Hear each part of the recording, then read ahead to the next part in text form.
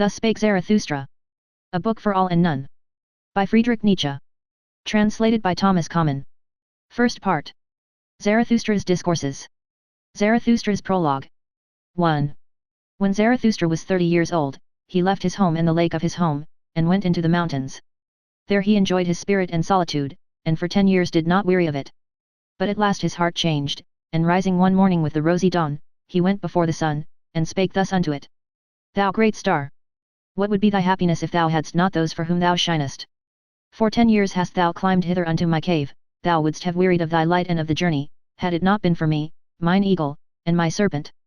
But we awaited thee every morning, took from thee thine overflow and blessed thee for it. Lo! I am weary of my wisdom, like the bee that hath gathered too much honey, I need hands outstretched to take it.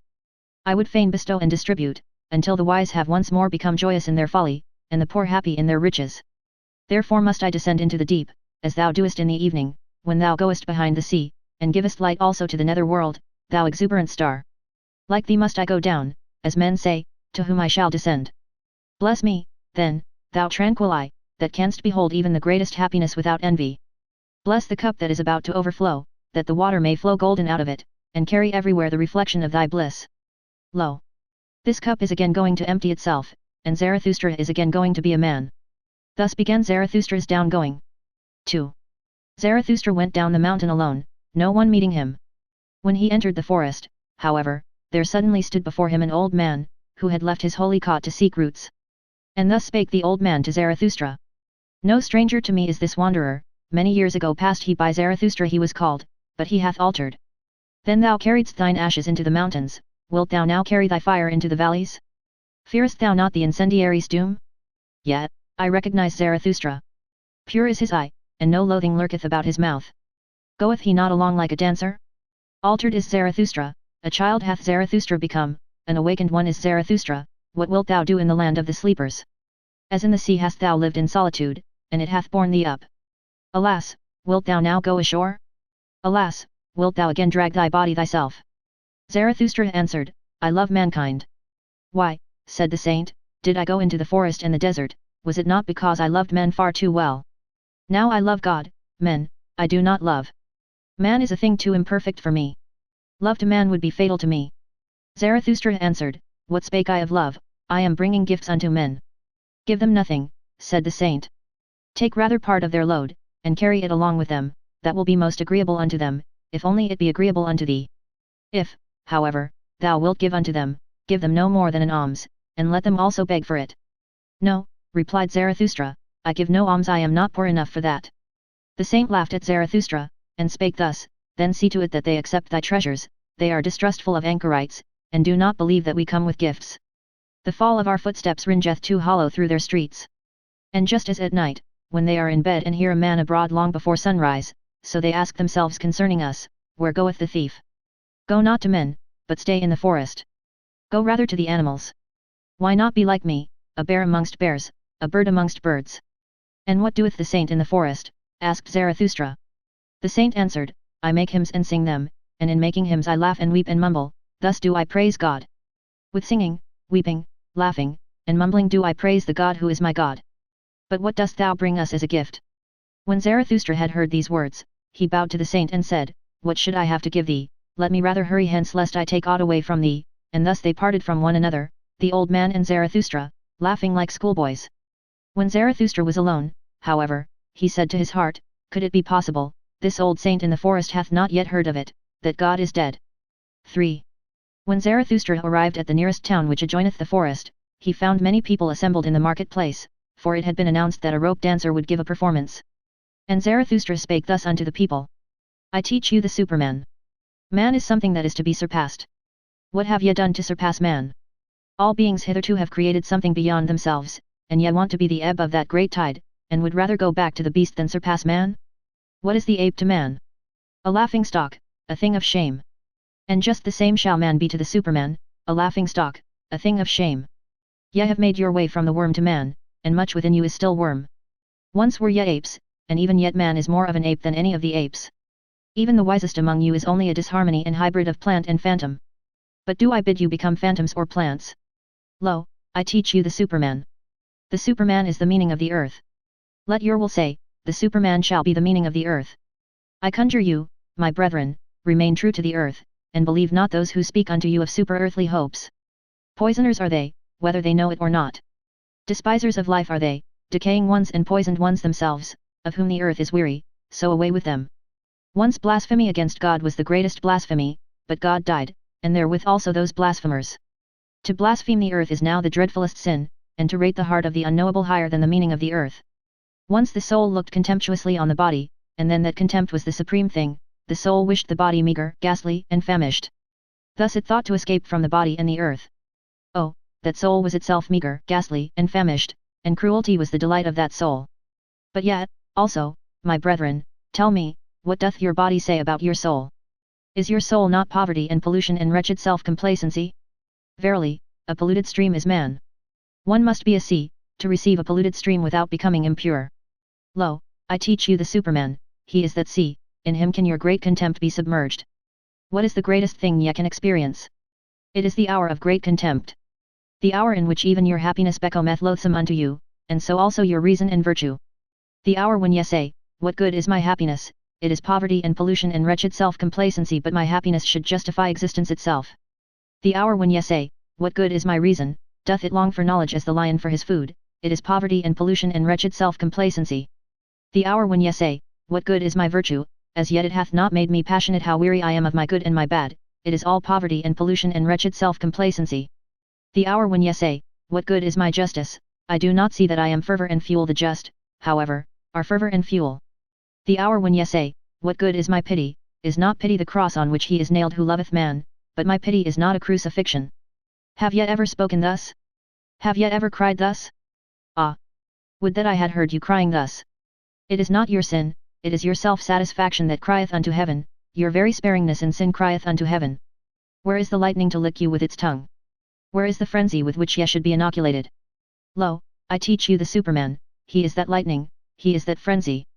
When Zarathustra had thus spoken, one of the people called out, we have now heard enough of the rope dancer, it is time now for us to see him, and all the people laughed at Zarathustra. But the rope dancer, who thought the words applied to him, began his performance. 4. Zarathustra, however, looked at the people and wondered. Then he spake thus. Man is a rope stretched between the animal and the Superman, a rope over an abyss. A dangerous crossing, a dangerous wayfaring, a dangerous looking back, a dangerous trembling and halting. What is great in man is that he is a bridge and not a goal, what is lovable in man is that he is an overgoing and a downgoing. I love those that know not how to live except as downgoers, for they are the overgoers. I love the great despisers, because they are the great adorers, and arrows of longing for the other shore. I love those who do not first seek a reason beyond the stars for going down and being sacrifices, but sacrifice themselves to the earth, that the earth of the Superman may hereafter arrive. I love him who liveth in order to know, and seeketh to know in order that the Superman may hereafter live. Thus seeketh he his own downgoing. I love him who laboureth and inventeth, that he may build the house for the Superman, and prepare for him earth, animal, and plant, for thus seeketh he his own downgoing. I love him who loveth his virtue, for virtue is the will to downgoing, and an arrow of longing. I love him who reserveth no share of spirit for himself, but wanteth to be wholly the spirit of his virtue, thus walketh he as spirit over the bridge. I love him who maketh his virtue his inclination and destiny, thus, for the sake of his virtue, he is willing to live on, or live no more. I love him who desireth not too many virtues. One virtue is more of a virtue than two, because it is more of a knot for one's destiny to cling to. I love him whose soul is lavish, who wanteth no thanks and doth not give back, for he always bestoweth, and desireth not to keep for himself. I love him who is ashamed when the dice fall in his favour, and who then asketh, am I a dishonest player, for he is willing to succumb. I love him who scattereth golden words in advance of his deeds, and always doeth more than he promiseth, for he seeketh his own downgoing. I love him who justifieth the future ones, and redeemeth the past ones, for he is willing to succumb through the present ones. I love him who chasteneth his God, because he loveth his God, for he must succumb through the wrath of his God. I love him whose soul is deep even in the wounding, and may succumb through a small matter, thus goeth he willingly over the bridge. I love him whose soul is so overfull that he forgetteth himself, and all things are in him, thus all things become his downgoing. I love him who is of a free spirit and a free heart, thus is his head only the bowels of his heart, however, causeth his downgoing. I love all who are like heavy drops falling one by one out of the dark cloud that lowereth over man, they herald the coming of the lightning, and succumb as heralds. Lo, I am a herald of the lightning, and a heavy drop out of the cloud, the lightning, however, is the Superman. 5. When Zarathustra had spoken these words, he again looked at the people, and was silent. There they stand, said he to his heart, there they laugh, they understand me not, I am not the mouth for these ears. Must one first batter their ears, that they may learn to hear with their eyes? Must one clatter like kettledrums and penitential preachers? Or do they only believe the stammerer? They have something whereof they are proud. What do they call it, that which maketh them proud? Culture, they call it, it distinguisheth them from the goatherds. They dislike, therefore, to hear of contempt of themselves, so I will appeal to their pride. I will speak unto them of the most contemptible thing, that, however, is the last man. And thus spake Zarathustra unto the people. It is time for man to fix his goal. It is time for man to plant the germ of his highest hope. Still is his soil rich enough for it. But that soil will one day be poor and exhausted, and no lofty tree will any longer be able to grow thereon. Alas! There cometh the time when man will no longer launch the arrow of his longing beyond man, and the string of his bow will have unlearned to whiz. I tell you, one must still have chaos in one, to give birth to a dancing star. I tell you, ye have still chaos in you. Alas! There cometh the time when man will no longer give birth to any star. Alas! There cometh the time of the most despicable man, who can no longer despise himself. Lo! I show you the last man. What is love, what is creation, what is longing, what is a star, so asketh the last man and blinketh. The earth hath then become small, and on it there hoppeth the last man who maketh everything small. His species is ineradicable like that of the ground flea, the last man liveth longest. We have discovered happiness, say the last men, and blink thereby. They have left the regions where it is hard to live, for they need warmth. One still loveth one's neighbour and rubbeth against him, for one needeth warmth. Turning ill and being distrustful, they consider sinful, they walk warily. He is a fool who still stumbleth over stones or men. A little poison now and then, that maketh pleasant dreams. And much poison at last for a pleasant death. One still worketh, for work is a pastime. But one is careful lest the pastime should hurt one. One no longer becometh poor or rich, both are too burdensome. Who still wanteth to rule? Who still wanteth to obey? Both are too burdensome. No shepherd, and one herd. Every one wanteth the same, every one is equal, he who hath other sentiments goeth voluntarily into the madhouse. Formerly all the world was insane, say the subtlest of them, and blink thereby. They are clever and know all that hath happened, so there is no end to their raillery. People still fall out, but are soon reconciled, otherwise it spoileth their stomachs. They have their little pleasures for the day, and their little pleasures for the night, but they have a regard for health. We have discovered happiness, say the last men, and blink thereby. And here ended the first discourse of Zarathustra, which is also called the prologue, for at this point the shouting and mirth of the multitude interrupted him. Give us this last man, O Zarathustra, they called out, make us into these last men, then will we make thee a present of the Superman, and all the people exulted and smacked their lips. Zarathustra, however, turned sad, and said to his heart. They understand me not, I am not the mouth for these ears. Too long, perhaps, have I lived in the mountains, too much have I hearkened unto the brooks and trees, now do I speak unto them as unto the goatherds. Calm is my soul, and clear, like the mountains in the morning. But they think me cold, and a mocker with terrible jests. And now do they look at me and laugh, and while they laugh they hate me too. There is ice in their laughter. 6. Then, however, something happened which made every mouth mute and every eye fixed.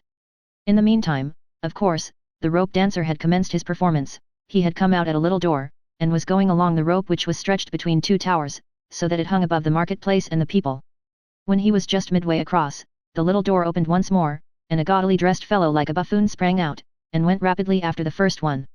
Go on, Haldfoot, cried his frightful voice, go on, lazybones, interloper, sallow face, lest I tickle thee with my heel, what dost thou here between the towers? In the tower is the place for thee, thou shouldst be locked up, to one better than thyself thou blockest the way, and with every word he came nearer and nearer the first one.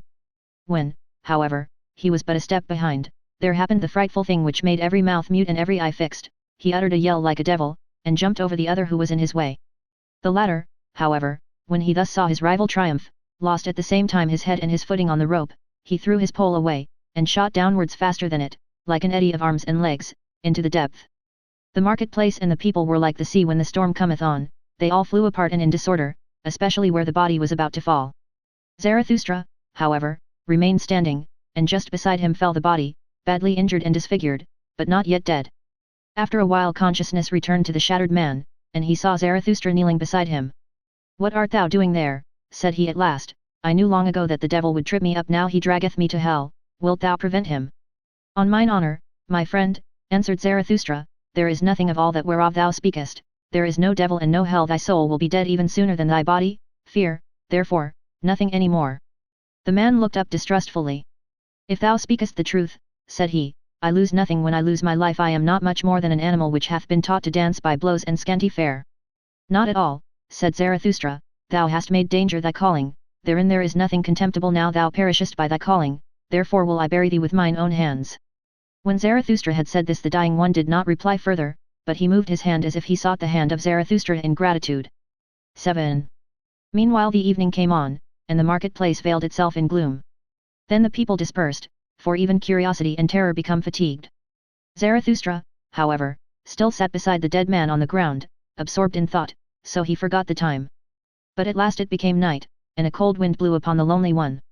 Then arose Zarathustra and said to his heart, Verily, a fine catch of fish hath Zarathustra made today. It is not a man he hath caught, but a corpse.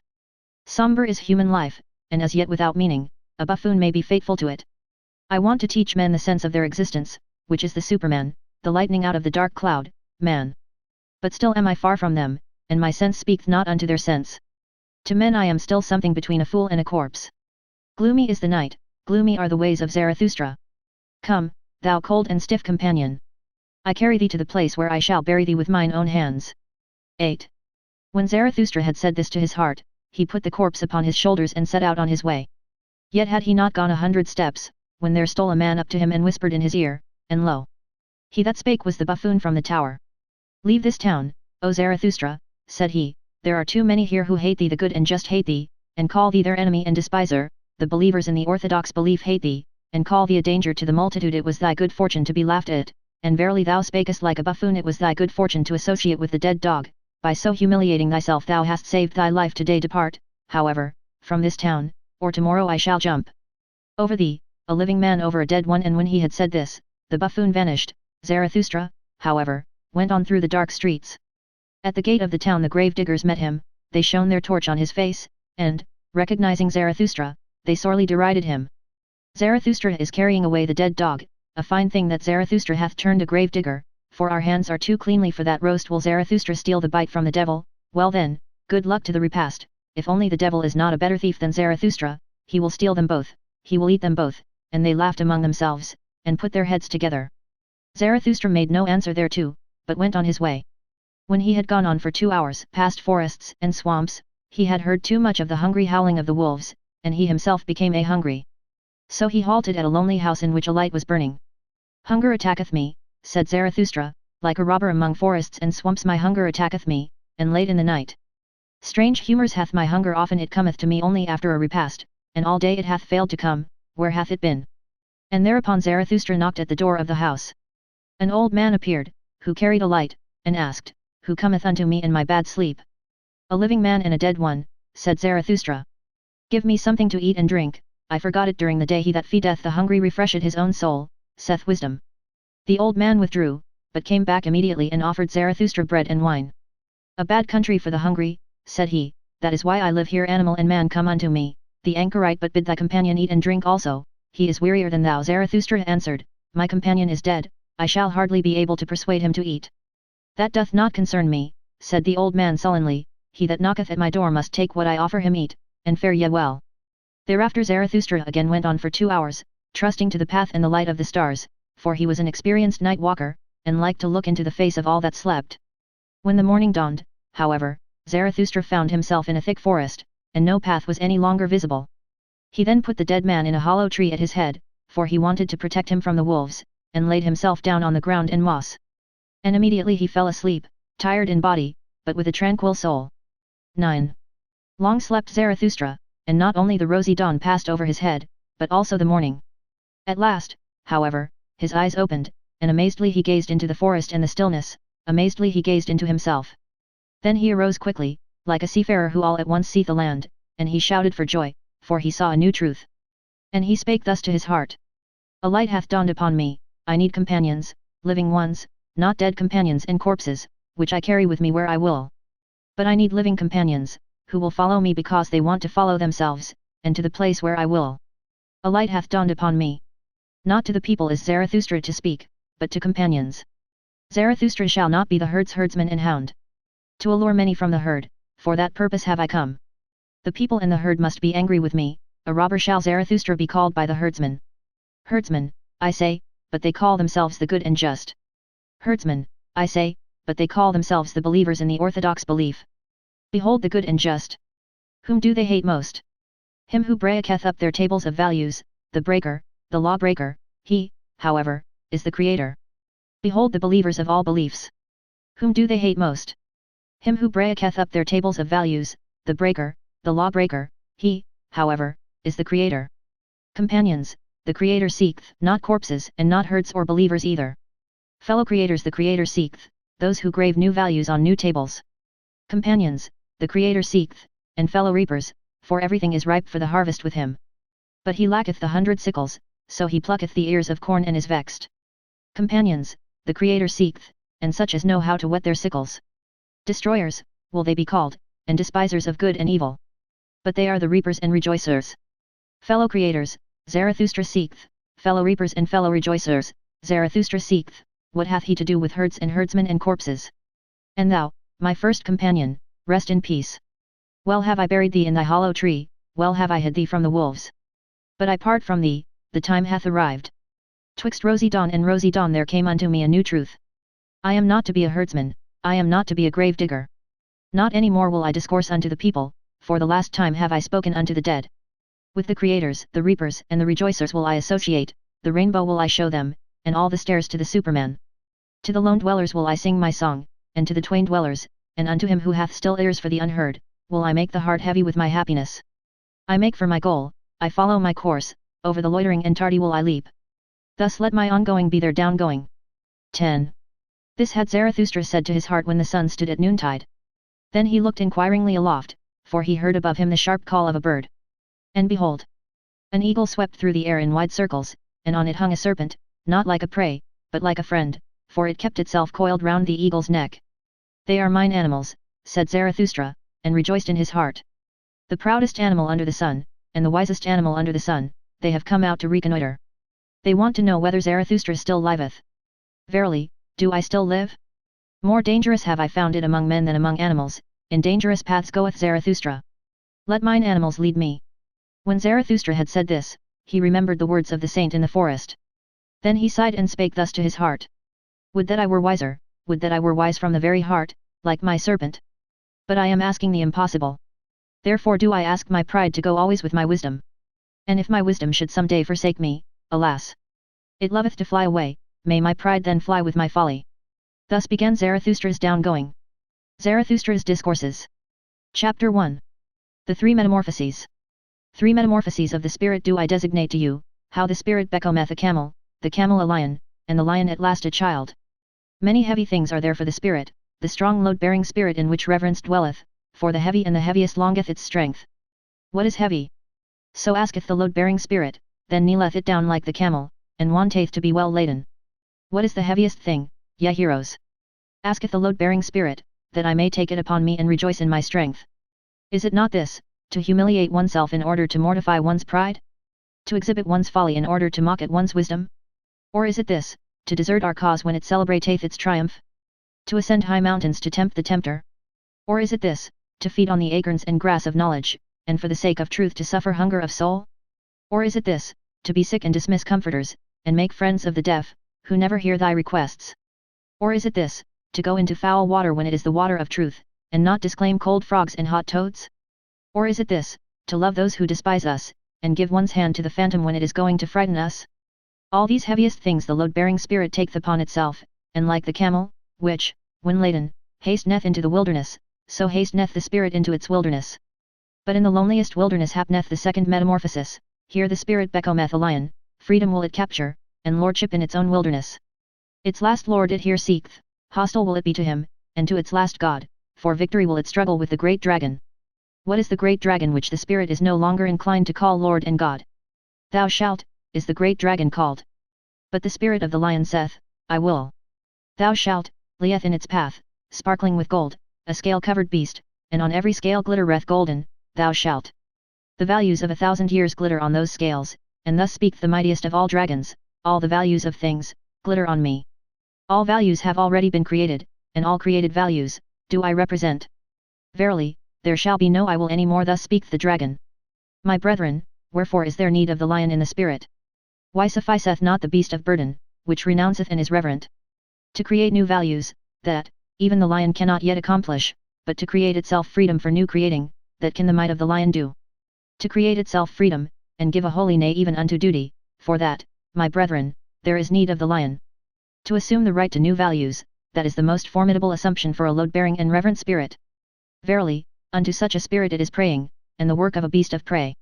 As its holiest, it once loved thou shalt, now is it forced to find delusion and arbitrariness even in the holiest things, that it may capture freedom from its love, the lion is needed for this capture.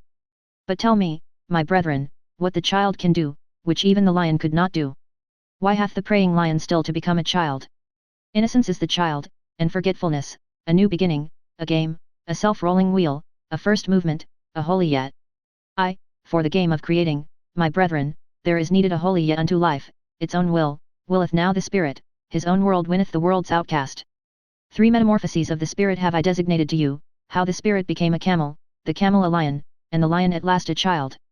Thus spake Zarathustra. And at that time he abode in the town which is called the Pied Cow. Chapter 2. The academic chairs of virtue. People commended unto Zarathustra a wise man, as one who could discourse well about sleep and virtue, greatly was he honored and rewarded for it, and all the youths sat before his chair. To him went Zarathustra, and sat among the youths before his chair. And thus spake the wise man. Respect and modesty in presence of sleep. That is the first thing. And to go out of the way of all who sleep badly and keep awake at night. Modest is even the thief in presence of sleep, he always stealeth softly through the night. Immodest, however, is the night watchman, immodestly he carrieth his horn. No small art is it to sleep, it is necessary for that purpose to keep awake all day. 10 times a day must thou overcome thyself, that causeth wholesome weariness, and is poppy to the soul. 10 times must thou reconcile again with thyself, for overcoming is bitterness, and badly sleep the unreconciled. 10 truths must thou find during the day, otherwise wilt thou seek truth during the night, and thy soul will have been hungry. 10 times must thou laugh during the day, and be cheerful, otherwise thy stomach, the father of affliction, will disturb thee in the night. Few people know it, but one must have all the virtues in order to sleep well. Shall I bear false witness? Shall I commit adultery? Shall I covet my neighbor's maidservant? All that would ill accord with good sleep. And even if one have all the virtues, there is still one thing needful, to send the virtues themselves to sleep at the right time. That they may not quarrel with one another, the good females. And about thee, thou unhappy one. Peace with God and thy neighbor, so desireth good sleep. And peace also with thy neighbor's devil. Otherwise it will haunt thee in the night. Honor to the government and obedience and also to the crooked government. So desireth good sleep. How can I help it, if power like to walk on crooked legs? He who leadeth his sheep to the greenest pasture, shall always be for me the best shepherd, so doth it accord with good sleep. Many honors I want not, nor great treasures, they excite the spleen. But it is bad sleeping without a good name and a little treasure. A small company is more welcome to me than a bad one, but they must come and go at the right time. So doth it accord with good sleep. Well, also, do the poor in spirit please me, they promote sleep. Blessed are they, especially if one always give in to them. Thus passeth the day unto the virtuous. When night cometh, then take I good care not to summon sleep. It disliketh to be summoned, sleep, the lord of the virtues. But I think of what I have done and thought during the day. Thus ruminating, patient as a cow, I ask myself, what were thy 10 overcomings? And what were the 10 reconciliations, and the 10 truths, and the 10 laughters with which my heart enjoyed itself? Thus pondering, and cradled by 40 thoughts, it overtaketh me all at once, sleep, the unsummoned, the lord of the virtues. Sleep tappeth on mine eye, and it turneth heavy. Sleep toucheth my mouth, and it remaineth open. Verily, on soft solace doth it come to me, the dearest of thieves, and stealeth from me my thoughts. Stupid do I then stand, like this academic chair. But not much longer do I then stand, I already lie. When Zarathustra heard the wise man thus speak, he laughed in his heart, for thereby had a light dawned upon him. And thus spake he to his heart. A fool seemeth this wise man with his 40 thoughts, but I believe he knoweth well how to sleep. Happy even is he who liveth near this wise man. Such sleep is contagious, even through a thick wall it is contagious. A magic resideth even in his academic chair. And not in vain did the youth sit before the preacher of virtue. His wisdom is to keep awake in order to sleep well. And verily, if life had no sense, and had I to choose nonsense, this would be the desirablest nonsense for me also. Now know I well what people sought formerly above all else when they sought teachers of virtue. Good sleep they sought for themselves, and poppy-head virtues to promote it. To all those bellied sages of the academic chairs, wisdom was sleep without dreams, they knew no higher significance of life. Even at present, to be sure, there are some like this preacher of virtue, and not always so honorable, but their time is past. And not much longer do they stand, there they already lie. Blessed are those drowsy ones, for they shall soon nod to sleep. Thus spake Zarathustra. Chapter 3. Backworldsmen. Once on a time, Zarathustra also cast his fancy beyond man, like all backworldsmen. The work of a suffering and tortured god, did the world then seem to me. The dream, and diction, of a god, did the world then seem to me, colored vapors before the eyes of a divinely dissatisfied one. Good and evil, and joy and woe, and I and thou, colored vapors did they seem to me before creative eyes. The Creator wished to look away from himself, thereupon he created the world. Intoxicating joy is it for the sufferer to look away from his suffering and forget himself. Intoxicating joy and self-forgetting, did the world once seem to me. This world, the eternally imperfect, an eternal contradiction's image and imperfect image, an intoxicating joy to its imperfect Creator, thus did the world once seem to me. Thus, once on a time, did I also cast my fancy beyond man, like all backworldsmen. Beyond man, forsooth? Ah, ye brethren, that God whom I created was human work and human madness, like all the gods. A man was he, and only a poor fragment of a man and ego. Out of mine own ashes and glow it came unto me, that phantom. And verily, it came not unto me from the beyond. What happened, my brethren? I surpassed myself, the suffering one, I carried mine own ashes to the mountain, a brighter flame I contrived for myself. And lo! Thereupon the phantom withdrew from me. To me the convalescent would it now be suffering and torment to believe in such phantoms, suffering would it now be to me, and humiliation. Thus speak I to backworldsmen. Suffering was it, and impotence, that created all backworlds, and the short madness of happiness, which only the greatest sufferer experienceth. Weariness, which seeketh to get to the ultimate with one leap, with the death leap, a poor ignorant weariness, unwilling even to will any longer, that created all gods and backworlds. Believe me, my brethren. It was the body which despaired of the body, it groped with the fingers of the infatuated spirit at the ultimate walls. Believe me, my brethren. It was the body which despaired of the earth, it heard the bowels of existence speaking unto it. And then it sought to get through the ultimate walls with its head, and not with its head only, into the other world. But that other world is well concealed from man, that dehumanist, inhuman world, which is a celestial knot, and the bowels of existence do not speak unto man, except as man. Verily, it is difficult to prove all being, and hard to make it speak. Tell me, ye brethren, is not the strangest of all things best proved? Yet, this ego, with its contradiction and perplexity, speaketh most uprightly of its being, this creating, willing, evaluating ego, which is the measure and value of things. And this most upright existence, the ego, it speaketh of the body, and still implieth the body, even when it museth and raveth and fluttereth with broken wings. Always more uprightly learneth it to speak, the ego, and the more it learneth, the more doth it find titles and honors for the body and the earth. A new pride taught me mine ego, and that teach I unto men, no longer to thrust one's head into the sand of celestial things, but to carry it freely, a terrestrial head, which giveth meaning to the earth. A new will teach I unto men, to choose that path which man hath followed blindly, and to approve of it, and no longer to slink aside from it, like the sick and perishing.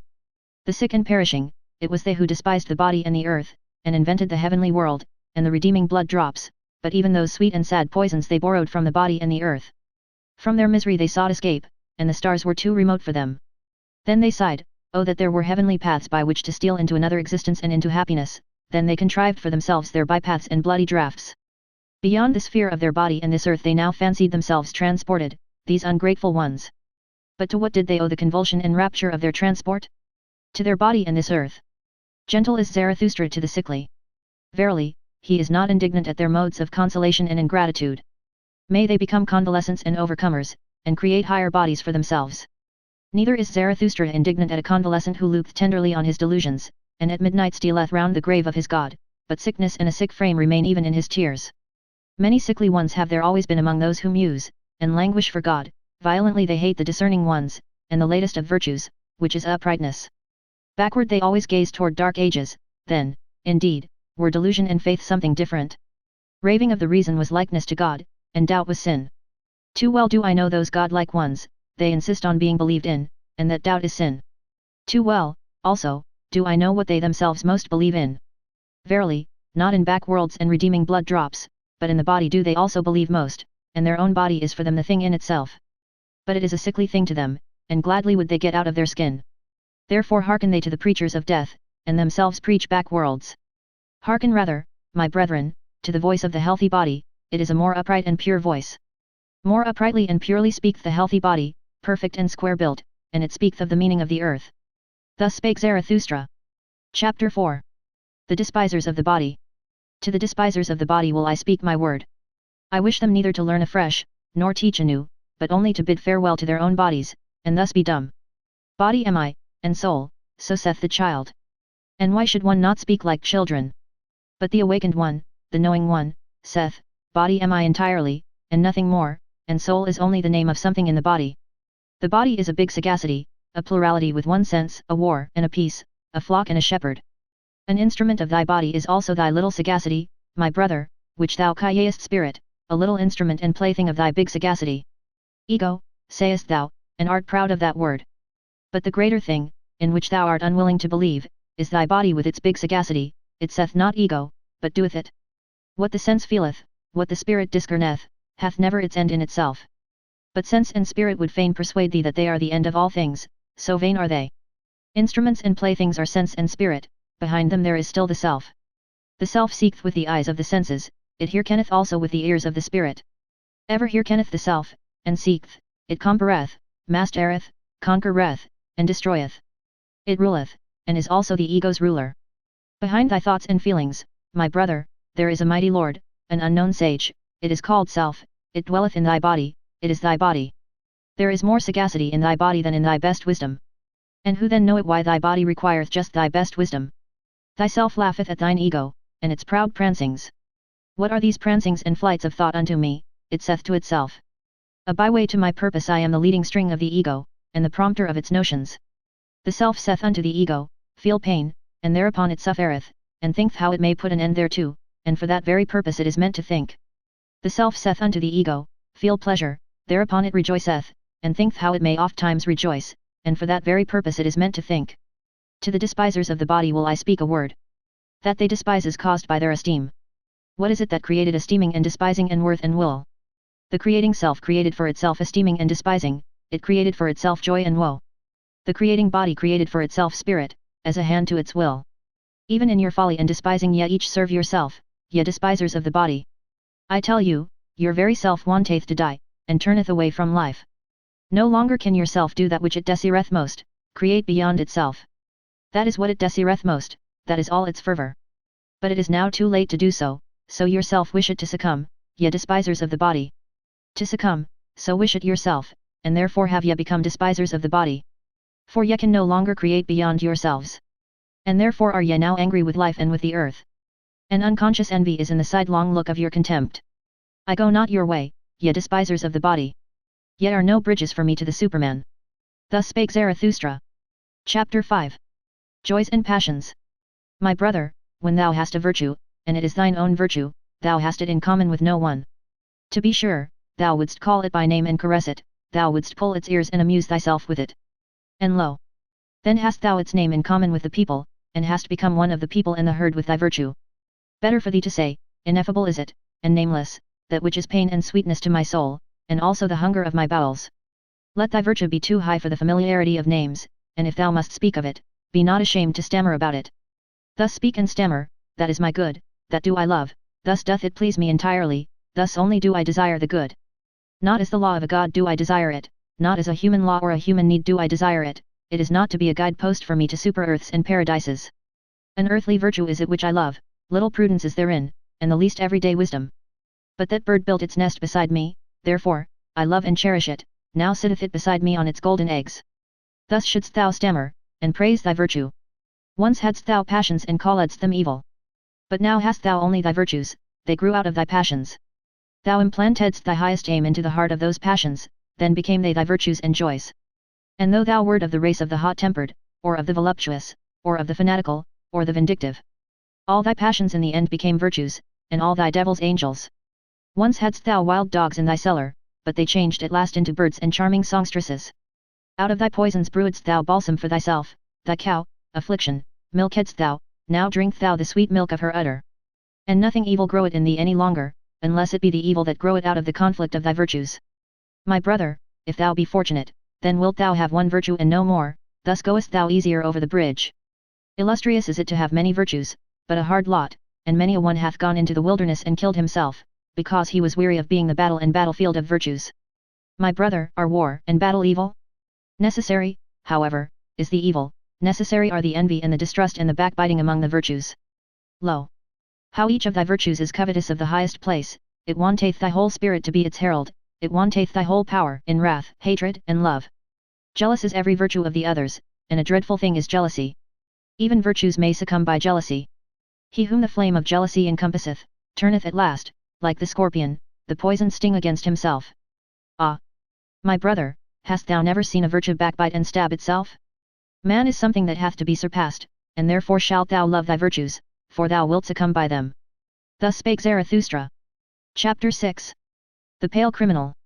Ye do not mean to slay, ye judges and sacrificers, until the animal hath bowed its head? Lo! The pale criminal hath bowed his head, out of his eye speaketh the great contempt.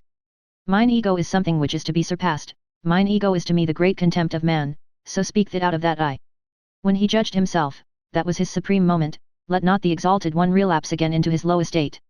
There is no salvation for him who thus suffereth from himself, unless it be speedy death.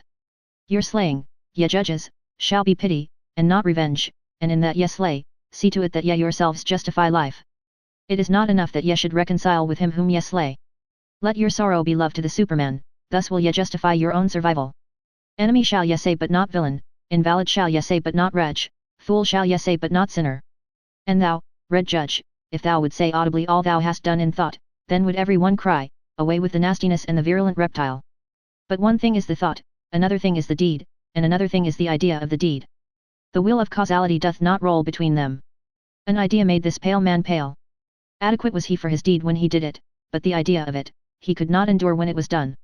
Evermore did he now see himself as the doer of one deed. Madness, I call this, the exception reversed itself to the rule in him. The streak of chalk bewitcheth the hen, the stroke he struck bewitched his weak reason. Madness after the deed, I call this. Hearken, ye judges. There is another madness besides, and it is before the deed. Ah! Ye have not gone deep enough into this soul. Thus speaks the red judge. Why did this criminal commit murder? He meant to rob. I tell you, however, that his soul wanted blood, not booty, he thirsted for the happiness of the knife. But his weak reason understood not this madness, and it persuaded him. What matter about blood, it said, wishest thou not, at least, to make booty thereby, or take revenge? And he hearkened unto his weak reason, like lead lay its words upon him, thereupon he robbed when he murdered. He did not mean to be ashamed of his madness. And now once more lieth the lead of his guilt upon him, and once more is his weak reason so benumbed, so paralyzed, and so dull. Could he only shake his head, then would his burden roll off, but who shaketh that head? What is this man? A mass of diseases that reach out into the world through the spirit, there they want to get their prey. What is this man? A coil of wild serpents that are seldom at peace among themselves, so they go forth apart and seek prey in the world. Look at that poor body. What it suffered and craved, the poor soul interpreted to itself, it interpreted it as murderous desire, and eagerness for the happiness of the knife. Him who now turneth sick, the evil overtaketh which is now the evil, he seeketh to cause pain with that which causeth him pain. But there have been other ages, and another evil and good. Once was doubt evil, and the will to self. Then the invalid became a heretic or sorcerer, as heretic or sorcerer he suffered, and sought to cause suffering. But this will not enter your ears, it hurteth your good people, ye tell me. But what doth it matter to me about your good people? Many things in your good people cause me disgust, and verily, not their evil. I would that they had a madness by which they succumbed, like this pale criminal. Verily, I would that their madness were called truth or fidelity or justice, but they have their virtue in order to live long, and in wretched self-complacency. I am a railing alongside the torrent, whoever is able to grasp me may grasp me. Your crutch, however, I am not. Thus spake Zarathustra. Chapter 7. Reading and Writing. Of all that is written, I love only what a person hath written with his blood. Write with blood, and thou wilt find that blood is spirit. It is no easy task to understand unfamiliar blood, I hate the reading idlers. He who knoweth the reader, doeth nothing more for the reader. Another century of readers, and spirit itself will stink. Every one being allowed to learn to read, ruineth in the long run not only writing but also thinking. Once spirit was God, then it became man, and now it even becometh populace. He that writeth in blood and proverbs doth not want to be read, but learnt by heart. In the mountains the shortest way is from peak to peak, but for that route thou must have long legs. Proverbs should be peaks, and those spoken to should be big and tall. The atmosphere rare and pure, danger near and the spirit full of a joyful wickedness, thus are things well matched. I want to have goblins about me, for I am courageous. The courage which scareth away ghosts, createth for itself goblins, it wanteth to laugh. I no longer feel in common with you, the very cloud which I see beneath me, the blackness and heaviness at which I laugh, that is your thunder cloud. Ye look aloft when ye long for exaltation, and I look downward because I am exalted. Who among you can at the same time laugh and be exalted? He who climbeth on the highest mountains, laugheth at all tragic plays and tragic realities. Courageous, unconcerned, scornful, coercive, so wisdom wisheth us, she is a woman, and ever loveth only a warrior. Ye tell me, life is hard to bear, but for what purpose should ye have your pride in the morning and your resignation in the evening? Life is hard to bear, but do not affect to be so delicate. We are all of us fine sumpter asses and assesses. What have we in common with the rosebud, which trembleth because a drop of dew hath formed upon it? It is true we love life, not because we are wont to live, but because we are wont to love. There is always some madness in love. But there is always, also, some method in madness. And to me also, who appreciate life, the butterflies and soap bubbles, and whatever is like them amongst us, seem most to enjoy happiness. To see these light, foolish, pretty, lively little sprites flit about, that moveth Zarathustra to tears and songs. I should only believe in a god that would know how to dance. And when I saw my devil, I found him serious, thorough, profound, solemn, he was the spirit of gravity, through him all things fall. Not by wrath, but by laughter, do we slay. Come, let us slay the spirit of gravity. I learned to walk, since then have I let myself run. I learned to fly, since then I do not need pushing in order to move from a spot. Now am I light, now do I fly, now do I see myself under myself. Now there danceth a god in me. Thus spake Zarathustra. Chapter 8. The Tree on the Hill. Zarathustra's eye had perceived that a certain youth avoided him. And as he walked alone one evening over the hills surrounding the town called the Pied Cow, behold, there found he the youth sitting leaning against a tree, and gazing with wearied look into the valley. Zarathustra thereupon laid hold of the tree beside which the youth sat, and spake thus. If I wished to shake this tree with my hands, I should not be able to do so. But the wind, which we see not, troubleth and bendeth it as it listeth. We are sorest bent and troubled by invisible hands. Thereupon the youth arose disconcerted, and said, I hear Zarathustra, and just now was I thinking of him. Zarathustra answered. Why art thou frightened on that account? But it is the same with man as with the tree. The more he seeketh to rise into the height and light, the more vigorously do his roots struggle earthward, downward, into the dark and deep, into the evil. Yet, into the evil, cried the youth. How is it possible that thou hast discovered my soul? Zarathustra smiled, and said, Many a soul one will never discover, unless one first invent it. Yet, into the evil, cried the youth once more. Thou saidst the truth, Zarathustra. I trust myself no longer since I sought to rise into the height, and nobody trusteth me any longer. How doth that happen? I change too quickly, my today refuteth my yesterday. I often overleap the steps when I clamber, for so doing, none of the steps pardons me. When aloft, I find myself always alone. No one speaketh unto me, the frost of solitude maketh me tremble. What do I seek on the height? My contempt and my longing increase together, the higher I clamber, the more do I despise him who clambereth. What doth he seek on the height? How ashamed I am of my clambering and stumbling. How I mock at my violent panting. How I hate him who flieth. How tired I am on the height. Here the youth was silent. And Zarathustra contemplated the tree beside which they stood, and spake thus. This tree standeth lonely here on the hills, it hath grown up high above man and beast. And if it wanted to speak, it would have none who could understand it, so high hath it grown. Now it waiteth and waiteth, for what doth it wait? It dwelleth too close to the seat of the clouds, it waiteth perhaps for the first lightning. When Zarathustra had said this, the youth called out with violent gestures, Yet, Zarathustra, thou speakest the truth. My destruction I longed for, when I desired to be on the height, and thou art the lightning for which I waited. Lo, what have I been since thou hast appeared amongst us? It is mine envy of thee that hath destroyed me. Thus spake the youth, and wept bitterly. Zarathustra, however, put his arm about him, and led the youth away with him. And when they had walked a while together, Zarathustra began to speak thus. It rendeth my heart. Better than thy words express it, thine eyes tell me all thy danger. As yet thou art not free, thou still seekest freedom. Too unslept hath thy seeking made thee, and too wakeful. On the open height wouldst thou be, for the stars thirsteth thy soul. But thy bad impulses also thirst for freedom. Thy wild dogs want liberty, they bark for joy in their cellar when thy spirit endeavoureth to open all prison doors. Still art thou a prisoner, it seemeth to me, who deviseth liberty for himself, ah! Sharp becometh the soul of such prisoners, but also deceitful and wicked. To purify himself, is still necessary for the freedman of the spirit. Much of the prison and the mould still remaineth in him, pure hath his eye still to become. Yet, I know thy danger. But by my love and hope I conjure thee, cast not thy love and hope away. Noble thou feelest thyself still, and noble others also feel thee still, though they bear thee a grudge and cast evil looks. Know this, that to everybody a noble one standeth in the way. Also to the good, a noble one standeth in the way, and even when they call him a good man, they want thereby to put him aside. The new, would the noble man create, and a new virtue. The old, wanteth the good man, and that the old should be conserved. But it is not the danger of the noble man to turn a good man, but lest he should become a blusterer, a scoffer, or a destroyer. Ah! I have known noble ones who lost their highest hope. And then they disparaged all high hopes. Then lived they shamelessly in temporary pleasures, and beyond the day had hardly an aim. Spirit is also voluptuousness, said they. Then broke the wings of their spirit, and now it creepeth about, and defileth where it gnaweth. Once they thought of becoming heroes, but sensualists are they now. A trouble and a terror is the hero to them. But by my love and hope I conjure thee, cast not away the hero in thy soul. Maintain wholly thy highest hope. Thus spake Zarathustra. Chapter 9. The Preachers of Death. There are preachers of death, and the earth is full of those to whom distance from life must be preached. Full is the earth of the superfluous, marred is life by the many too many. May they be decoyed out of this life by the life eternal.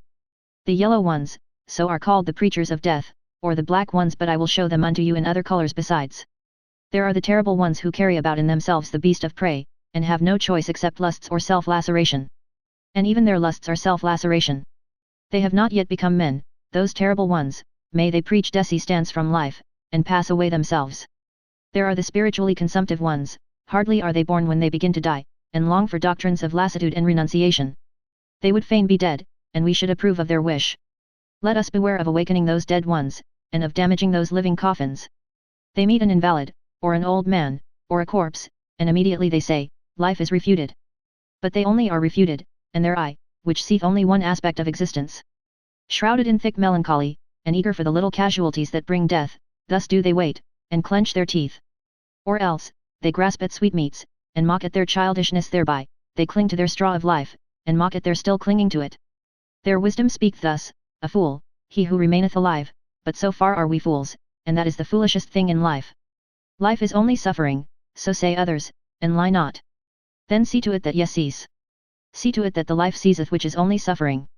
And let this be the teaching of your virtue, thou shalt slay thyself, thou shalt steal away from thyself. Lust is sin, so say some who preach death, let us go apart and beget no children. Giving birth is troublesome, say others, why still give birth, one beareth only the unfortunate, and they also are preachers of death. Pity is necessary, so saith a third party. Take what I have, take what I am, so much less doth life bind me. Were they consistently pitiful, then would they make their neighbors sick of life. To be wicked, that would be their true goodness. But they want to be rid of life, what care they if they bind others still faster with their chains and gifts? And yet also, to whom life is rough labor and disquiet, are ye not very tired of life? Are ye not very ripe for the sermon of death? All ye to whom rough labor is dear, and the rapid, new, and strange, ye put up with yourselves badly, your diligence is flight, and the will to self-forgetfulness. If ye believed more in life, then would ye devote yourselves less to the momentary. But for waiting, ye have not enough of capacity in you, nor even for idling. Everywhere resoundeth the voices of those who preach death, and the earth is full of those to whom death hath to be preached. Or life eternal, it is all the same to me, if only they pass away quickly. Thus spake Zarathustra. Chapter 10. War and Warriors. By our best enemies we do not want to be spared, nor by those either whom we love from the very heart. So let me tell you the truth. My brethren in war, I love you from the very heart. I am, and was ever, your counterpart. And I am also your best enemy. So let me tell you the truth. I know the hatred and envy of your hearts. Yet are not great enough not to know of hatred and envy. Then be great enough not to be ashamed of them. And if ye cannot be saints of knowledge, then, I pray you, be at least its warriors. They are the companions and forerunners of such saintship. I see many soldiers, could I but see many warriors. Uniform one calleth what they wear, may it not be uniform what they therewith hide. Ye shall be those whose eyes ever seek for an enemy, for your enemy. And with some of you there is hatred at first sight. Your enemy shall ye seek, your war shall ye wage, and for the sake of your thoughts. And if your thoughts succumb, your uprightness shall still shout triumph thereby. Ye shall love peace as a means to new wars, and the short peace more than the long. You I advise not to work, but to fight. You I advise not to peace, but to victory. Let your work be a fight, let your peace be a victory. One can only be silent and sit peacefully when one hath arrow and bow, otherwise one prateth and quarreleth. Let your peace be a victory. Ye say it is the good cause which halloweth even war? I say unto you, it is the good war which halloweth every cause. War and courage have done more great things than charity. Not your sympathy, but your bravery hath hitherto saved the victims. What is good, yet ask? To be brave is good. Let the little girls say, to be good is what is pretty, and at the same time touching. They call you heartless, but your heart is true, and I love the bashfulness of your good will. Ye are ashamed of your flow, and others are ashamed of their ebb. Ye are ugly? Well then, my brethren, take the sublime about you, the mantle of the ugly. And when your soul becometh great, then doth it become haughty, and in your sublimity there is wickedness. I know you. In wickedness the haughty man and the weakling meet. But they misunderstand one another. I know you. Ye shall only have enemies to be hated, but not enemies to be despised. Ye must be proud of your enemies, then, the successes of your enemies are also your successes. Resistance, that is the distinction of the slave. Let your distinction be obedience. Let your commanding itself be obeying. To the good warrior soundeth thou shalt pleasanter than I will in all that is dear unto you, ye shall first have it commanded unto you. Let your love to life be love to your highest hope, and let your highest hope be the highest thought of life. Your highest thought, however, ye shall have it commanded unto you by me, and it is this: man is something that is to be surpassed. So live your life of obedience and of war. What matter about long life? What warrior wish it to be spared? I spare you not, I love you from my very heart, my brethren in war. Thus spake Zarathustra. Chapter 11. The New Idol. Somewhere there are still peoples and herds, but not with us, my brethren, here there are states. A state? What is that? Well. Open now your ears unto me, for now will I say unto you my word concerning the death of peoples. A state, is called the coldest of all cold monsters. Coldly lieth it also, and this lie creepeth from its mouth, I, the state, am the people. It is a lie. Creators were they who created peoples, and hung a faith and a love over them, thus they served life. Destroyers, are they who lay snares for many, and call it the state, they hang a sword and 100 cravings over them. Where there is still a people, there the state is not understood, but hated as the evil eye, and as sin against laws and customs. This sign I give unto you, every people speaketh its language of good and evil, this its neighbor understandeth not. Its language hath it devised for itself in laws and customs. But the state lieth in all languages of good and evil, and whatever it saith it lieth, and whatever it hath stolen. False is everything in it, with stolen teeth it biteth, the biting one. False are even its bowels. Confusion of language of good and evil, this sign I give unto you as the sign of the state. Verily, the will to death, indicateth this sign. Verily, it beckoneth unto the preachers of death. Many too many are born, for the superfluous ones was the state devised. See just how it enticeth them to it, the many too many. How it swalloweth and cheweth and reacheth them. On earth there is nothing greater than I, it is I who am the regulating finger of God, thus roareth the monster. And not only the long-eared and short-sighted fall upon their knees. Ah! Even in your ears, ye great souls, it whispereth its gloomy lies. Ah! It findeth out the rich hearts which willingly lavish themselves. Yet, it findeth you out too, ye conquerors of the old God. Weary ye became of the conflict, and now your weariness serveth the new idol. Heroes and honorable ones, it would fain set up around it, the new idol. Gladly it basketh in the sunshine of good consciences, the cold monster. Everything will it give you, if ye worship it, the new idol, thus it purchaseth the lustre of your virtue, and the glance of your proud eyes. It seeketh to allure by means of you, the many too many. Yet, a hellish artifice hath here been devised, a death horse jingling with the trappings of divine honours.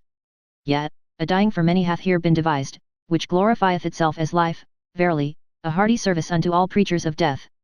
The state, I call it, where all are poison drinkers, the good and the bad, the state, where all lose themselves, the good and the bad, the state, where the slow suicide of all, is called life. Just see these superfluous ones. They steal the works of the inventors and the treasures of the wise. Culture, they call their theft, and everything becometh sickness and trouble unto them. Just see these superfluous ones.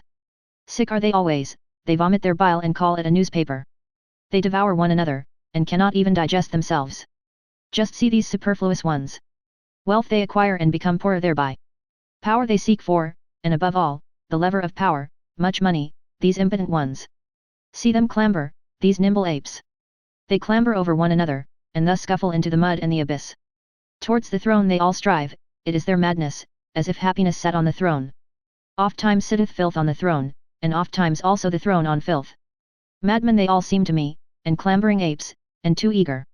Badly smelleth their idol to me, the cold monster, badly they all smell to me, these idolaters. My brethren, will ye suffocate in the fumes of their maws and appetites? Better break the windows and jump into the open air. Do go out of the way of the bad odor. Withdraw from the idolatry of the superfluous. Do go out of the way of the bad odor.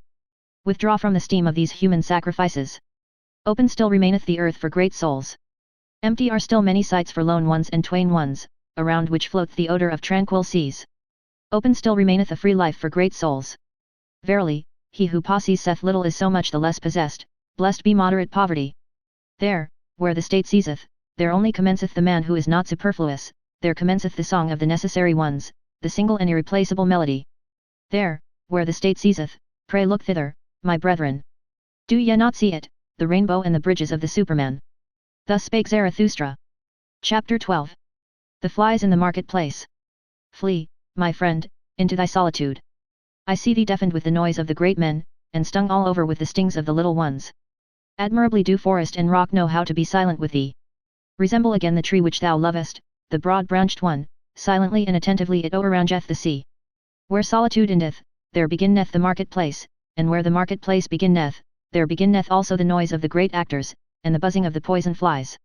In the world even the best things are worthless without those who represent them, those representers, the people call great men. Little do the people understand what is great, that is to say, the creating agency. But they have a taste for all representers and actors of great things. Around the devisers of new values revolveth the world, invisibly it revolveth. But around the actors revolve the people and the glory, such is the course of things. Spirit, hath the actor, but little conscience of the spirit. He believeth always in that wherewith he maketh believe most strongly, in himself. Tomorrow he hath a new belief, and the day after, one still newer. Sharp perceptions hath he, like the people, and changeable humours. To upset, that meaneth with him to prove. To drive mad, that meaneth with him to convince. And blood is counted by him as the best of all arguments. A truth which only glideth into fine ears, he calleth falsehood and trumpery. Verily, he believeth only in gods that make a great noise in the world. Full of clattering buffoons is the marketplace, and the people glory in their great men. These are for them the masters of the hour. But the hour presseth them, so they press thee. And also from thee they want yet or nay. Alas! Thou wouldst set thy chair betwixt for and against? On account of those absolute and impatient ones, be not jealous, thou lover of truth. Never yet did truth cling to the arm of an absolute one. On account of those abrupt ones, return into thy security, only in the marketplace is one assailed by yet or nay. Slow is the experience of all deep fountains, long have they to wait until they know what hath fallen into their depths. Away from the marketplace and from fame taketh place all that is great, away from the marketplace and from fame have ever dwelt the devisers of new values. Flee, my friend, into thy solitude, I see thee stung all over by the poisonous flies. Flee thither, where a rough, strong breeze bloweth. Flee into thy solitude. Thou hast lived too closely to the small and the pitiable. Flee from their invisible vengeance. Towards thee they have nothing but vengeance. Raise no longer an arm against them. Innumerable are they, and it is not thy lot to be a fly-flap. Innumerable are the small and pitiable ones, and of many a proud structure, raindrops and weeds have been the ruin. Thou art not stone, but already hast thou become hollow by the numerous drops. Thou wilt yet break and burst by the numerous drops. Exhausted I see thee, by poisonous flies, bleeding I see thee, and torn at 100 spots, and thy pride will not even upbraid. Blood they would have from thee in all innocence, blood their bloodless souls crave for, and they sting, therefore, in all innocence. But thou, profound one, thou sufferest too profoundly even from small wounds, and ere thou hadst recovered, the same poison worm crawled over thy hand. Too proud art thou to kill these sweet tooths. But take care lest it be thy fate to suffer all their poisonous injustice. They buzz around thee also with their praise, obtrusiveness, is their praise. They want to be close to thy skin and thy blood.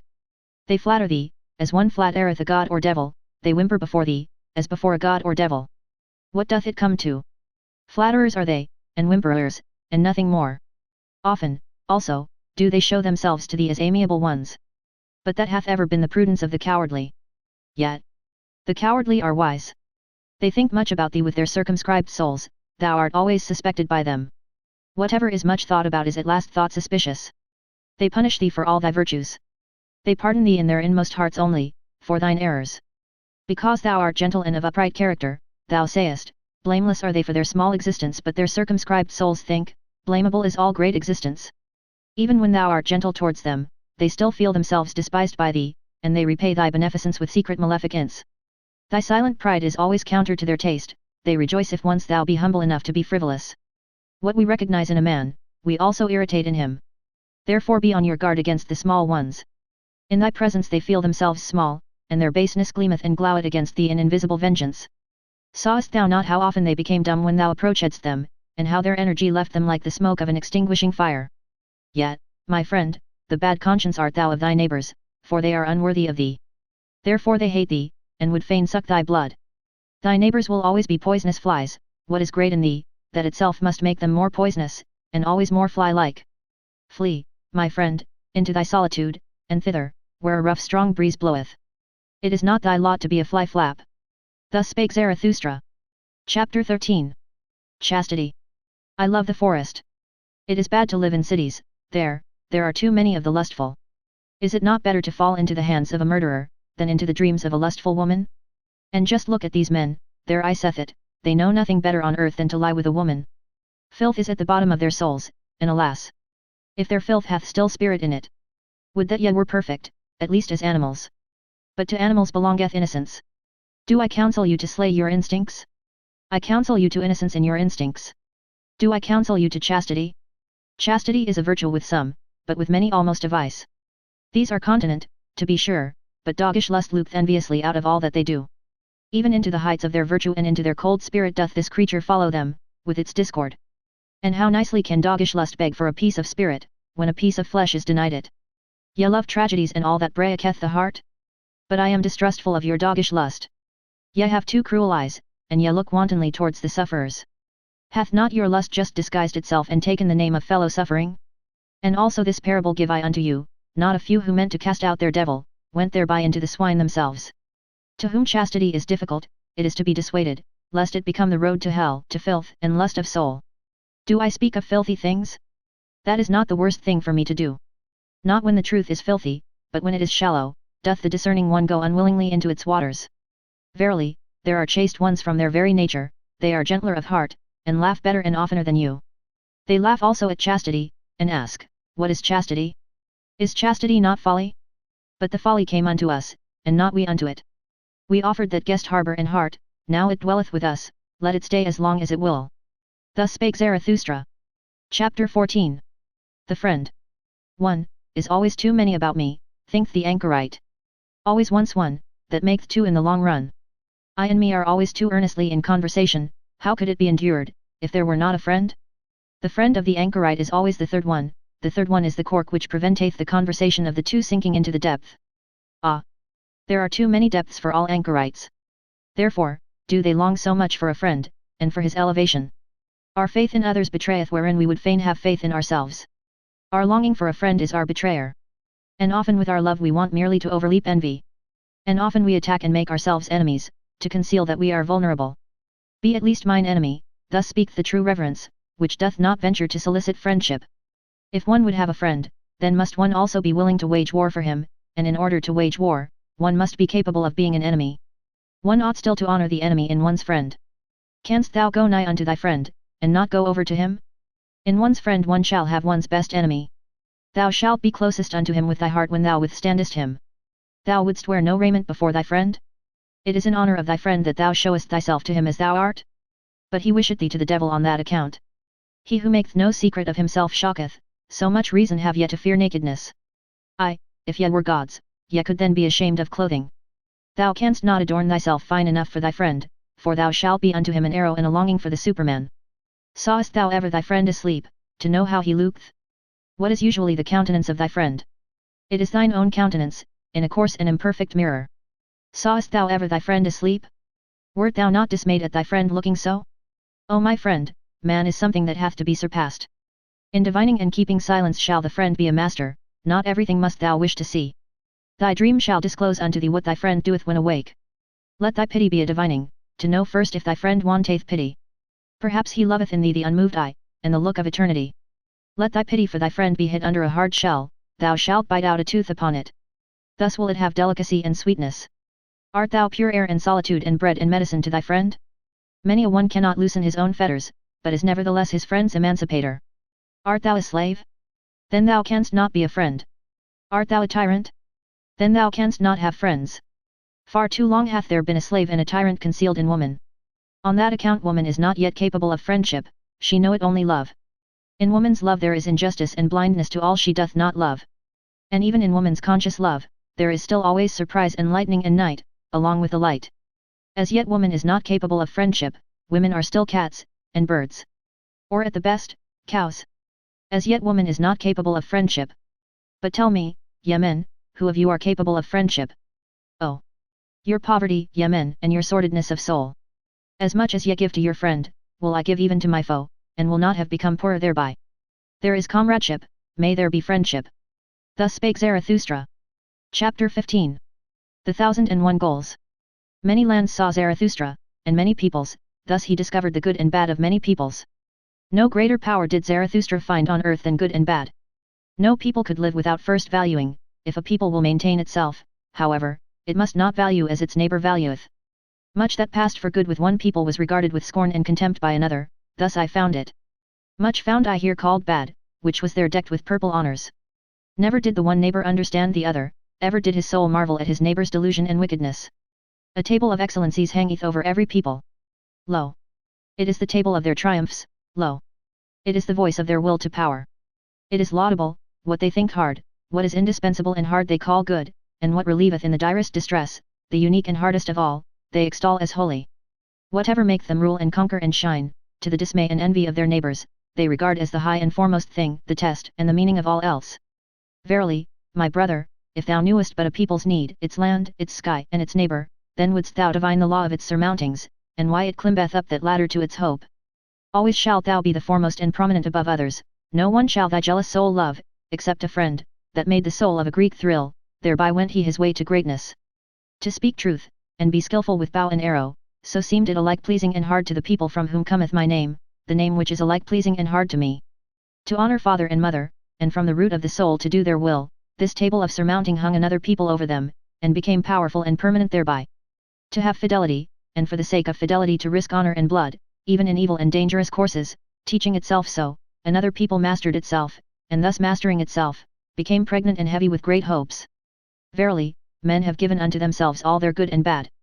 Verily, they took it not, they found it not, it came not unto them as a voice from heaven. Values did man only assign to things in order to maintain himself, he created only the significance of things, a human significance.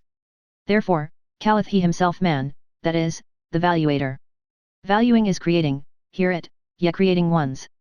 Valuation itself is the treasure and jewel of the valued things. Through valuation only is there value, and without valuation the nut of existence would be hollow. Hear it, ye creating ones. Change of values, that is, change of the creating ones. Always doth he destroy who hath to be a creator. Creating ones were first of all peoples, and only in late times individuals, verily, the individual himself is still the latest creation. Peoples once hung over them tables of the good. Love which would rule and love which would obey, created for themselves such tables. Older is the pleasure in the herd than the pleasure in the ego, and as long as the good conscience is for the herd, the bad conscience only saith, ego. Verily, the crafty ego, the loveless one, that seeketh its advantage in the advantage of many, it is not the origin of the herd, but its ruin. Loving ones, was it always, and creating ones, that created good and bad. Fire of love glowed in the names of all the virtues, and fire of wrath. Many lands saw Zarathustra, and many peoples, no greater power did Zarathustra find on earth than the creations of the loving ones, good and bad are they called. Verily, a prodigy is this power of praising and blaming. Tell me, ye brethren, who will master it for me? Who will put a fetter upon the 1,000 necks of this animal? 1,000 goals have there been hitherto, for 1,000 peoples have there been. Only the fetter for the 1,000 necks is still lacking, there is lacking the one goal. As yet humanity hath not a goal. But pray tell me, my brethren, if the goal of humanity be still lacking, is there not also still lacking, humanity itself? Thus spake Zarathustra. Chapter 16. Neighbor love. Ye crowd around your neighbor, and have fine words for it. But I say unto you, your neighbor love is your bad love of yourselves. Ye flee unto your neighbor from yourselves, and would fain make a virtue thereof, but I fathom your unselfishness. The thou is older than the I, the thou hath been consecrated, but not yet the I, so man presseth nigh unto his neighbor. Do I advise you to neighbor love? Rather do I advise you to neighbor flight and to furthest love. Higher than love to your neighbor is love to the furthest and future ones, higher still than love to men, is love to things and phantoms. The phantom that runneth on before thee, my brother, is fairer than thou, why dost thou not give unto it thy flesh and thy bones? But thou fearest, and runnest unto thy neighbor. Ye cannot endure it with yourselves, and do not love yourselves sufficiently, so ye seek to mislead your neighbor into love, and would fain gild yourselves with his error.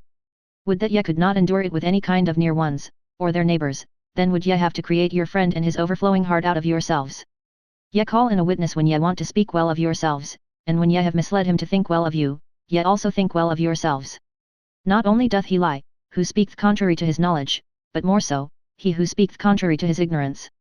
And thus speak ye of yourselves in your intercourse, and belie your neighbor with yourselves. Thus saith the fool, association with men spoileth the character, especially when one hath none. The one goeth to his neighbor because he seeketh himself, and the other because he would fain lose himself. Your bad love to yourselves maketh solitude a prison to you. The furthest ones are they who pay for your love to the near ones, and when there are but 5 of you together, a 6th must always die. I love not your festivals either, too many actors found I there, and even the spectators often behaved like actors. Not the neighbor do I teach you, but the friend. Let the friend be the festival of the earth to you, and a foretaste of the Superman. I teach you the friend and his overflowing heart.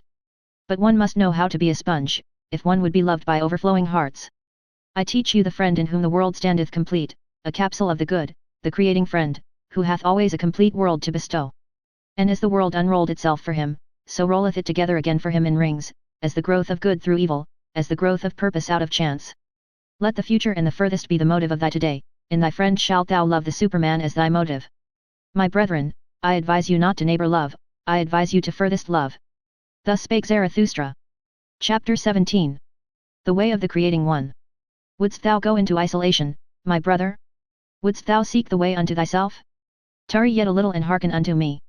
He who seeketh may easily get lost himself. All isolation is wrong, so say the herd. And long didst thou belong to the herd. The voice of the herd will still echo in thee. And when thou sayest, I have no longer a conscience in common with you, then will it be a plaint and a pain. Lo, that pain itself did the same conscience produce, and the last gleam of that conscience still gloweth on thine affliction. But thou wouldst go the way of thine affliction, which is the way unto thyself. Then show me thine authority and thy strength to do so.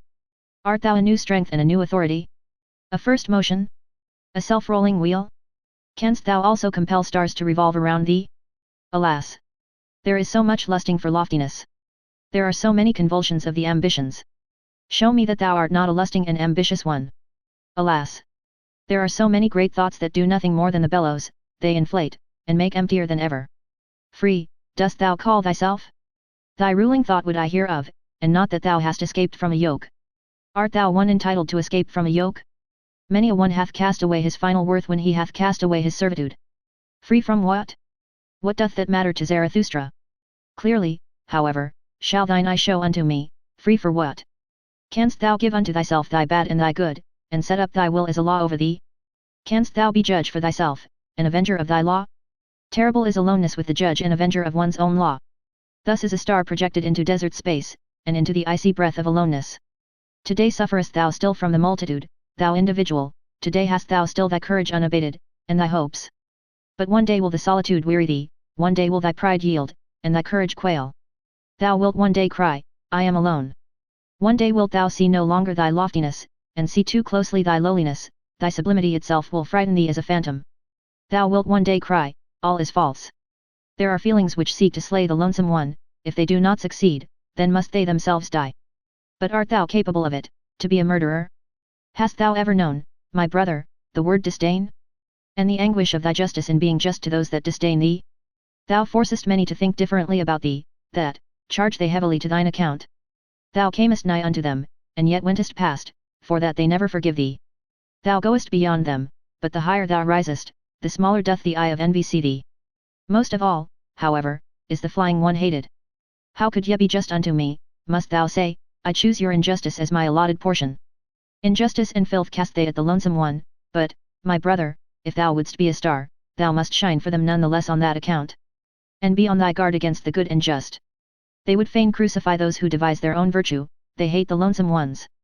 Be on thy guard, also, against holy simplicity. All is unholy to it that is not simple, fain, likewise, would it play with the fire, of the faggot and stake. And be on thy guard, also, against the assaults of thy love. Too readily doth the recluse reach his hand to any one who meeteth him. To many a one mayest thou not give thy hand, but only thy paw, and I wish thy paw also to have claws. But the worst enemy thou canst meet, wilt thou thyself always be, thou waylayest thyself in caverns and forests. Thou lonesome one, thou goest the way to thyself. And past thyself and thy 7 devils leadeth thy way. A heretic wilt thou be to thyself, and a wizard and a soothsayer, and a fool, and a doubter, and a reprobate, and a villain. Ready must thou be to burn thyself in thine own flame. How couldst thou become new if thou have not first become ashes?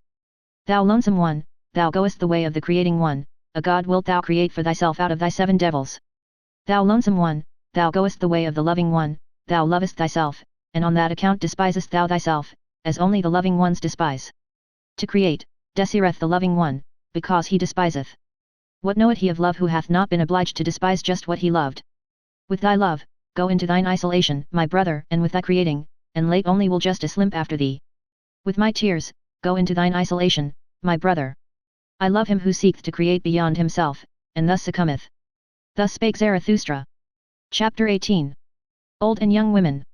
Why stealest thou along so furtively in the twilight, Zarathustra, and what hidest thou so carefully under thy mantle? Is it a treasure that hath been given thee? Or a child that hath been born thee? Or goest thou thyself on a thief's errand, thou friend of the evil?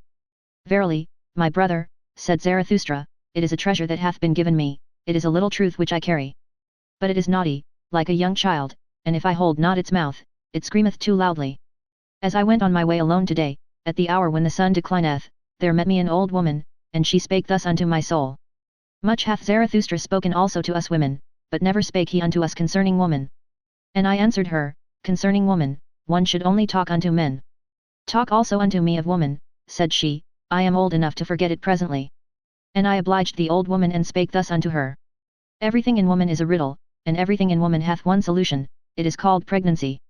Man is for woman a means, the purpose is always the child. But what is woman for man? 2 different things wanteth the true man, danger and diversion. Therefore wanteth he woman, as the most dangerous plaything. Man shall be trained for war, and woman for the recreation of the warrior, all else is folly. 2 sweet fruits, these the warrior liketh not. Therefore liketh he woman, bitter is even the sweetest woman. Better than man doth woman understand children, but man is more childish than woman. In the true man there is a child hidden, it wanteth to play. Up then, ye women, and discover the child in man. A plaything let woman be, pure and fine like the precious stone, illumined with the virtues of a world not yet come. Let the beam of a star shine in your love. Let your hope say, may I bear the Superman. In your love let there be valor. With your love shall ye assail him who inspireth you with fear. In your love be your honor. Little doth woman understand otherwise about honor. But let this be your honor, always to love more than ye are loved, and never be the second.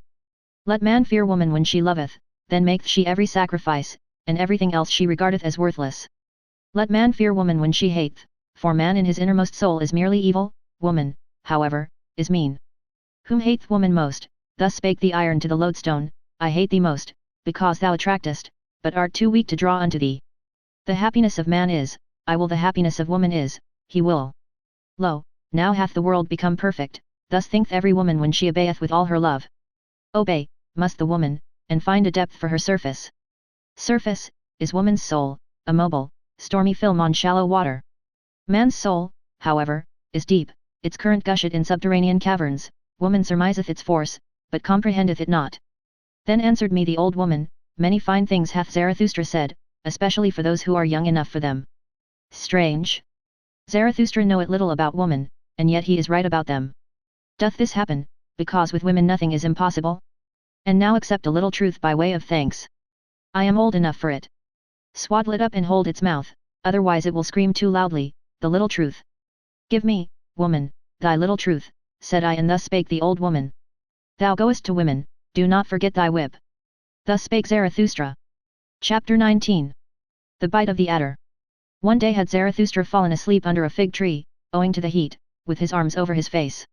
And there came an adder and bit him in the neck, so that Zarathustra screamed with pain.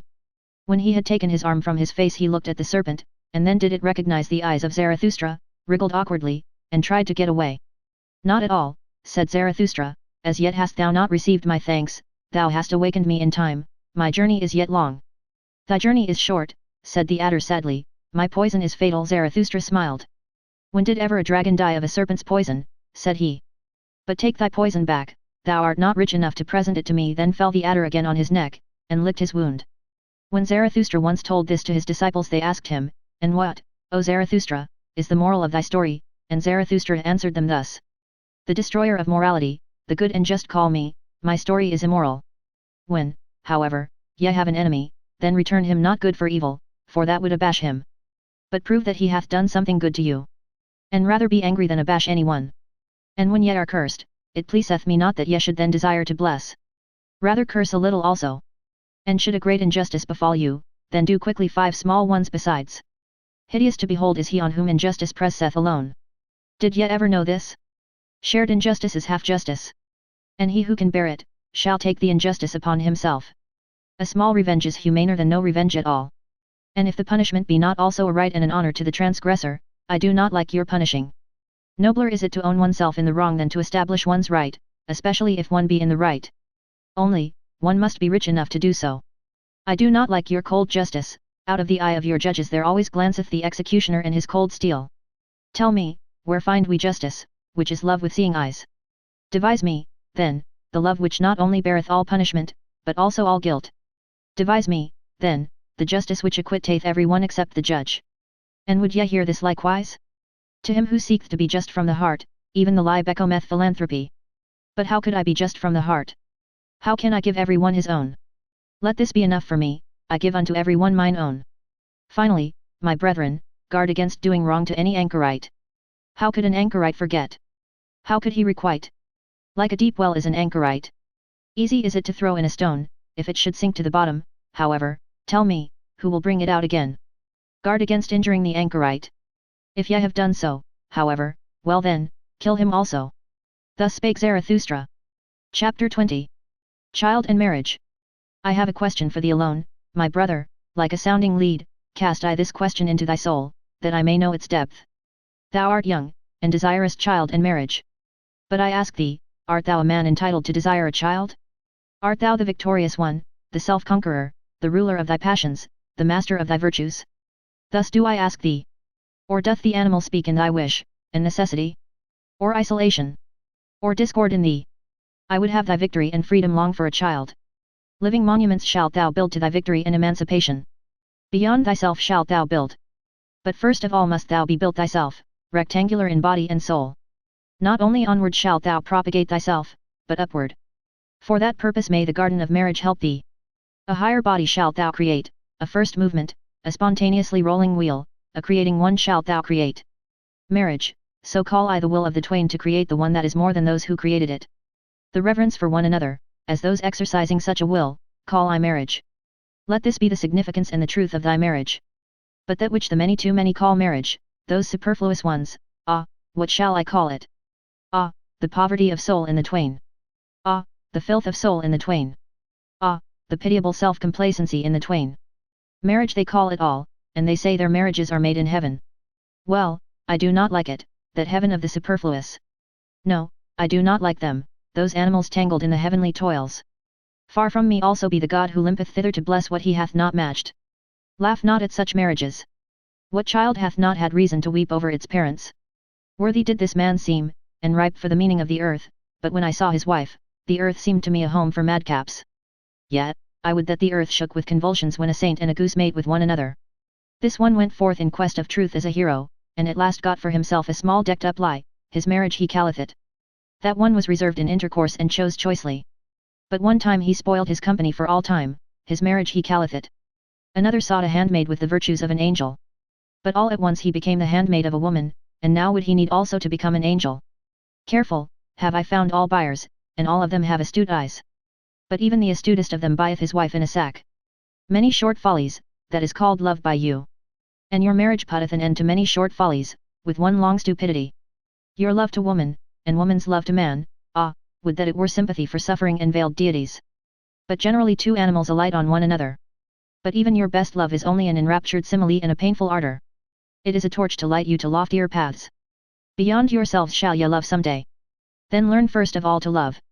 And on that account ye had to drink the bitter cup of your love. Bitterness is in the cup even of the best love, thus doth it cause longing for the Superman, thus doth it cause thirst in thee, the Creating One. Thirst in the Creating One, arrow and longing for the Superman. Tell me, my brother, is this thy will to marriage? Wholly call I such a will, and such a marriage. Thus spake Zarathustra. Chapter 21. Voluntary Death. Many die too late, and some die too early. Yet strange soundeth the precept, die at the right time. Die at the right time, so tiacate Zarathustra. To be sure, he who never liveth at the right time, how could he ever die at the right time? Would that he might never be born, thus do I advise the superfluous ones. But even the superfluous ones make much ado about their death, and even the hollowest nut wanteth to be cracked. Every one regardeth dying as a great matter, but as yet death is not a festival. Not yet have people learned to inaugurate the finest festivals. The consummating death I show unto you, which becometh a stimulus and promise to the living. His death, dieth the consummating one triumphantly, surrounded by hoping and promising ones. Thus should one learn to die, and there should be no festival at which such a dying one doth not consecrate the oaths of the living. Thus to die is best, the next best, however, is to die in battle, and sacrifice a great soul. But to the fighter equally hateful as to the victor, is your grinning death which stealeth nigh like a thief, and yet cometh as master. My death, praise I unto you, the voluntary death, which cometh unto me because I want it. And when shall I want it? He that hath a goal and an heir, wanteth death at the right time for the goal and the heir. And out of reverence for the goal and the heir, he will hang up no more withered wreaths in the sanctuary of life. Verily, not the rope makers will I resemble, they lengthen out their cord, and thereby go ever backward. Many a one, also, waxeth too old for his truths and triumphs, a toothless mouth hath no longer the right to every truth. And whoever wanteth to have fame, must take leave of honour betimes, and practice the difficult art of, going at the right time. One must discontinue being feasted upon when one tasteth best, that is known by those who want to be long loved. Sour apples are there, no doubt, whose lot is to wait until the last day of autumn, and at the same time they become ripe, yellow, and shriveled. In some ageth the heart first, and in others the spirit. And some are hoary in youth, but the late young keep long young. To many men life is a failure, a poison worm gnaweth at their heart. Then let them see to it that their dying is all the more a success. Many never become sweet, they rot even in the summer. It is cowardice that holdeth them fast to their branches. Far too many live, and far too long hang they on their branches. Would that a storm came and shook all this rottenness and worm-eatenness from the tree. Would that there came preachers of speedy death. Those would be the appropriate storms and agitators of the trees of life. But I hear only slow death preached, and patience with all that is earthly. Ah! Ye preach patience with what is earthly? This earthly is it that hath too much patience with you, ye blasphemers. Verily, too early died that Hebrew whom the preachers of slow death honour, and to many hath it proved a calamity that he died too early. As yet had he known only tears, and the melancholy of the Hebrews, together with the hatred of the good and just, the Hebrew Jesus, then was he seized with the longing for death. Had he but remained in the wilderness, and far from the good and just, then, perhaps, would he have learned to live, and love the earth, and laughter also. Believe it, my brethren. He died too early, he himself would have disavowed his doctrine had he attained to my age. Noble enough was he to disavow. But he was still immature. Immaturely loveth the youth, and immaturely also hateth he man and earth. Confined and awkward are still his soul and the wings of his spirit. But in man there is more of the child than in the youth, and less of melancholy, better understandeth he about life and death. Free for death, and free in death, a holy naysayer, when there is no longer time for yet, thus understandeth he about death and life. That your dying may not be a reproach to man and the earth, my friends, that do I solicit from the honey of your soul. In your dying shall your spirit and your virtue still shine like an evening afterglow around the earth, otherwise your dying hath been unsatisfactory. Thus will I die myself, that ye friends may love the earth more for my sake, and earth will I again become, to have rest in her that bore me. Verily, a goal had Zarathustra, he threw his ball. Now be ye friends the heirs of my goal, to you throw I the golden ball. Best of all, do I see you, my friends, throw the golden ball. And so tarry I still a little while on the earth, pardon me for it. Thus spake Zarathustra. Chapter 22. The bestowing virtue. 1. When Zarathustra had taken leave of the town to which his heart was attached, the name of which is the Pied Cow, there followed him many people who called themselves his disciples, and kept him company. Thus came they to a crossroad. Then Zarathustra told them that he now wanted to go alone, for he was fond of going alone. His disciples, however, presented him at his departure with a staff, on the golden handle of which a serpent twined round the Sunday. Zarathustra rejoiced on account of the staff, and supported himself thereon. Then spake he thus to his disciples. Tell me, pray, How came gold to the highest value? Because it is uncommon, and unprofiting, and beaming, and soft in luster, it always bestowed itself. Only as image of the highest virtue came gold to the highest value. Gold-like, beameth the glance of the bestower. Gold luster maketh peace between moon and sun. Uncommon is the highest virtue, and unprofiting, beaming is it, and soft of luster, a bestowing virtue is the highest virtue. Verily, I divine you well, my disciples, ye strive like me for the bestowing virtue. What should ye have in common with cats and wolves? It is your thirst to become sacrifices and gifts yourselves, and therefore have ye the thirst to accumulate all riches in your soul. Insatiably striveth your soul for treasures and jewels, because your virtue is insatiable in desiring to bestow. Ye constrain all things to flow towards you and into you, so that they shall flow back again out of your fountain as the gifts of your love. Verily, an appropriator of all values must such bestowing love become, but healthy and holy, call I this selfishness. Another selfishness is there, an all too poor and hungry kind, which would always steal, the selfishness of the sick, the sickly selfishness. With the eye of the thief it looketh upon all that is lustrous, with the craving of hunger it measureth him who hath abundance, and ever doth it prowl round the tables of bestowers. Sickness speaketh in such craving, an invisible degeneration, of a sickly body, speaketh the larcenous craving of this selfishness. Tell me, my brother, what do we think bad, and worst of all? Is it not degeneration, and we always suspect degeneration when the bestowing soul is lacking. Upward goeth our course from genera on to supergenera. But a horror to us is the degenerating sense, which saith, all for myself. Upward soareth our sense, thus is it a simile of our body, a simile of an elevation. Such similes of elevations are the names of the virtues. Thus goeth the body through history, a becomer and fighter. And the spirit, what is it to the body? Its fights and victories herald its companion and echo. Similes are all names of good and evil, they do not speak out, they only hint. A fool who seeketh knowledge from them. Give heed, my brethren, to every hour when your spirit would speak in similes, there is the origin of your virtue. Elevated is then your body, and raised up, with its delight, enraptureth it the spirit, so that it becometh creator and valuer and lover, and everything's benefactor. When your heart overfloweth broad and full like the river, a blessing and a danger to the lowlanders, there is the origin of your virtue.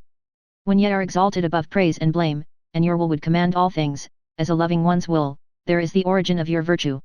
When ye despise pleasant things, and the effeminate couch, and cannot couch far enough from the effeminate, there is the origin of your virtue. When ye are willers of one will, and when that change of every need is needful to you, there is the origin of your virtue.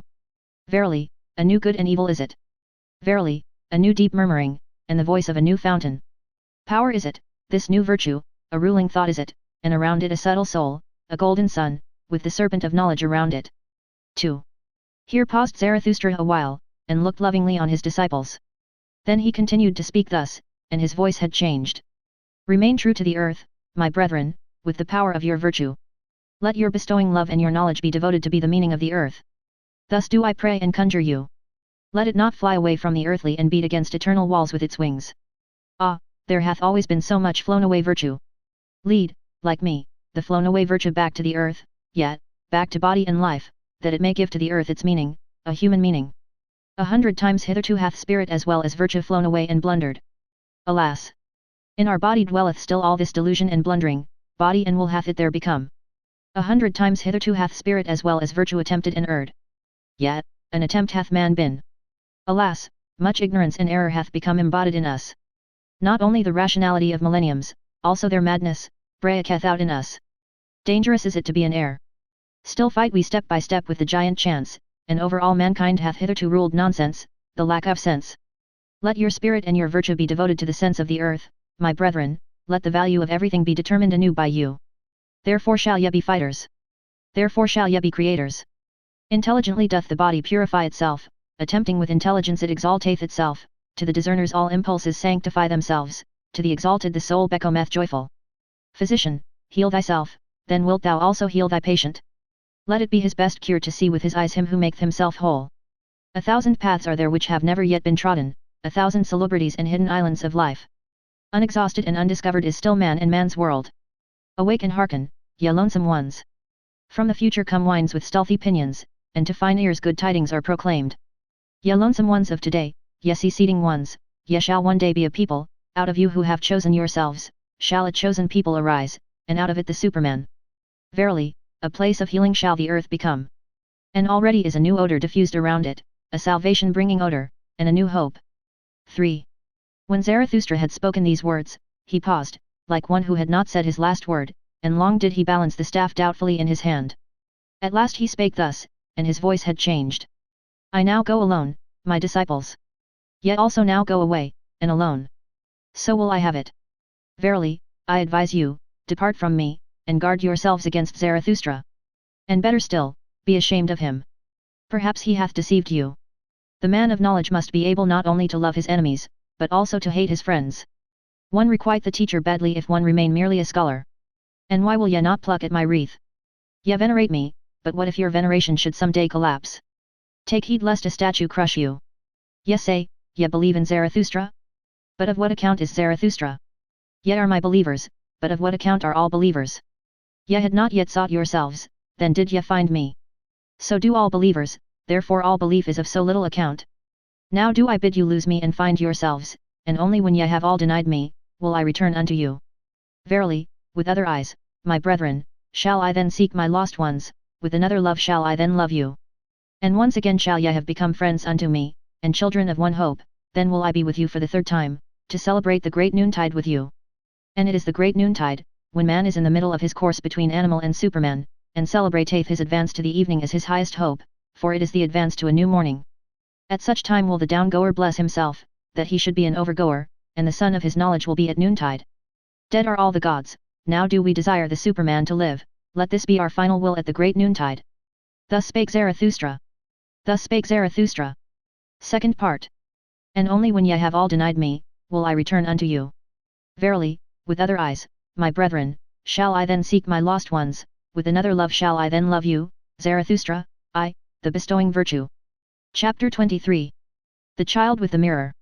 After this Zarathustra returned again into the mountains to the solitude of his cave, and withdrew himself from men, waiting like a sower who hath scattered his seed. His soul, however, became impatient and full of longing for those whom he loved, because he had still much to give them. For this is hardest of all, to close the open hand out of love, and keep modest as a giver.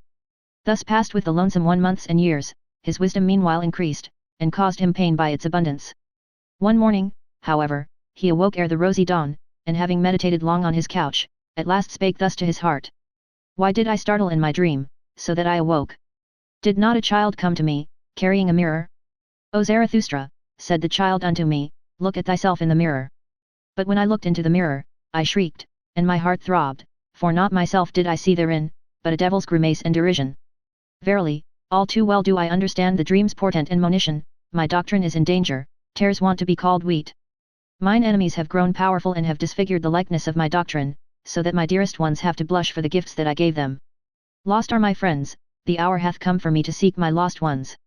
With these words Zarathustra started up, not however like a person in anguish seeking relief, but rather like a seer and a singer whom the spirit inspireth. With amazement did his eagle and serpent gaze upon him, for a coming bliss overspread his countenance like the rosy dawn. What hath happened unto me, mine animals, said Zarathustra. Am I not transformed? Hath not bliss come unto me like a whirlwind? Foolish is my happiness, and foolish things will it speak, it is still too young, so have patience with it. Wounded am I by my happiness, all sufferers shall be physicians unto me. To my friends can I again go down, and also to mine enemies. Zarathustra can again speak and bestow, and show his best love to his loved ones. My impatient love overfloweth in streams, down towards sunrise and sunset. Out of silent mountains and storms of affliction, rusheth my soul into the valleys. Too long have I longed and looked into the distance. Too long hath solitude possessed me, thus have I unlearned to keep silence. Utterance have I become altogether, and the brawling of a brook from high rocks, downward into the valleys will I hurl my speech. And let the stream of my love sweep into unfrequented channels. How should a stream not finally find its way to the sea? Forsooth, there is a lake in me, sequestered and self-sufficing, but the stream of my love beareth this along with it, down, to the sea. New paths do I tread, a new speech cometh unto me, tired have I become, like all creators, of the old tongues. No longer will my spirit walk on worn-out solace. Too slowly runneth all speaking for me, into thy chariot, O storm, do I leap. And even thee will I whip with my spite. Like a cry and an huzzah will I traverse wide seas, till I find the happy isles where my friends sojourn. And mine enemies amongst them. How I now love every one unto whom I may but speak. Even mine enemies pertain to my bliss. And when I want to mount my wildest horse, then doth my spear always help me up best, it is my foot's ever ready servant. The spear which I hurl at mine enemies. How grateful am I to mine enemies that I may at last hurl it. Too great hath been the tension of my cloud, twixt laughters of lightnings will I cast hail showers into the depths. Violently will my breast then heave, violently will it blow its storm over the mountains, thus cometh its assuagement. Verily, like a storm cometh my happiness, and my freedom. But mine enemies shall think that the evil one roareth over their heads. Yet also, my friends, will be alarmed by my wild wisdom, and perhaps ye will flee therefrom, along with mine enemies. Ah, that I knew how to lure you back with shepherd's flutes. Ah, that my lioness wisdom would learn to roar softly. And much have we already learned with one another. My wild wisdom became pregnant on the lonesome mountains, on the rough stones did she bear the youngest of her young. Now runneth she foolishly in the arid wilderness, and seeketh the soft sward, mine old, wild wisdom. On the soft sward of your hearts, my friends, on your love, would she fain couch her dearest one. Thus spake Zarathustra. Chapter 24. In the Happy Isles. The figs fall from the trees, they are good and sweet, and in falling the red skins of them break. A north wind am I to ripe figs. Thus, like figs, do these doctrines fall for you, my friends, imbibe now their juice and their sweet substance. It is autumn all around, and clear sky, and afternoon. Lo, what fullness is around us! And out of the midst of superabundance, it is delightful to look out upon distant seas. Once did people say God, when they looked out upon distant seas, now, however, have I taught you to say, Superman. God is a conjecture, but I do not wish your conjecturing to reach beyond your creating will. Could ye create a God, then, I pray you, be silent about all gods. But ye could well create the Superman. Not perhaps ye yourselves, my brethren. But into fathers and forefathers of the Superman could ye transform yourselves, and let that be your best creating. God is a conjecture, but I should like your conjecturing restricted to the conceivable. Could ye conceive a God, but let this mean will to truth unto you, that everything be transformed into the humanly conceivable, the humanly visible, the humanly sensible. Your own discernment shall ye follow out to the end. And what ye have called the world shall but be created by you, your reason, your likeness, your will, your love, shall it itself become. And verily, for your bliss, ye discerning ones. And how would ye endure life without that hope, ye discerning ones? Neither in the inconceivable could ye have been born, nor in the irrational. But that I may reveal my heart entirely unto you, my friends, if there were gods, how could I endure it to be no God? Therefore there are no gods. Yet, I have drawn the conclusion, now, however, doth it draw me. God is a conjecture, but who could drink all the bitterness of this conjecture without dying? Shall his faith be taken from the creating one, and from the eagle his flights into eagle heights? God is a thought, it maketh all the straight crooked, and all that standeth real. What? Time would be gone, and all the perishable would be but a lie? To think this is giddiness and vertigo to human limbs, and even vomiting to the stomach, verily, the reeling sickness do I call it, to conjecture such a thing. Evil do I call it and misanthropic, all that teaching about the one, and the plenum, and the unmoved, and the sufficient, and the imperishable. All the imperishable, that's but a simile, and the poets lie too much. But of time and of becoming shall the best similes speak, a praise shall they be, and a justification of all perishableness. Creating, that is the great salvation from suffering, and life's alleviation. But for the Creator to appear, suffering itself is needed, and much transformation. Yet, much bitter dying must there be in your life, ye creators. Thus are ye advocates and justifiers of all perishableness. For the Creator himself to be the newborn child, he must also be willing to be the child-bearer, and endure the pangs of the child-bearer.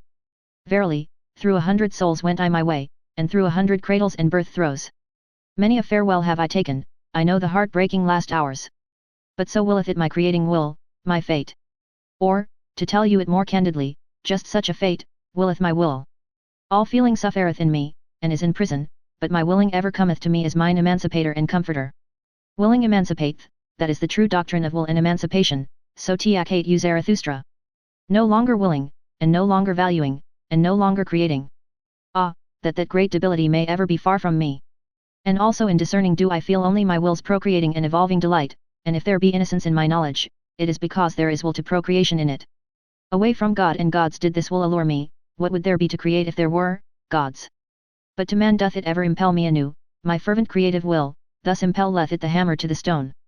Ah, ye men, within the stone slumbereth an image for me, the image of my visions. Ah, that it should slumber in the hardest, ugliest stone. Now rageth my hammer ruthlessly against its prison. From the stone fly the fragments, what's that to me? I will complete it, for a shadow came unto me, the stillest and lightest of all things once came unto me. The beauty of the Superman came unto me as a shadow. Ah, My brethren! Of what account now are the gods to me? Thus spake Zarathustra. Chapter 25. The Pitiful. My friends, there hath arisen a satire on your friend. Behold, Zarathustra, walketh he not amongst us as if amongst animals? But it is better said in this wise, the discerning one walketh amongst men as amongst animals. Man himself is to the discerning one, the animal with red cheeks. How hath that happened unto him? Is it not because he hath had to be ashamed too oft? O my friends! Thus speak the discerning one, shame, shame, shame, that is the history of man. And on that account doth the noble one enjoin upon himself not to abash, bashfulness doth he enjoin on himself in presence of all sufferers. Verily, I like them not, the merciful ones, whose bliss is in their pity, too destitute are they of bashfulness. If I must be pitiful, I dislike to be called so, and if I be so, it is preferably at a distance. Preferably also do I shroud my head, and flee, before being recognized, and thus do I bid you do, my friends. May my destiny ever lead unafflicted ones like you across my path, and those with whom I may have hope and repast and honey in common. Verily, I have done this and that for the afflicted, but something better did I always seem to do when I had learned to enjoy myself better. Since humanity came into being, man hath enjoyed himself too little, that alone, my brethren, is our original sin. And when we learn better to enjoy ourselves, then do we unlearn best to give pain unto others, and to contrive pain.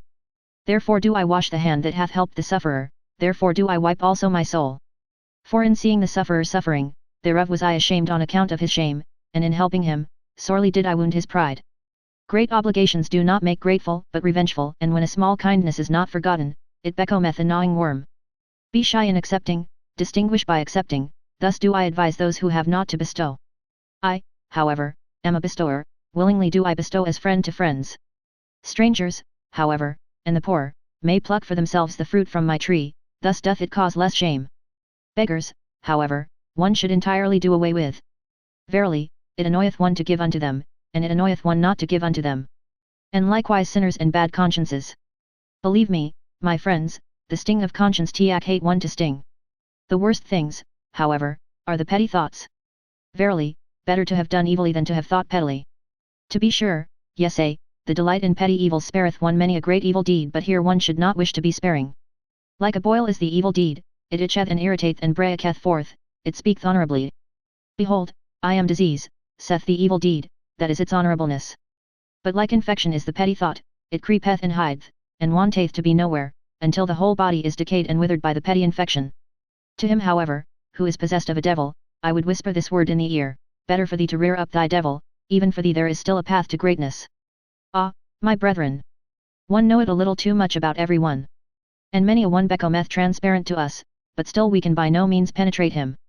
It is difficult to live among men because silence is so difficult. And not to him who is offensive to us are we most unfair, but to him who doth not concern us at all. If, however, thou hast a suffering friend, then be a resting place for his suffering, like a hard bed, however, a camp bed, thus wilt thou serve him best. And if a friend doeth thee wrong, then say, I forgive thee what thou hast done unto me, that thou hast done it unto thyself, however, how could I forgive that? Thus speaketh all great love, it surpasseth even forgiveness and pity. One should hold fast one's heart, for when one letteth it go, how quickly doth one's head run away. Ah, where in the world have there been greater follies than with the pitiful? And what in the world hath caused more suffering than the follies of the pitiful? Woe unto all loving ones who have not an elevation which is above their pity. Thus spake the devil unto me, once on a time, even God hath his hell, it is his love for man. And lately, did I hear him say these words, God is dead, of his pity for man hath God died. So be ye warned against pity, from thence there yet cometh unto men a heavy cloud. Verily, I understand weather signs. But attend also to this word, all great love is above all its pity, for it seeketh to create what is loved. Myself do I offer unto my love, and my neighbor as myself, such is the language of all creators. All creators, however, are hard. Thus spake Zarathustra. Chapter 26. The Priests. And one day Zarathustra made a sign to his disciples, and spake these words unto them. Here are priests, but although they are mine enemies, pass them quietly and with sleeping swords. Even among them there are heroes, many of them have suffered too much, so they want to make others suffer.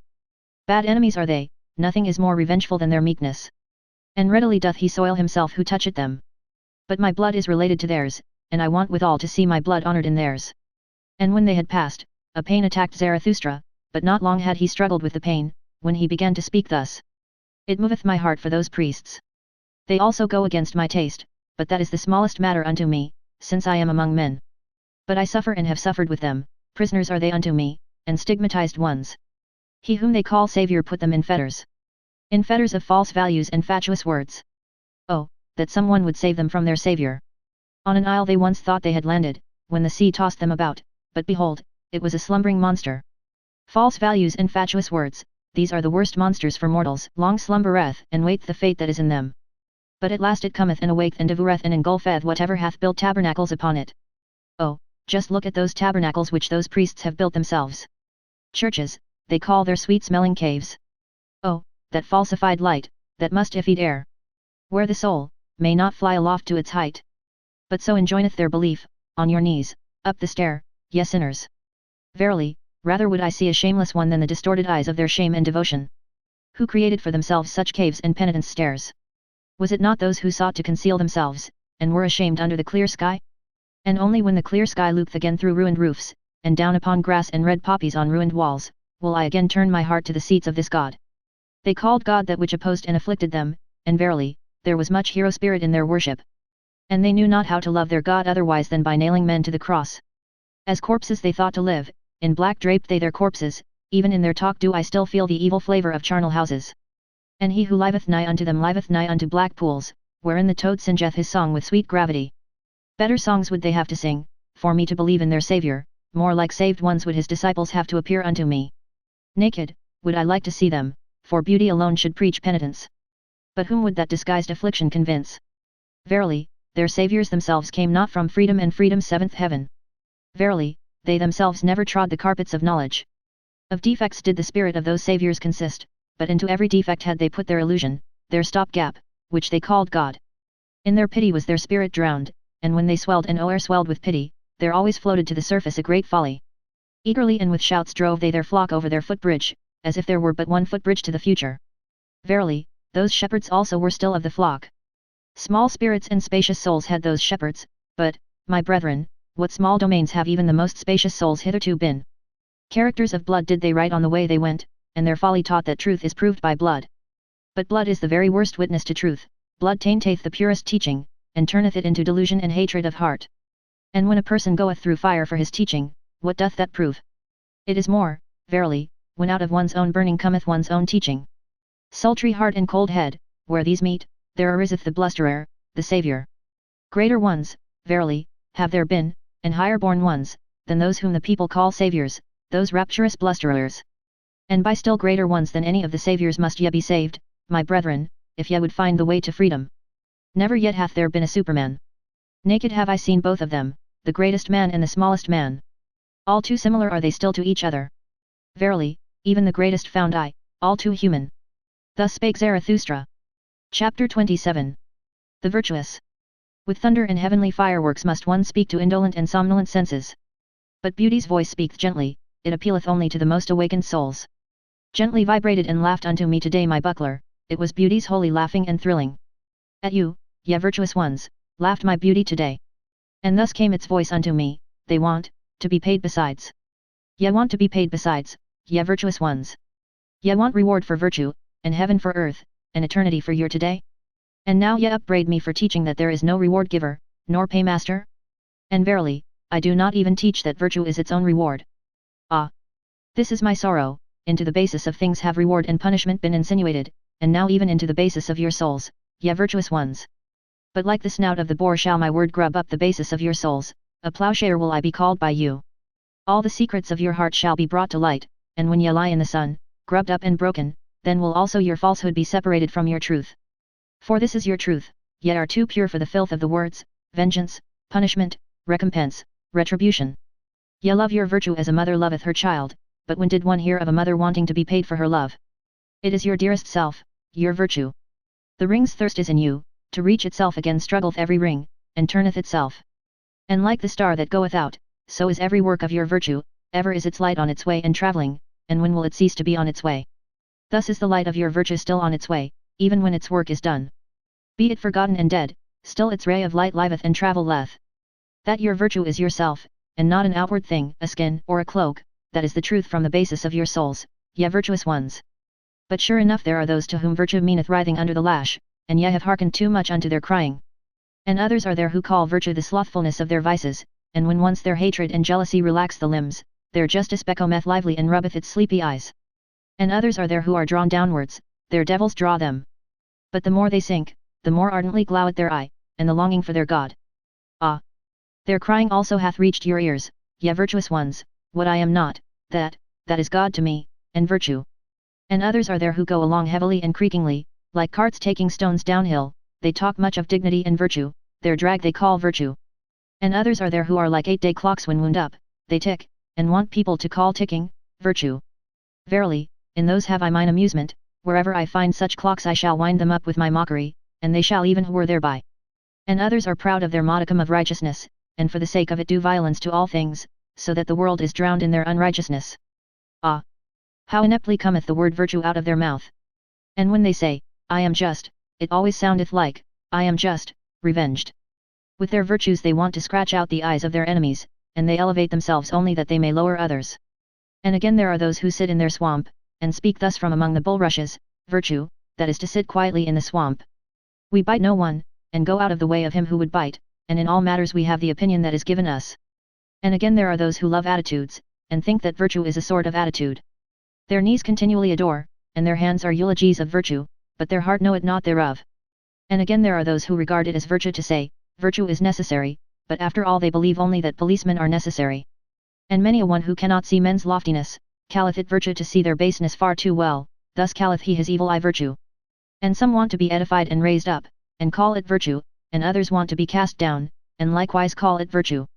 And thus do almost all think that they participate in virtue, and at least every one claimeth to be an authority on good and evil. But Zarathustra came not to say unto all those liars and fools, what do ye know of virtue, what could ye know of virtue? But that yet, my friends, might become weary of the old words which ye have learned from the fools and liars. That ye might become weary of the words reward, retribution, punishment, righteous vengeance. That ye might become weary of saying, that an action is good is because it is unselfish. Ah! My friends! That your very self be in your action, as the mother is in the child, let that be your formula of virtue. Verily, I have taken from you 100 formulae in your virtue's favourite playthings, and now ye upbraid me, as children upbraid. They played by the sea, then came there a wave and swept their playthings into the deep, and now do they cry. But the same wave shall bring them new playthings, and spread before them new speckled shells. Thus will they be comforted, and like them shall ye also, my friends, have your comforting, and new speckled shells.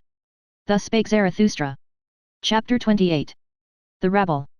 Life is a well of delight, but where the rabble also drink, there all fountains are poisoned. To everything cleanly am I well disposed, but I hate to see the grinning mouths and the thirst of the unclean. They cast their eye down into the fountain, and now glanceth up to me their odious smile out of the fountain. The holy water have they poisoned with their lustfulness, and when they called their filthy dreams delight, then poisoned they also the words. Indignant becometh the flame when they put their damp hearts to the fire, the spirit itself bubbleth and smoketh when the rabble approach the fire. Mawkish and overmellow becometh the fruit in their hands, unsteady, and withered at the top, doth their look make the fruit tree.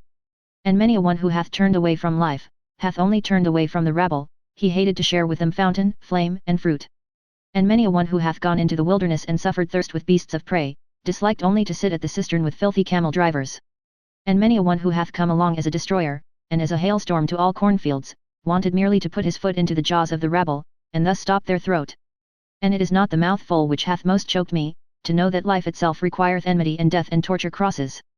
But I asked once, and suffocated almost with my question, what? Is the rabble also necessary for life? Are poisoned fountains necessary, and stinking fires, and filthy dreams, and maggots in the bread of life? Not my hatred, but my loathing, gnawed hungrily at my life. Ah, oft times became I weary of spirit, when I found even the rabble spiritual. And on the rulers turned I my back, when I saw what they now call ruling, to traffic and bargain for power, with the rabble. Amongst peoples of a strange language did I dwell, with stopped ears, so that the language of their trafficking might remain strange unto me, and their bargaining for power. And holding my nose, I went morosely through all yesterdays and todays, verily, badly smell all yesterdays and todays of the scribbling rabble. Like a cripple become deaf and blind and dumb, thus have I lived long, that I might not live with the power rabble, the scribe rabble, and the pleasure rabble. Toilsomely did my spirit mount stairs, and cautiously, alms of delight were its refreshment, on the staff did life creep along with the blind one. What hath happened unto me? How have I freed myself from loathing? Who hath rejuvenated mine eye? How have I flown to the height where no rabble any longer sit at the wells? Did my loathing itself create for me wings and fountain divining powers? Verily, to the loftiest height had I to fly, to find again the well of delight. Oh, I have found it, my brethren. Here on the loftiest height bubbleth up for me the well of delight. And there is a life at whose waters none of the rabble drink with me. Almost too violently dost thou flow for me, thou fountain of delight. And often emptiest thou the goblet again, in wanting to fill it. And yet must I learn to approach thee more modestly, far too violently doth my heart still flow towards thee. My heart on which my summer burneth, my short, hot, melancholy, over-happy summer, how my summer heart longeth for thy coolness. Past, the lingering distress of my spring. Past, the wickedness of my snowflakes in June. Summer have I become entirely, and summer noontide. A summer on the loftiest height, with cold fountains and blissful stillness. Oh, come, my friends, that the stillness may become more blissful. For this is our height and our home, too high and steep do we here dwell for all uncleanly ones and their thirst. Cast but your pure eyes into the well of my delight, my friends. How could it become turbid thereby? It shall laugh back to you with its purity. On the tree of the future build we our nest, eagles shall bring us lone ones food in their beaks. Verily, no food of which the impure could be fellow partakers. Fire, would they think they devoured, and burn their mouths. Verily, no abodes do we here keep ready for the impure. An ice cave to their bodies would our happiness be, and to their spirits. And as strong wines will we live above them, neighbors to the eagles, neighbors to the snow, neighbors to the sun, thus live the strong wines. And like a wind will I one day blow amongst them, and with my spirit, take the breath from their spirit, thus willeth my future. Verily, a strong wind is Zarathustra to all low places, and this counselleth he to his enemies, and to whatever spitteth and speweth, take care not to spit against the wind. Thus spake Zarathustra. Chapter 29. The Tarantulas. Lo, this is the tarantula's den. Wouldst thou see the tarantula itself? Here hangeth its web, touch this, so that it may tremble. There cometh the tarantula willingly, welcome, tarantula. Black on thy back is thy triangle and symbol, and I know also what is in thy soul. Revenge is in thy soul, wherever thou bitest, there ariseth black scab, with revenge, thy poison maketh the soul giddy. Thus do I speak unto you in parable, ye who make the soul giddy, ye preachers of equality. Tarantulas are ye unto me, and secretly revengeful ones. But I will soon bring your hiding places to the light, therefore do I laugh in your face my laughter of the height. Therefore do I tear at your web, that your rage may lure you out of your den of lies, and that your revenge may leap forth from behind your word justice. Because, for man to be redeemed from revenge, that is for me the bridge to the highest hope, and a rainbow after long storms. Otherwise, however, would the tarantulas have it. Let it be very justice for the world to become full of the storms of our vengeance, thus do they talk to one another. Vengeance will we use, an insult, against all who are not like us, thus do the tarantula hearts pledge themselves. And will to equality, that itself shall henceforth be the name of virtue, and against all that hath power will we raise an outcry. Ye preachers of equality, the tyrant frenzy of impotence crieth thus in you for equality, your most secret tyrant longings disguise themselves thus in virtual words. Fretted conceit and suppressed envy, perhaps your father's conceit and envy, in you break they forth as flame and frenzy of vengeance. What the Father hath hid cometh out in the Son, and oft have I found in the Son the Father's revealed secret. Inspired ones they resemble, but it is not the heart that inspireth them, but vengeance. And when they become subtle and cold, it is not spirit, but envy, that maketh them so. Their jealousy leadeth them also into thinkers' paths, and this is the sign of their jealousy, they always go too far, so that their fatigue hath at last to go to sleep on the snow. In all their lamentations soundeth vengeance, in all their eulogies is maleficence, and being judged seemeth to them bliss. But thus do I counsel you, my friends, distrust all in whom the impulse to punish is powerful. They are people of bad race and lineage, out of their countenances peer the hangman and the sleuth hound. Distrust all those who talk much of their justice. Verily, in their souls not only honey is lacking. And when they call themselves the good and just, forget not, that for them to be Pharisees, nothing is lacking but power. My friends, I will not be mixed up and confounded with others. There are those who preach my doctrine of life, and are at the same time preachers of equality, and tarantulas. That they speak in favor of life, though they sit in their den, these poison spiders, and withdrawn from life, is because they would thereby do injury. To those would they thereby do injury who have power at present, for with those the preaching of death is still most at home. Were it otherwise, then would the tarantulas teach otherwise, and they themselves were formerly the best world maligners and heretic burners. With these preachers of equality will I not be mixed up and confounded. For thus speaketh justice unto me, men are not equal. And neither shall they become so. What would be my love to the Superman, if I spake otherwise? On 1,000 bridges and piers shall they throng to the future, and always shall there be more war and inequality among them, thus doth my great love make me speak. Inventors of figures and phantoms shall they be in their hostilities, and with those figures and phantoms shall they yet fight with each other the supreme fight. Good and evil, and rich and poor, and high and low, and all names of values, weapons shall they be, and sounding signs, that life must again and again surpass itself. Aloft will it build itself with columns and stairs, life itself, into remote distances would it gaze, and out towards blissful beauties, therefore doth it require elevation. And because it requireth elevation, therefore doth it require steps, and variance of steps and climbers. To rise striveth life, and in rising to surpass itself. And just behold, my friends. Here where the tarantula's den is, riseth aloft an ancient temple's ruins, just behold it with enlightened eyes. Verily, he who here towered aloft his thoughts in stone, knew as well as the wisest ones about the secret of life. That there is struggle and inequality even in beauty, and war for power and supremacy, that doth he here teach us in the plainest parable.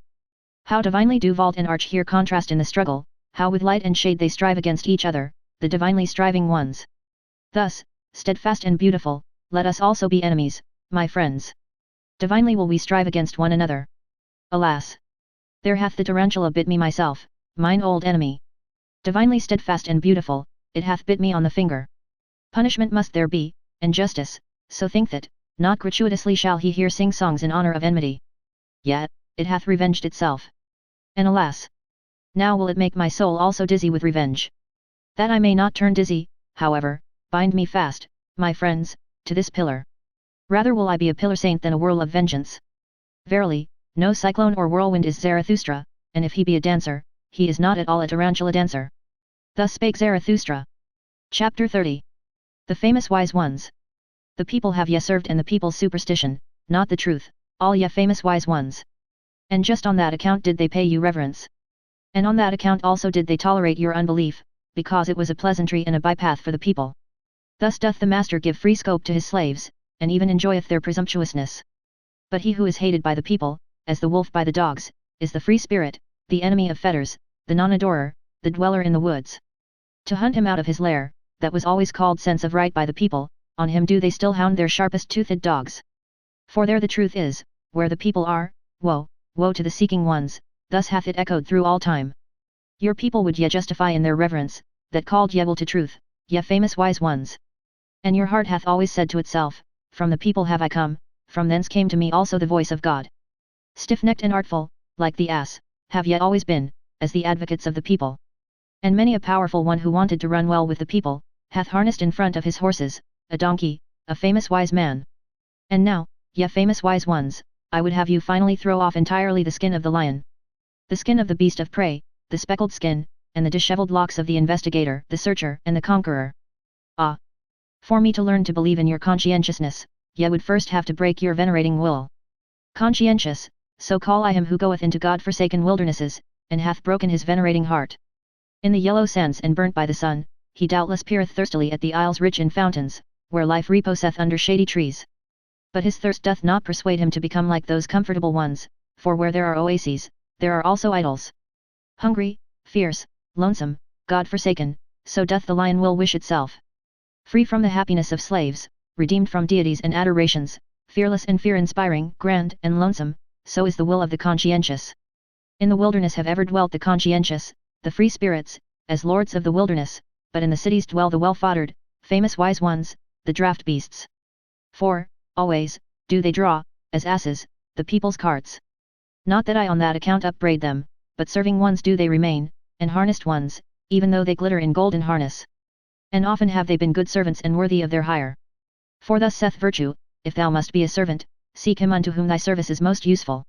The spirit and virtue of thy master shall advance by thou being his servant, thus wilt thou thyself advance with his spirit and virtue. And verily, ye famous wise ones, ye servants of the people, ye yourselves have advanced with the people's spirit and virtue, and the people by you. To your honor do I say it. But the people ye remain for me, even with your virtues, the people with purblind eyes, the people who know not what spirit is. Spirit is life which itself cutteth into life, by its own torture doth it increase its own knowledge, did ye know that before? And the spirit's happiness is this, to be anointed and consecrated with tears as a sacrificial victim, did ye know that before? And the blindness of the blind one, and his seeking and groping, shall yet testify to the power of the sun into which he hath gazed, did ye know that before? And with mountains shall the discerning one learn to build. It is a small thing for the spirit to remove mountains, did ye know that before? Ye know only the sparks of the spirit, but ye do not see the anvil which it is, and the cruelty of its hammer. Verily, ye know not the spirit's pride. But still less could ye endure the spirit's humility, should it ever want to speak. And never yet could ye cast your spirit into a pit of snow, ye are not hot enough for that. Thus are ye unaware, also, of the delight of its coldness. In all respects, however, ye make too familiar with the spirit, and out of wisdom have ye often made an almshouse and a hospital for bad poets. Ye are not eagles, thus have ye never experienced the happiness of the alarm of the spirit. And he who is not a bird should not camp above abysses. Ye seem to me lukewarm ones, but coldly flow at all deep knowledge. Ice cold are the innermost wells of the spirit, a refreshment to hot hands and handlers. Respectable do ye there stand, and stiff, and with straight backs, ye famous wise ones, no strong wind or will impelleth you. Have ye ne'er seen a sail crossing the sea, rounded and inflated, and trembling with the violence of the wind? Like the sail trembling with the violence of the spirit, doth my wisdom cross the sea, my wild wisdom. But ye servants of the people, ye famous wise ones, how could ye go with me? Thus spake Zarathustra. Chapter 31. The Night Song. 'Tis night, now do all gushing fountains speak louder, and my soul also is a gushing fountain. 'Tis night, now only do all songs of the loving ones awake, and my soul also is the song of a loving one. Something unappeased, unappeasable, is within me, it longeth to find expression. A craving for love is within me, which speaketh itself the language of love. Light am I, ah, that I were night! But it is my lonesomeness to be begirt with light. Ah, that I were dark and nightly! How would I suck at the breasts of light! And you yourselves would I bless, ye twinkling starlets and glowworms aloft, and would rejoice in the gifts of your light. But I live in mine own light, I drink again into myself the flames that break forth from me. I know not the happiness of the receiver, and oft have I dreamt that stealing must be more blessed than receiving. It is my poverty that my hand never ceaseth bestowing, it is mine envy that I see waiting eyes and the brightened nights of longing. Oh, the misery of all bestowers! Oh, the darkening of my sun! Oh, the craving to crave! Oh, the violent hunger in satiety! They take from me, but do I yet touch their soul? There is a gap twixt giving and receiving, and the smallest gap hath finally to be bridged over. A hunger ariseth out of my beauty, I should like to injure those I illumine, I should like to rob those I have gifted, thus do I hunger for wickedness. Withdrawing my hand when another hand already stretcheth out to it, hesitating like the cascade, which hesitateth even in its leap, thus do I hunger for wickedness. Such revenge doth mine abundance think of, such mischief welleth out of my lonesomeness. My happiness in bestowing died in bestowing, my virtue became weary of itself by its abundance. He who ever bestoweth is in danger of losing his shame, to him who ever dispenseth, the hand and heart become callous by very dispensing. Mine eye no longer overfloweth for the shame of suppliants, my hand hath become too hard for the trembling of filled hands. Whence have gone the tears of mine eye, and the down of my heart? Oh, the lonesomeness of all bestowers! Oh, the silence of all shining ones! Many suns circle in desert space, to all that is dark do they speak with their light, but to me they are silent. Oh, this is the hostility of light to the shining one, unpityingly doth it pursue its course. Unfair to the shining one in its innermost heart, cold to the suns, thus travelleth every sun. Like a storm do the suns pursue their courses, that is their travelling. Their inexorable will do they follow, that is their coldness. Oh, ye only is it, ye dark, nightly ones, that extract warmth from the shining ones. Oh, ye only drink milk and refreshment from the light's udders. Ah, there is ice around me, my hand burneth with the iciness. Ah, there is thirst in me, it panteth after your thirst. 'Tis night, alas, that I have to be light, and thirst for the nightly, and lonesomeness. 'Tis night, now doth my longing break forth in me as a fountain, for speech do I long. 'Tis night, now do all gushing fountains speak louder, and my soul also is a gushing fountain. 'Tis night, now do all songs of loving ones awake, and my soul also is the song of a loving one. Thus sang Zarathustra. Chapter 32. The Dance Song. One evening went Zarathustra and his disciples through the forest, and when he sought for a well, lo, he lighted upon a green meadow peacefully surrounded with trees and bushes, where maidens were dancing together. As soon as the maidens recognized Zarathustra, they ceased dancing. Zarathustra, however, approached them with friendly mien and spake these words. Cease not your dancing, ye lovely maidens. No game spoiler hath come to you with evil eye, no enemy of maidens. God's advocate am I with the devil, he, however, is the spirit of gravity. How could I, ye light-footed ones, be hostile to divine dances? Or to maidens' feet with fine ankles? To be sure, I am a forest, and a night of dark trees, but he who is not afraid of my darkness, will find banks full of roses under my cypresses.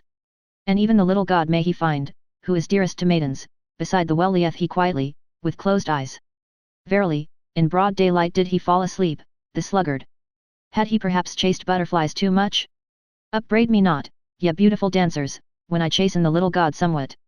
He will cry, certainly, and weep, but he is laughable even when weeping. And with tears in his eyes shall he ask you for a dance, and I myself will sing a song to his dance. A dance song and satire on the spirit of gravity, my supremest, powerfulest devil, who is said to be lord of the world. And this is the song that Zarathustra sang when Cupid and the maidens danced together. Of late did I gaze into thine eye, O life. And into the unfathomable did I there seem to sink. But thou pulled me out with a golden angle, derisively didst thou laugh when I called thee unfathomable. Such is the language of all fish, saidst thou, what they do not fathom is unfathomable. But changeable am I only, and wild, and altogether a woman, and no virtuous one. Though I be called by you men the profound one, or the faithful one, the eternal one, the mysterious one. But ye men endow us always with your own virtues, alas, ye virtuous ones. Thus did she laugh, the unbelievable one, but never do I believe her in her laughter, when she speaketh evil of herself. And when I talked face to face with my wild wisdom, she said to me angrily, Thou willest, thou cravest, thou lovest, on that account alone dost thou praise life. Then had I almost answered indignantly and told the truth to the angry one, and one cannot answer more indignantly than when one telleth the truth to one's wisdom. For thus do things stand with us three. In my heart do I love only life, and verily, most when I hate her. But that I am fond of wisdom, and often too fond, is because she remindeth me very strongly of life. She hath her eye, her laugh, and even her golden angle rod, am I responsible for it that both are so alike?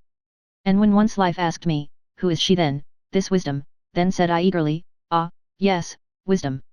One thirsteth for her and is not satisfied, one looketh through veils, one graspeth through nets. Is she beautiful? What do I know? But the oldest carps are still lured by her. Changeable is she, and wayward, often have I seen her bite her lip, and pass the comb against the grain of her hair. Perhaps she is wicked and false, and altogether a woman, but when she speaketh ill of herself, just then doth she seduce most. When I had said this unto life, then laughed she maliciously, and shut her eyes. Of whom dost thou speak, said she. Perhaps of me? And if thou wert right, is it proper to say that in such wise to my face? But now, pray, speak also of thy wisdom. Ah, and now hast thou again opened thine eyes, O beloved life. And into the unfathomable have I again seemed to sink. Thus sang Zarathustra. But when the dance was over and the maidens had departed, he became sad. The sun hath been long set, said he at last, the meadow is damp, and from the forest cometh coolness. An unknown presence is about me, and gazeth thoughtfully. What? Thou livest still, Zarathustra? Why? Wherefore? Whereby? Whither? Where? How? Is it not folly still to live? Ah, my friends, the evening is it which thus interrogateth in me. Forgive me my sadness. Evening hath come on, forgive me that evening hath come on. Thus sang Zarathustra. Chapter 33. The Grave Song. Yonder is the grave island, the silent isle, yonder also are the graves of my youth, thither will I carry an evergreen wreath of life. Resolving thus in my heart, did I sail o'er the sea. Oh, ye sights and scenes of my youth! Oh, all ye gleams of love, ye divine fleeting gleams! How could ye perish so soon for me? I think of you today as my dead ones. From you, my dearest dead ones, cometh unto me a sweet savour, heart-opening and melting. Verily, it convulseth and openeth the heart of the lone seafarer. Still am I the richest and most to be envied, I, the lonesomest one. For I have possessed you, and ye possess me still. Tell me, to whom hath there ever fallen such rosy apples from the tree as have fallen unto me? Still am I your love's heir and heritage, blooming to your memory with many-hued, wild-growing virtues, O ye dearest ones. Ah, we were made to remain nigh unto each other, ye kindly strange marvels, and not like timid birds did ye come to me in my longing, nay, but as trusting ones to a trusting one. Yet, made for faithfulness, like me, and for fond eternities, must I now name you by your faithlessness, ye divine glances and fleeting gleams, no other name have I yet learnt. Verily, too early did ye die for me, ye fugitives. Yet did ye not flee from me, nor did I flee from you, innocent are we to each other in our faithlessness. To kill me, did they strangle you, ye singing birds of my hopes. Yet, at you, ye dearest ones, did malice ever shoot its arrows, to hit my heart. And they hit it. Because ye were always my dearest, my possession and my possessedness, on that account had ye to die young, and far too early. At my most vulnerable point did they shoot the arrow, namely, at you, whose skin is like down, or more like the smile that dieth at a glance. But this word will I say unto mine enemies, what is all manslaughter in comparison with what ye have done unto me? Worse evil did ye do unto me than all manslaughter, the irretrievable did ye take from me, thus do I speak unto you, mine enemies. Slew ye not my youth's visions and dearest marvels. My playmates took ye from me, the blessed spirits. To their memory do I deposit this wreath and this curse. This curse upon you, mine enemies. Have ye not made mine eternal short, as a tone dieth away in a cold night? Scarcely, as the twinkle of divine eyes, did it come to me, as a fleeting gleam. Thus spake once in a happy hour my purity, divine shall everything be unto me. Then did ye haunt me with foul phantoms, ah, whither hath that happy hour now fled? All days shall be holy unto me, so spake once the wisdom of my youth, verily, the language of a joyous wisdom. But then did ye enemies steal my nights, and sold them to sleepless torture, ah, whither hath that joyous wisdom now fled? Once did I long for happy auspices, then did ye lead an owl monster across my path, an adverse sign. Ah, whither did my tender longing then flee? All loathing did I once vow to renounce, then did ye change my nigh ones and nearest ones into ulcerations. Ah, whither did my noblest vow then flee? As a blind one did I once walk in blessed ways, then did ye cast filth on the blind one's course, and now is he disgusted with the old footpath.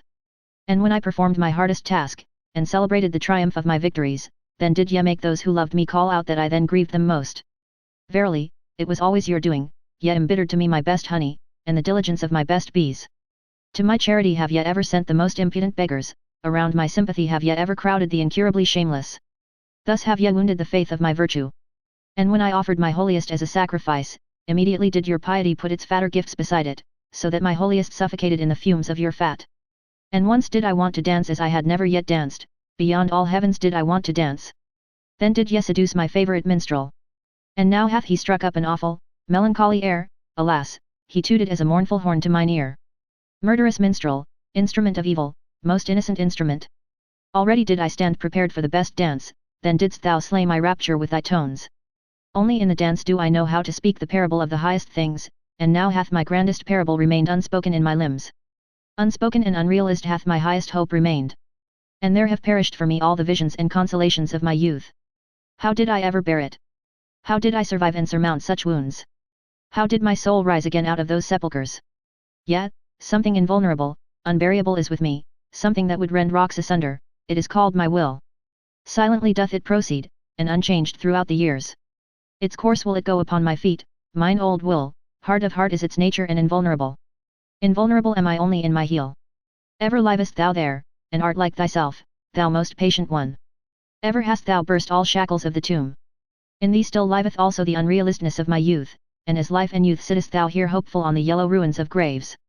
Yet, thou art still for me the demolisher of all graves, hail to thee, my will. And only where there are graves are there resurrections. Thus sang Zarathustra. Chapter 34. Self-surpassing. Will to truth do ye call it, ye wisest ones, that which impelleth you and maketh you ardent. Will for the thinkableness of all being, thus do I call your will. All being would ye make thinkable, for ye doubt with good reason whether it be already thinkable. But it shall accommodate and bend itself to you. So willeth your will. Smooth shall it become and subject to the spirit, as its mirror and reflection. That is your entire will, ye wisest ones, as a will to power, and even when ye speak of good and evil, and of estimates of value, ye would still create a world before which ye can bow the knee, such is your ultimate hope and ecstasy. The ignorant, to be sure, the people, they are like a river on which a boat floateth along, and in the boat sit the estimates of value, solemn and disguised. Your will and your valuations have ye put on the river of becoming, it betrayeth unto me an old will to power, what is believed by the people as good and evil. It was ye wisest ones, who put such guests in this boat, and gave them pomp and proud names, ye in your ruling will. Onward the river now carrieth your boat, it must carry it. A small matter if the rough wave foameth and angrily resisteth its keel. It is not the river that is your danger and the end of your good and evil, ye wisest ones, but that will itself, the will to power, the unexhausted, procreating life will. But that ye may understand my gospel of good and evil, for that purpose will I tell you my gospel of life, and of the nature of all living things. The living thing did I follow, I walked in the broadest and narrowest paths to learn its nature. With a 100-faced mirror did I catch its glance when its mouth was shut, so that its eye might speak unto me. And its eye spake unto me. But wherever I found living things, there heard I also the language of obedience. All living things are obeying things. And this heard I secondly, whatever cannot obey itself, is commanded. Such is the nature of living things. This, however, is the third thing which I heard, namely, that commanding is more difficult than obeying. And not only because the commander beareth the burden of all obeyers, and because this burden readily crews hate him. An attempt and a risk seemed all commanding unto me, and whenever it commandeth, the living thing risketh itself thereby. Yet, even when it commandeth itself, then also must it atone for its commanding. Of its own law must it become the judge and avenger and victim. How doth this happen? So did I ask myself. What persuadeth the living thing to obey, and command, and even be obedient in commanding? Hearken now unto my word, ye wisest ones. Test it seriously, whether I have crept into the heart of life itself, and into the roots of its heart. Wherever I found a living thing, there found I will to power, and even in the will of the servant found I the will to be master. That to the stronger the weaker shall serve, thereto persuadeth he his will who would be master over a still weaker one. That delight alone he is unwilling to forego. And as the lesser surrendereth himself to the greater that he may have delight and power over the least of all, so doth even the greatest surrender himself, and staketh life, for the sake of power. It is the surrender of the greatest to run risk and danger, and play dice for death. And where there is sacrifice and service and love glances, there also is the will to be master. By byways doth the weaker then slink into the fortress, and into the heart of the mightier one, and there stealeth power. And this secret spake life herself unto me. Behold, said she, I am that which must ever surpass itself. To be sure, ye call it will to procreation, or impulse towards a goal, towards the higher, remoter, more manifold, but all that is one and the same secret. Rather would I succumb than disown this one thing, and verily, where there is succumbing and leaf falling, lo, there doth life sacrifice itself, for power. That I have to be struggle, and becoming, and purpose, and cross-purpose, ah, he who divineth my will, divineth well also on what crooked paths it hath to tread. Whatever I create, and however much I love it, soon must I be adverse to it, and to my love, so willeth my will. And even thou, discerning one, art only a path and footstep of my will, verily, my will to power walketh even on the feet of thy will to truth. He certainly did not hit the truth who shot at it the formula, will to existence, that will, doth not exist. For what is not, cannot will, that, however, which is in existence, how could it still strive for existence? Only where there is life, is there also will, not, however, will to life, but, so teach I thee, will to power. Much is reckoned higher than life itself by the living one, but out of the very reckoning speaketh, the will to power. Thus did life once teach me, and thereby, ye wisest ones, do I solve you the riddle of your hearts. Verily, I say unto you, good and evil which would be everlasting, it doth not exist. Of its own accord must it ever surpass itself anew. With your values and formulae of good and evil, ye exercise power, ye valuing ones, and that is your secret love, and the sparkling, trembling, and overflowing of your souls. But a stronger power groweth out of your values, and a new surpassing, by it breaketh egg and eggshell. And he who hath to be a creator in good and evil, verily, he hath first to be a destroyer, and break values in pieces. Thus doth the greatest evil pertain to the greatest good, that, however, is the creating good. Let us speak thereof, ye wisest ones, even though it be bad. To be silent is worse, all suppressed truths become poisonous. And let everything break up which can break up by our truths. Many a house is still to be built. Thus spake Zarathustra. Chapter 35. The Sublime Ones. Calm is the bottom of my sea, who would guess that it hideth droll monsters? Unmoved is my depth, but it sparkleth with swimming enigmas and laughters. A sublime one saw I today, a solemn one, a penitent of the spirit, oh, how my soul laughed at his ugliness. With upraised breast, and like those who draw in their breath, thus did he stand, the sublime one, and in silence. O'erhung with ugly truths, the spoil of his hunting, and rich in torn raiment, many thorns also hung on him, but I saw no rose. Not yet had he learned laughing and beauty. Gloomy did this hunter return from the forest of knowledge. From the fight with wild beasts returned he home, but even yet a wild beast gazeth out of his seriousness, an unconquered wild beast. As a tiger doth he ever stand, on the point of springing, but I do not like those strained souls, ungracious is my taste towards all those self-engrossed ones. And yet tell me, friends, that there is to be no dispute about taste and tasting? But all life is a dispute about taste and tasting. Taste, that is weight at the same time, and scales and weigher, and alas for every living thing that would live without dispute about weight and scales and weigher. Should he become weary of his sublimeness, this sublime one, then only will his beauty begin, and then only will I taste him and find him savoury. And only when he turneth away from himself will he o'erleap his own shadow, and verily, into his sun. Far too long did he sit in the shade, the cheeks of the penitent of the spirit became pale, he almost starved on his expectations. Contempt is still in his eye, and loathing hideth in his mouth. To be sure, he now resteth, but he hath not yet taken rest in the sunshine. As the ox ought he to do, and his happiness should smell of the earth, and not of contempt for the earth. As a white ox would I like to see him, which, snorting and lowing, walketh before the ploughshare, and his lowing should also laud all that is earthly. Dark is still his countenance, the shadow of his hand danceth upon it. O'er shadowed is still the sense of his eye. His deed itself is still the shadow upon him, his doing obscureth the doer. Not yet hath he overcome his deed. To be sure, I love in him the shoulders of the ox, but now do I want to see also the eye of the angel. Also his hero will hath he still to unlearn, an exalted one shall he be, and not only a sublime one, the ether itself should raise him, the will-less one. He hath subdued monsters, he hath solved enigmas. But he should also redeem his monsters and enigmas, into heavenly children should he transform them. As yet hath his knowledge not learned to smile, and to be without jealousy, as yet hath his gushing passion not become calm in beauty. Verily, not in satiety shall his longing cease and disappear, but in beauty. Gracefulness belongeth to the munificence of the magnanimous. His arm across his head, thus should the hero repose, thus should he also surmount his repose.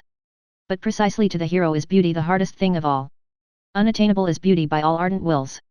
A little more, a little less, precisely this is much here, it is the most here. To stand with relaxed muscles and with unharnessed will, that is the hardest for all of you, ye sublime ones. When power becometh gracious and descendeth into the visible, I call such condescension, beauty. And from no one do I want beauty so much as from thee, thou powerful one, let thy goodness be thy last self-conquest. All evil do I accredit to thee, therefore do I desire of thee the good. Verily, I have often laughed at the weaklings, who think themselves good because they have crippled paws. The virtue of the pillar shalt thou strive after, more beautiful doth it ever become, and more graceful, but internally harder and more sustaining, the higher it riseth. Yet, thou sublime one day shalt thou also be beautiful, and hold up the mirror to thine own beauty. Then will thy soul thrill with divine desires, and there will be adoration even in thy vanity. For this is the secret of the soul, when the hero hath abandoned it, then only approach it in dreams, the superhero. Thus spake Zarathustra. Chapter 36. The Land of Culture. Too far did I fly into the future, a horror seized upon me. And when I looked around me, lo! There time was my sole contemporary. Then did I fly backwards, homewards, and always faster.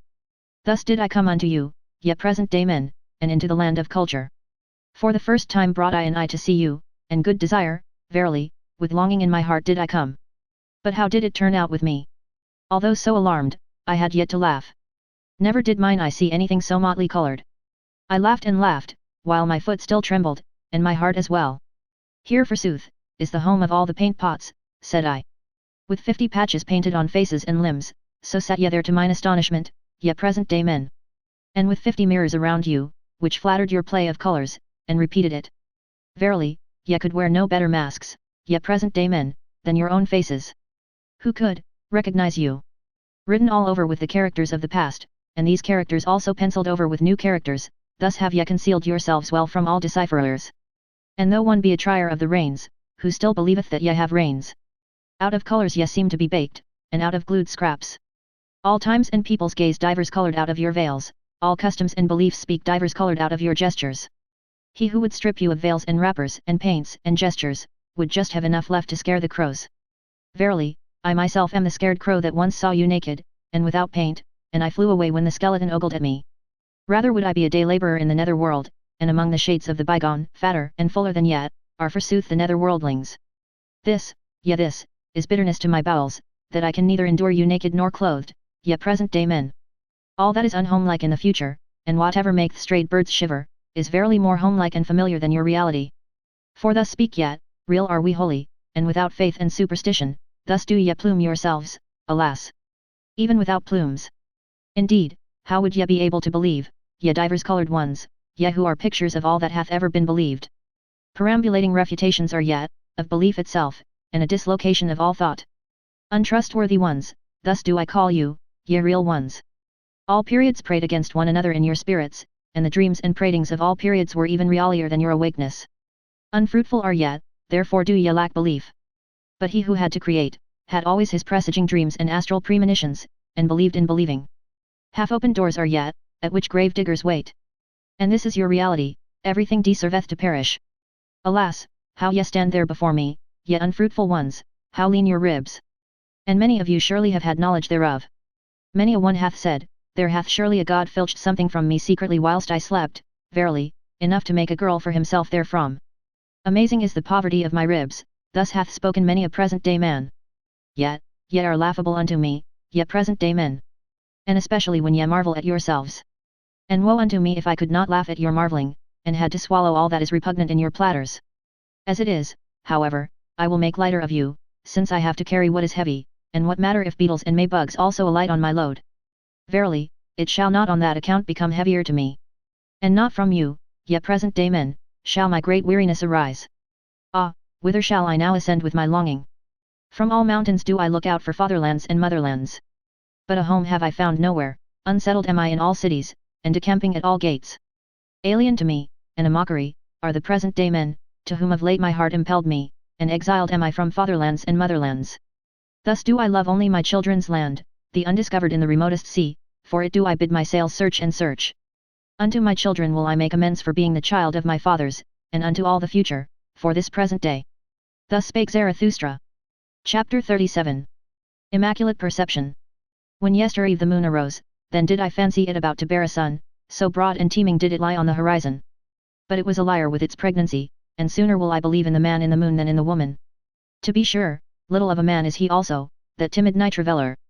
Verily, with a bad conscience doth he stalk over the roofs. For he is covetous and jealous, the monk in the moon, covetous of the earth, and all the joys of lovers. Nay, I like him not, that tomcat on the roofs. Hateful unto me are all that slink around half-closed windows. Piously and silently doth he stalk along on the star carpets, but I like no light-treading human feet, on which not even a spurging leth. Every honest one's step speaketh, the cat however, stealeth along over the ground. Lo! Cat-like doth the moon come along, and dishonestly. This parable speak I unto you sentimental dissemblers, unto you, the pure discerners, you do I call, covetous ones. Also ye love the earth, and the earthly, I have divined you well, but shame is in your love, and a bad conscience, ye are like the moon. To despise the earthly hath your spirit been persuaded, but not your bowels, these, however, are the strongest in you. And now is your spirit ashamed to be at the service of your bowels, and goeth by ways and lying ways to escape its own shame. That would be the highest thing for me, so saith your lying spirit unto itself, to gaze upon life without desire, and not like the dog, with hanging out tongue. To be happy in gazing, with dead will, free from the grip and greed of selfishness, cold and ashy grey all over, but with intoxicated moon eyes. That would be the dearest thing to me, thus doth the seduced one seduce himself, to love the earth as the moon loveth it, and with the eye only to feel its beauty. And this do I call immaculate perception of all things, to want nothing else from them, but to be allowed to lie before them as a mirror with 100 facets. Oh, ye sentimental dissemblers, ye covetous ones! Ye lack innocence in your desire, and now do ye defame desiring on that account. Verily, not as creators, as procreators, or as jubilators do ye love the earth. Where is innocence? Where there is will to procreation. And he who seeketh to create beyond himself, hath for me the purest will. Where is beauty? Where I must will with my whole will, where I will love and perish, that an image may not remain merely an image. Loving and perishing, these have rhymed from eternity. Will to love, that is to be ready also for death. Thus do I speak unto you cowards. But now doth your emasculated ogling profess to be contemplation, and that which can be examined with cowardly eyes is to be christened beautiful, oh, ye violators of noble names! But it shall be your curse, ye immaculate ones, ye pure discerners, that ye shall never bring forth, even though ye lie broad and teeming on the horizon. Verily, ye fill your mouth with noble words, and we are to believe that your heart overflow it, ye cousiners. But my words are poor, contemptible, stammering words, gladly do I pick up what falleth from the table at your repasts. Yet still can I say therewith the truth, to dissemblers. Yet, my fish bones, shells, and prickly leaves shall tickle the noses of dissemblers. Bad air is always about you and your repasts, your lascivious thoughts, your lies and secrets are indeed in the air. Dare only to believe in yourselves, and in your inward parts. He who doth not believe in himself always lieth. A god's mask have ye hung in front of you, ye pure ones, into a god's mask hath your execrable coiling snake crawled. Verily ye deceive, ye contemplative ones, even Zarathustra was once the dupe of your godlike exterior, he did not divine the serpent's coil with which it was stuffed.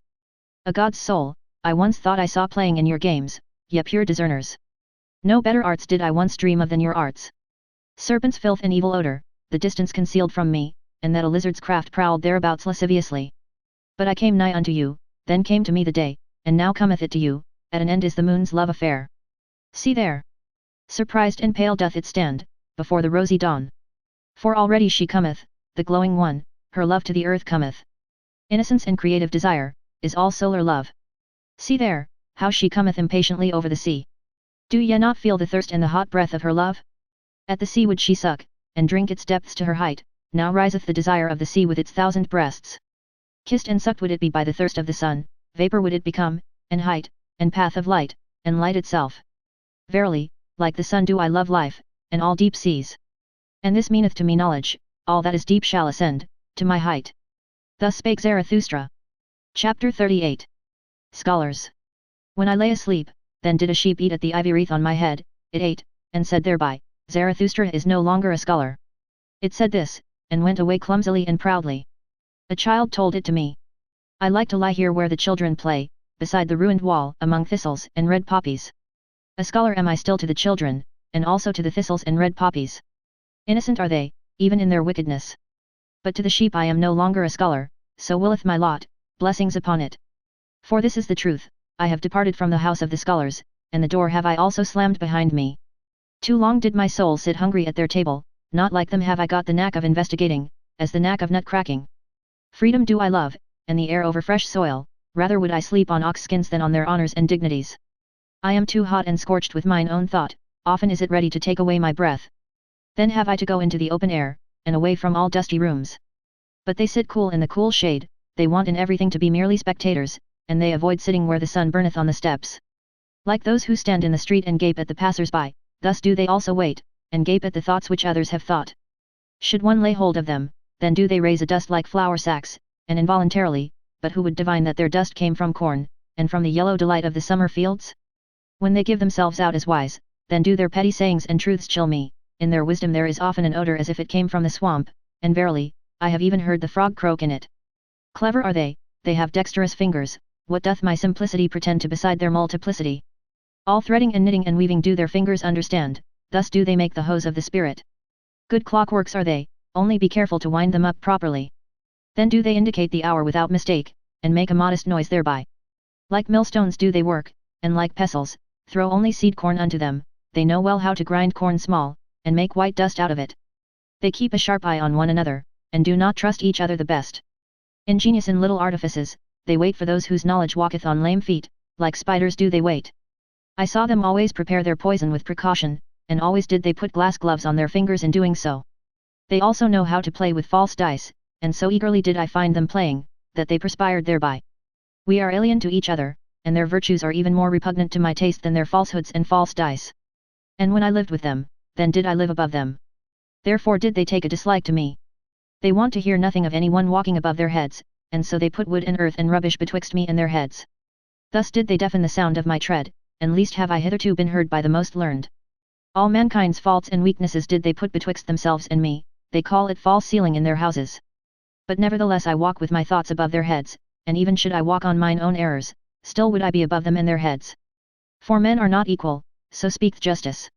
And what I will, they may not will. Thus spake Zarathustra. Chapter 39. Poets. Since I have known the body better, said Zarathustra to one of his disciples, the spirit hath only been to me symbolically spirit, and all the imperishable, that is also but a simile. So have I heard thee say once before, answered the disciple, and then thou addedst, but the poets lie too much. Why didst thou say that the poets lie too much? Why, said Zarathustra. Thou askest why, I do not belong to those who may be asked after their why. Is my experience but of yesterday? It is long ago that I experienced the reasons for mine opinions. Should I not have to be a cask of memory, if I also wanted to have my reasons with me? It is already too much for me even to retain mine opinions, and many a bird flieth away. And sometimes, also, do I find a fugitive creature in my dovecot, which is alien to me, and trembleth when I lay my hand upon it. But what did Zarathustra once say unto thee? That the poets lie too much, but Zarathustra also is a poet. Believest thou that he there spake the truth? Why dost thou believe it? The disciple answered, I believe in Zarathustra. But Zarathustra shook his head and smiled. Belief doth not sanctify me, said he, least of all the belief in myself. But granting that someone did say in all seriousness that the poets lie too much, he was right, we do lie too much. We also know too little, and are bad learners, so we are obliged to lie. And which of us poets hath not adulterated his wine? Many a poisonous hodgepodge hath evolved in our cellars, many an indescribable thing hath there been done. And because we know little, therefore are we pleased from the heart with the poor in spirit, especially when they are young women. And even of those things are we desirous, which old women tell one another in the evening. This do we call the eternally feminine in us. And as if there were a special secret access to knowledge, which choketh up for those who learn anything, so do we believe in the people and in their wisdom. This, however, do all poets believe, that whoever pricketh up his ears when lying in the grass or on lonely slopes, learneth something of the things that are betwixt heaven and earth. And if there come unto them tender emotions, then do the poets always think that nature herself is in love with them, and that she stealeth to their ear to whisper secrets into it, and amorous flatteries, of this do they plume and pride themselves, before all mortals. Ah, there are so many things betwixt heaven and earth of which only the poets have dreamed. And especially above the heavens, for all gods are poet symbolizations, poet sophistications. Verily, ever are we drawn aloft, that is, to the realm of the clouds, on these do we set our gaudy puppets, and then call them gods and supermen. Are not they light enough for those chairs, all these gods and supermen? Ah, how I am weary of all the inadequate that is insisted on as actual. Ah, how I am weary of the poets.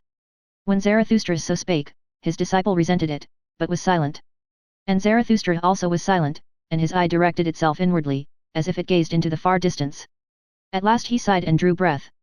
I am of today and heretofore, said he thereupon, but something is in me that is of the morrow, and the day following, and the hereafter. I became weary of the poets, of the old and of the new, superficial are they all unto me, and shallow seas. They did not think sufficiently into the depth, therefore their feeling did not reach to the bottom.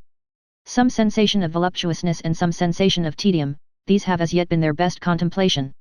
Ghost breathing and ghost whisking, seemeth to me all the jingle-jangling of their harps, what have they known hitherto of the fervour of tones? They are also not pure enough for me, they all muddle their water that it may seem deep. And fain would they thereby prove themselves reconcilers, but mediaries and mixers are they unto me, and half, and impure. Ah, I cast indeed my net into their sea, and meant to catch good fish, but always did I draw up the head of some ancient god. Thus did the sea give a stone to the hungry one. And they themselves may well originate from the sea. Certainly, one findeth pearls in them, thereby they are the more like hard mollusks. And instead of a soul, I have often found in them salt slime.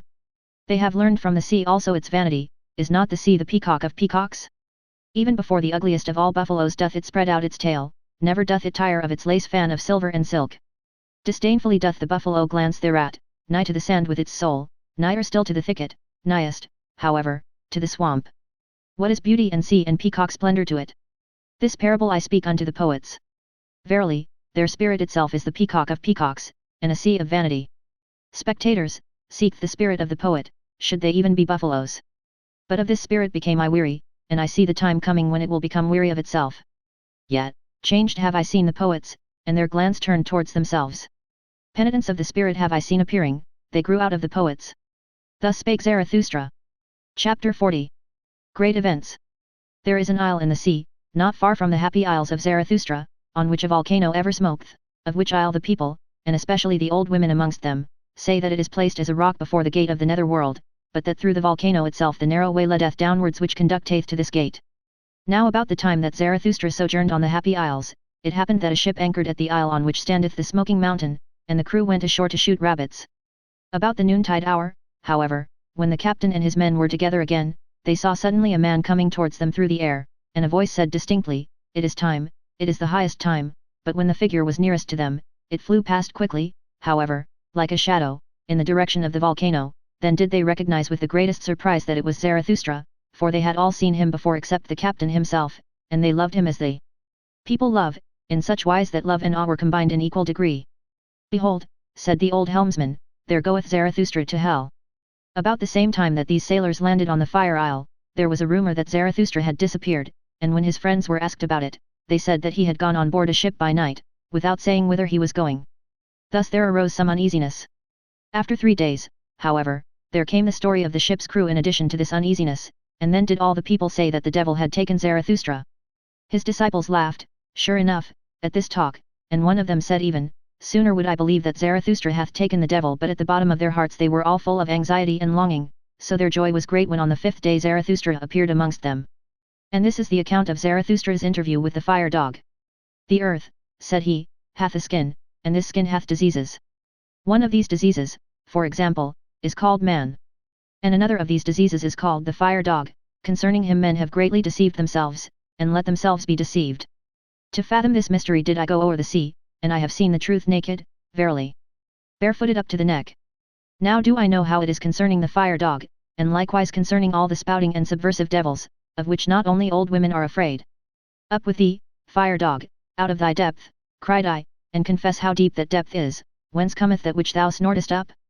Thou drinkest copiously at the sea, that doth thine embittered eloquence betray. In sooth, for a dog of the depth, thou takest thy nourishment too much from the surface.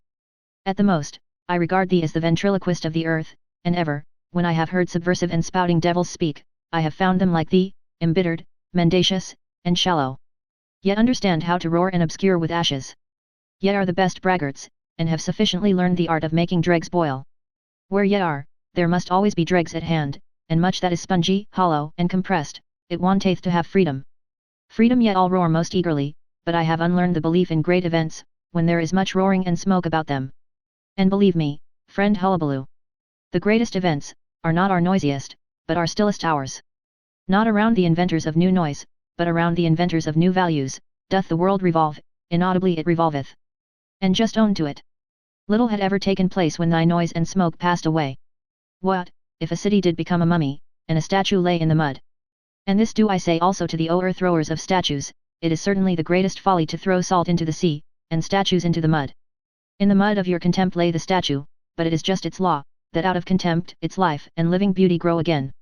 With diviner features doth it now arise, seducing by its suffering, and verily, it will yet thank you for o'erthrowing it, ye subverters. This counsel, however, do I counsel to kings and churches, and to all that is weak with age or virtue, let yourselves be o'erthrown, that ye may again come to life, and that virtue may come to you. Thus spake I before the fire dog. Then did he interrupt me sullenly, and asked, Church, what is that? Church, answered I, that is a kind of state, and indeed the most mendacious, but remain quiet, thou dissembling dog, thou surely knowest thine own species best. Like thyself the state is a dissembling dog, like thee doth it like to speak with smoke and roaring, to make believe, like thee, that it speaketh out of the heart of things. For it seeketh by all means to be the most important creature on earth, the state, and people think it so. When I had said this, the fire dog acted as if mad with envy. What, cried he, the most important creature on earth, and people think it so, and so much vapor and terrible voices came out of his throat, that I thought he would choke with vexation and envy. At last he became calmer and his panting subsided. As soon, however, as he was quiet, I said laughingly, Thou art angry, fire dog, so I am in the right about thee. And that I may also maintain the right, hear the story of another fire dog, he speaketh actually out of the heart of the earth. Gold doth his breath exhale, and golden rain, so doth his heart desire. What are ashes and smoke and hot dregs to him? Laughter flitteth from him like a variegated cloud, adverse is he to thy gargling and spewing and grips in the bowels. The gold, however, and the laughter, these doth he take out of the heart of the earth, for, that thou mayst know it, the heart of the earth is of gold. When the fire dog heard this, he could no longer endure to listen to me. Abashed did he draw in his tail, said bow wow, in a cowed voice, and crept down into his cave. Thus told Zarathustra. His disciples, however, hardly listened to him, so great was their eagerness to tell him about the sailors, the rabbits, and the flying man. What am I to think of it? Said Zarathustra. Am I indeed a ghost? But it may have been my shadow. Ye have surely heard something of the wanderer and his shadow? One thing, however, is certain, I must keep a tighter hold of it, otherwise it will spoil my reputation. And once more Zarathustra shook his head and wondered. What am I to think of it? Said he once more. Why did the ghost cry, It is time, it is the highest time. For what is it then, the highest time? Thus spake Zarathustra. Chapter 41. The Soothsayer. And I saw a great sadness come over mankind, the best turned weary of their works. A doctrine appeared, a faith ran beside it, all is empty, all is alike, all hath been. And from all hills there re-echoed, all is empty, all is alike, all hath been. To be sure we have harvested, but why have all our fruits become rotten and brown? What was it fell last night from the evil moon? In vain was all our labor, poison hath our wine become, the evil eye hath singed yellow our fields and hearts. Arid have we all become, and fire falling upon us, then do we turn dust like ashes, yet, the fire itself have we made a weary.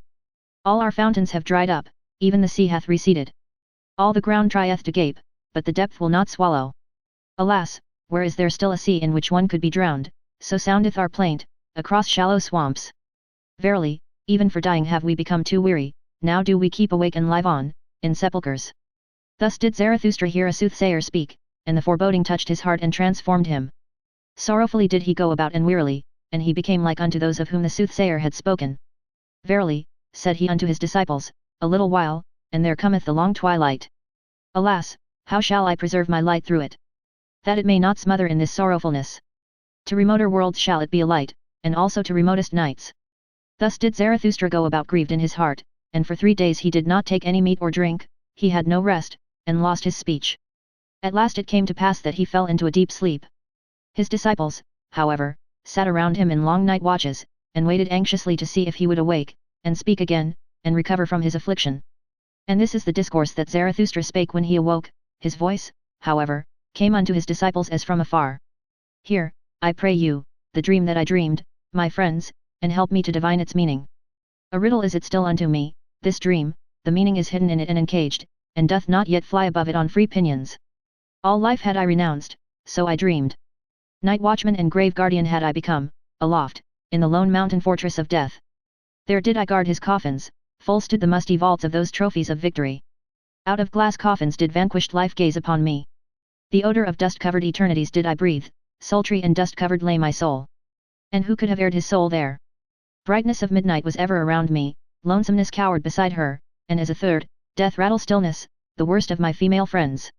Keys did I carry, the rustiest of all keys, and I knew how to open with them the most creaking of all gates.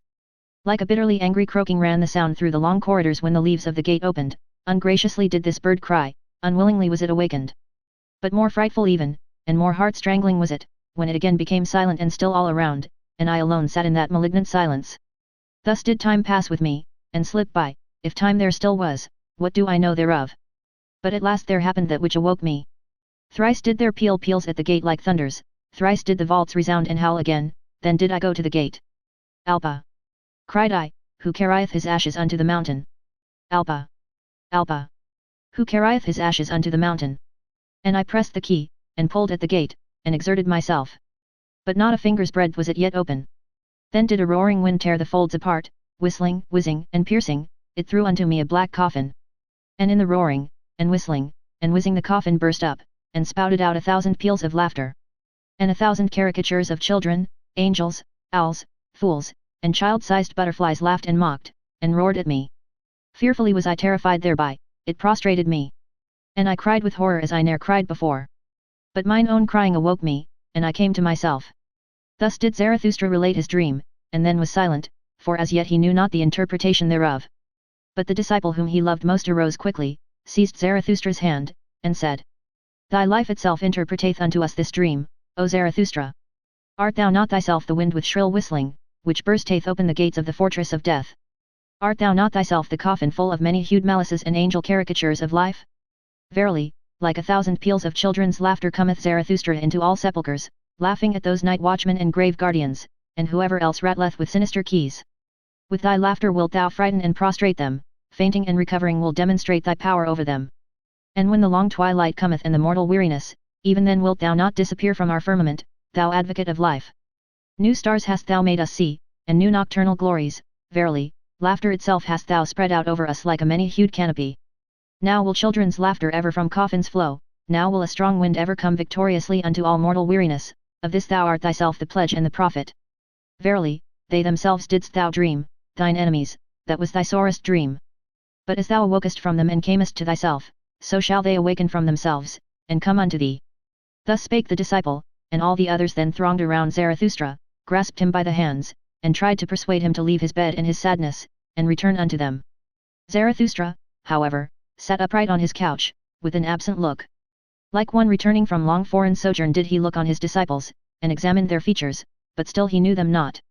When, however, they raised him, and set him upon his feet, behold, all on a sudden his eye changed, he understood everything that had happened, stroked his beard, and said with a strong voice, Well, this hath just its time, but see to it, my disciples, that we have a good repast, and without delay, thus do I mean to make amends for bad dreams. The soothsayer, however, shall eat and drink at my side, and verily, I will yet show him a sea in which he can drown himself. Thus spake Zarathustra. Then did he gaze long into the face of the disciple who had been the dream interpreter, and shook his head. Chapter 42. Redemption. When Zarathustra went one day over the great bridge, then did the cripples and beggars surround him, and a hunchback spake thus unto him.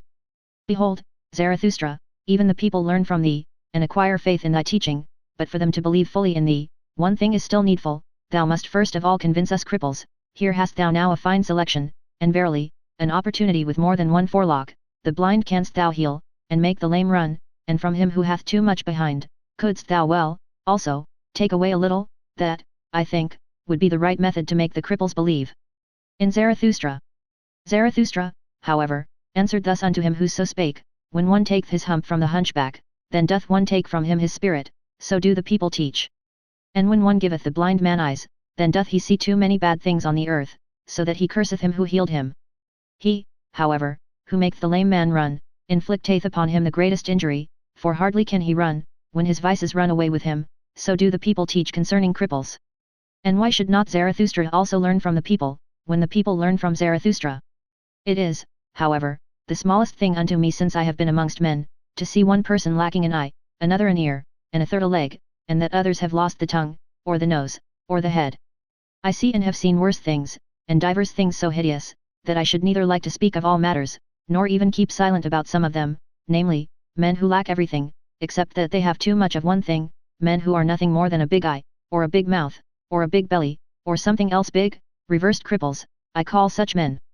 And when I came out of my solitude, and for the first time passed over this bridge, then I could not trust mine eyes, but looked again and again, and said at last, that is an ear as big as a man. I looked still more attentively, and actually there did move under the ear something that was pitiably small and poor and slim. And in truth this immense ear was perched on a small thin stalk. The stalk, however, was a man. A person putting a glass to his eyes, could even recognize further a small envious countenance, and also that a bloated soul yet dangled at the stalk. The people told me, however, that the big ear was not only a man, but a great man, a genius. But I never believed in the people when they spake of great men, and I hold to my belief that it was a reversed cripple, who had too little of everything, and too much of one thing. When Zarathustra had spoken thus unto the hunchback, and unto those of whom the hunchback was the mouthpiece and advocate, then did he turn to his disciples in profound dejection, and said, Verily, my friends, I walk amongst men as amongst the fragments and limbs of human beings. This is the terrible thing to mine eye, that I find man broken up, and scattered about, as on a battle and butcher ground. And when mine eye fleet from the present to the bygone, it findeth ever the same, fragments and limbs and fearful chances, but no men. The present and the bygone upon earth, ah! My friends, that is my most unbearable trouble, and I should not know how to live, if I were not a seer of what is to come. A seer, a purposer, a creator, a future itself, and a bridge to the future, and alas! Also as it were a cripple on this bridge, all that is Zarathustra. And yet also ask yourselves often, who is Zarathustra to us, what shall he be called by us, and like me, did ye give yourselves questions for answers? Is he a promiser? Or a fulfiller? A conqueror? Or an inheritor? A harvest? Or a plowshare? A physician? Or a healed one?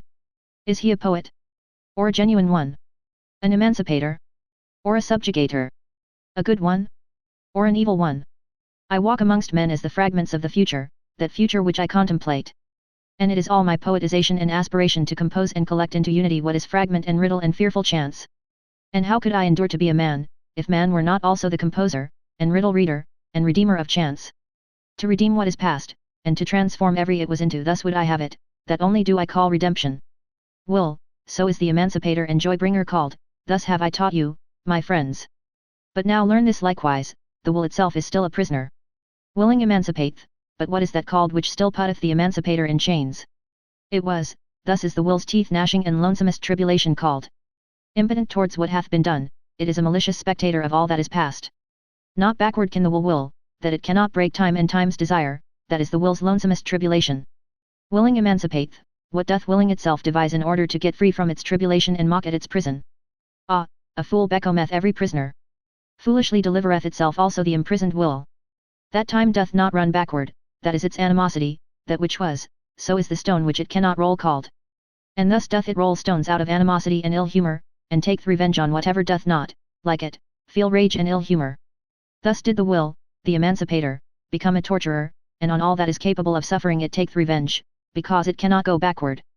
This, yet, this alone is revenge itself, the will's antipathy to time, and its it was. Verily, a great folly dwelleth in our will, and it became a curse unto all humanity, that this folly acquired spirit. The spirit of revenge, my friends, that hath hitherto been man's best contemplation, and where there was suffering, it was claimed there was always penalty. Penalty, so calleth itself revenge. With a lying word it feighteth a good conscience. And because in the willer himself there is suffering, because he cannot will backwards, thus was willing itself, and all life, claimed, to be penalty. And then did cloud after cloud roll over the spirit, until at last madness preached, everything perisheth, therefore everything deserveth to perish. And this itself is justice, the law of time, that he must devour his children, thus did madness preach. Morally are things ordered according to justice and penalty, oh, where is there deliverance from the flux of things and from the existence of penalty, thus did madness preach. Can there be deliverance when there is eternal justice? Alas, unrollable is the stone, it was, eternal must also be all penalties, thus did madness preach. No deed can be annihilated, how could it be undone by the penalty? This is what is eternal in the existence of penalty, that existence also must be eternally recurring deed and guilt. Unless the will should at last deliver itself, and willing become non-willing, but ye know, my brethren, this fabulous song of madness. Away from those fabulous songs did I lead you when I taught you, the will is a creator. All it was is a fragment, a riddle, a fearful chance, until the creating will saith thereto, but thus would I have it. Until the creating will saith thereto, but thus do I will it, thus shall I will it. But did it ever speak thus? And when doth this take place? Hath the will been unharnessed from its own folly? Hath the will become its own deliverer and joy-bringer? Hath it unlearned the spirit of revenge and all teeth-gnashing? And who hath taught it reconciliation with time, and something higher than all reconciliation? Something higher than all reconciliation must the will which is the will to power, but how doth that take place? Who hath taught it also to will backwards? But at this point in his discourse it chanced that Zarathustra suddenly paused, and looked like a person in the greatest alarm. With terror in his eyes did he gaze on his disciples, his glances pierced as with arrows their thoughts and a rare thoughts. But after a brief space he again laughed, and said soothly, "It is difficult to live amongst men, because silence is so difficult, especially for a babbler." Thus spake Zarathustra. The hunchback, however, had listened to the conversation and had covered his face during the time, but when he heard Zarathustra laugh, he looked up with curiosity, and said slowly, "But why doth Zarathustra speak otherwise unto us than unto his disciples?" Zarathustra answered, "What is there to be wondered at? With hunchbacks one may well speak in a hunchbacked way." "Very good," said the hunchback, "and with pupils one may well tell tales out of school. But why doth Zarathustra speak otherwise unto his pupils, than unto himself?" Chapter 43. Manly Prudence. Not the height, it is the declivity that is terrible. The declivity, where the gaze shooteth downwards, and the hand graspeth upwards. There doth the heart become giddy through its double will. Ah, friends, do ye divine also my heart's double will? This is my declivity and my danger, that my gaze shooteth towards the summit, and my hand would fain clutch and lean, on the depth. To man clingeth my will, with chains do I bind myself to man, because I am pulled upwards to the Superman, for thither doth mine other will tend. And therefore do I live blindly among men, as if I knew them not, that my hand may not entirely lose belief in firmness. I know not you men, this gloom and consolation is often spread around me.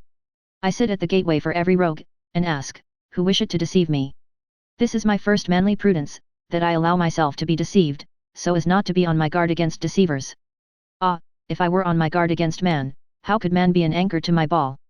Too easily would I be pulled upwards and away. This providence is over my fate, that I have to be without foresight. And he who would not languish amongst men, must learn to drink out of all glasses, and he who would keep clean amongst men, must know how to wash himself even with dirty water. And thus spake I often to myself for consolation, courage, cheer up, old heart, an unhappiness hath failed to befall thee, enjoy that is thy happiness. This, however, is mine other manly prudence, I am more forbearing to the vain than to the proud. Is not wounded vanity the mother of all tragedies? Where, however, pride is wounded, there groweth up something better than pride. That life may be fair to behold, its game must be well played, for that purpose, however, it needeth good actors. Good actors have I found all the vain ones, they play, and wish people to be fond of beholding them, all their spirit is in this wish. They represent themselves, they invent themselves, in their neighborhood I like to look upon life, it cureth of melancholy. Therefore am I forbearing to the vain, because they are the physicians of my melancholy, and keep me attached to man as to a drama. And further, who conceiveth the full depth of the modesty of the vain man? I am favorable to him, and sympathetic on account of his modesty. From you would he learn his belief in himself, he feedeth upon your glances, he eateth praise out of your hands. Your lies doth he even believe when you lie favorably about him, for in its depths sigheth his heart, what am I? And if that be the true virtue which is unconscious of itself, well, the vain man is unconscious of his modesty. This is, however, my third manly prudence, I am not put out of conceit with the wicked by your timorousness. I am happy to see the marvels the warm sun hatcheth, tigers and palms and rattlesnakes. Also amongst men there is a beautiful brood of the warm sun, and much that is marvelous in the wicked. In truth, as your wisest did not seem to me so very wise, so found I also human wickedness below the fame of it. And oft did I ask with a shake of the head, why still rattle, ye rattlesnakes? Verily, there is still a future even for evil. And the warmest south is still undiscovered by man. How many things are now called the worst wickedness, which are only 12 feet broad and 3 months long? Some day, however, will greater dragons come into the world. For that the Superman may not lack his dragon, the super dragon that is worthy of him, there must still much warm sun glow on moist virgin forests. Out of your wild cats must tigers have evolved, and out of your poison toads, crocodiles, for the good hunter shall have a good hunt. And verily, ye good and just. In you there is much to be laughed at, and especially your fear of what hath hitherto been called the devil. So alien are ye in your souls to what is great, that to you the Superman would be frightful in his goodness. And ye wise and knowing ones, ye would flee from the solar glow of the wisdom in which the Superman joyfully batheth his nakedness. Ye highest men who have come within my ken. This is my doubt of you, and my secret laughter, I suspect ye would call my Superman, a devil. Ah, I became tired of those highest and best ones, from their height did I long to be up, out, and away to the Superman. A horror came over me when I saw those best ones naked, then there grew for me the pinions to soar away into distant futures. Into more distant futures, into more southern souths than ever artist dreamed of, thither, where gods are ashamed of all clothes. But disguised do I want to see you, ye neighbors and fellow men, and well attired and vain and estimable, as the good and just. And disguised will I myself sit amongst you, that I may mistake you and myself, for that is my last manly prudence. Thus spake Zarathustra. Chapter 44. The stillest hour. What hath happened unto me, my friends? Ye see me troubled, driven forth, unwillingly obedient, ready to go, alas, to go away from you. Yet, once more must Zarathustra retire to his solitude, but unjoyously this time doth the bear go back to his cave. What hath happened unto me? Who ordereth this? Ah, mine angry mistress wished it so, she spake unto me. Have I ever named her name to you?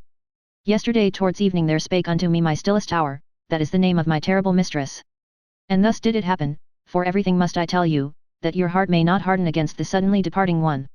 Do ye know the terror of him who falleth asleep?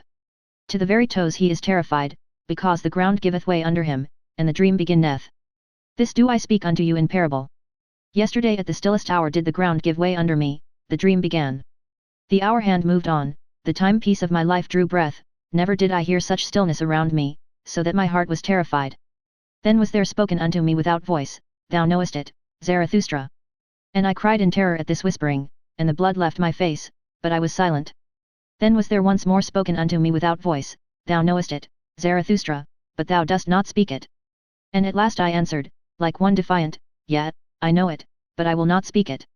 Then was there again spoken unto me without voice, thou wilt not, Zarathustra, is this true, conceal thyself not behind thy defiance.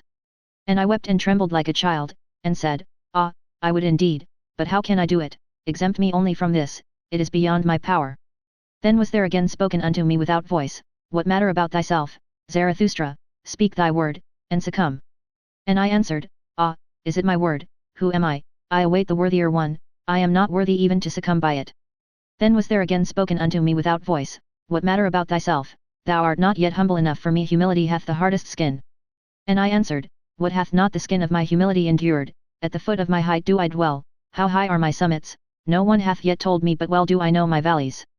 Then was there again spoken unto me without voice, O Zarathustra, he who hath to remove mountains removeth also valleys and plains. And I answered, as yet hath my word not removed mountains, and what I have spoken hath not reached man. I went, indeed, unto men, but not yet have I attained unto them. Then was there again spoken unto me without voice, what knowest thou thereof, the dew falleth on the grass when the night is most silent. And I answered, they mocked me when I found and walked in mine own path, and certainly did my feet then tremble.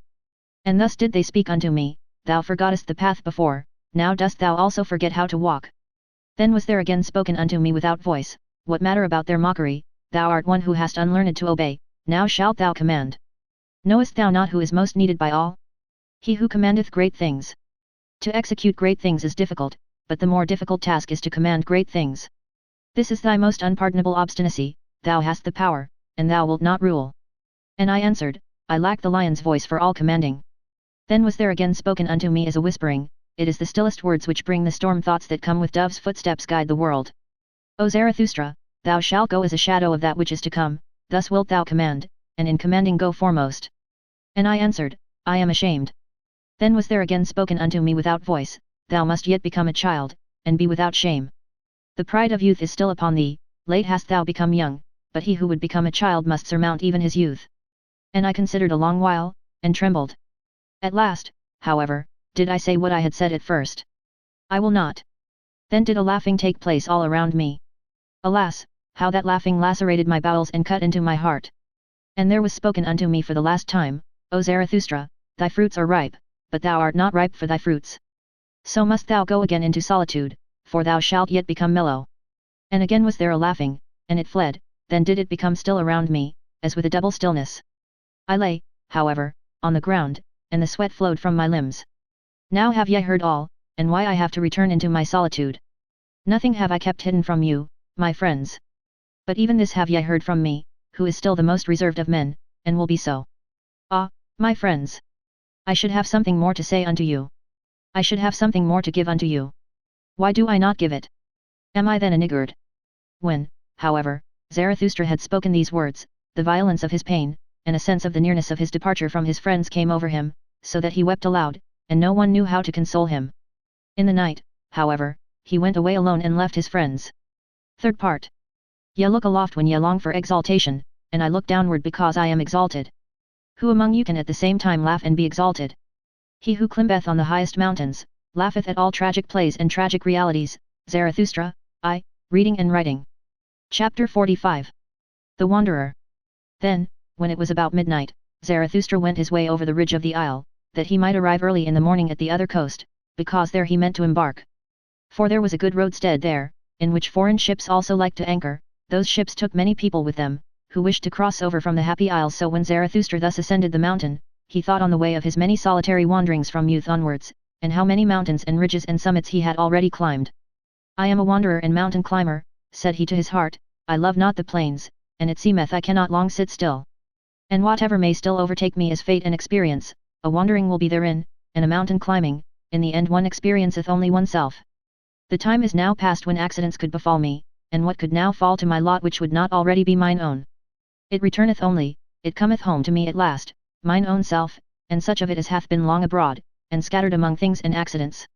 And one thing more do I know, I stand now before my last summit, and before that which hath been longest reserved for me. Ah, my hardest path must I ascend. Ah, I have begun my lonesomest wandering. He, however, who is of my nature doth not avoid such an hour, the hour that saith unto him, now only dost thou go the way to thy greatness. Summit and abyss, these are now comprised together. Thou goest the way to thy greatness, now hath it become thy last refuge, what was hitherto thy last danger. Thou goest the way to thy greatness, it must now be thy best courage that there is no longer any path behind thee. Thou goest the way to thy greatness, here shall no one steal after thee. Thy foot itself hath effaced the path behind thee, and over it standeth written, impossibility. And if all ladders henceforth fail thee, then must thou learn to mount upon thine own head. How couldst thou mount upward otherwise? Upon thine own head, and beyond thine own heart. Now must the gentlest in thee become the hardest. He who hath always much indulged himself, sickeneth at last by his much indulgence. Praises on what maketh hardy. I do not praise the land where butter and honey flow. To learn to look away from oneself, is necessary in order to see many things. This hardiness is needed by every mountain climber. He, however, who is obtrusive with his eyes as a discerner, how can he ever see more of anything than its foreground? But thou, O Zarathustra, wouldst view the ground of everything, and its background, thus must thou mount even above thyself, upwards, until thou hast even thy stars under thee. Yet, to look down upon myself, and even upon my stars, that only would I call my summit, that hath remained for me as my last summit. Thus spake Zarathustra to himself while ascending, comforting his heart with harsh maxims, for he was sore at heart as he had never been before. And when he had reached the top of the mountain ridge, behold, there lay the other sea spread out before him, and he stood still and was long silent. The night, however, was cold at this height, and clear and starry. I recognize my destiny, said he at last, sadly. Well, I am ready. Now hath my last lonesomeness begun. Ah, this sombre, sad sea, below me. Ah, this sombre nocturnal vexation. Ah, fate and sea. To you must I now go down. Before my highest mountain do I stand, and before my longest wandering, therefore must I first go deeper down than I ever ascended. Deeper down into pain than I ever ascended, even into its darkest flood. So willeth my fate. Well, I am ready. Whence come the highest mountains? So did I once ask. Then did I learn that they come out of the sea. That testimony is inscribed on their stones, and on the walls of their summits. Out of the deepest must the highest come to its height. Thus spake Zarathustra on the ridge of the mountain where it was cold, when, however, he came into the vicinity of the sea, and at last stood alone amongst the cliffs, then had he become weary on his way, and eagerer than ever before. Everything as yet sleepeth, said he, even the sea sleepeth. Drowsily and strangely doth its eye gaze upon me. But it breatheth warmly, I feel it. And I feel also that it dreameth. It tosseth about dreamily on hard pillows. Hark! Hark! How it groaneth with evil recollections! Or evil expectations! Ah, I am sad along with thee, thou dusky monster, and angry with myself even for thy sake. Ah, that my hand hath not strength enough. Gladly, indeed, would I free thee from evil dreams. And while Zarathustra thus spake, he laughed at himself with melancholy and bitterness. What? Zarathustra, said he, wilt thou even sing consolation to the sea? Ah, thou amiable fool, Zarathustra, thou too blindly confiding one. But thus hast thou ever been, ever hast thou approached confidently all that is terrible. Every monster wouldst thou caress. A whiff of warm breath, a little soft tuft on its paw, and immediately wert thou ready to love and lure it. Love is the danger of the lonesomest one, love to anything, if it only live. Laughable, verily, is my folly and my modesty in love. Thus spake Zarathustra, and laughed thereby a second time. Then, however, he thought of his abandoned friends, and as if he had done them a wrong with his thoughts, he upbraided himself because of his thoughts. And forthwith it came to pass that the laugher wept, with anger and longing wept Zarathustra bitterly. Chapter 46. The Vision and the Enigma. 1. When it got abroad among the sailors that Zarathustra was on board the ship, for a man who came from the Happy Isles had gone on board along with him, there was great curiosity and expectation. But Zarathustra kept silent for 2 days, and was cold and deaf with sadness, so that he neither answered looks nor questions. On the evening of the second day, however, he again opened his ears, though he still kept silent, for there were many curious and dangerous things to be heard on board the ship, which came from afar, and was to go still further. Zarathustra, however, was fond of all those who make distant voyages, and disliked to live without danger. And behold! When listening, his own tongue was at last loosened, and the ice of his heart broke. Then did he begin to speak thus. To you, the daring venturers and adventurers, and whoever hath embarked with cunning sails upon frightful seas. To you the enigma intoxicated, the twilight enjoyers, whose souls are allured by flutes to every treacherous gulf. For ye dislike to grope at a thread with cowardly hand, and where ye can divine, there do ye hate to calculate. To you only do I tell the enigma that I saw, the vision of the lonesomest one. Gloomily walked I lately in corpse-colored twilight, gloomily and sternly, with compressed lips. Not only one sun had set for me. A path which ascended daringly among boulders, an evil, lonesome path, which neither herb nor shrub any longer cheered, a mountain path, crunched under the daring of my foot. Mutely marching over the scornful clinking of pebbles, trampling the stone that let it slip, thus did my foot force its way upwards. Upwards, in spite of the spirit that drew it downwards, towards the abyss, the spirit of gravity, my devil and arch-enemy. Upwards, although it sat upon me, half dwarf, half mole, paralyzing, dripping lead in mine ear, and thoughts like drops of lead into my brain. O Zarathustra, it whispered scornfully, syllable by syllable, thou stone of wisdom, thou threwest thyself high, but every thrown stone must fall. O Zarathustra, thou stone of wisdom, thou sling stone, thou star destroyer. Thyself threwest thou so high, but every thrown stone must fall. Condemned of thyself, and to thine own stoning, O Zarathustra, far indeed threwest thou thy stone, but upon thyself will it recoil. Then was the dwarf silent, and it lasted long. The silence, however, oppressed me, and to be thus in pairs, one is verily lonesomer than when alone. I ascended, I dreamt, I thought, but everything oppressed me. A sick one did I resemble, whom bad torture wearieth, and a worse dream reawakeneth out of his first sleep. But there is something in me which I call courage, it hath hitherto slain for me every dejection. This courage at last bade me stand still and say, Dwarf, thou, or I. For courage is the best slayer, courage which attacketh, for in every attack there is sound of triumph. Man, however, is the most courageous animal, thereby hath he overcome every animal. With sound of triumph hath he overcome every pain, human pain, however, is the sorest pain. Courage slayeth also giddiness at abysses, and where doth man not stand at abysses?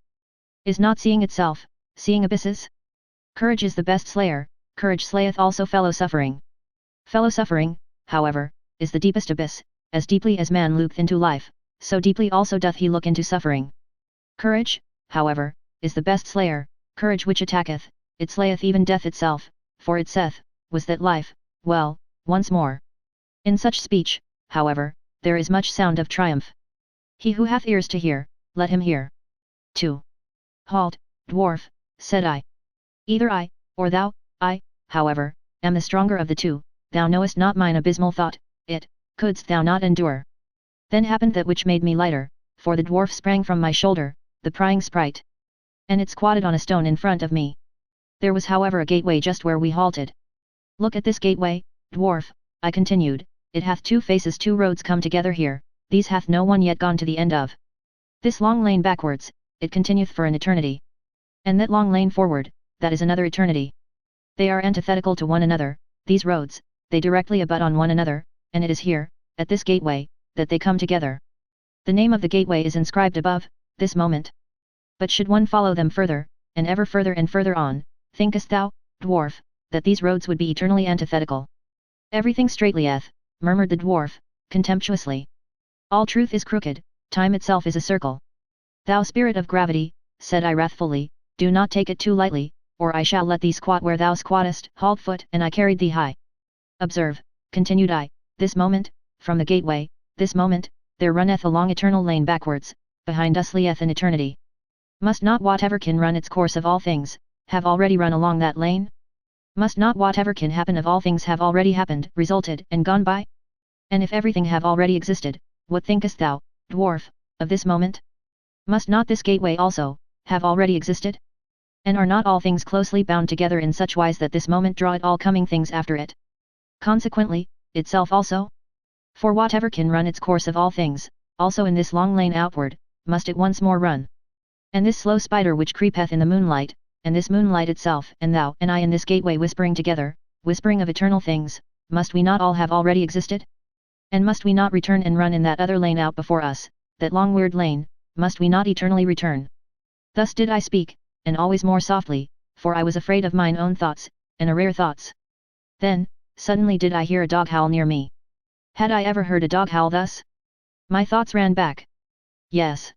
When I was a child, in my most distant childhood. Then did I hear a dog howl thus. And saw it also, with hair bristling, its head upwards, trembling in the stillest midnight, when even dogs believe in ghosts. So that it excited my commiseration. For just then went the full moon, silent as death, over the house, just then did it stand still, a glowing globe, at rest on the flat roof, as if on someone's property. Thereby had the dog been terrified, for dogs believe in thieves and ghosts. And when I again heard such howling, then did it excite my commiseration once more. Where was now the dwarf? And the gateway? And the spider? And all the whispering? Had I dreamt? Had I awakened? Twixt rugged rocks did I suddenly stand alone, dreary in the dreariest moonlight. But there lay a man. And there. The dog leaping, bristling, whining, now did it see me coming, then did it howl again, then did it cry, had I ever heard a dog cry so for help? And verily, what I saw, the like had I never seen. A young shepherd did I see, writhing, choking, quivering, with distorted countenance, and with a heavy black serpent hanging out of his mouth. Had I ever seen so much loathing and pale horror on one countenance? He had perhaps gone to sleep? Then had the serpent crawled into his throat, there had it bitten itself fast. My hand pulled at the serpent, and pulled, in vain. I failed to pull the serpent out of his throat. Then there cried out of me, bite, bite. Its head off. Bite, so cried it out of me, my horror, my hatred, my loathing, my pity, all my good and my bad cried with one voice out of me. Ye daring ones around me. Ye venturers and adventurers, and whoever of you have embarked with cunning sails on unexplored seas. Ye enigma enjoyers. Solve unto me the enigma that I then beheld, interpret unto me the vision of the lonesomest one. For it was a vision and a foresight, what did I then behold in parable? And who is it that must come some day? Who is the shepherd into whose throat the serpent thus crawled? Who is the man into whose throat all the heaviest and blackest will thus crawl? The shepherd however bit as my cry had admonished him, he bit with a strong bite. Far away did he spit the head of the serpent, and sprang up. No longer shepherd, no longer man, a transfigured being, a light-surrounded being, that laughed. Never on earth laughed a man as he laughed. O my brethren, I heard a laughter which was no human laughter, and now gnaweth a thirst at me, a longing that is never allayed. My longing for that laughter gnaweth at me, oh, how can I still endure to live? And how could I endure to die at present? Thus spake Zarathustra. Chapter 47. Involuntary Bliss. With such enigmas and bitterness in his heart did Zarathustra sail o'er the sea. When, however, he was 4 day journeys from the Happy Isles and from his friends, then had he surmounted all his pain, triumphantly and with firm foot did he again accept his fate. And then talked Zarathustra in this wise to his exulting conscience. Alone am I again, and like to be so, alone with the pure heaven, and the open sea, and again is the afternoon around me. On an afternoon did I find my friends for the first time, on an afternoon, also, did I find them a second time, at the hour when all light becometh stiller. For whatever happiness is still on its way twixt heaven and earth, now seeketh for lodging a luminous soul, with happiness hath all light now become stiller. O afternoon of my life! Once did my happiness also descend to the valley that it might seek a lodging, then did it find those open hospitable souls. O afternoon of my life! What did I not surrender that I might have one thing, this living plantation of my thoughts, and this dawn of my highest hope? Companions did the creating one once seek, and children of his hope, and lo, it turned out that he could not find them, except he himself should first create them. Thus am I in the midst of my work, to my children going, and from them returning, for the sake of his children must Zarathustra perfect himself. For in one's heart one loveth only one's child and one's work, and where there is great love to oneself, then is it the sign of pregnancy, so have I found it. Still are my children verdant in their first spring, standing nigh one another, and shaken in common by the wines, the trees of my garden and of my best soil. And verily, where such trees stand beside one another, there are happy isles. But one day will I take them up, and put each by itself alone, that it may learn lonesomeness and defiance and prudence. Gnarled and crooked and with flexible hardness shall it then stand by the sea, a living lighthouse of unconquerable life. Yonder where the storms rush down into the sea, and the snout of the mountain drinketh water, shall each on a time have his day and night watches, for his testing and recognition. Recognized and tested shall each be, to see if he be of my type and lineage, if he be master of a long will, silent even when he speaketh, and giving in such wise that he taketh in giving. So that he may one day become my companion, a fellow creator and fellow enjoyer with Zarathustra, such a one as writeth my will on my tables, for the fuller perfection of all things. And for his sake and for those like him, must I perfect myself, therefore do I now avoid my happiness, and present myself to every misfortune, for my final testing and recognition. And verily, it were time that I went away, and the wanderer's shadow and the longest tedium and the stillest hour, have all said unto me, it is the highest time. The word blew to me through the keyhole and said come, the door sprang subtly open unto me, and said go. But I lay enchained to my love for my children, desire spread this snare for me, the desire for love, that I should become the prey of my children, and lose myself in them. Desiring, that is now for me to have lost myself. I possess you, my children. In this possessing shall everything be assurance and nothing desire. But brooding lay the son of my love upon me, in his own juice stewed Zarathustra, then did shadows and doubts fly past me. For frost and winter I now longed, oh, that frost and winter would again make me crack and crunch, sighed I, then arose icy mist out of me. My past burst its tomb, many pains buried alive woke up, fully slept had they merely, concealed in corpse clothes. So called everything unto me in signs, it is time, but I, heard not, until at last mine abyss moved, and my thought bid me. Ah, abysmal thought, which art my thought? When shall I find strength to hear thee burrowing, and no longer tremble? To my very throat throbbeth my heart when I hear thee burrowing. Thy muteness even is like to strangle me, thou abysmal mute one. As yet have I never ventured to call thee up, it hath been enough that I, have carried thee about with me. As yet have I not been strong enough for my final lion wantonness and playfulness. Sufficiently formidable unto me hath thy weight ever been, but one day shall I yet find the strength and the lion's voice which will call thee up. When I shall have surmounted myself therein, then will I surmount myself also in that which is greater, and a victory shall be the seal of my perfection. Meanwhile do I sail along on uncertain seas, chance flattereth me, smooth-tongued chance, forward and backward do I gaze, still see I no end. As yet hath the hour of my final struggle not come to me, or doth it come to me perhaps just now? Verily, with insidious beauty do sea and life gaze upon me round about. O afternoon of my life! O happiness before eventide! O haven upon high seas! O peace in uncertainty! How I distrust all of you! Verily, distrustful am I of your insidious beauty. Like the lover am I, who distrusteth too sleek smiling. As he pusheth the best beloved before him, tender even in severity, the jealous one, so do I push this blissful hour before me. Away with thee, thou blissful hour! With thee hath there come to me an involuntary bliss. Ready for my severest pain do I here stand, at the wrong time hast thou come. Away with thee, thou blissful hour! Rather harbour there, with my children. Hasten! And bless them before eventide with my happiness. There, already approach at eventide, the sun sinketh. Away, my happiness! Thus spake Zarathustra. And he waited for his misfortune the whole night, but he waited in vain. The night remained clear and calm, and happiness itself came nigher and nigher unto him. Towards morning, however, Zarathustra laughed to his heart, and said mockingly, happiness runneth after me, that is because I do not run after women. Happiness, however, is a woman. Chapter 48. Before sunrise. O heaven above me, thou pure, thou deep heaven, thou abyss of light. Gazing on thee, I tremble with divine desires. Up to thy height to toss myself, that is my depth. In thy purity to hide myself, that is mine innocence. The god veileth his beauty, thus hidest thou thy stars. Thou speakest not, thus proclaimest thou thy wisdom unto me. Mute o'er the raging sea hast thou risen for me today, thy love and thy modesty make a revelation unto my raging soul. In that thou camest unto me beautiful, veiled in thy beauty, in that thou spakest unto me mutely, obvious in thy wisdom. Oh, how could I fail to divine all the modesty of thy soul? Before the sun didst thou come unto me, the lonesomest one. We have been friends from the beginning, to us are grief, gruesomeness, and ground common, even the sun is common to us. We do not speak to each other, because we know too much, we keep silent to each other, we smile our knowledge to each other. Art thou not the light of my fire? Hast thou not the sister soul of mine insight? Together did we learn everything, together did we learn to ascend beyond ourselves to ourselves, and to smile uncloudedly. Uncloudedly to smile down out of luminous eyes and out of miles of distance, when under us constraint and purpose and guilt steam like rain. And wandered I alone, for what did my soul hunger by night and in labyrinthine paths?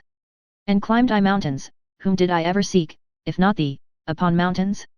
And all my wandering and mountain climbing, a necessity was it merely, and a makeshift of the unhandy one, to fly only, wanteth mine entire will, to fly into thee. And what have I hated more than passing clouds, and whatever tainteth thee? And mine own hatred have I even hated, because it tainted thee. The passing clouds I detest, those stealthy cats of prey, they take from thee and me what is common to us, the vast unbounded yet an amen saying. These mediators and mixers we detest, the passing clouds, those half and half ones, that have neither learned to bless nor to curse from the heart. Rather will I sit in a tub under a closed heaven, rather will I sit in the abyss without heaven, than see thee, thou luminous heaven, tainted with passing clouds. And oft have I longed to pin them fast with the jagged gold wires of lightning, that I might, like the thunder, beat the drum upon their kettle bellies.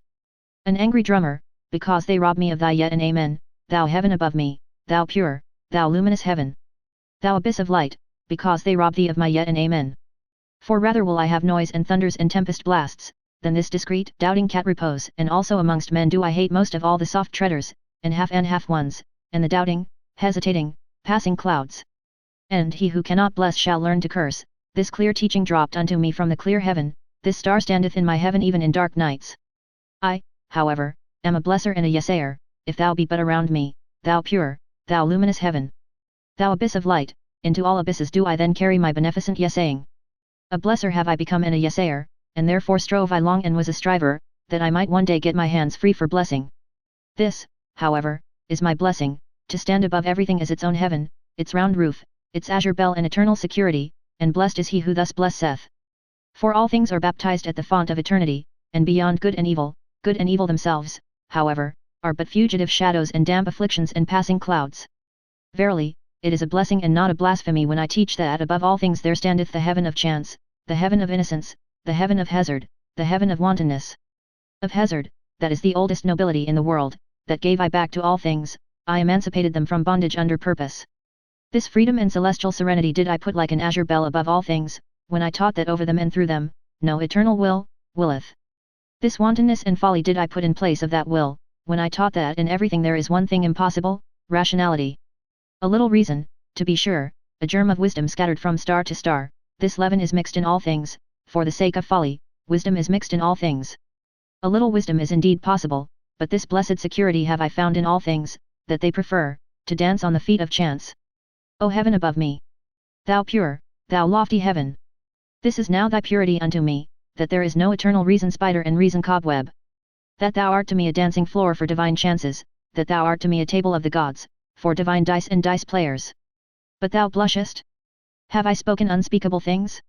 Have I abused, when I meant to bless thee? Or is it the shame of being two of us that make thee blush? Dost thou bid me go and be silent, because now, day cometh? The world is deep, and deeper than e'er the day could read. Not everything may be uttered in presence of day.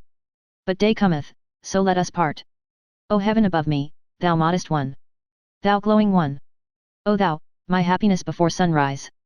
The day cometh, so let us part. Thus spake Zarathustra. Chapter 49. The Bedwarfing Virtue. 1. When Zarathustra was again on the continent, he did not go straightway to his mountains and his cave, but made many wanderings and questionings, and ascertained this and that, so that he said of himself jestingly, Lo, a river that floweth back unto its source in many windings, for he wanted to learn what had taken place among men during the interval, whether they had become greater or smaller. And once, when he saw a row of new houses, he marvelled, and said, What do these houses mean? Verily, no great soul put them up as its simile. Did perhaps a silly child take them out of its toy box? Would that another child put them again into the box? And these rooms and chambers, can men go out and in there? They seem to be made for silk dolls, or for dainty eaters, who perhaps let others eat with them. And Zarathustra stood still and meditated. At last he said sorrowfully, There hath everything become smaller. Everywhere do I see lower doorways, he who is of my type can still go there through, but, he must stoop. Oh, when shall I arrive again at my home, where I shall no longer have to stoop, before the small ones? And Zarathustra sighed, and gazed into the distance. The same day, however, he gave his discourse on the bedwarfing virtue. 2. I pass through this people and keep mine eyes open, they do not forgive me for not envying their virtues. They bite at me, because I say unto them that for small people, small virtues are necessary, and because it is hard for me to understand that small people are necessary. Here am I still like a cock in a strange farmyard, at which even the hens peck, but on that account I am not unfriendly to the hens. I am courteous towards them, as towards all small annoyances, to be prickly towards what is small, seemeth to me wisdom for hedgehogs. They all speak of me when they sit around their fire in the evening, they speak of me, but no one thinketh of me. This is the new stillness which I have experienced, their noise around me spreadeth a mantle over my thoughts. They shout to one another, What is this gloomy cloud about to do to us? Let us see that it doth not bring a plague upon us. And recently did a woman seize upon her child that was coming unto me, Take the children away, cried she, such eyes scorch children's souls. They cough when I speak, they think coughing an objection to strong wines, they divine nothing of the boisterousness of my happiness. We have not yet time for Zarathustra, so they object, but what matter about a time that hath no time for Zarathustra? And if they should altogether praise me, how could I go to sleep on their praise? A girdle of spines is their praise unto me, it scratcheth me even when I take it off. And this also did I learn among them, the praiser doeth as if he gave back, in truth, however, he wanteth more to be given him. Ask my foot if their lauding and luring strains please it. Verily, to such measure and tic-tac, it liketh neither to dance nor to stand still. To small virtues would they fain lure and laud me, to the tic-tac of small happiness would they fain persuade my foot. I pass through this people and keep mine eyes open, they have become smaller, and ever become smaller, the reason thereof is their doctrine of happiness and virtue. For they are moderate also in virtue, because they want comfort. With comfort, however, moderate virtue only is compatible. To be sure, they also learn in their way to stride on and stride forward, that, I call their hobbling, thereby they become a hindrance to all who are in haste. And many of them go forward, and look backwards thereby, with stiffened necks, those do I like to run up against. Foot and I shall not lie, nor give the lie to each other. But there is much lying among small people. Some of them will, but most of them are willed. Some of them are genuine, but most of them are bad actors. There are actors without knowing it amongst them, and actors without intending it, the genuine ones are always rare, especially the genuine actors. Of man there is little here, therefore do their women masculinize themselves. For only he who is man enough, will, save the woman in woman. And this hypocrisy found I worst amongst them, that even those who command feign the virtues of those who serve. I serve, thou servest, we serve, so chanteth here even the hypocrisy of the rulers, and alas! If the first lord be only the first servant. Ah, even upon their hypocrisy did mine eyes' curiosity alight, and well did I divine all their fly happiness, and their buzzing around sunny window panes. So much kindness, so much weakness do I see. So much justice and pity, so much weakness. Round, fair, and considerate are they to one another, as grains of sand are round, fair, and considerate to grains of sand. Modestly to embrace a small happiness, that do they call submission. And at the same time they peer modestly after a new small happiness. In their hearts they want simply one thing most of all, that no one hurt them. Thus do they anticipate every one's wishes and do well unto every one. That, however, is cowardice, though it be called virtue. And when they chance to speak harshly, those small people, then do I hear therein only their hoarseness, every draught of air maketh them hoarse. Shrewd indeed are they, their virtues have shrewd fingers. But they lack fists, their fingers do not know how to creep behind fists. Virtue for them is what maketh modest and tame, therewith have they made the wolf a dog, and man himself man's best domestic animal. We set our chair in the midst, so saith their smirking unto me, and as far from dying gladiators as from satisfied swine. That, however, is, mediocrity, though it be called moderation. 3. I pass through this people and let fall many words, but they know neither how to take nor how to retain them. They wonder why I came not to revile venery and vice, and verily, I came not to warn against pickpockets either. They wonder why I am not ready to abet and whet their wisdom, as if they had not yet enough of wise acres, whose voices grate on mine ear like slate pencils. And when I call out, curse all the cowardly devils in you, that would fain whimper and fold the hands and adore, then do they shout, Zarathustra is godless. And especially do their teachers of submission shout this, but precisely in their ears do I love to cry, yet, I am Zarathustra, the godless. Those teachers of submission. Wherever there is aught puny, or sickly, or scabby, there do they creep like lice, and only my disgust preventeth me from cracking them. Well. This is my sermon for their ears, I am Zarathustra the godless, who saith, who is more godless than I, that I may enjoy his teaching. I am Zarathustra the godless, where do I find mine equal? And all those are mine equals who give unto themselves their will, and divest themselves of all submission. I am Zarathustra the godless. I cook every chance in my pot. And only when it hath been quite cooked do I welcome it as my food. And verily, many a chance came imperiously unto me, but still more imperiously did my will speak unto it, then did it lie imploringly upon its knees. Imploring that it might find home and heart with me, and saying flatteringly, See, O Zarathustra, how friend only cometh unto friend. But why talk I, when no one hath mine ears? And so will I shout it out unto all the winds. Yet ever become smaller, ye small people. Ye crumble away, ye comfortable ones. Ye will yet perish. By your many small virtues, by your many small omissions, and by your many small submissions. Too tender, too yielding, so is your soil. But for a tree to become great, it seeketh to twine hard roots around hard rocks. Also what ye omit weaveth at the web of all the human future, even your knot is a cobweb, and a spider that liveth on the blood of the future. And when ye take, then is it like stealing, ye small virtuous ones, but even among knaves honour saith that one shall only steal when one cannot rob. It giveth itself, that is also a doctrine of submission. But I say unto you, ye comfortable ones, that it taketh to itself, and will ever take more and more from you. Ah, that ye would renounce all half-willing, and would decide for idleness as ye decide for action. Ah, that ye understood my word, do ever what ye will, but first be such as can will. Love ever your neighbour as yourselves, but first be such as love themselves. Such as love with great love, such as love with great contempt, thus speaketh Zarathustra the godless. But why talk I, when no one hath mine ears? It is still an hour too early for me here. Mine own forerunner am I among this people, mine own cock-crow in dark lanes. But their hour cometh. And there cometh also mine. Hourly do they become smaller, poorer, unfruitfuler, poor herbs. Poor earth. And soon shall they stand before me like dry grass and prairie, and verily, weary of themselves, and panting for fire, more than for water. O blessed hour of the lightning! O mystery before noontide, running fires will I one day make of them, and heralds with flaming tongues. Herald shall they one day with flaming tongues, it cometh, it is nigh, the great noontide. Thus spake Zarathustra. Chapter 50. On the Olive Mount. Winter, a bad guest, sitteth with me at home, blue are my hands with his friendly hand shaking. I honour him, that bad guest, but gladly leave him alone. Gladly do I run away from him, and when one runneth well, then one escapeth him. With warm feet and warm thoughts do I run where the wind is calm, to the sunny corner of mine olive mount. There do I laugh at my stern guest, and am still fond of him, because he cleareth my house of flies, and quieteth many little noises. For he suffereth it not if a gnat wanteth to buzz, or even two of them, also the lanes maketh he lonesome, so that the moonlight is afraid there at night. A hard guest is he, but I honour him, and do not worship, like the tenderlings, the pot-bellied fire idol. Better even a little teeth chattering than idle adoration, so willeth my nature. And especially have I a grudge against all ardent, steamy fire idols. Him whom I love better in winter than in summer, better do I now mock at mine enemies, and more heartily, when winter sitteth in my house.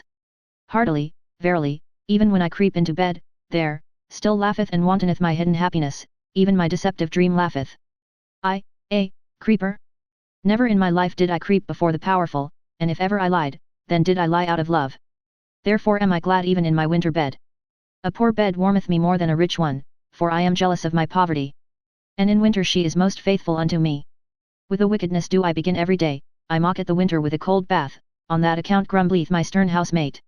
Also do I like to tickle him with a wax taper, that he may finally let the heavens emerge from ashy grey twilight. For especially wicked am I in the morning, at the early hour when the pail rattleth at the well, and horses neigh warmly in grey lanes. Impatiently do I then wait, that the clear sky may finally dawn for me, the snow-bearded winter sky, the hoary one, the white head.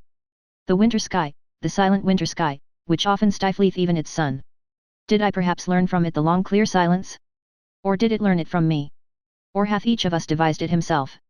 Of all good things the origin is 1,000-fold, all good roguish things spring into existence for joy, how could they always do so, for once only? A good roguish thing is also the long silence, and to look, like the winter sky, out of a clear, round-eyed countenance.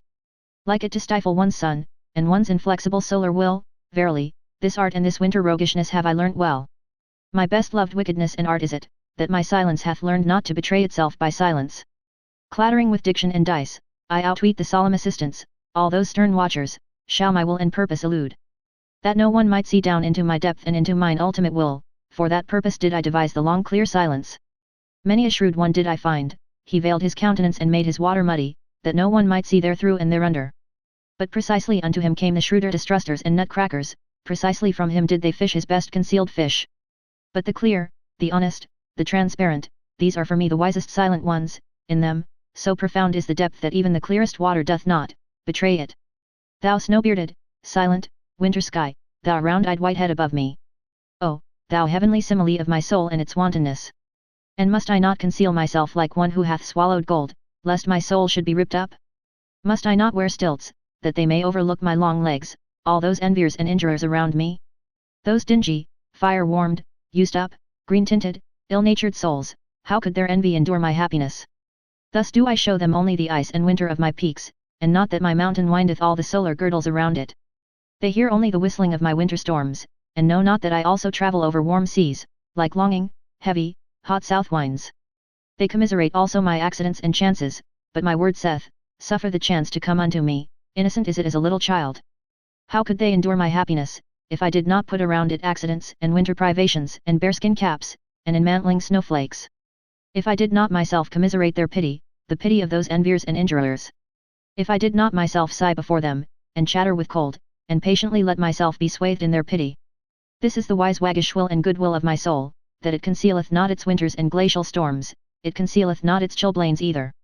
To one man, lonesomeness is the flight of the sick one, to another, it is the flight from the sick ones. Let them hear me chattering and sighing with winter cold, all those poor squinting knaves around me. With such sighing and chattering do I flee from their heated rooms. Let them sympathize with me and sigh with me on account of my chilblains, at the ice of knowledge will he yet freeze to death, so they mourn. Meanwhile do I run with warm feet hither and thither on mine olive mount, in the sunny corner of mine olive mount do I sing, and mock at all pity. Thus sang Zarathustra. Chapter 51. On passing by.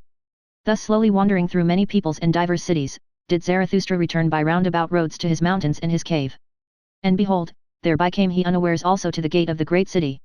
Here, however, a foaming fool, with extended hands, sprang forward to him and stood in his way.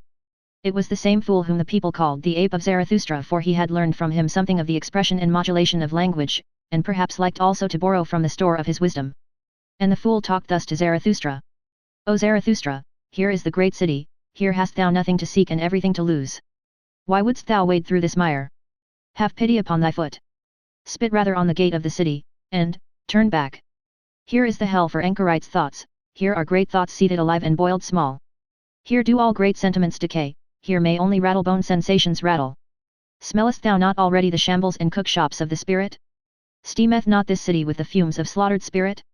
Seest thou not the souls hanging like limp dirty rags, and they make newspapers also out of these rags? Hearest thou not how spirit hath here become a verbal game? Loathsome verbal swill doth it vomit forth, and they make newspapers also out of this verbal swill. They hound one another, and know not whither. They inflame one another, and know not why. They tinkle with their pinchbeck, they jingle with their gold. They are cold, and seek warmth from distilled waters, they are inflamed, and seek coolness from frozen spirits, they are all sick and sore through public opinion. All lusts and vices are here at home, but here there are also the virtuous, there is much appointed virtue. Much appointable virtue with scribe fingers, and hearty sitting flesh and waiting flesh, blessed with small breast stars, and padded, haunchless daughters. There is here also much piety, and much faithful spittle licking and spittle backing, before the God of hosts. From on high, drippeth the star, and the gracious spittle, for the high, longeth every starless bosom. The moon hath its court, and the court hath its moon calves, unto all, however, that cometh from the court do the mendicant people pray, and all appointable mendicant virtues. I serve, thou servest, we serve, so prith all appointable virtue to the prince, that the merited star may at last stick on the slender breast. But the moon still revolveth around all that is earthly, so revolveth also the prince around what is earthliest of all, that, however, is the gold of the shopman. The god of the hosts of war is not the god of the golden bar, the prince proposeth, but the shopman, disposeth. By all that is luminous and strong and good in thee, O Zarathustra! Spit on this city of shopmen and return back. Here flow it all blood putridly and tepidly and frothily through all veins, spit on the great city, which is the great slum where all the scum froth it together. Spit on the city of compressed souls and slender breasts, of pointed eyes and sticky fingers. On the city of the obtrusive, the brazen-faced, the pen demagogues and tongue demagogues, the overheated ambitious. Where everything maimed, ill-famed, lustful, untrustful, overmellow, sickly yellow and seditious, festereth pernicious. Spit on the great city and turn back. Here, however, did Zarathustra interrupt the foaming fool, and shut his mouth. Stop this at once! Called out Zarathustra, long have thy speech and thy species disgusted me. Why didst thou live so long by the swamp, that thou thyself hadst to become a frog and a toad? Floweth there not a tainted, frothy, swamp blood in thine own veins, when thou hast thus learned to croak and revile? Why wentest thou not into the forest? Or why didst thou not till the ground? Is the sea not full of green islands? I despise thy contempt, and when thou warnedst me, why didst thou not warn thyself? Out of love alone shall my contempt and my warning bird take wing, but not out of the swamp. They call thee mine ape, thou foaming fool, but I call thee my grunting pig. By thy grunting, thou spoilest even my praise of folly. What was it that first made thee grunt? Because no one sufficiently flattered thee, therefore didst thou seat thyself beside this filth, that thou mightest have cause for much grunting. That thou mightest have cause for much vengeance. For vengeance, thou vain fool, is all thy foaming, I have divined thee well. But thy fool's word injureth me, even when thou art right. And even if Zarathustra's word were 100 times justified, thou wouldst ever do wrong with my word. Thus spake Zarathustra. Then did he look on the great city and sighed, and was long silent. At last he spake thus. I loathe also this great city, and not only this fool. Here and there is nothing to better, nothing to worsen. Woe to this great city, and I would that I already saw the pillar of fire in which it will be consumed. For such pillars of fire must precede the great noontide. But this hath its time and its own fate. This precept, however, give I unto thee, in parting, thou fool, where one can no longer love, there should one pass by. Thus spake Zarathustra, and passed by the fool and the great city. Chapter 52. The Apostates. 1. Ah, lieth everything already withered and grey which but lately stood green and many-hued on this meadow. And how much honey of hope did I carry hence into my beehives! Those young hearts have already all become old, and not old even. Only weary, ordinary, comfortable, they declare it, we have again become pious. Of late did I see them run forth at early morn with valorous steps, but the feet of their knowledge became weary, and now do they malign even their morning valor. Verily, many of them once lifted their legs like the dancer, to them winked the laughter of my wisdom, then did they bethink themselves. Just now have I seen them bent down, to creep to the cross. Around light and liberty did they once flutter like gnats and young poets. A little older, a little colder, and already are they mystifiers and mumblers and mollycoddles. Did perhaps their hearts despond, because lonesomeness had swallowed me like a whale? Did their ear perhaps hearken yearningly long for me in vain, and for my trumpet notes and herald calls? Ah! Ever are there but few of those whose hearts have persistent courage and exuberance, and in such remaineth also the spirit patient. The rest, however, are cowardly. The rest, these are always the great majority, the commonplace, the superfluous, the far too many, those all are cowardly. Him who is of my type, will also the experiences of my type meet on the way, so that his first companions must be corpses and buffoons. His second companions, however, they will call themselves his believers, will be a living host, with much love, much folly, much unbearded veneration. To those believers shall he who is of my type among men not bind his heart, in those springtimes and many-hued meadows shall he not believe, who knoweth the fickly faint-hearted human species. Could they do otherwise, then would they also will otherwise. The half and half spoil every whole. That leaves become withered, what is there to lament about that? Let them go and fall away, O Zarathustra, and do not lament. Better even to blow amongst them with rustling winds. Blow amongst those leaves, O Zarathustra, that everything withered may run away from thee the faster. 2. We have again become pious, so do those apostates confess, and some of them are still too pusillanimous thus to confess. Unto them I look into the eye, before them I say it unto their face and unto the blush on their cheeks, yet are those who again pray. It is however a shame to pray. Not for all, but for thee and me and whoever hath his conscience in his head.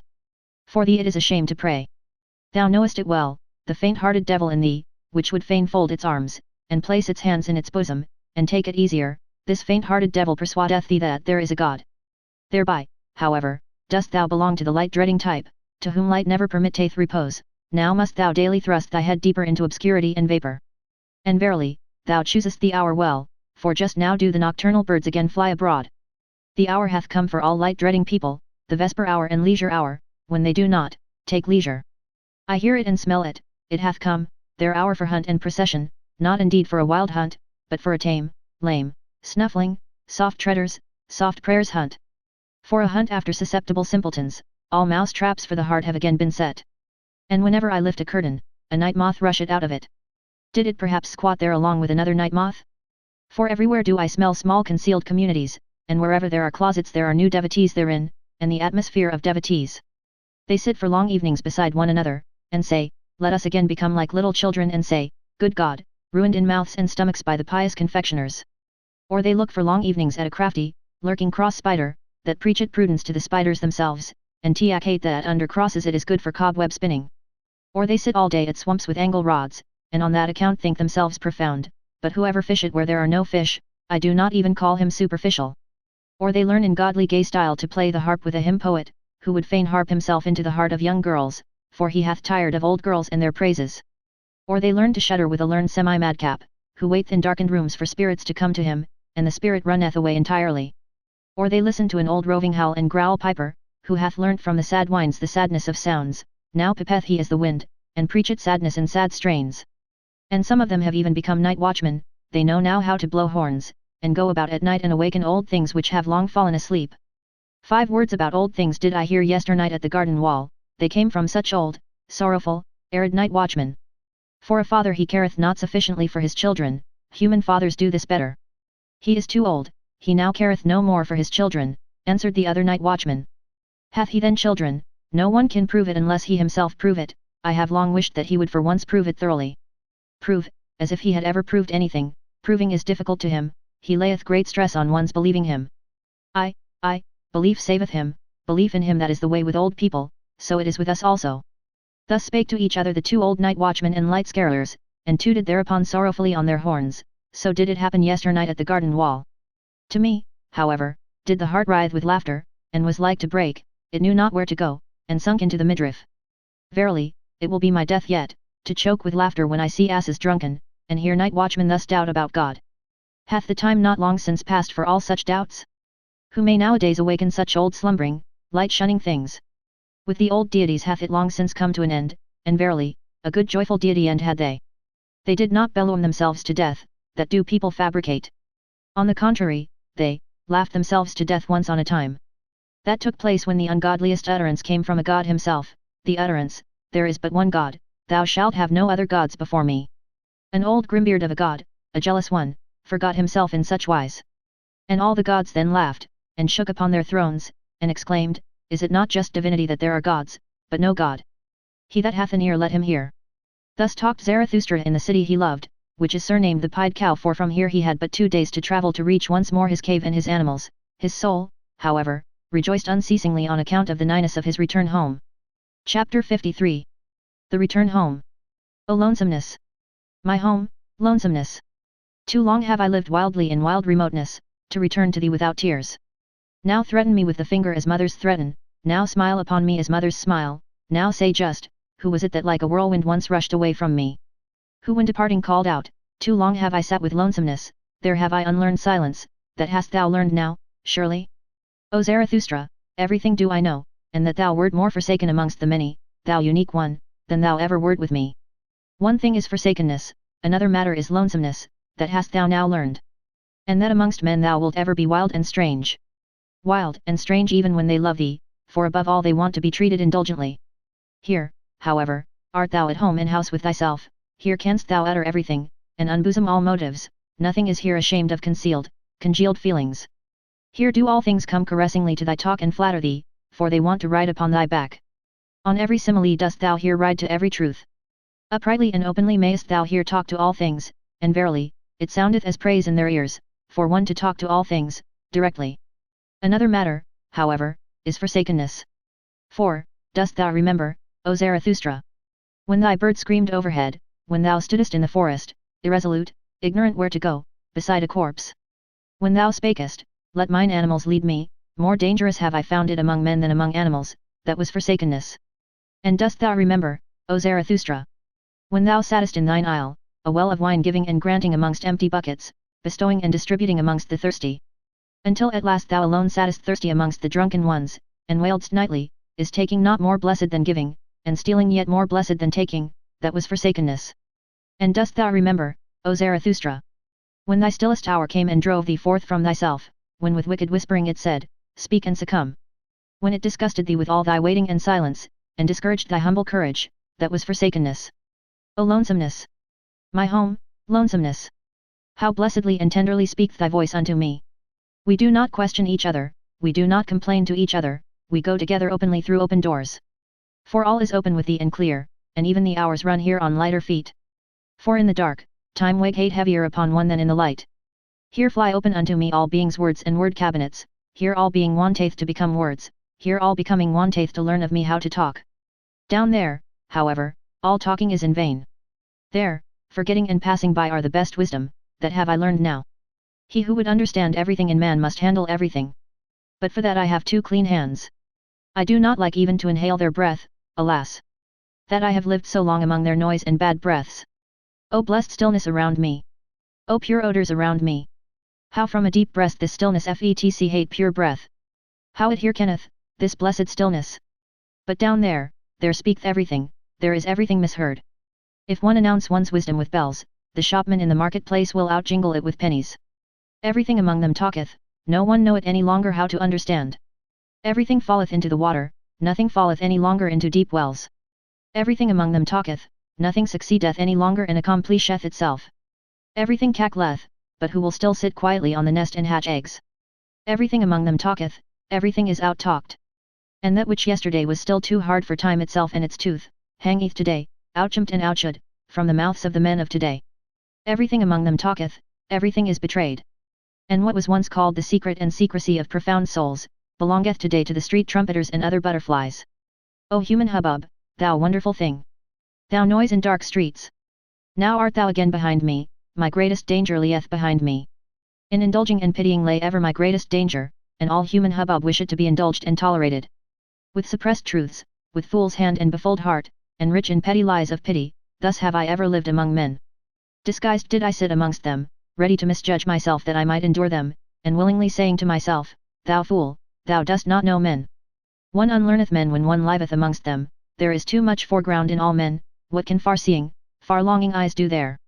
And, fool that I was, when they misjudged me, I indulged them on that account more than myself, being habitually hard on myself, and often even taking revenge on myself for the indulgence. Stung all over by poisonous flies, and hollowed like the stone by many drops of wickedness, thus did I sit among them, and still said to myself, Innocent is everything petty of its pettiness. Especially did I find those who call themselves the good, the most poisonous flies, they sting in all innocence, they lie in all innocence, how could they, be just towards me?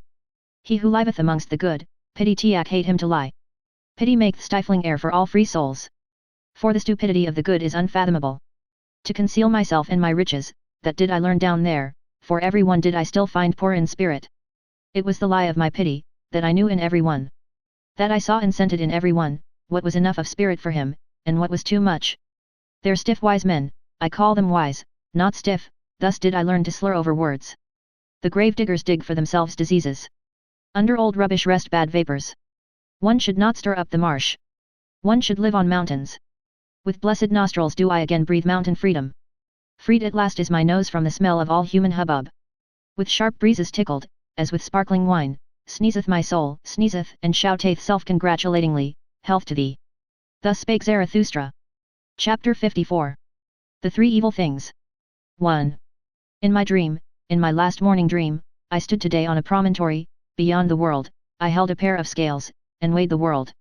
Alas, that the rosy dawn came too early to me, she glowed me awake, the jealous one. Jealous is she always of the glows of my morning dream. Measurable by him who hath time, weighable by a good weigher, attainable by strong pinions, divinable by divine nutcrackers, thus did my dream find the world. My dream, a bold sailor, half ship, half hurricane, silent as the butterfly, impatient as the falcon, How had it the patience and leisure today for world weighing? Did my wisdom perhaps speak secretly to it, my laughing, wide-awake day wisdom, which mocketh at all infinite worlds? For it saith, where force is, there becometh number the master, it hath more force. How confidently did my dream contemplate this finite world, not new-fangledly, not old-fangledly, not timidly, not entreatingly. As if a big round apple presented itself to my hand, a ripe golden apple, with a coolly soft, velvety skin, thus did the world present itself unto me. As if a tree nodded unto me, a broad-branched, strong-willed tree, curved as a recline and a footstool for weary travellers, thus did the world stand on my promontory. As if delicate hands carried a casket towards me, a casket open for the delectation of modest adoring eyes, thus did the world present itself before me today. Not riddle enough to scare human love from it, not solution enough to put to sleep human wisdom, a humanly good thing was the world to me today, of which such bad things are said. How I thank my morning dream that I thus at today's dawn, weighed the world. As a humanly good thing did it come unto me, this dream and heart comforter. And that I may do the like by day, and imitate and copy its best, now will I put the 3 worst things on the scales, and weigh them humanly well. He who taught to bless taught also to curse, what are the 3 best cursed things in the world? These will I put on the scales. Voluptuousness, passion for power, and selfishness, these 3 things have hitherto been best cursed, and have been in worst and falsest repute, these 3 things will I weigh humanly well. Well. Here is my promontory, and there is the sea, it rolleth hither unto me, shaggily and fawningly, the old, faithful, 100-headed dog monster that I love. Well. Here will I hold the scales over the weltering sea, and also a witness do I choose to look on, the anchorite tree, the strong-odored, broad-arched tree that I love. On what bridge goeth the now to the hereafter? By what constraint doth the high stoop to the low? And what enjoineth even the highest still, to grow upwards? Now stand the scales poised and at rest, 3 heavy questions have I thrown in, 3 heavy answers carrieth the other scale. 2. Voluptuousness, unto all hair-shirt despisers of the body a sting and stake, and, cursed is the world, by all backworldsmen, for it mocketh and befooleth all erring, misinferring teachers. Voluptuousness, to the rabble, the slow fire at which it is burnt, to all wormy wood, to all stinking rags, the prepared heat and stew furnace. Voluptuousness, to free hearts, a thing innocent and free, the garden happiness of the earth, all the future's thanks overflow to the present. Voluptuousness, only to the withered a sweet poison, to the lion-willed, however, the great cordial, and the reverently saved wine of wines. Voluptuousness, the great symbolic happiness of a higher happiness and highest hope. For to many is marriage promised, and more than marriage. To many that are more unknown to each other than man and woman, and who hath fully understood how unknown to each other are man and woman. Voluptuousness, but I will have hedges around my thoughts, and even around my words, lest swine and libertine should break into my gardens. Passion for power, the glowing scourge of the hardest of the hard, the cruel torture reserved for the cruelest themselves, the gloomy flame of living pyres. Passion for power, the wicked gadfly which is mounted on the vainest peoples, the scorner of all uncertain virtue, which rideth on every horse and on every pride. Passion for power, the earthquake which breaketh and upbreaketh all that is rotten and hollow, the rolling, rumbling, punitive demolisher of whited sepulchres, the flashing interrogative sign beside premature answers. Passion for power, before whose glance man creepeth and croucheth and drudgeth, and becometh lower than the serpent and the swine, until at last great contempt crieth out of him. Passion for power, the terrible teacher of great contempt, which preacheth to their face to cities and empires, away with thee, until a voice crieth out of themselves, away with me. Passion for power, which, however, mounteth alluringly even to the pure and lonesome, and up to self-satisfied elevations, glowing like a love that painteth purple felicities alluringly on earthly heavens. Passion for power, but who would call it passion, when the height longeth to stoop for power? Verily, nothing sick or diseased is there in such longing and descending. That the lonesome height may not forever remain lonesome and self-sufficing, that the mountains may come to the valleys and the winds of the heights to the plains. Oh, who could find the right prenomen and honoring name for such longing? Bestowing virtue, thus did Zarathustra once name the unnameable.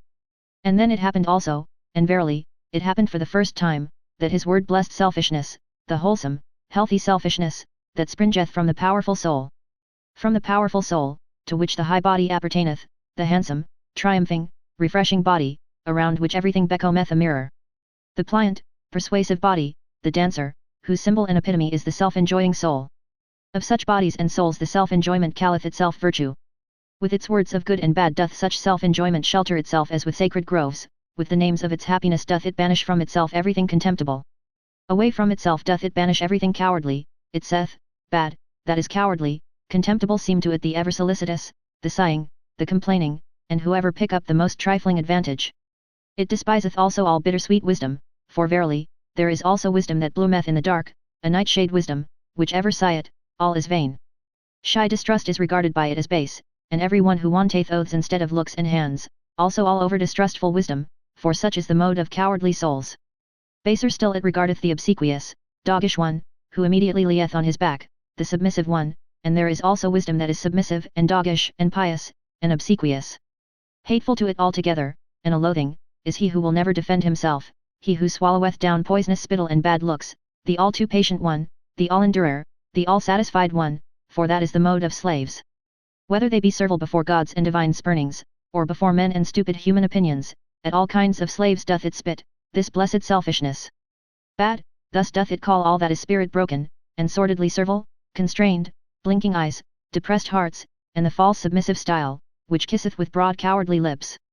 And spurious wisdom, so doth it call all the wit that slaves, and hoary-headed and weary ones affect, and especially all the cunning, spurious-witted, curious-witted foolishness of priests.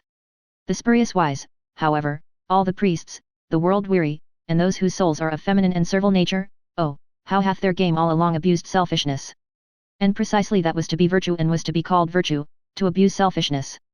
And selfless, so did they wish themselves with good reason, all those world-weary cowards and cross-spiders. But to all those cometh now the day, the change, the sword of judgment, the great noontide, then shall many things be revealed. And he who proclaimeth the ego wholesome and holy, and selfishness blessed, verily, he, the prognosticator, speaketh also what he knoweth, behold, it cometh, it is nigh, the great noontide. Thus spake Zarathustra. Chapter 55. The Spirit of Gravity. 1. My mouthpiece is of the people, too coarsely and cordially do I talk for Angora rabbits. And still stranger soundeth my word unto all ink-fish and pen-foxes. My hand is a fool's hand, woe unto all tables and walls, and whatever hath room for fools sketching, fools scrawling. My foot is a horse foot, therewith do I trample and trot over stick and stone, in the fields up and down, and am bedevilled with delight in all fast racing. My stomach is surely an eagle's stomach? For it preferreth lamb's flesh. Certainly it is a bird's stomach. Nourished with innocent things, and with few, ready and impatient to fly away, that is now my nature, why should there not be something of bird nature therein? And especially that I am hostile to the spirit of gravity, that is bird nature, verily, deadly hostile, supremely hostile, originally hostile. Oh, whither hath my hostility not flown and misflown? Thereof could I sing a song, and will sing it, though I be alone in an empty house, and must sing it to mine own ears. Other singers are there, to be sure, to whom only the full house maketh the voice soft, the hand eloquent, the eye expressive, the heart wakeful, those do I not resemble. 2. He who one day ta'ak 8 men to fly will have shifted all landmarks, to him will all landmarks themselves fly into the air, the earth will he christen anew, as the light body. The ostrich runneth faster than the fastest horse, but it also thrusteth its head heavily into the heavy earth, thus is it with the man who cannot yet fly. Heavy unto him are earth and life, and so willeth the spirit of gravity. But he who would become light, and be a bird, must love himself, thus do I teach.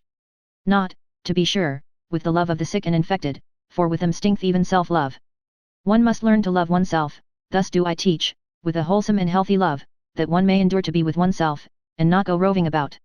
Such roving about christeneth itself brotherly love, with these words hath there hitherto been the best lying and dissembling, and especially by those who have been burdensome to every one. And verily, it is no commandment for today and tomorrow to learn to love oneself.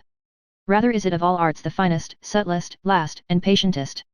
For to its possessor is all possession well concealed, and of all treasure pits one's own is last excavated, so causeth the spirit of gravity. Almost in the cradle are we apportioned with heavy words and worths, good and evil, so calleth itself this dowry. For the sake of it we are forgiven for living. And therefore suffereth one little children to come unto one, to forbid them betimes to love themselves, so causeth the spirit of gravity. And we bear loyally what is apportioned unto us, on hard shoulders, over rugged mountains. And when we sweat, then do people say to us, yet, life is hard to bear. But man himself only is hard to bear. The reason thereof is that he carrieth too many extraneous things on his shoulders. Like the camel kneeleth he down, and letteth himself be well laden. Especially the strong load-bearing man in whom reverence resideth. Too many extraneous heavy words and worths loadeth he upon himself, then seemeth life to him a desert. And verily, many a thing also that is our own is hard to bear. And many internal things in man are like the oyster, repulsive and slippery and hard to grasp. So that an elegant shell, with elegant adornment, must plead for them. But this art also must one learn, to have a shell, and a fine appearance, and sagacious blindness. Again, it deceiveth about many things in man, that many a shell is poor and pitiable, and too much of a shell. Much concealed goodness and power is never dreamt of, the choicest dainties find no tasters. Women know that, the choicest of them, a little fat or a little leaner, oh, how much fate is in so little. Man is difficult to discover, and unto himself most difficult of all, often lieth the spirit concerning the soul. So causeth the spirit of gravity. He, however, hath discovered himself who saith, this is my good and evil, therewith hath he silenced the mole and the dwarf, who say, good for all, evil for all. Verily, neither do I like those who call everything good, and this world the best of all. Those do I call the all-satisfied. All-satisfiedness, which knoweth how to taste everything, that is not the best taste. I honor the refractory, fastidious tongues and stomachs, which have learned to say I and yet and nay. To chew and digest everything, however, that is the genuine swine nature. Ever to say yea, that hath only the ass learnt, and those like it. Deep yellow and hot red, so wanteth my taste, it mixeth blood with all colours. He, however, who whitewasheth his house, betrayeth unto me a whitewashed soul. With mummies, some fall in love, others with phantoms, both alike hostile to all flesh and blood, oh, how repugnant are both to my taste. For I love blood. And there will I not reside and abide where every one spitteth and speweth, that is now my taste, rather would I live amongst thieves and perjurers. Nobody carrieth gold in his mouth. Still more repugnant unto me, however, are all lickspittles, and the most repugnant animal of man that I found, did I christen parasite, it would not love, and would yet live by love. Unhappy do I call all those who have only one choice, either to become evil beasts, or evil beast tamers. Amongst such would I not build my tabernacle. Unhappy do I also call those who have ever to wait, they are repugnant to my taste, all the toll-gatherers and traders and kings and other land-keepers and shopkeepers. Verily, I learned waiting also, and thoroughly so, but only waiting for myself. And above all did I learn standing and walking and running and leaping and climbing and dancing. This however is my teaching, he who wisheth one day to fly, must first learn standing and walking and running and climbing and dancing, one doth not fly into flying. With rope ladders learned I to reach many a window, with nimble legs did I climb high masts, to sit on high masts of perception seemed to me no small bliss. To flicker like small flames on high masts, a small light, certainly, but a great comfort to castaway sailors and shipwrecked ones. By divers ways and wendings did I arrive at my truth, not by one ladder did I mount to the height where mine eye roveth into my remoteness. And unwillingly only did I ask my way, that was always counter to my taste. Rather did I question and test the ways themselves. A testing and a questioning hath been all my travelling, and verily, one must also learn to answer such questioning. That, however, is my taste. Neither a good nor a bad taste, but my taste, of which I have no longer either shame or secrecy. This, is now my way, where is yours? Thus did I answer those who asked me the way, for the way, it doth not exist. Thus spake Zarathustra. Chapter 56. Old and New Tables. 1. Here do I sit and wait, old broken tables around me and also new half-written tables. When cometh mine hour? The hour of my descent, of my down-going, for once more will I go unto men. For that hour do I now wait, for first must the signs come unto me that it is mine hour, namely, the laughing lion with the flock of doves. Meanwhile do I talk to myself as one who hath time. No one telleth me anything new, so I tell myself mine own story. 2. When I came unto men, then found I them resting on an old infatuation, all of them thought they had long known what was good and bad for men. An old wearisome business seemed to them all discourse about virtue, and he who wished to sleep well spake of good and bad ere retiring to rest. This somnolence did I disturb when I taught that no one yet knoweth what is good and bad, unless it be the creating one.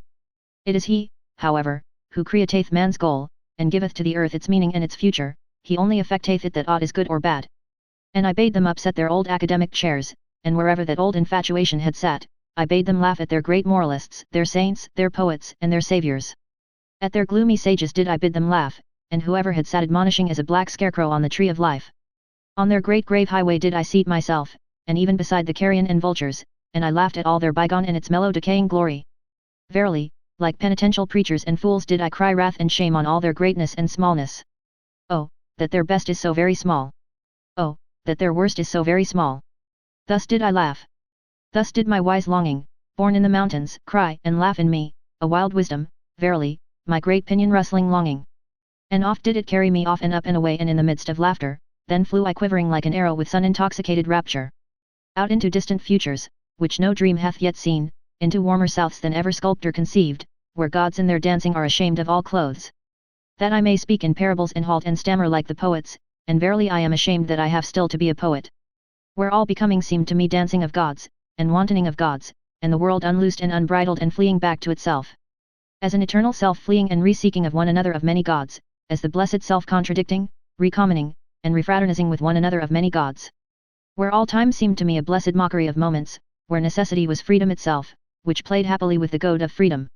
Where I also found again mine old devil and arch-enemy, the spirit of gravity, and all that it created, constraint, law, necessity, and consequence and purpose and will and good and evil. For must there not be that which is danced over, danced beyond? Must there not, for the sake of the nimble, the nimblest, be moles and clumsy dwarfs? 3. There was it also where I picked up from the path the word Superman, and that man is something that must be surpassed. That man is a bridge and not a goal, rejoicing over his noontides and evenings, as advances to new rosy dawns. The Zarathustra word of the great noontide, and whatever else I have hung up over men like purple evening afterglows. Verily, also new stars did I make them see, along with new nights, and over cloud and day and night, did I spread out laughter like a gay-colored canopy. I taught them all my poetization and aspiration, to compose and collect into unity what is fragment in man and riddle and fearful chance. As composer, riddle reader, and redeemer of chance, did I teach them to create the future, and all that hath been, to redeem by creating. The past of man to redeem, and every it was to transform, until the will saith, but so did I will it, so shall I will it. This did I call redemption, this alone taught I them to call redemption. Now do I await my redemption, that I may go unto them for the last time. For once more will I go unto men, amongst them will my sun set, in dying will I give them my choicest gift. From the sun did I learn this, when it goeth down, the exuberant one, gold doth it then pour into the sea, out of inexhaustible riches. So that the poorest fishermen row it even with golden oars. For this did I once see, and did not tire of weeping in beholding it. Like the sun will also Zarathustra go down, now sitteth he here and waiteth, old broken tables around him, and also new tables, half written. 4. Behold, here is a new table, but where are my brethren who will carry it with me to the valley and into hearts of flesh? Thus demandeth my great love to the remotest ones, be not considerate of thy neighbor. Man is something that must be surpassed. There are many divers ways and modes of surpassing, see thou there too. But only a buffoon thinketh, man can also be overleapt. Surpass thyself even in thy neighbor, and a right which thou canst seize upon, shalt thou not allow to be given thee. What thou doest can no one do to thee again. Lo, there is no requital. He who cannot command himself shall obey. And many a one can command himself, but still sorely lacketh self-obedience. 5. Thus wisheth the type of noble souls, they desire to have nothing gratuitously, least of all, life. He who is of the populace wisheth to live gratuitously, we others, however, to whom life hath given itself, we are ever considering what we can best give in return. And verily, it is a noble dictum which saith, what life promiseth us, that promise will we keep, to life. One should not wish to enjoy where one doth not contribute to the enjoyment. And one should not wish to enjoy. For enjoyment and innocence are the most bashful things. Neither like to be sought for. One should have them, but one should rather seek for guilt and pain. 6. O my brethren, he who is a firstling is ever sacrificed. Now, however, are we firstlings? We all bleed on secret sacrificial altars, we all burn and broil in honor of ancient idols. Our best is still young, this exciteth old palates. Our flesh is tender, our skin is only lamb's skin, how could we not excite old idol priests?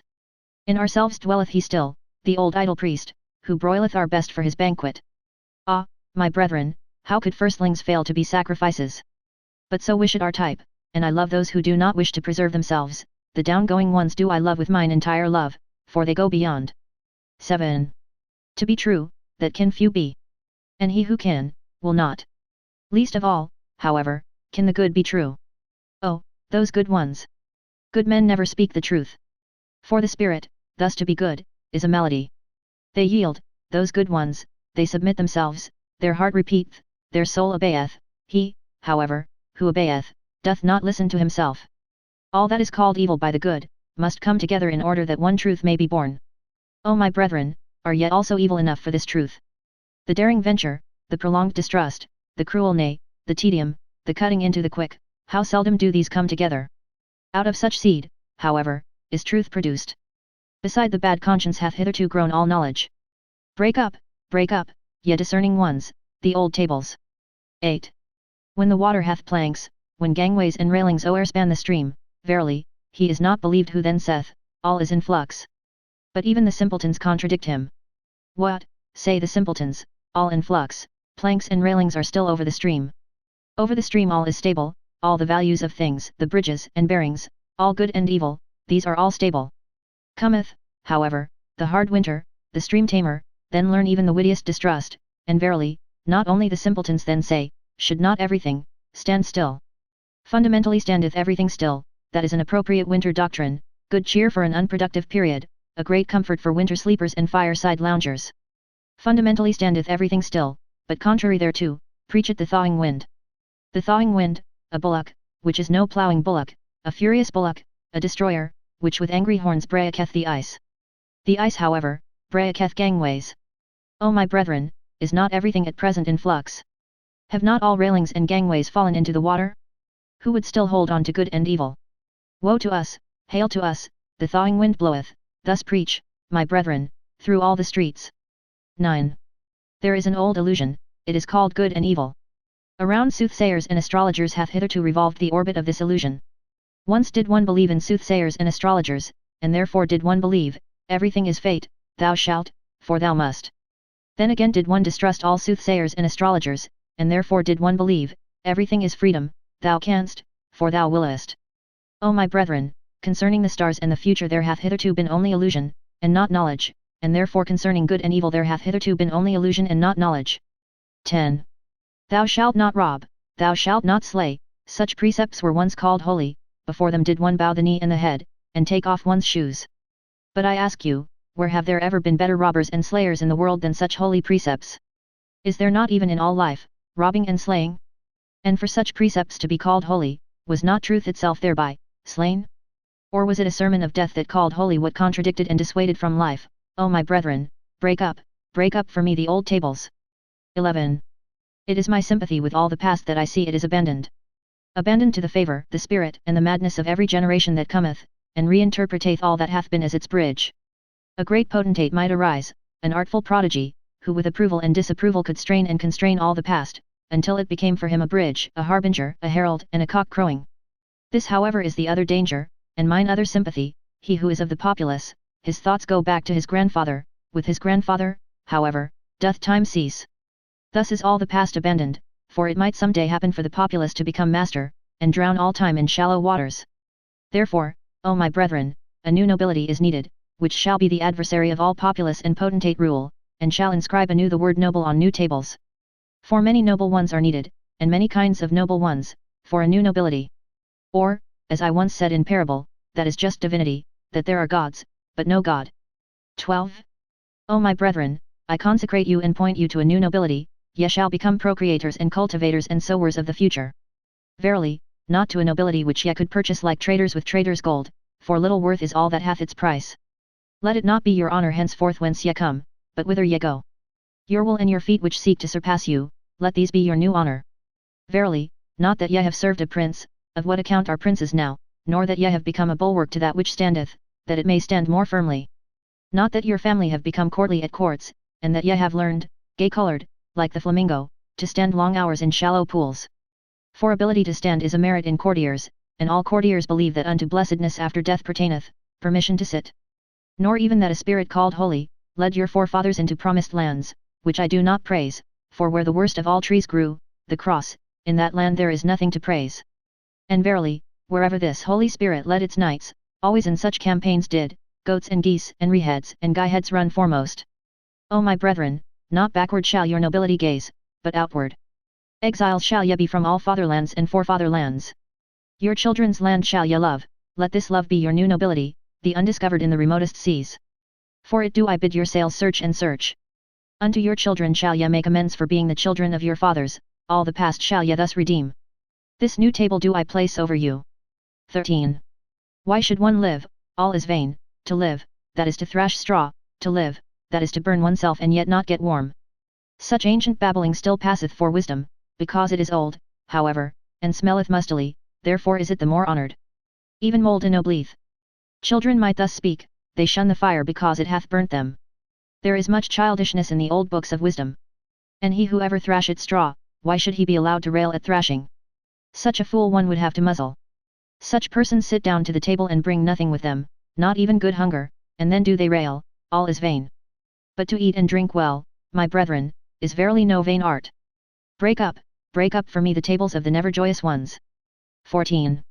To the clean are all things clean, thus say the people. I, however, say unto you, to the swine all things become swinish.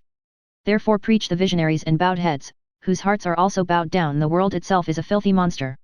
For these are all unclean spirits, especially those, however, who have no peace or rest, unless they see the world from the backside, the backworldsman. To those do I say it to the face, although it sound unpleasantly, the world resembleth man, in that it hath a backside, so much is true. There is in the world much filth, so much is true. But the world itself is not therefore a filthy monster. There is wisdom in the fact that much in the world smelleth badly, loathing itself createth wings, and fountain divining powers. In the best there is still something to loathe, and the best is still something that must be surpassed. O my brethren, there is much wisdom in the fact that much filth is in the world. 15. Such sayings did I hear pious backworldsmen speak to their consciences, and verily without wickedness or guile, although there is nothing more guileful in the world, or more wicked. Let the world be as it is, raise not a finger against it. Let whoever will choke and stab and skin and scrape the people, raise not a finger against it, thereby will they learn to renounce the world. And thine own reason, this shalt thou thyself stifle and choke, for it is a reason of this world, thereby wilt thou learn thyself to renounce the world. Shatter, shatter, O my brethren, those old tables of the pious. Tatter the maxims of the world maligners. 16.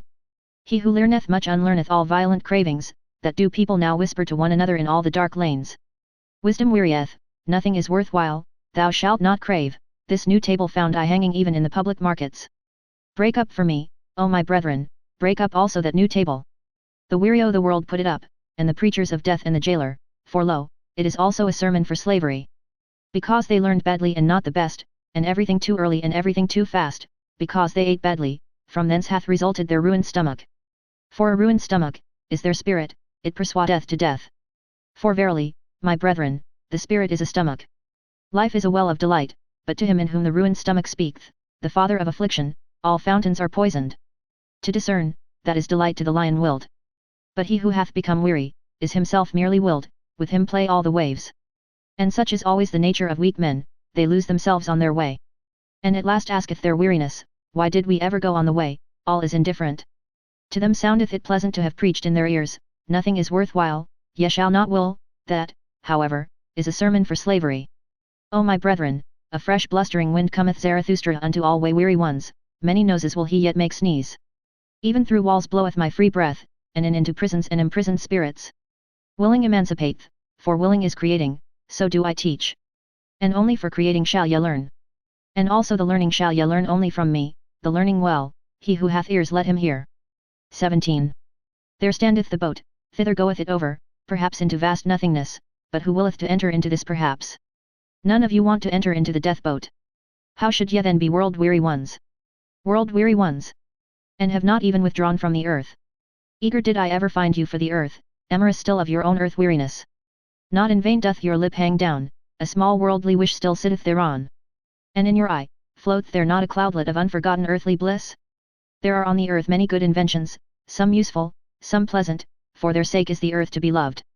And many such good inventions are there, that they are like woman's breasts, useful at the same time, and pleasant. Ye world-weary ones, however. Ye earth-idlers. You, shall one beat with stripes? With stripes shall one again make you sprightly limbs. For if ye be not invalids, or decrepit creatures, of whom the earth is weary, then are ye sly sloths, or dainty, sneaking pleasure cats. And if ye will not again run gaily, then shall ye pass away. To the incurable shall one not seek to be a physician, thus hath Zarathustra, so shall ye pass away. But more courage is needed to make an end than to make a new verse, that do all physicians and poets know well. 18. O my brethren, there are tables which weariness framed, and tables which slothfulness framed, corrupt slothfulness, although they speak similarly, they want to be heard differently. See this languishing one. Only a span breadth is he from his goal, but from weariness hath he lain down obstinately in the dust, this brave one. From weariness yawneth he at the path, at the earth, at the goal, and at himself, not a step further will he go, this brave one. Now gloweth the sun upon him, and the dogs lick at his sweat, but he lieth there in his obstinacy and preferreth to languish.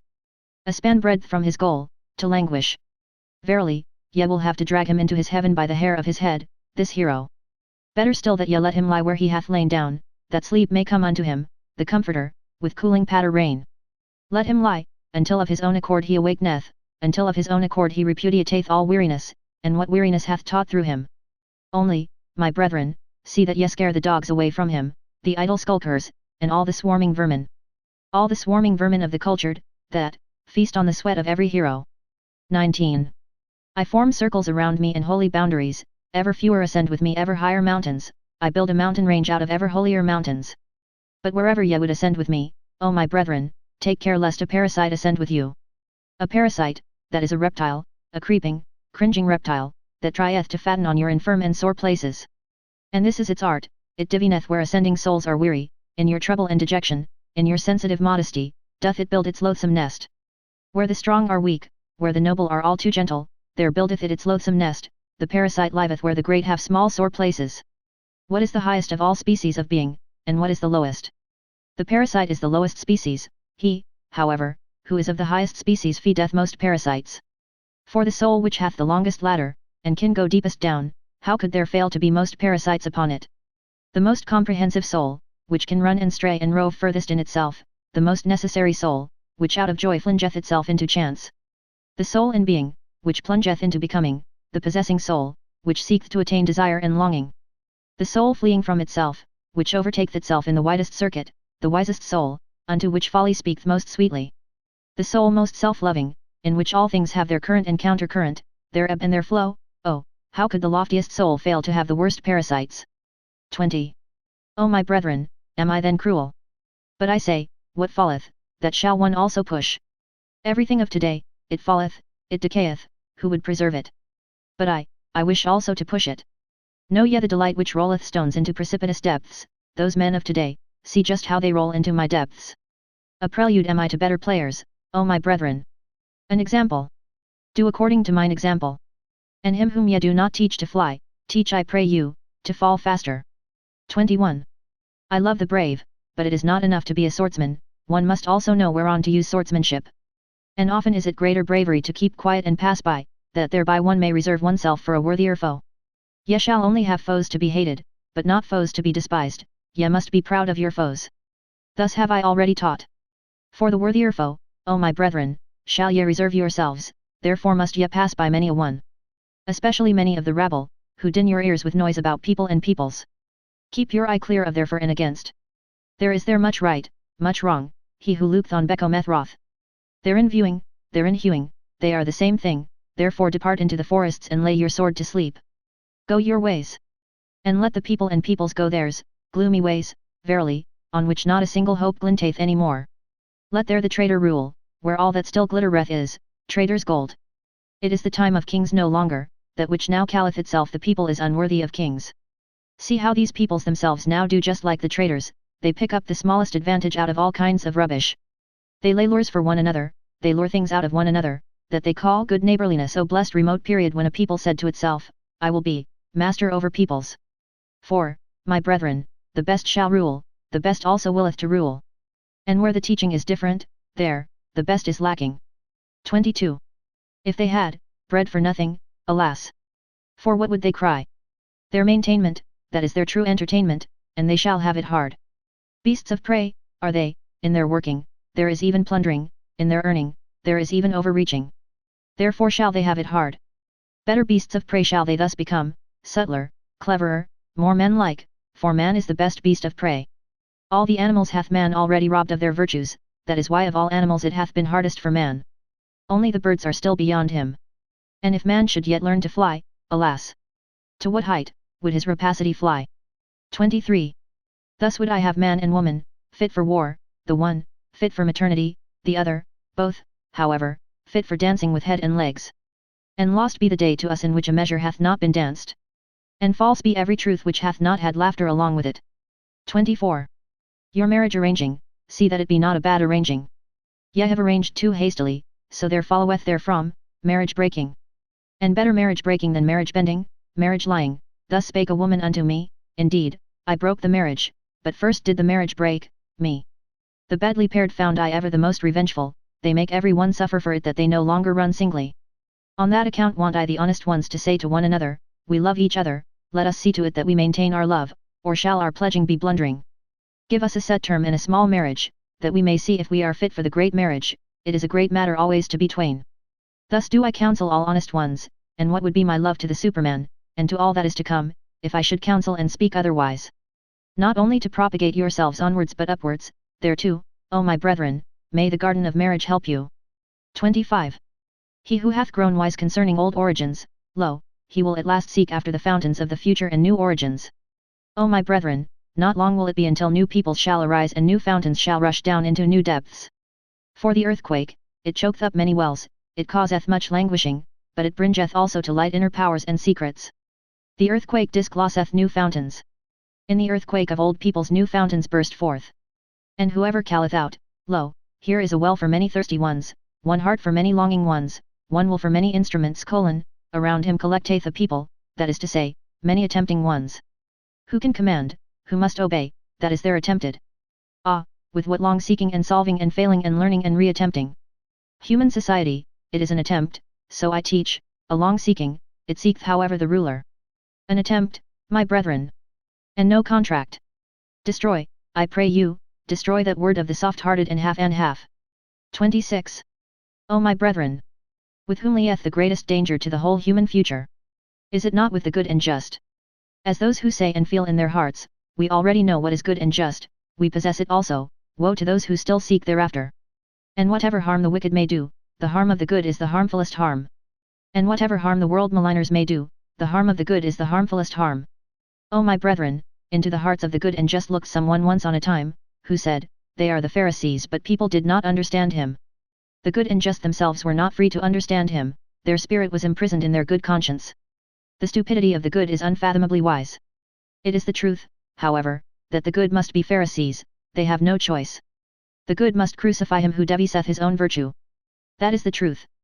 The second one, however, who discovered their country, the country, heart and soil of the good and just, it was he who asked, whom do they hate most?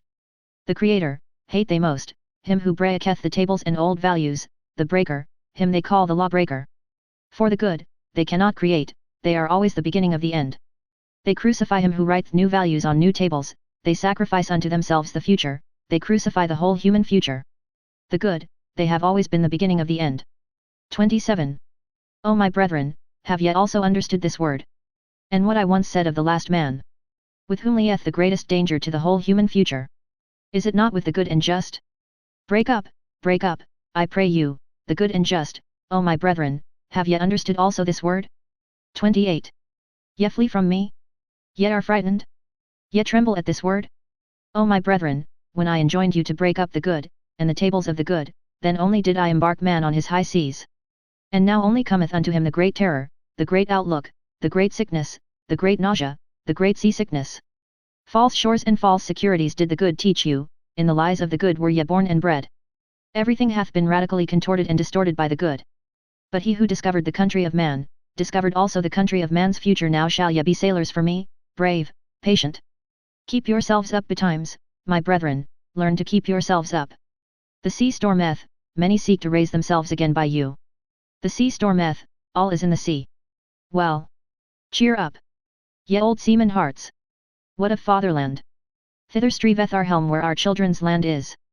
Thitherwards, stormier than the sea, stormeth our great longing. 29. Why so hard, said to the diamond one day the charcoal, are we then not near relatives? Why so soft? O my brethren, thus do I ask you, are ye then not, my brethren? Why so soft, so submissive and yielding? Why is there so much negation and abnegation in your hearts? Why is there so little fate in your looks? And if ye will not be fates and inexorable ones, how can ye one day conquer with me? And if your hardness will not glance and cut and chip to pieces, how can ye one day create with me? For the creators are hard. And blessedness must it seem to you to press your hand upon millenniums as upon wax. Blessedness to write upon the will of millenniums as upon brass, harder than brass, nobler than brass. Entirely hard is only the noblest. This new table, O my brethren, put I up over you, become hard.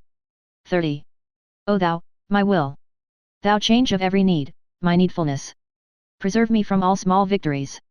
Thou fatedness of my soul, which I call fate! Thou in me! Over me! Preserve and spare me for one great fate! And thy last greatness, my will, spare it for thy last, that thou mayest be inexorable in thy victory. Ah, who hath not succumbed to his victory? Ah, whose eye hath not bedimmed in this intoxicated twilight. Ah, whose foot hath not faltered and forgotten in victory, how to stand. That I may one day be ready and ripe in the great noontide, ready and ripe like the glowing ore, the lightning-bearing cloud, and the swelling milk udder. Ready for myself and for my most hidden will, a bow eager for its arrow, an arrow eager for its star. A star, ready and ripe in its noontide, glowing, pierced, blessed, by annihilating sun arrows. A sun itself, and an inexorable sun will, ready for annihilation in victory. O will, thou change of every need, my needfulness. Spare me for one great victory. Thus spake Zarathustra. Chapter 57. The Convalescent. 1. One morning, not long after his return to his cave, Zarathustra sprang up from his couch like a madman, crying with a frightful voice, and acting as if someone still lay on the couch who did not wish to rise. Zarathustra's voice also resounded in such a manner that his animals came to him frightened, and out of all the neighboring caves and lurking places all the creatures slipped away, flying, fluttering, creeping or leaping, according to their variety of foot or wing. Zarathustra, however, spake these words. Up, abysmal thought out of my depth. I am thy cock and morning dawn, thou overslept reptile, up. Up. My voice shall soon crow thee awake. Unbind the fetters of thine ears, listen. For I wish to hear thee. Up. Up. There is thunder enough to make the very graves listen. And rub the sleep and all the dimness and blindness out of thine eyes. Hear me also with thine eyes, my voice is a medicine even for those born blind. And once thou art awake, then shalt thou ever remain awake.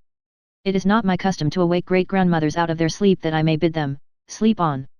Thou stirrest, stretchest thyself, wheezest. Up. Up. Not wheeze, shalt thou, but speak unto me. Zarathustra calleth thee, Zarathustra the godless. I, Zarathustra, the advocate of living, the advocate of suffering, the advocate of the circuit, thee do I call, my most abysmal thought. Joy to me. Thou comest, I hear thee. Mine abyss speaketh, my lowest depth have I turned over into the light. Joy to me. Come hither. Give me thy hand, ha. Let be. Aha, disgust, disgust, disgust, alas to me. 2. Hardly, however, had Zarathustra spoken these words, when he fell down as one dead, and remained long as one dead. When however he again came to himself, then was he pale and trembling, and remained lying, and for long he would neither eat nor drink. This condition continued for 7 days, his animals, however, did not leave him day nor night, except that the eagle flew forth to fetch food. And what it fetched and foraged, it laid on Zarathustra's couch, so that Zarathustra at last lay among yellow and red berries, grapes, rosy apples, sweet-smelling herbage, and pine cones. At his feet, however, 2 lambs were stretched, which the eagle had with difficulty carried off from their shepherds. At last, after 7 days, Zarathustra raised himself upon his couch, took a rosy apple in his hand, smelled it and found its smell pleasant. Then did his animals think the time had come to speak unto him. O Zarathustra, said they, now hast thou lain thus for 7 days with heavy eyes, wilt thou not set thyself again upon thy feet? Step out of thy cave, the world waiteth for thee as a garden. The wind playeth with heavy fragrance which seeketh for thee, and all brooks would like to run after thee. All things long for thee, since thou hast remained alone for 7 days, step forth out of thy cave. All things want to be thy physicians. Did perhaps a new knowledge come to thee, a bitter, grievous knowledge? Like leavened dough layest thou, thy soul arose and swelled beyond all its bounds. O mine animals, answered Zarathustra, talk on thus and let me listen. It refresheth me so to hear your talk, where there is talk, there is the world as a garden unto me. How charming it is that there are words and tones, are not words and tones rainbows and seeming bridges twixt the eternally separated? To each soul belongeth another world, to each soul is every other soul a back world. Among the most alike doth semblance deceive most delightfully, for the smallest gap is most difficult to bridge over. For me, how could there be an outside of me? There is no outside. But this we forget on hearing tones, how delightful it is that we forget. Have not names and tones been given unto things that man may refresh himself with them? It is a beautiful folly, speaking, therewith danceth man over everything. How lovely is all speech and all falsehoods of tones! With tones danceth our love on variegated rainbows. O Zarathustra, said then his animals, to those who think like us, things all dance themselves, they come and hold out the hand and laugh and flee, and return.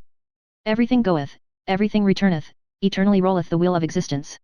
Everything dieth, everything blossometh forth again, eternally runneth on the year of existence. Everything breaketh, everything is integrated anew, eternally buildeth itself the same house of existence. All things separate, all things again greet one another, eternally true to itself remaineth the ring of existence. Every moment beginneth existence, around every here rolleth the ball, there the middle is, everywhere crooked is the path of eternity. O ye wags and barrel organs! Answered Zarathustra, and smiled once more, how well do ye know what had to be fulfilled in 7 days? And how that monster crept into my throat and choked me?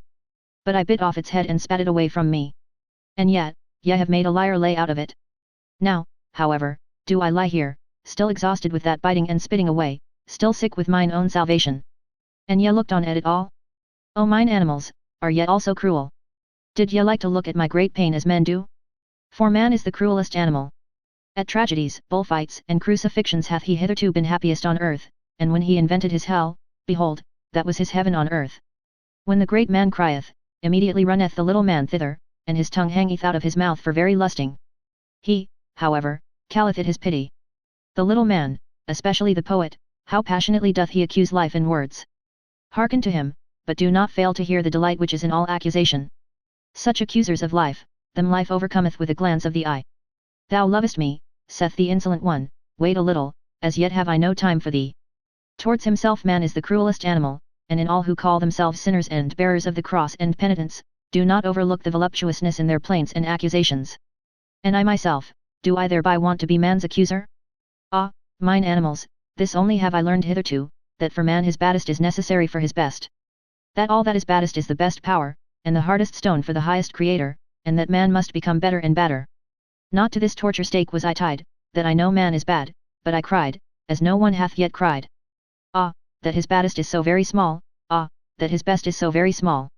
The great disgust at man, it strangled me and had crept into my throat, and what the soothsayer had presaged, all is alike, nothing is worthwhile, knowledge strangleth. A long twilight limped on before me, a fatally weary, fatally intoxicated sadness, which spake with yawning mouth. Eternally he returneth, the man of whom thou art weary, the small man, so yawned my sadness, and dragged its foot and could not go to sleep. A cavern, became the human earth to me, its breast caved in, everything living became to me human dust and bones and mouldering past. My sighing sat on all human graves, and could no longer arise, my sighing and questioning croaked and choked and gnawed and nagged day and night.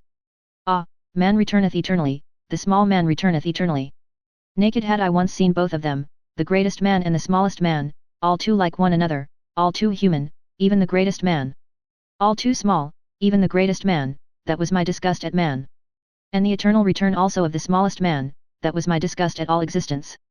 Ah, disgust! Disgust! Disgust! Thus spake Zarathustra, and sighed and shuddered, for he remembered his sickness. Then did his animals prevent him from speaking further. Do not speak further, thou convalescent, so answered his animals, but go out where the world waiteth for thee like a garden. Go out unto the roses, the bees, and the flocks of doves. Especially, however, unto the singing birds, to learn singing from them. For singing is for the convalescent, the sound ones may talk. And when the sound also wants songs, then want they other songs than the convalescent. O ye wags and barrel organs, do be silent, answered Zarathustra, and smiled at his animals. How well ye know what consolation I devised for myself in 7 days. That I have to sing once more, that consolation did I devise for myself, and this convalescence, would ye also make another liar lay thereof. Do not talk further, answered his animals once more, rather, thou convalescent, prepare for thyself first a lyre, a new lyre. For behold, O Zarathustra! For thy new lays there are needed new lyres. Sing and bubble over, O Zarathustra, heal thy soul with new lays, that thou mayest bear thy great fate, which hath not yet been any one's fate. For thine animals know it well, O Zarathustra, who thou art and must become, behold, thou art the teacher of the eternal return, that is now thy fate. That thou must be the first to teach this teaching, how could this great fate not be thy greatest danger and infirmity?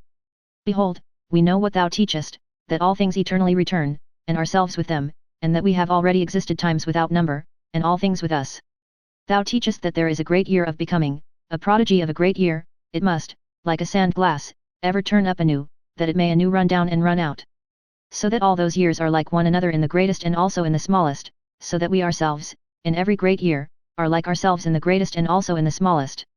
And if thou wouldst now die, O Zarathustra, behold, we know also how thou wouldst then speak to thyself, but thine animals beseech thee not to die yet. Thou wouldst speak, and without trembling, buoyant rather with bliss, for a great weight and worry would be taken from thee, thou patientest one.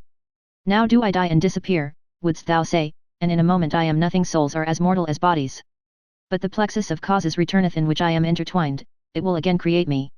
I myself pertain to the causes of the eternal return. I come again with this sun, with this earth, with this eagle, with this serpent, not to a new life, or a better life, or a similar life. I come again eternally to this identical and self-same life, in its greatest and its smallest, to teach again the eternal return of all things. To speak again the word of the great noontide of earth and man, to announce again to man the Superman. I have spoken my word. I break down by my word, so willeth mine eternal fate, as announcer do I succumb. The hour hath now come for the down-goer to bless himself. Thus, endeth Zarathustra's down-going. When the animals had spoken these words they were silent and waited, so that Zarathustra might say something to them, but Zarathustra did not hear that they were silent. On the contrary, he lay quietly with closed eyes like a person sleeping, although he did not sleep, for he communed just then with his soul. The serpent, however, and the eagle, when they found him silent in such wise, respected the great stillness around him, and prudently retired. Chapter 58. The Great Longing. O my soul, I have taught thee to say today as once on a time and formerly, and to dance thy measure over every here and there and yonder. O my soul, I delivered thee from all by places, I brushed down from thee dust and spiders and twilight. O my soul, I washed the petty shame and the by-place virtue from thee, and persuaded thee to stand naked before the eyes of the sun. With the storm that is called spirit did I blow over thy surging sea, all clouds did I blow away from it, I strangled even the strangler called sin. O my soul, I gave thee the right to say nay like the storm, and to say yet as the open heaven saith yet, calm as the light remainest thou, and now walkest through denying storms. O my soul, I restored to thee liberty over the created and the uncreated, and who know it, as thou knowest, the voluptuousness of the future. O my soul, I taught thee the contempt which doth not come like worm-eating, the great, the loving contempt, which loveth most where it contemneth most. O my soul, I taught thee so to persuade that thou persuadest even the grounds themselves to thee, like the sun, which persuadeth even the sea to its height. O my soul, I have taken from thee all obeying and knee-bending and homage-paying, I have myself given thee the names, change of need and fate. O my soul, I have given thee new names and gay-colored playthings, I have called thee fate and the circuit of circuits and the navel string of time and the azure bell.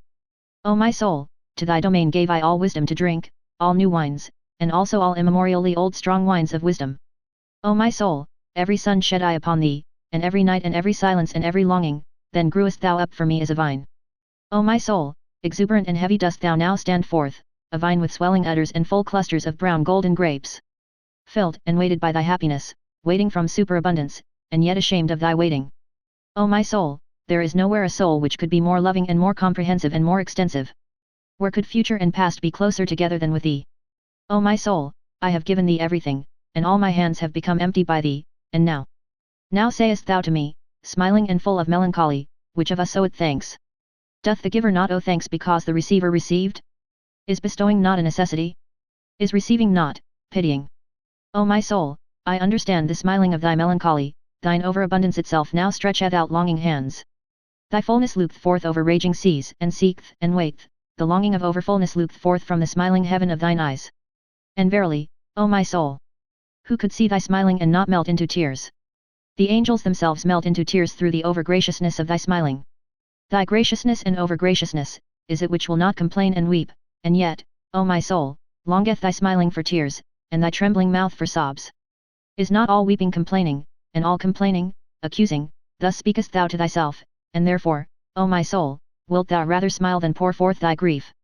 Then in gushing tears pour forth all thy grief concerning thy fullness, and concerning the craving of the vine for the vintager and vintage knife. But wilt thou not weep forth thy purple melancholy, then wilt thou have to sing, O my soul, behold, I smile myself, who foretell thee this. Thou wilt have to sing with passionate song, until all seas turn calm to hearken unto thy longing. Until over calm longing seas the bark glideth, the golden marvel, around the gold of which all good, bad, and marvellous things frisk. Also many large and small animals, and everything that hath light marvellous feet, so that it can run on violet blue paths. Towards the golden marvel, the spontaneous bark, and its master, he, however, is the vintager who waiteth with the diamond vintage knife. Thy great deliverer, O my soul, the nameless one, for whom future songs only will find names. And verily, already hath thy breath the fragrance of future songs. Already glowest thou and dreamest, already drinkest thou thirstily at all deep echoing wells of consolation, already reposeth thy melancholy in the bliss of future songs. O my soul, now have I given thee all, and even my last possession, and all my hands have become empty by thee, that I bade thee sing, behold, that was my last thing to give. That I bade thee sing, say now, say, which of us now, oweth thanks? Better still, however, sing unto me, sing, O my soul. And let me thank thee, Thus spake Zarathustra. Chapter 59. The Second Dance Song. 1. Into thine eyes gazed I lately, O life, gold saw I gleam in thy night eyes, my heart stood still with delight. A golden bark saw I gleam on darkened waters, a sinking, drinking, reblinking, golden swing bark. At my dance frantic foot, dost thou cast a glance, a laughing, questioning, melting, thrown glance. Twice only movedst thou thy rattle with thy little hands, then did my feet swing with dance fury. My heels reared aloft, my toes they hearkened, thee they would know, hath not the dancer his ear, in his toe. Unto thee did I spring, then fledst thou back from my bound, and towards me waved thy flying tresses round. Away from thee did I spring, and from thy snaky tresses, then stoodst thou there half turned, and in thine eye caresses. With crooked glances, dost thou teach me crooked courses, on crooked courses learn my feet, crafty fancies. I fear thee near, I love thee far, thy flight allureth me, thy seeking secureth me, I suffer, but for thee, what would I not gladly bear? For thee, whose coldness inflameth, whose hatred misleadeth, whose flight enchaineth, whose mockery, pleadeth. Who would not hate thee, thou great bindress, enwindress, temptress, seekress, findress? Who would not love thee, thou innocent, impatient, wind-swift, child-eyed sinner? Whither pullest thou me now, thou paragon and tomboy? And now foolest thou me fleeing, thou sweet romp dost annoy. I dance after thee, I follow even faint traces lonely. Where art thou? Give me thy hand. Or thy finger only. Here are caves and thickets, we shall go astray, halt. Stand still. Seest thou not owls and bats in fluttering fray? Thou bat! Thou owl! Thou wouldst play me foul? Where are we? From the dogs hast thou learned thus to bark and howl. Thou gnashest on me sweetly with little white teeth, thine evil eyes shoot out upon me, thy curly little mane from underneath. This is a dance over stock and stone, I am the hunter, wilt thou be my hound, or my chamois anon? Now beside me. And quickly, wickedly springing. Now up. And over, alas! I have fallen myself over swinging. Oh, see me lying, thou arrogant one, and imploring grace. Gladly would I walk with thee, in some lovelier place. In the paths of love, through bushes variegated, quiet, trim. Or there along the lake, where goldfishes dance and swim. Thou art now aweary? There above are sheep and sunset stripes, is it not sweet to sleep, the shepherd pipes? Thou art so very weary? I carry thee thither, let just thine arm sink. And art thou thirsty, I should have something, but thy mouth would not like it to drink. Oh, that cursed, nimble, supple serpent and lurking witch! Where art thou gone? But in my face do I feel through thy hand 2 spots and red blotches itch. I am verily weary of it, ever thy sheepish shepherd to be. Thou witch, if I have hitherto sung unto thee, now shalt thou, cry unto me. To the rhythm of my whip shalt thou dance and cry. I forget not my whip, not I. 2. Then did life answer me thus, and kept thereby her fine ears closed. O Zarathustra, crack not so terribly with thy whip, thou knowest surely that noise killeth thought, and just now there came to me such delicate thoughts. We are both of us genuine ne'er-do-wells and ne'er-do-ills. Beyond good and evil found we our island and our green meadow, we two alone. Therefore must we be friendly to each other. And even should we not love each other from the bottom of our hearts, must we then have a grudge against each other if we do not love each other perfectly? And that I am friendly to thee, and often too friendly, that knowest thou, and the reason is that I am envious of thy wisdom. Ah, this mad old fool, wisdom! If thy wisdom should one day run away from thee, ah! Then would also my love run away from thee quickly. Thereupon did life look thoughtfully behind and around, and said softly, O Zarathustra, thou art not faithful enough to me. Thou lovest me not nearly so much as thou sayest, I know thou thinkest of soon leaving me. There is an old heavy, booming clock, it boometh by night up to thy cave. When thou hearest this clock strike the hours at midnight, then thinkest thou between 1 and 12 thereon. Thou thinkest thereon, O Zarathustra, I know it, of soon leaving me. Yet, answered I, hesitatingly, but thou knowest it also, and I said something into her ear, in amongst her confused, yellow, foolish tresses. Thou knowest that, O Zarathustra, that know it no one.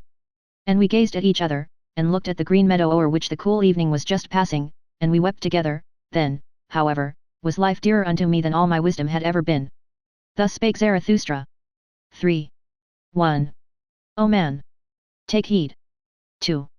What saith deep midnight's voice indeed? 3. I slept my sleep. 4. From deepest dream I've woke and plead. 5. The world is deep. 6. And deeper than the day could read. 7. Deep is its woe. 8. joy, deeper still than grief can be. 9. Woe saith, hence, go. 10. But joys all want eternity. 11. Want deep profound eternity. 12. Chapter 60. The Seven Seals. Or the Yea and Amen lay. 1. If I be a diviner and full of the divining spirit which wandereth on high mountain ridges, twixt two seas. Wandereth twixt the past and the future as a heavy cloud, hostile to sultry plains, and to all that is weary and can neither die nor live. Ready for lightning in its dark bosom, and for the redeeming flash of light, charged with lightnings which say yet. Which laugh yet. Ready for divining flashes of lightning. Blessed, however, is he who is thus charged.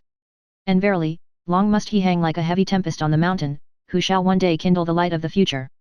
Oh, how could I not be ardent for eternity and for the marriage ring of rings, the ring of the return? Never yet have I found the woman by whom I should like to have children, unless it be this woman whom I love, for I love thee, O eternity. For I love thee, O eternity.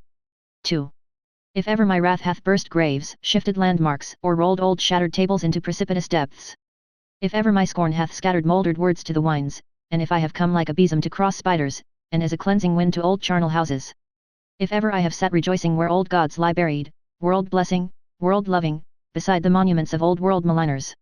For even churches and God's graves do I love, if only heaven looked through their ruined roofs with pure eyes, gladly do I sit like grass and red poppies on ruined churches.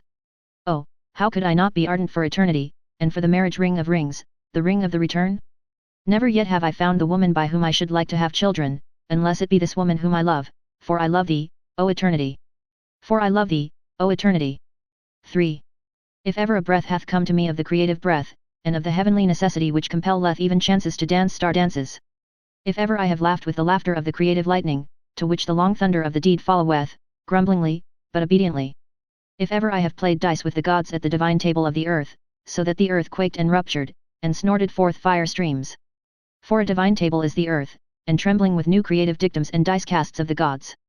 Oh, how could I not be ardent for eternity, and for the marriage ring of rings, the ring of the return?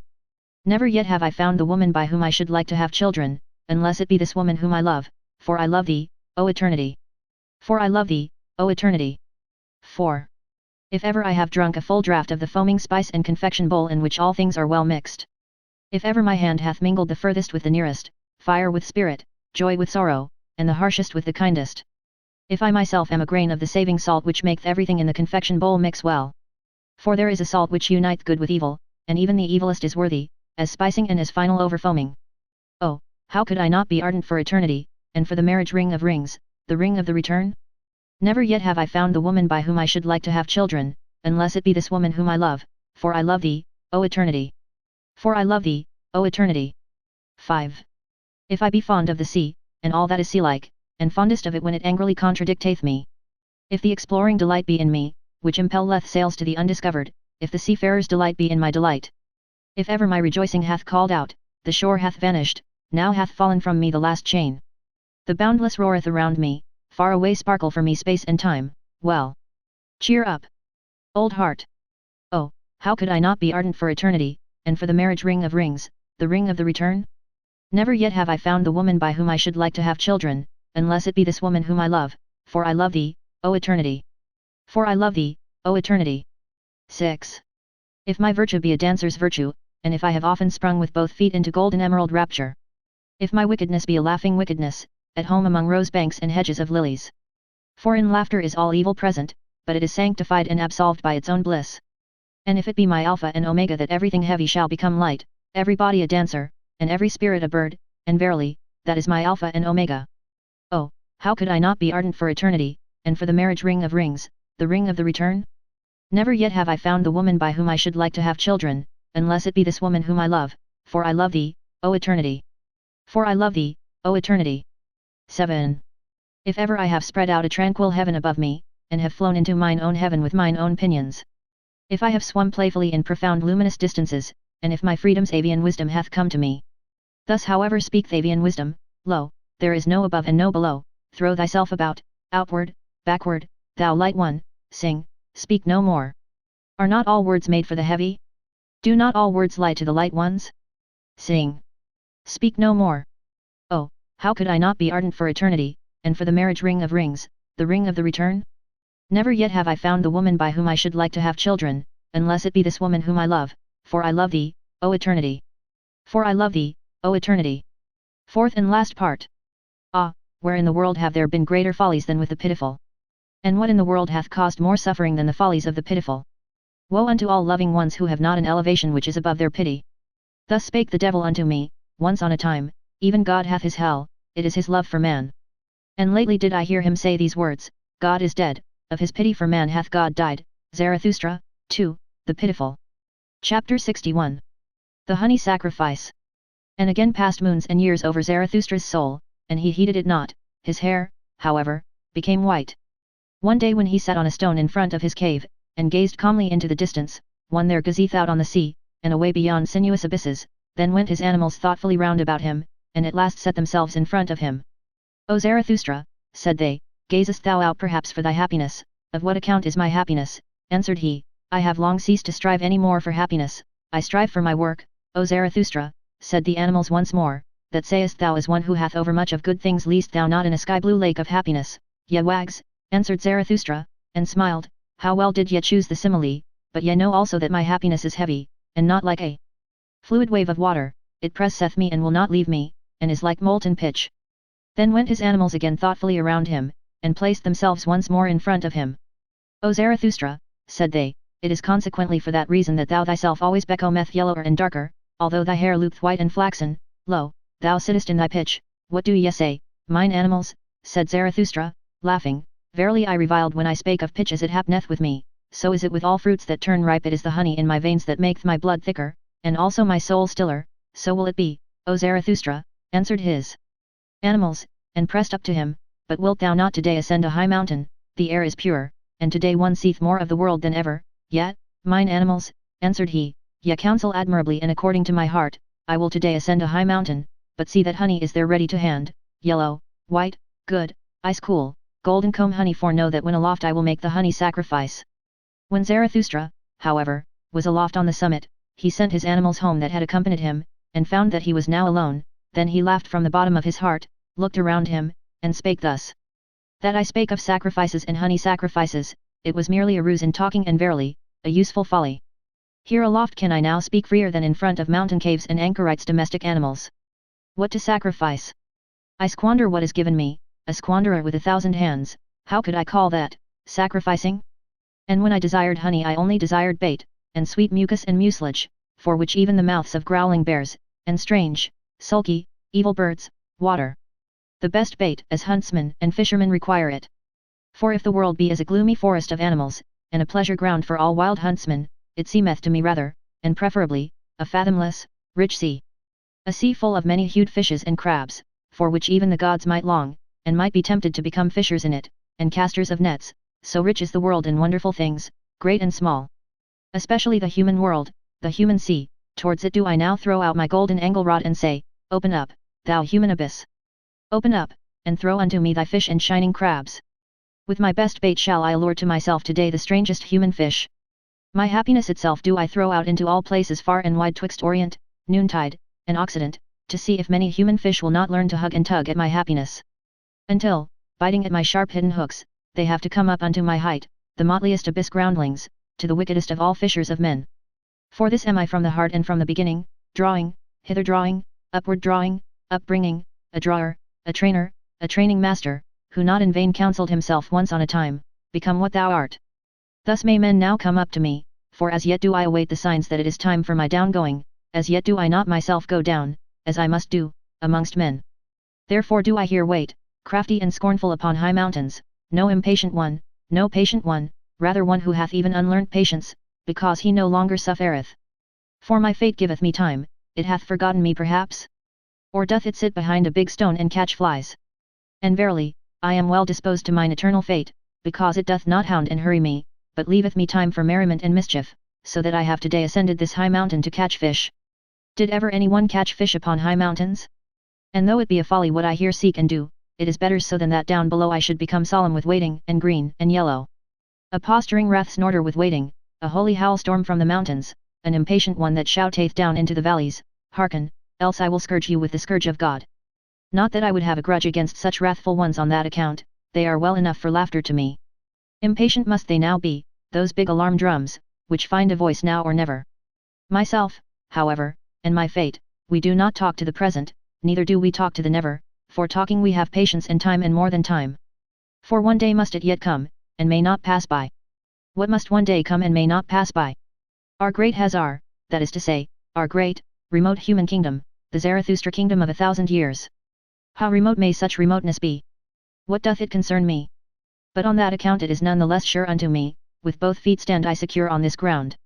On an eternal ground, on hard primary rock, on this highest, hardest, primary mountain ridge, unto which all winds come, as unto the storm parting, asking where? And whence? And whither? Here laugh, laugh, my hearty, healthy wickedness. From high mountains cast down thy glittering scorn laughter. Allure for me with thy glittering the finest human fish.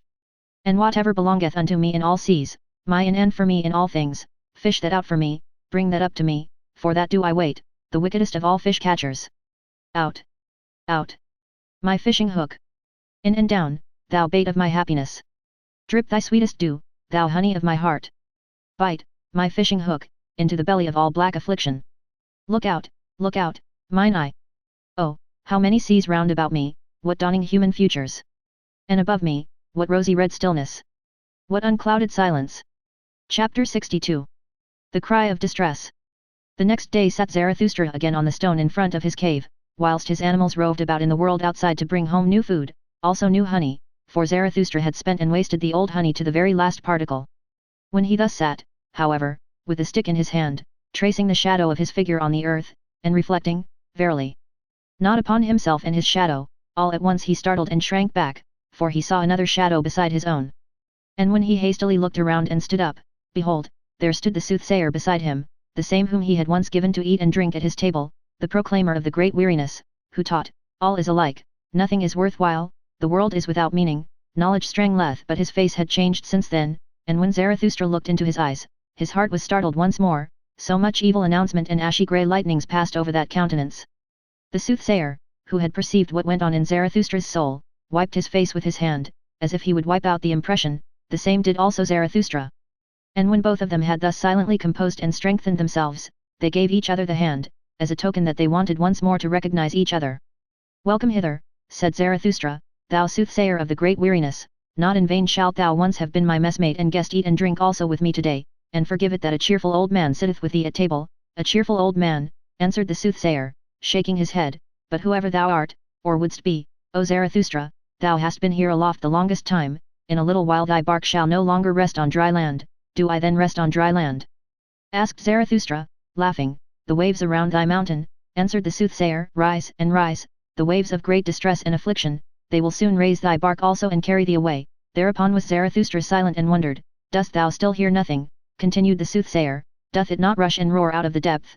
Zarathustra was silent once more and listened, then heard he a long, long cry, which the abysses threw to one another and passed on. For none of them wished to retain it, so evil did it sound. Thou ill announcer, said Zarathustra at last, that is a cry of distress, and the cry of a man. It may come perhaps out of a black sea, but what doth human distress matter to me? My last sin which hath been reserved for me, knowest thou what it is called? Pity, answered the soothsayer from an overflowing heart, and raised both his hands aloft. O Zarathustra, I have come that I may seduce thee to thy last sin. And hardly had those words been uttered when there sounded the cry once more, and longer and more alarming than before, also much nearer. Hearest thou, O Zarathustra, called out the soothsayer, the cry concerneth thee, it calleth thee, come, come, come, it is time, it is the highest time. Zarathustra was silent thereupon, confused and staggered. At last he asked, like one who hesitateth in himself, and who is it that there calleth me? But thou knowest it, certainly, answered the soothsayer warmly. Why dost thou conceal thyself? It is the higher man that crieth for thee. The higher man, cried Zarathustra, horror-stricken, what wanteth he, what wanteth he, the higher man, what wanteth he here, and his skin covered with perspiration. The soothsayer, however, did not heed Zarathustra's alarm, but listened and listened in the downward direction. When, however, it had been still there for a long while, he looked behind, and saw Zarathustra standing trembling. O Zarathustra, he began, with sorrowful voice, thou dost not stand there like one whose happiness maketh him giddy, thou wilt have to dance lest thou tumble down. But although thou shouldst dance before me, and leap all thy side leaps, no one may say unto me, behold, here danceth the last joyous man.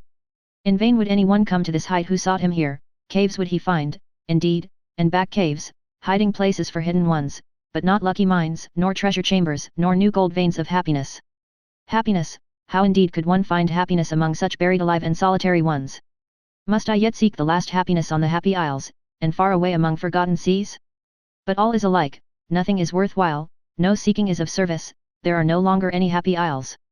Thus sighed the soothsayer. With his last sigh, however, Zarathustra again became serene and assured, like one who hath come out of a deep chasm into the light. Nay, nay, 3 times nay, exclaimed he with a strong voice, and stroked his beard, that do I know better, there are still happy isles, silence thereon, thou sighing sorrow sack. Cease to splash thereon, thou rain cloud of the forenoon. Do I not already stand here wet with thy misery, and drenched like a dog? Now do I shake myself and run away from thee, that I may again become dry, thereat mayest thou not wonder. Do I seem to thee discourteous? Here however is my court. But as regards the higher man, well. I shall seek him at once in those forests, from thence came his cry. Perhaps he is there hard beset by an evil beast. He is in my domain, therein shall he receive no scathe. And verily, there are many evil beasts about me. With those words Zarathustra turned around to depart. Then said the soothsayer, O Zarathustra, thou art a rogue. I know it well, thou wouldst fain be rid of me. Rather wouldst thou run into the forest and lay snares for evil beasts. But what good will it do thee? In the evening wilt thou have me again, in thine own cave will I sit, patient and heavy like a block, and wait for thee.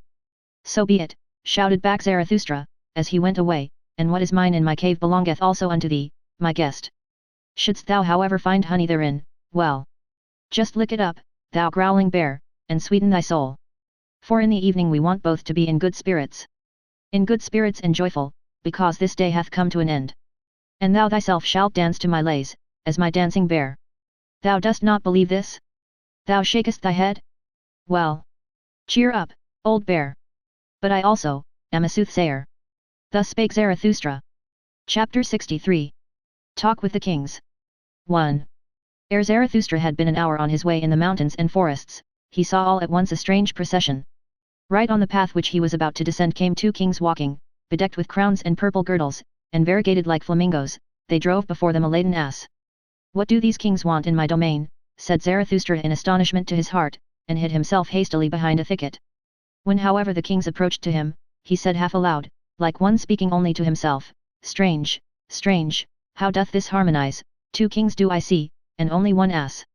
Thereupon the 2 kings made a halt, they smiled and looked towards the spot whence the voice proceeded, and afterwards looked into each other's faces. Such things do we also think among ourselves, said the king on the right, but we do not utter them. The king on the left, however, shrugged his shoulders and answered, that may perhaps be a goatherd or an anchorite who hath lived too long among rocks and trees, for no society at all spoileth also good manners. Good manners, replied angrily and bitterly the other king, what then do we run out of the way of, is it not good manners, our good society? Better, verily, to live among anchorites and goatherds, than with our gilded, false, over-rouged populace, though it call itself good society. Though it call itself nobility, but there all is false and foul, above all the blood, thanks to old evil diseases and worse curers. The best and dearest to me at present is still a sound peasant, coarse, artful, obstinate and enduring, that is at present the noblest type. The peasant is at present the best, and the peasant type should be master. But it is the kingdom of the populace, I no longer allow anything to be imposed upon me. The populace, however, that meaneth, hodgepodge. Populace hodgepodge, therein is everything mixed with everything, saint and swindler, gentleman and Jew, and every beast out of Noah's ark. Good manners. Everything is false and foul with us. No one know it any longer how to reverence, it is that precisely that we run away from. They are fulsome obtrusive dogs, they gild palm leaves. This loathing choketh me, that we kings ourselves have become false, draped and disguised with the old faded pomp of our ancestors, show pieces for the stupidest, the craftiest, and whosoever at present trafficketh for power. We are not the first men, and have nevertheless to stand for them, of this imposture have we at last become weary and disgusted. From the rabble have we gone out of the way, from all those bawlers and scribe blowflies, from the traitor stench, the ambition fidgeting, the bad breath, fie, to live among the rabble. Fie, to stand for the first men among the rabble. Ah, loathing! Loathing! Loathing! What doth it now matter about us kings? Thine old sickness seizeth thee, said here the king on the left, thy loathing seizeth thee, my poor brother. Thou knowest, however, that someone heareth us. Immediately thereupon, Zarathustra, who had opened ears and eyes to this talk, rose from his hiding place, advanced towards the kings, and thus began. He who hearkeneth unto you, he who gladly hearkeneth unto you, is called Zarathustra. I am Zarathustra who once said, what doth it now matter about kings, forgive me, I rejoiced when ye said to each other, what doth it matter about us kings? Here, however, is my domain and jurisdiction, what may ye be seeking in my domain? Perhaps, however, ye have found on your way what I seek, namely, the higher man. When the kings heard this, they beat upon their breasts and said with one voice, we are recognized. With the sword of thine utterance severest thou the thickest darkness of our hearts. Thou hast discovered our distress, for lo! We are on our way to find the higher man. The man that is higher than we, although we are kings. To him do we convey this ass. For the highest man shall also be the highest lord on earth. There is no sorer misfortune in all human destiny, than when the mighty of the earth are not also the first men. Then everything becometh false and distorted and monstrous. And when they are even the last men, and more beast than man, then riseth the populace in honor, and at last saith even the populace virtue, lo, I alone am virtue. What have I just heard? Answered Zarathustra. What wisdom in kings? I am enchanted, and verily, I have already promptings to make a rhyme thereon. Even if it should happen to be a rhyme not suited for everyone's ears. I unlearned long ago to have consideration for long ears. Well then. Well now. Here, however, it happened that the ass also found utterance, it said distinctly and with malevolence, why yea. 'Twas once, methinks year one of our blessed Lord, drunk without wine, the Sibyl thus deplored, how ill things go, decline, decline, ne'er sank the world so low, Rome now hath turned harlot and harlots too, Rome Caesar a beast, and God, hath turned Jew. 2. With those rhymes of Zarathustra the kings were delighted, the king on the right, however, said, O Zarathustra, how well it was that we set out to see thee. For thine enemies showed us thy likeness in their mirror, there lookedst thou with the grimace of a devil, and sneeringly, so that we were afraid of thee. But what good did it do? Always didst thou prick us anew in heart and ear with thy sayings. Then did we say at last, what doth it matter how he look? We must hear him who tiak hate, ye shall love peace as a means to new wars, and the short peace more than the long. No one ever spake such warlike words, what is good, to be brave is good, it is the good war that halloweth every cause. O Zarathustra, our fathers' blood stirred in our veins at such words, it was like the voice of spring to old wine casks. When the swords ran among one another like red-spotted serpents, then did our fathers become fond of life, the sun of every peace seemed to them languid and lukewarm, the long peace, however, made them ashamed. How they sighed, our fathers, when they saw on the wall brightly furbished, dried-up swords. Like those they thirsted for war. For a sword thirsteth to drink blood, and sparkleth with desire. When the kings thus discoursed and talked eagerly of the happiness of their fathers, there came upon Zarathustra no little desire to mock at their eagerness, for evidently they were very peaceable kings whom he saw before him, kings with old and refined features. But he restrained himself. Well, said he, thither leadeth the way, there lieth the cave of Zarathustra, and this day is to have a long evening, at present, however, a cry of distress calleth me hastily away from you. It will honor my cave if kings want to sit and wait in it, but, to be sure, ye will have to wait long. Well. What of that? Where doth one at present learn better to wait than at courts? And the whole virtue of kings that hath remained unto them, is it not called today, ability to wait? Thus spake Zarathustra. Chapter 64. The Leech. And Zarathustra went thoughtfully on, further and lower down, through forests and past moory bottoms, as it happeneth, however, to every one who meditateth upon hard matters, he trod thereby unawares upon a man. And lo, there spurted into his face all at once a cry of pain, and 2 curses and 20 bad invectives, so that in his fright he raised his stick and also struck the trodden one. Immediately afterwards, however, he regained his composure, and his heart laughed at the folly he had just committed. Pardon me, said he to the trodden one, who had got up enraged, and had seated himself, pardon me, and hear first of all a parable. As a wanderer who dreameth of remote things on a lonesome highway, runneth unawares against a sleeping dog, a dog which lieth in the sun. As both of them then start up and snap at each other, like deadly enemies, those 2 beings mortally frightened, so did it happen unto us. And yet, how little was lacking for them to caress each other, that dog and that lonesome one. Are they not both, lonesome ones? Whoever thou art, said the trodden one, still enraged, thou treadest also too nigh me with thy parable, and not only with thy foot. Lo! Am I then a dog? And thereupon the sitting one got up, and pulled his naked arm out of the swamp. For at first he had lain outstretched on the ground, hidden and indiscernible, like those who lie in wait for swamp game. But whatever art thou about? Called out Zarathustra in alarm, for he saw a deal of blood streaming over the naked arm. What hath hurt thee? Hath an evil beast bit thee, thou unfortunate one? The bleeding one laughed, still angry. What matter is it to thee? Said he, and was about to go on. Here am I at home and in my province, let him question me whoever will. To a dolt, however, I shall hardly answer. Thou art mistaken, said Zarathustra sympathetically, and held him fast. Thou art mistaken here, thou art not at home, but in my domain, and therein shall no one receive any hurt. Call me however what thou wilt, I am who I must be. I call myself Zarathustra. Well. Up thither is the way to Zarathustra's cave, it is not far, wilt thou not attend to thy wounds at my home? It hath gone badly with thee, thou unfortunate one, in this life, first a beast bit thee, and then, a man trod upon thee. When however the trodden one had heard the name of Zarathustra he was transformed. What happeneth unto me, he exclaimed, who preoccupieth me so much in this life as this one man, namely Zarathustra, and that one animal that liveth on blood, the leech. For the sake of the leech did I lie here by this swamp, like a fisher, and already had mine outstretched arm been bitten 10 times, when there bite the still finer leech at my blood, Zarathustra himself. O happiness! O miracle! Praised be this day which enticed me into the swamp. Praised be the best, the livest cupping glass, that at present liveth, praised be the great conscience leech Zarathustra. Thus spake the trodden one, and Zarathustra rejoiced at his words and their refined reverential style. Who art thou? Asked he, and gave him his hand. There is much to clear up and elucidate between us, but already methinks pure clear day is dawning. I am the spiritually conscientious one, answered he who was asked, and in matters of the spirit it is difficult for anyone to take it more rigorously, more restrictedly, and more severely than I, except him from whom I learned it, Zarathustra himself. Better know nothing than half know many things. Better be a fool on one's own account, than a sage on other people's approbation. Go to the basis. What matter if it be great or small? If it be called swamp or sky? A handbreadth of basis is enough for me, if it be actually basis and ground. A handbreadth of basis, thereon can one stand in the true knowing knowledge there is nothing great and nothing small.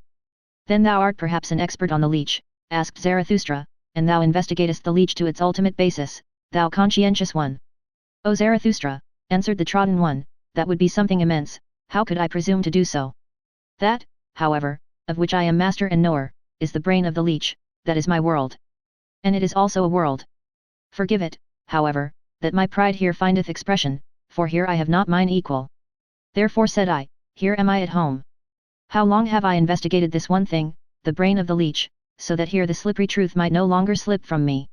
Here is my domain. For the sake of this did I cast everything else aside, for the sake of this did everything else become indifferent to me, and close beside my knowledge lieth my black ignorance. My spiritual conscience requireth from me that it should be so, that I should know one thing, and not know all else, they are a loathing unto me, all the semi-spiritual, all the hazy, hovering, and visionary. Where mine honesty ceaseth, there am I blind, and want also to be blind. Where I want to know, however, there want I also to be honest, namely, severe, rigorous, restricted, cruel and inexorable. Because thou once saidst, O Zarathustra, spirit is life which itself cutteth into life, that led and allured me to thy doctrine, and verily, with mine own blood have I increased mine own knowledge. As the evidence indicateth, broke in Zarathustra, for still was the blood flowing down on the naked arm of the conscientious one. For there had 10 leeches bitten into it. O thou strange fellow, how much doth this very evidence teach me, namely, thou thyself, and not all, perhaps, might I pour into thy rigorous ear. Well then. We part here. But I would fain find thee again. Up thither is the way to my cave, tonight shalt thou there be my welcome guest. Fain would I also make amends to thy body for Zarathustra treading upon thee with his feet, I think about that. Just now, however, a cry of distress calleth me hastily away from thee. Thus spake Zarathustra. Chapter 65. The Magician. 1. When however Zarathustra had gone round a rock, then saw he on the same path, not far below him, a man who threw his limbs about like a maniac, and at last tumbled to the ground on his belly.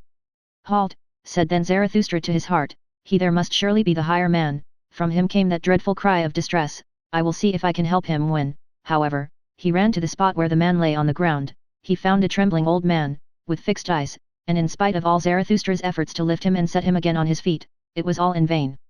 The unfortunate one, also, did not seem to notice that someone was beside him, on the contrary, he continually looked around with moving gestures, like one forsaken and isolated from all the world.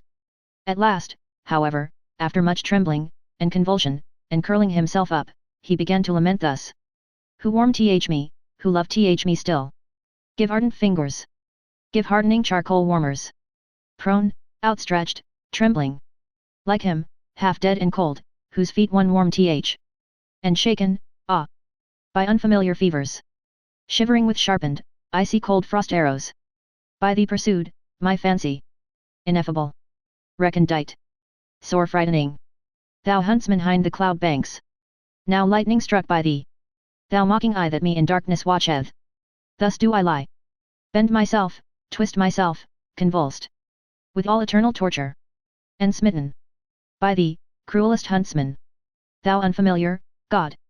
Smite deeper. Smite yet once more. Pierce through and rend my heart. What mean this torture? With dull, indented arrows? Why lookest thou hither? Of human pain not weary.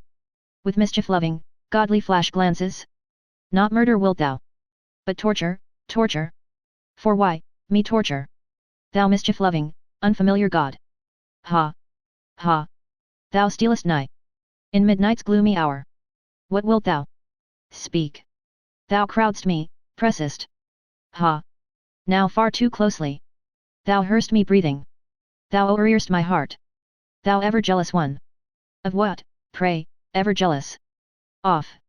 Off. For why the latter? Wouldst thou get in? To heart in clamber? To mine own secretest conceptions in clamber? Shameless one. Thou unknown one, thief. What seekst thou by thy stealing? What seekst thou by thy hearkening? What seekst thou by thy torturing? Thou torturer. Thou, hangman God. Or shall I, as the mastiffs do, roll me before thee? And cringing, enraptured, frantic all my tail friendly, waggle. In vain. Goad further. Cruelest goader. No dog, thy game just am I. Cruelest huntsman. Thy proudest of captives. Thou robber hind the cloud banks. Speak finally. Thou lightning veiled one. Thou unknown one. Speak. What wilt thou, highway ambusher, from me? What wilt thou, unfamiliar, God? What? Ransom gold? How much of ransom gold? Solicit much, that bid my pride. And be concise, that bid mine other pride. Ha! Ha! Me, wantest thou? Me? Entire. Ha! Ha! And torturest me, fool that thou art. Dead torturest quite my pride? Give love to me, who warm me still. Who love me still. Give ardent fingers. Give hardening charcoal warmers. Give me, the lonesomest. The ice, ah, sevenfold frozen ice. For very enemies. For foes, doth make one thirst. Give, yield to me.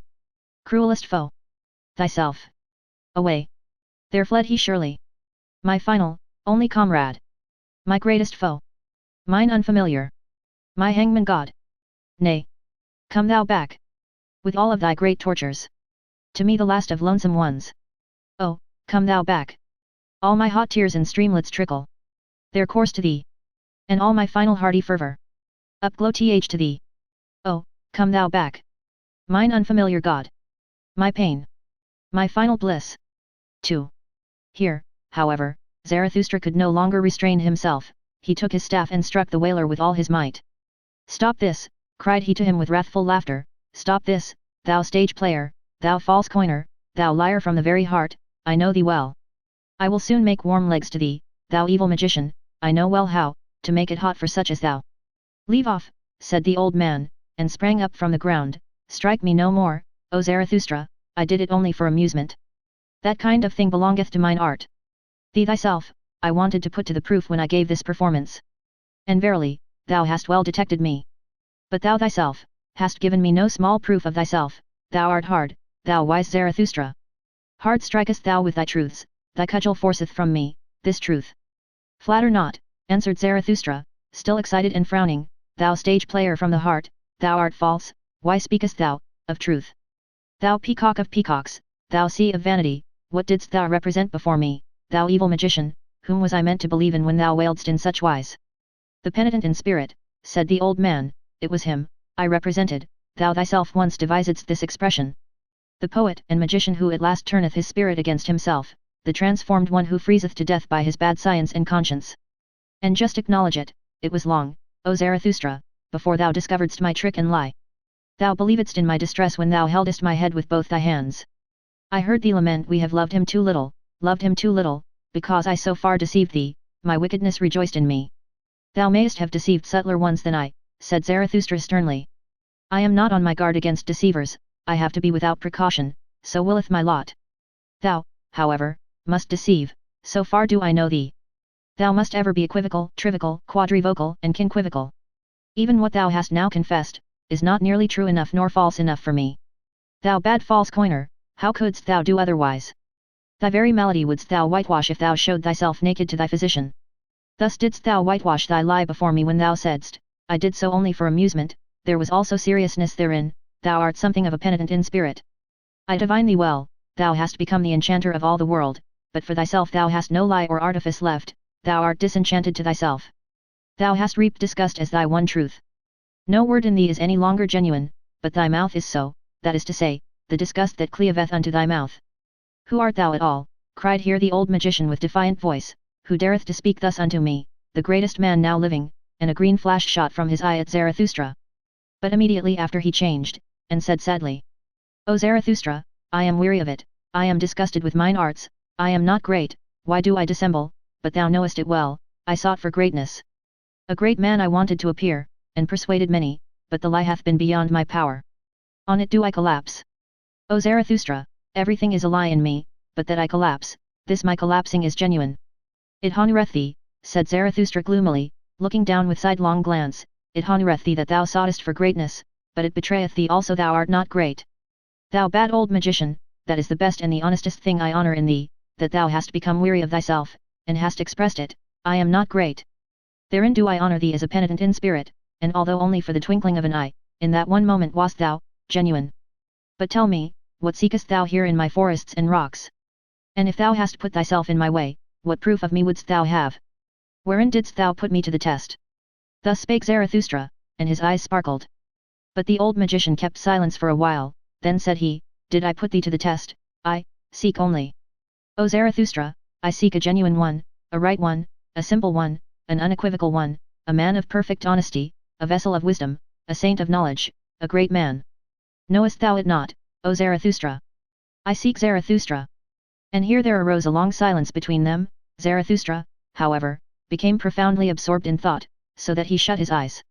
But afterwards coming back to the situation, he grasped the hand of the magician, and said, full of politeness and policy, Well, up thither leadeth the way, there is the cave of Zarathustra, in it mayest thou seek him whom thou wouldst fain find. And ask counsel of mine animals, mine eagle and my serpent, they shall help thee to seek. My cave however is large.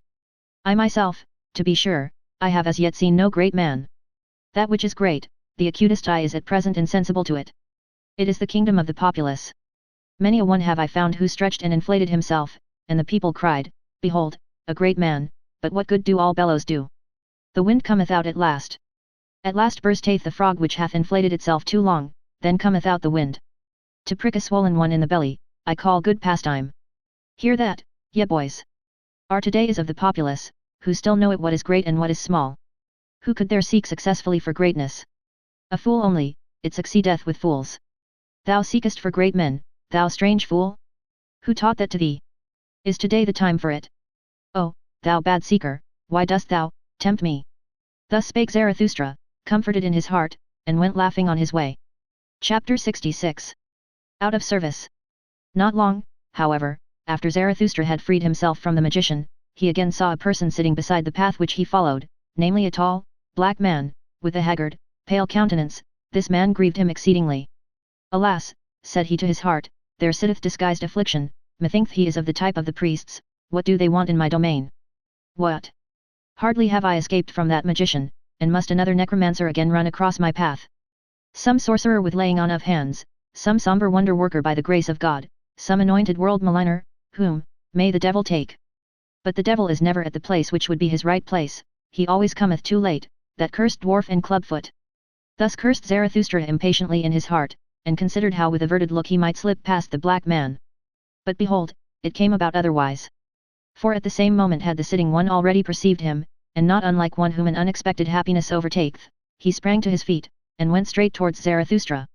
Whoever thou art, thou traveller, said he, help a strayed one, a seeker, an old man, who may here easily come to grief.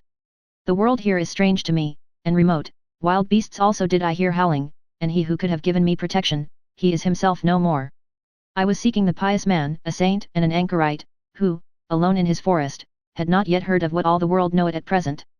What doth all the world know at present? Asked Zarathustra.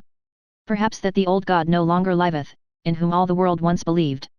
Thou sayest it, answered the old man sorrowfully. And I served that old god until his last hour. Now, however, am I out of service, without master, and yet not free, likewise am I no longer merry even for an hour, except it be in recollections. Therefore did I ascend into these mountains, that I might finally have a festival for myself once more, as becometh an old pope and church father, for know it, that I am the last pope, a festival of pious recollections and divine services. Now, however, is he himself dead, the most pious of men, the saint in the forest, who praised his God constantly with singing and mumbling. He himself found I no longer when I found his cot, but 2 wolves found I therein, which howled on account of his death, for all animals loved him. Then did I haste away. Had I thus come in vain into these forests and mountains? Then did my heart determine that I should seek another, the most pious of all those who believe not in God, my heart determined that I should seek Zarathustra. Thus spake the hoary man, and gazed with keen eyes at him who stood before him. Zarathustra however seized the hand of the old pope and regarded it a long while with admiration. Lo, thou venerable one, said he then, what a fine and long hand, that is the hand of one who hath ever dispensed blessings now, however, doth it hold fast him whom thou seekest, me, Zarathustra. It is I, the ungodly Zarathustra, who saith, who is ungodlier than I, that I may enjoy his teaching. Thus spake Zarathustra, and penetrated with his glances the thoughts and arrear thoughts of the old pope. At last the latter began. He who most loved and possessed him hath now also lost him most. Lo, I myself am surely the most godless of us at present? But who could rejoice at that?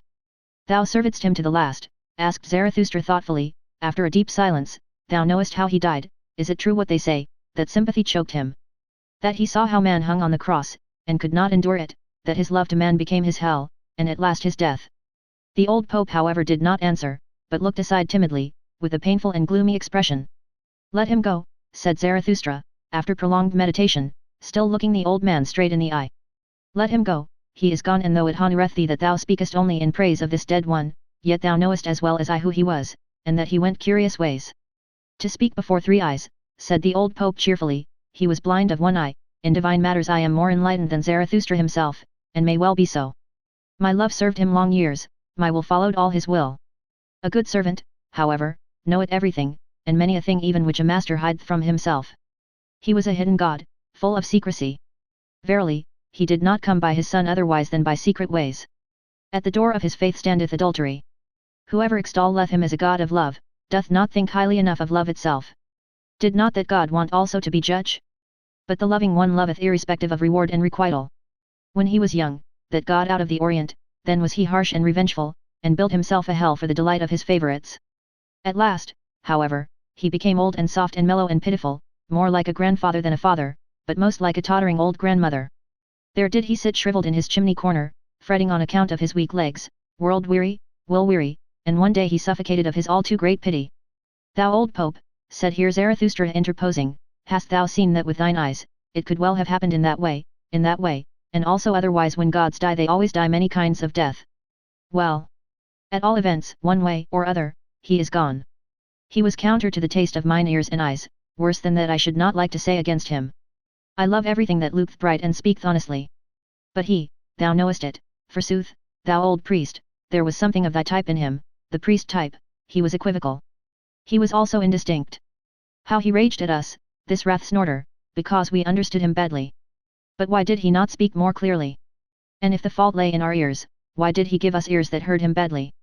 If there was dirt in our ears, well, who put it in them? Too much miscarried with him, this potter who had not learned thoroughly.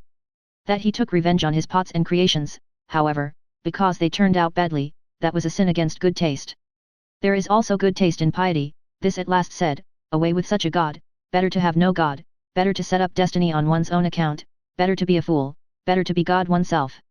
What do I hear, said then the old pope, with intent ears, O Zarathustra, thou art more pious than thou believest, with such an unbelief, some god in thee hath converted thee to thine ungodliness. Is it not thy piety itself which no longer letteth thee believe in a god? And thine over-great honesty will yet lead thee even beyond good and evil.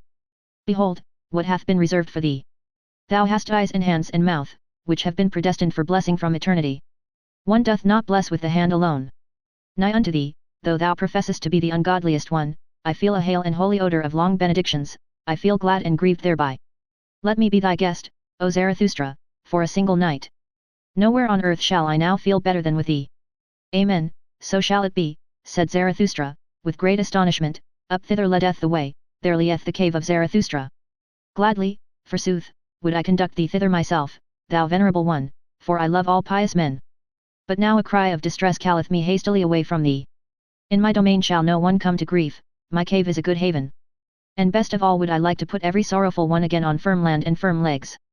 Who, however, could take thy melancholy off thy shoulders? For that I am too weak. Long, verily, should we have to wait until someone reawoke thy God for thee. For that old God liveth no more, he is indeed dead. Thus spake Zarathustra. Chapter 67. The Ugliest Man. And again did Zarathustra's feet run through mountains and forests, and his eyes sought and sought, but nowhere was he to be seen whom they wanted to see, the sorely distressed sufferer and crier. On the whole way, however, he rejoiced in his heart and was full of gratitude. What good things, said he, hath this day given me, as amends for its bad beginning, what strange interlocutors have I found. At their words will I now chew a long while as at good corn, small shall my teeth grind and crush them, until they flow like milk into my soul. When, however, the path again curved round a rock, all at once the landscape changed, and Zarathustra entered into a realm of death. Here bristled aloft black and red cliffs, without any grass, tree, or bird's voice. For it was a valley which all animals avoided, even the beasts of prey, except that a species of ugly, thick, green serpent came here to die when they became old. Therefore the shepherds called this valley, Serpent Death. Zarathustra, however, became absorbed in dark recollections, for it seemed to him as if he had once before stood in this valley. And much heaviness settled on his mind, so that he walked slowly and always more slowly, and at last stood still. Then, however, when he opened his eyes, he saw something sitting by the wayside shaped like a man, and hardly like a man, something nondescript. And all at once there came over Zarathustra a great shame, because he had gazed on such a thing. Blushing up to the very roots of his white hair, he turned aside his glance, and raised his foot that he might leave this ill-starred place. Then, however, became the dead wilderness vocal, for from the ground a noise welled up, gurgling and rattling, as water gurgleth and rattleth at night through stopped-up water pipes, and at last it turned into human voice and human speech. It sounded thus. Zarathustra, Zarathustra, read my riddle, say, what is the revenge on the witness? I entice thee back, here is smooth ice. See to it, that thy pride doth not here break its legs. Thou thinkest thyself wise, thou proud Zarathustra. Read then the riddle, thou hard nutcracker, the riddle that I am. Say then, who am I? When however Zarathustra had heard these words, what think ye then took place in his soul? Pity overcame him, and he sank down all at once, like an oak that hath long withstood many tree fellers, heavily, suddenly, to the terror even of those who meant to fell it. But immediately he got up again from the ground, and his countenance became stern. I know thee well, said he, with a brazen voice, thou art the murderer of God, let me go. Thou couldst not endure him who beheld thee, whoever beheld thee through and through, thou ugliest man. Thou tookest revenge on this witness. Thus spake Zarathustra and was about to go, but the nondescript grasped at a corner of his garment and began anew to gurgle and seek for words. Stay, said he at last. Stay, do not pass by, I have divined what axe it was that struck thee to the ground. Hail to thee, O Zarathustra, that thou art again upon thy feet. Thou hast divined, I know it well, how the man feeleth who killed him, the murderer of God. Stay. Sit down here beside me, it is not to no purpose. To whom would I go but unto thee? Stay, sit down. Do not however look at me. Honor thus, mine ugliness. They persecute me, now art thou my last refuge. Not with their hatred, not with their bailiffs, oh, such persecution would I mock at, and be proud and cheerful. Hath not all success hitherto been with the well-persecuted ones? And he who persecuteth well learneth readily to be obsequent, when once he is put behind. But it is their pity. Their pity is it from which I flee away and flee to thee. O Zarathustra, protect me, thou, my last refuge, thou sole one who divinest me. Thou hast divined how the man feeleth who killed him. Stay. And if thou wilt go, thou impatient one, go not the way that I came. That way is bad. Art thou angry with me because I have already racked language too long? Because I have already counselled thee? But know that it is I, the ugliest man, who have also the largest, heaviest feet. Where I have gone, the way is bad. I tread all paths to death and destruction. But that thou passedst me by in silence, that thou blushedst, I saw it well, thereby did I know thee as Zarathustra. Every one else would have thrown to me his alms, his pity, in look and speech. But for that, I am not beggar enough, that didst thou divine. For that I am too rich, rich in what is great, frightful, ugliest, most unutterable. Thy shame, O Zarathustra, honored me. With difficulty did I get out of the crowd of the pitiful, that I might find the only one who at present hate that pity is obtrusive, thyself, O Zarathustra. Whether it be the pity of a god, or whether it be human pity, it is offensive to modesty. An unwillingness to help may be nobler than the virtue that rusheth to do so.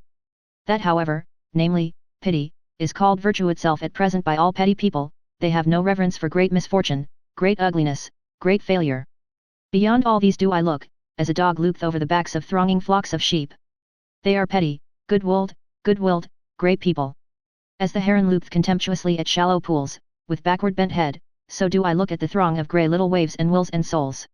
Too long have we acknowledged them to be right, those petty people, so we have at last given them power as well, and now do they teach that good is only what petty people call good.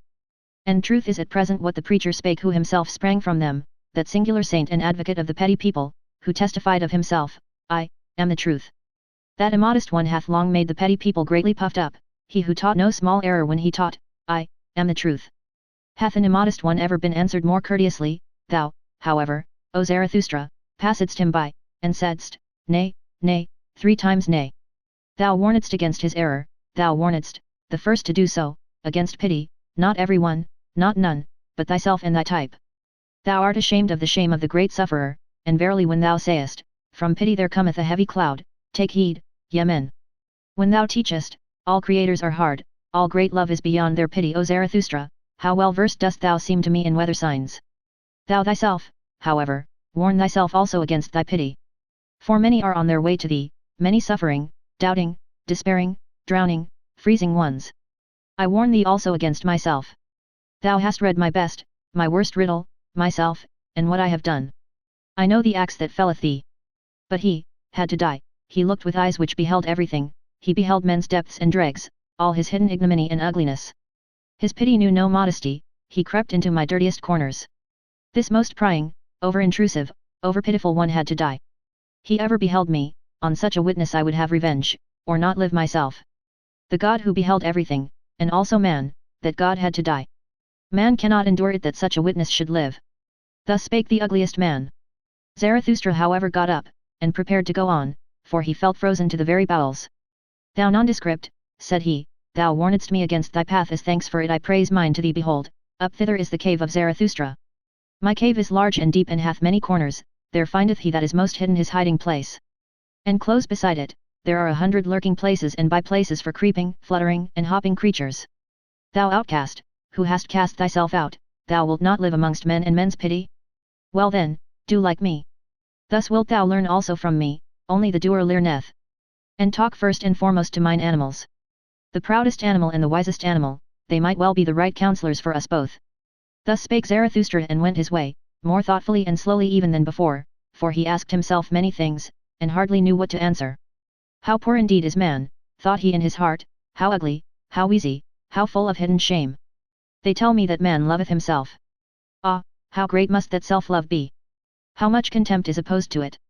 Even this man hath loved himself, as he hath despised himself, a great lover methinks he is, and a great despiser. No one have I yet found who more thoroughly despised himself, even that is elevation. Alas, was this perhaps the higher man whose cry I heard? I love the great despisers. Man is something that hath to be surpassed. Chapter 68. The Voluntary Beggar. When Zarathustra had left the ugliest man, he was chilled and felt lonesome, for much coldness and lonesomeness came over his spirit, so that even his limbs became colder thereby. When, however, he wandered on and on, uphill and down, at times past green meadows, though also sometimes over wild stony couches where formerly perhaps an impatient brook had made its bed, then he turned all at once warmer and heartier again. What hath happened unto me, he asked himself, something warm and living quickeneth me, it must be in the neighborhood. Already am I less alone, unconscious companions and brethren rove around me, their warm breath touched my soul. When, however, he spied about and sought for the comforters of his lonesomeness, behold, there were kine there standing together on an eminence, whose proximity and smell had warmed his heart.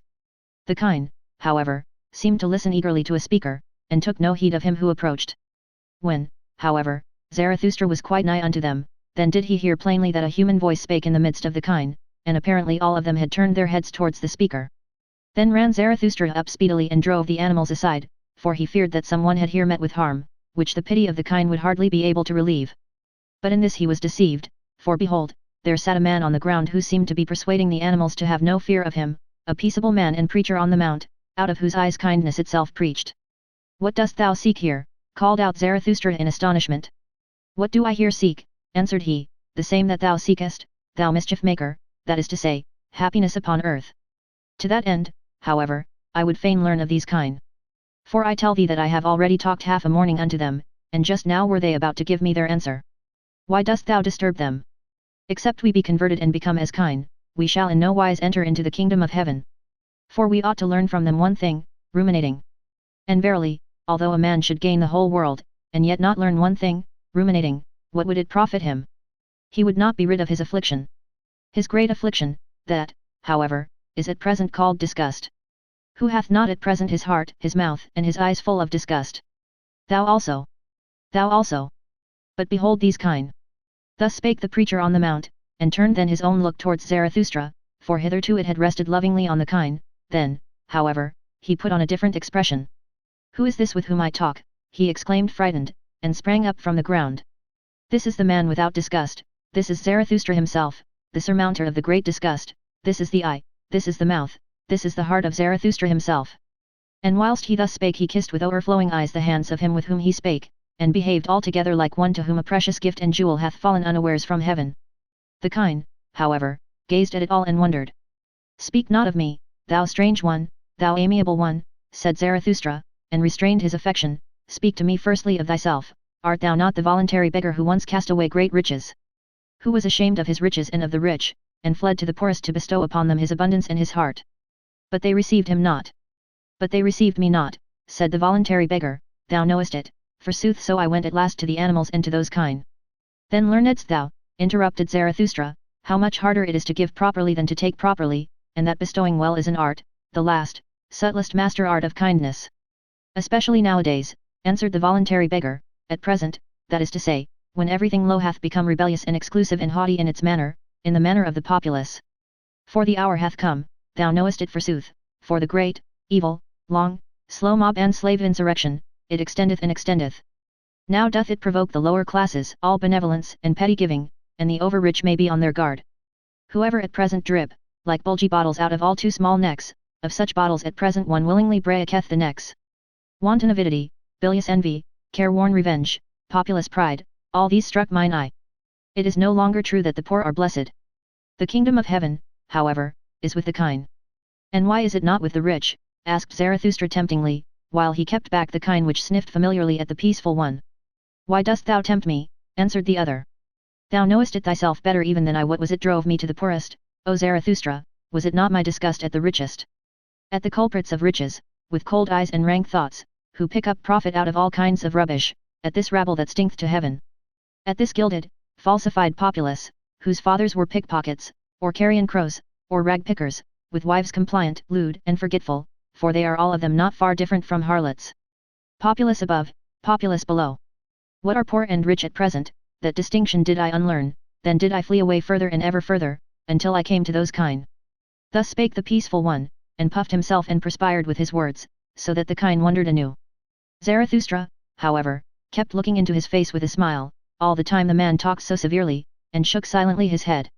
"Thou doest violence to thyself, thou preacher on the mount, when thou usest such severe words. For such severity neither thy mouth nor thine eye have been given thee. Nor, methinketh, hath thy stomach either, unto it all such rage and hatred and foaming over is repugnant. Thy stomach wanteth softer things, thou art not a butcher. Rather seemest thou to me a plant-eater and a root man. Perhaps thou grindest corn. Certainly, however, thou art averse to fleshly joys, and thou lovest honey." "Thou hast divined me well," answered the voluntary beggar, with lightened heart. "I love honey, I also grind corn, for I have sought out what tasteth sweetly and maketh pure breath. Also what requireth a long time, a day's work and a mouth's work for gentle idlers and sluggards. Furthest, to be sure, have those kine carried it, they have devised ruminating and lying in the Sunday. They also abstain from all heavy thoughts which inflate the heart." "Well," said Zarathustra, "thou shouldst also see mine animals, mine eagle and my serpent, their like do not at present exist on earth. Behold, thither leadeth the way to my cave, be tonight its guest. And talk to mine animals of the happiness of animals. Until I myself come home. For now a cry of distress calleth me hastily away from thee. Also, shouldst thou find new honey with me, ice cold, golden comb honey, eat it. Now, however, take leave at once of thy kind, thou strange one. Thou amiable one. Though it be hard for thee. For they are thy warmest friends and preceptors. One excepted, whom I hold still dearer, answered the voluntary beggar. Thou thyself art good, O Zarathustra, and better even than a cow. Away, away with thee, thou evil flatterer, cried Zarathustra mischievously, why dost thou spoil me with such praise and flattery, honey? Away, away from me, cried he once more, and heaved his stick at the fond beggar, who, however, ran nimbly away. Chapter 69. The Shadow. Scarcely however was the voluntary beggar gone in haste, and Zarathustra again alone, when he heard behind him a new voice which called out, Stay, Zarathustra, do wait, it is myself, forsooth, O Zarathustra, myself, thy shadow. But Zarathustra did not wait, for a sudden irritation came over him on account of the crowd and the crowding in his mountains. Whither hath my lonesomeness gone, spake he. It is verily becoming too much for me, these mountains swarm, my kingdom is no longer of this world, I require new mountains. My shadow calleth me? What matter about my shadow? Let it run after me. I, run away from it. Thus spake Zarathustra to his heart and ran away. But the one behind followed after him, so that immediately there were 3 runners, one after the other, namely, foremost the voluntary beggar, then Zarathustra, and thirdly, and hindmost, his shadow. But not long had they run thus when Zarathustra became conscious of his folly, and shook off with one jerk all his irritation and detestation. What, said he, have not the most ludicrous things always happened to us old anchorites and saints? Verily, my folly hath grown big in the mountains. Now do I hear 6 old fools' legs rattling behind one another. But doth Zarathustra need to be frightened by his shadow? Also, methink that after all it hath longer legs than mine. Thus spake Zarathustra, and, laughing with eyes and entrails, he stood still and turned round quickly, and behold, he almost thereby threw his shadow and follower to the ground, so closely had the latter followed at his heels, and so weak was he. For when Zarathustra scrutinized him with his glance he was frightened as by a sudden apparition, so slender, swarthy, hollow and worn out did this follower appear. Who art thou? Asked Zarathustra vehemently, what doest thou here, and why callest thou thyself my shadow? Thou art not pleasing unto me. Forgive me, answered the shadow, that it is I, and if I please thee not, well, O Zarathustra, therein do I admire thee and thy good taste. A wanderer am I, who have walked long at thy heels, always on the way, but without a goal, also without a home, so that verily, I lack little of being the eternally wandering Jew, except that I am not eternal and not a Jew. What? Must I ever be on the way? Whirled by every wind, unsettled, driven about. O earth, thou hast become too round for me. On every surface have I already sat, like tired dust have I fallen asleep on mirrors and window panes, everything taketh from me, nothing giveth, I become thin, I am almost equal to a shadow. After thee, however, O Zarathustra, did I fly in high longest, and though I hid myself from thee, I was nevertheless thy best shadow, wherever thou hast sat, there sat I also. With thee have I wandered about in the remotest, coldest worlds, like a phantom that voluntarily haunteth winter roofs and snows. With thee have I pushed into all the forbidden, all the worst and the furthest, and if there be anything of virtue in me, it is that I have had no fear of any prohibition. With thee have I broken up whatever my heart revered, all boundary stones and statues have I o'erthrown, the most dangerous wishes did I pursue, verily, beyond every crime did I once go. With thee did I unlearn the belief in words and worths and in great names. When the devil casteth his skin, doth not his name also fall away? It is also skin. The devil himself is perhaps, skin. Nothing is true, all is permitted, so said I to myself into the coldest water did I plunge with head and heart how oft did I stand there naked on that account, like a red crab. Ah, where have gone all my goodness and all my shame and all my belief in the good? Ah, where is the lying innocence which I once possessed, the innocence of the good and of their noble lies? Too oft, verily, did I follow close to the heels of truth, then did it kick me on the face. Sometimes I meant to lie, and behold, then only did I hit the truth. Too much hath become clear unto me, now it doth not concern me any more. Nothing liveth any longer that I love, how should I still love myself? To live as I incline, or not to live at all, so do I wish, so wish it also the holiest, but alas, how have I still, inclination? Have I, still a goal? A haven towards which my sail is set? A good wind? Ah, he only who knoweth whither he saileth, knoweth what wind is good, and a fair wind for him. What still remaineth to me? A heart weary and flippant, an unstable will, fluttering wings, a broken backbone. This seeking for my home, O Zarathustra, dost thou know that this seeking hath been my home sickening, it eateth me up. Where is my home? For it do I ask and seek, and have sought, but have not found it. O eternal everywhere, O eternal nowhere, O eternal, in vain. Thus spake the shadow, and Zarathustra's countenance lengthened at his words. Thou art my shadow, said he at last sadly. Thy danger is not small, thou free spirit and wanderer, thou hast had a bad day, see that a still worse evening doth not overtake thee. To such unsettled ones as thou, seemeth at last even a prisoner blessed. Didst thou ever see how captured criminals sleep? They sleep quietly, they enjoy their new security. Beware lest in the end a narrow faith capture thee, a hard, rigorous delusion. For now everything that is narrow and fixed seduceth and tempteth thee. Thou hast lost thy goal. Alas, how wilt thou forego and forget that loss? Thereby, hast thou also lost thy way. Thou poor rover and rambler, thou tired butterfly. Wilt thou have a rest in a home this evening? Then go up to my cave. Thither leadeth the way to my cave. And now will I run quickly away from thee again. Already lieth as it were a shadow upon me. I will run alone, so that it may again become bright around me. Therefore must I still be a long time merrily upon my legs. In the evening, however, there will be dancing with me. Thus spake Zarathustra. Chapter 70. Noontide. And Zarathustra ran and ran, but he found no one else, and was alone and ever found himself again. He enjoyed and quaffed his solitude, and thought of good things, for hours. About the hour of noontide, however, when the sun stood exactly over Zarathustra's head, he passed an old, bent and gnarled tree, which was encircled round by the ardent love of a vine, and hidden from itself. From this there hung yellow grapes in abundance, confronting the wanderer. Then he felt inclined to quench a little thirst, and to break off for himself a cluster of grapes. When, however, he had already his arm outstretched for that purpose, he felt still more inclined for something else, namely, to lie down beside the tree at the hour of perfect noontide and sleep. This Zarathustra did, and no sooner had he laid himself on the ground in the stillness and secrecy of the variegated grass, than he had forgotten his little thirst, and fell asleep. For as the proverb of Zarathustra saith, one thing is more necessary than the other, only that his eyes remained open, for they never grew weary of viewing and admiring the tree and the love of the vine. In falling asleep, however, Zarathustra spake thus to his heart. Hush, hush, hath not the world now become perfect, what hath happened unto me? As a delicate wind danceth invisibly upon parkade seas, light, feather light, so, danceth sleep upon me. No eye doth it close to me, it leaveth my soul awake. Light is it, verily, feather light. It persuadeth me, I know not how, it toucheth me inwardly with a caressing hand, it constraineth me. Yet, it constraineth me, so that my soul stretcheth itself out. How long and weary it becometh, my strange soul. Hath the seventh day evening come to it precisely at noontide? Hath it already wandered too long, blissfully, among good and ripe things? It stretcheth itself out, longer. It lieth still, my strange soul.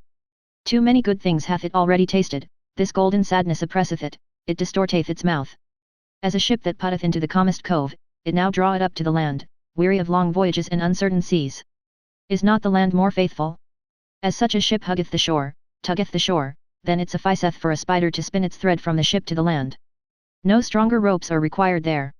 As such a weary ship in the calmest cove, so do I also now repose, nigh to the earth, faithful, trusting, waiting, bound to it with the lightest threads. O happiness! O happiness! Wilt thou perhaps sing, O my soul? Thou liest in the grass. But this is the secret, solemn hour, when no shepherd playeth his pipe. Take care. Hot noontide sleepeth on the fields. Do not sing.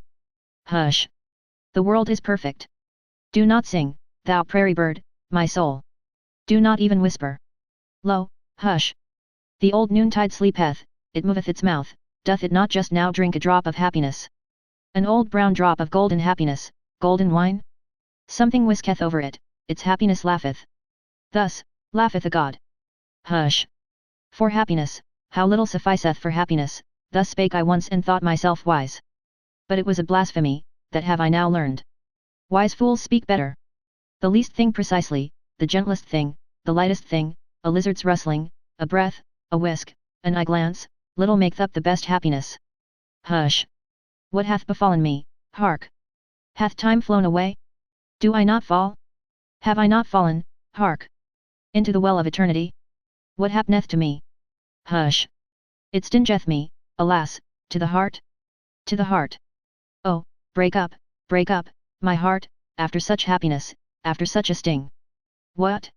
Hath not the world just now become perfect? Round and ripe?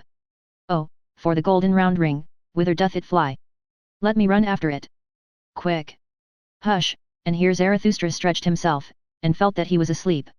Up, said he to himself, thou sleeper, thou noontide sleeper, well then, up, ye old legs, it is time and more than time, many a good stretch of road is still awaiting you. Now have ye slept your fill, for how long a time? A half eternity. Well then, up now, mine old heart. For how long after such a sleep mayest thou remain awake? But then did he fall asleep anew, and his soul spake against him and defended itself, and lay down again. Leave me alone, hush, hath not the world just now become perfect, oh, for the golden round ball. Get up, said Zarathustra, thou little thief, thou sluggard, what, still stretching thyself, yawning, sighing, falling into deep wells? Who art thou then, O my soul? And here he became frightened, for a sunbeam shot down from heaven upon his face. O heaven above me, said he sighing, and sat upright, thou gazest at me, thou hearkenest unto my strange soul. When wilt thou drink this drop of dew that fell down upon all earthly things, when wilt thou drink this strange soul? When, thou well of eternity? Thou joyous, awful, noontide abyss. When wilt thou drink my soul back into thee? Thus spake Zarathustra, and rose from his couch beside the tree, as if awakening from a strange drunkenness, and behold! There stood the sun still exactly above his head. One might, however, rightly infer therefrom that Zarathustra had not then slept long. Chapter 71. The Greeting. It was late in the afternoon only when Zarathustra, after long useless searching and strolling about, again came home to his cave. When, however, he stood over against it, not more than 20 paces therefrom, the thing happened which he now least of all expected, he heard anew the great cry of distress. An extraordinary. This time the cry came out of his own cave. It was a long, manifold, peculiar cry, and Zarathustra plainly distinguished that it was composed of many voices, although heard at a distance it might sound like the cry out of a single mouth. Thereupon Zarathustra rushed forward to his cave, and behold! What a spectacle awaited him after that concert! For there did they all sit together whom he had passed during the day, the king on the right and the king on the left, the old magician, the pope, the voluntary beggar, the shadow, the intellectually conscientious one, the sorrowful soothsayer, and the ass. The ugliest man, however, had set a crown on his head, and had put round him 2 purple girdles, for he liked, like all ugly ones, to disguise himself and play the handsome person. In the midst, however, of that sorrowful company stood Zarathustra's eagle, ruffled and disquieted, for it had been called upon to answer too much for which its pride had not any answer. The wise serpent however hung round its neck. All this did Zarathustra behold with great astonishment, then however he scrutinized each individual guest with courteous curiosity, read their souls and wondered anew. In the meantime the assembled ones had risen from their seats, and waited with reverence for Zarathustra to speak. Zarathustra however spake thus. Ye despairing ones, ye strange ones, so it was your cry of distress that I heard, and now do I know also where he is to be sought, whom I have sought for in vain today, the higher man. In mine own cave sitteth he, the higher man. But why do I wonder? Have not I myself allured him to me by honey offerings and artful lure calls of my happiness? But it seemeth to me that ye are badly adapted for company, ye make one another's hearts fretful, ye that cry for help, when ye sit here together. There is one that must first come. One who will make you laugh once more, a good jovial buffoon, a dancer, a wind, a wild romp, some old fool, what think ye? Forgive me, however, ye despairing ones, for speaking such trivial words before you, unworthy, verily, of such guests. But ye do not divine what maketh my heart wanton. Ye yourselves do it, and your aspect, forgive it me. For every one becometh courageous who beholdeth a despairing one. To encourage a despairing one, every one thinketh himself strong enough to do so. To myself have ye given this power, a good gift, mine honourable guests. An excellent guest's present. Well, do not then upbraid when I also offer you something of mine. This is mine empire and my dominion, that which is mine, however, shall this evening and tonight be yours. Mine animals shall serve you, let my cave be your resting place. At house and home with me shall no one despair, in my purlieus do I protect every one from his wild beasts. And that is the first thing which I offer you, security. The second thing, however, is my little finger. And when ye have that, then take the whole hand also, yet, and the heart with it. Welcome here, welcome to you, my guests. Thus spake Zarathustra, and laughed with love and mischief. After this greeting his guests bowed once more and were reverentially silent. The king on the right, however, answered him in their name. O Zarathustra, by the way in which thou hast given us thy hand and thy greeting, we recognize thee as Zarathustra. Thou hast humbled thyself before us, almost hast thou heard our reverence. Who however could have humbled himself as thou hast done, with such pride? That uplifteth us ourselves, a refreshment is it, to our eyes and hearts. To behold this, merely, gladly would we ascend higher mountains than this. For as eager beholders have we come, we wanted to see what brighteneth dim eyes. And lo! Now is it all over with our cries of distress. Now are our minds and hearts open and enraptured. Little is lacking for our spirits to become wanton. There is nothing, O Zarathustra, that groweth more pleasingly on earth than a lofty, strong will, it is the finest growth. An entire landscape refresheth itself at one such tree. To the pine do I compare him, O Zarathustra, which groweth up like thee, tall, silent, hardy, solitary, of the best, supplest wood, stately. In the end, however, grasping out for its dominion with strong, green branches, asking weighty questions of the wind, the storm, and whatever is at home on high places. Answering more weightily, a commander, a victor. Oh! Who should not ascend high mountains to behold such growths? At thy tree, O Zarathustra, the gloomy and ill-constituted also refresh themselves, at thy look even the wavering become steady and heal their hearts. And verily, towards thy mountain and thy tree do many eyes turn today, a great longing hath arisen, and many have learned to ask, Who is Zarathustra? And those into whose ears thou hast at any time dripped thy song and thy honey, all the hidden ones, the lone dwellers and the twain dwellers, have simultaneously said to their hearts, Doth Zarathustra still live? It is no longer worthwhile to live, everything is indifferent, everything is useless, or else, we must live with Zarathustra. Why doth he not come who hath so long announced himself? Thus do many people ask, hath solitude swallowed him up, or should we perhaps go to him? Now doth it come to pass that solitude itself becometh fragile and breaketh open, like a grave that breaketh open and can no longer hold its dead. Everywhere one seeth resurrected ones.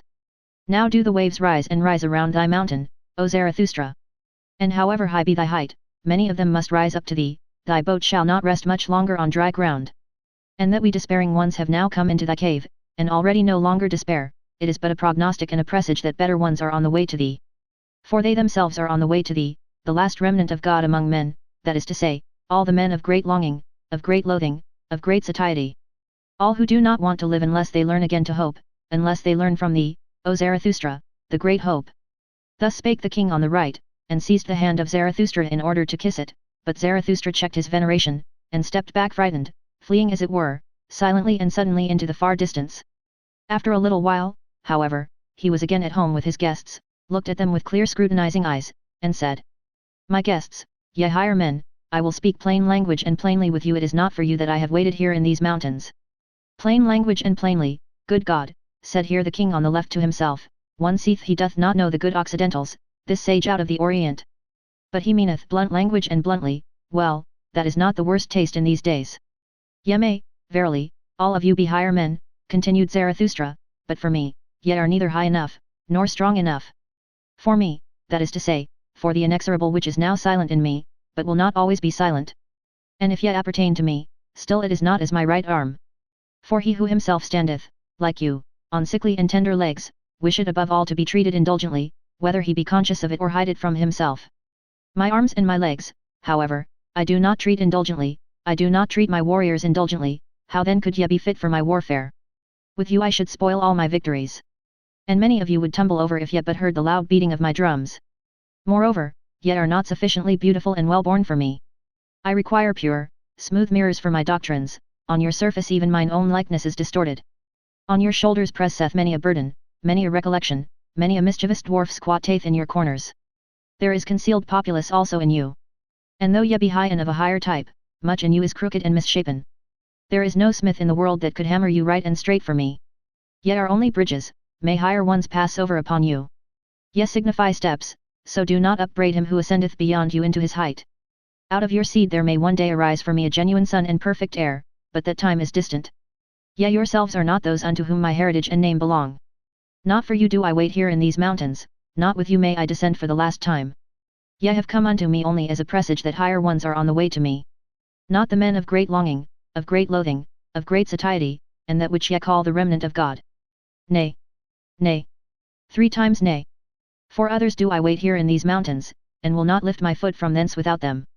For higher ones, stronger ones, triumphanter ones, merrier ones, for such as are built squarely in body and soul, laughing lions must come. O my guests, ye strange ones, have ye yet heard nothing of my children? And that they are on the way to me? Do speak unto me of my gardens, of my happy isles, of my new beautiful race, why do ye not speak unto me thereof? This guest's present do I solicit of your love, that ye speak unto me of my children. For them am I rich, for them I became poor, what have I not surrendered? What would I not surrender that I might have one thing, these children, this living plantation, these life trees of my will and of my highest hope. Thus spake Zarathustra, and stopped suddenly in his discourse, for his longing came over him, and he closed his eyes and his mouth, because of the agitation of his heart. And all his guests also were silent, and stood still and confounded, except only that the old soothsayer made signs with his hands and his gestures. Chapter 72. The Supper. For at this point the soothsayer interrupted the greeting of Zarathustra and his guests. He pressed forward as one who had no time to lose, seized Zarathustra's hand and exclaimed, "But Zarathustra! One thing is more necessary than the other, so sayest thou thyself. Well, one thing is now more necessary unto me than all others. A word at the right time, didst thou not invite me to table? And here are many who have made long journeys. Thou dost not mean to feed us merely with discourses. Besides, all of you have thought too much about freezing, drowning, suffocating, and other bodily dangers. None of you, however, have thought of my danger, namely, perishing of hunger." Thus spake the soothsayer. When Zarathustra's animals, however, heard these words, they ran away in terror, for they saw that all they had brought home during the day would not be enough to fill the one soothsayer. "Likewise perishing of thirst," continued the soothsayer. "And although I hear water splashing here like words of wisdom, that is to say, plenteously and unweariedly, I want wine. Not every one is a born water drinker like Zarathustra. Neither doth water suit weary and withered ones. We deserve wine, it alone giveth immediate vigor and improvised health." On this occasion, when the soothsayer was longing for wine, it happened that the king on the left, the silent one, also found expression for once. "We took care," said he, "about wine. I, along with my brother the king on the right, we have enough of wine, a whole ass load of it, so there is nothing lacking but bread." "Bread," replied Zarathustra, laughing when he spake, "it is precisely bread that anchorites have not, but man doth not live by bread alone, but also by the flesh of good lambs, of which I have 2. These shall we slaughter quickly, and cook spicily with sage, it is so that I like them. And there is also no lack of roots and fruits, good enough even for the fastidious and dainty, nor of nuts and other riddles for cracking. Thus will we have a good repast in a little while. But whoever wish to eat with us must also give a hand to the work, even the kings. For with Zarathustra even a king may be a cook." This proposal appealed to the hearts of all of them, save that the voluntary beggar objected to the flesh and wine and spices. "Just hear this glutton Zarathustra," said he jokingly, "doth one go into caves and high mountains to make such repasts? Now indeed do I understand what he once taught us, blessed be moderate poverty, and why he wisheth to do away with beggars." "Be of good cheer," replied Zarathustra, "as I am abide by thy customs, thou excellent one, grind thy corn, drink thy water, praise thy cooking, if only it make thee glad. I am a law only for mine own, I am not a law for all. He, however, who belongeth unto me must be strong of bone and light of foot. Joyous in fight and feast, no sulker, no John o' dreams, ready for the hardest task as for the feast, healthy and hale.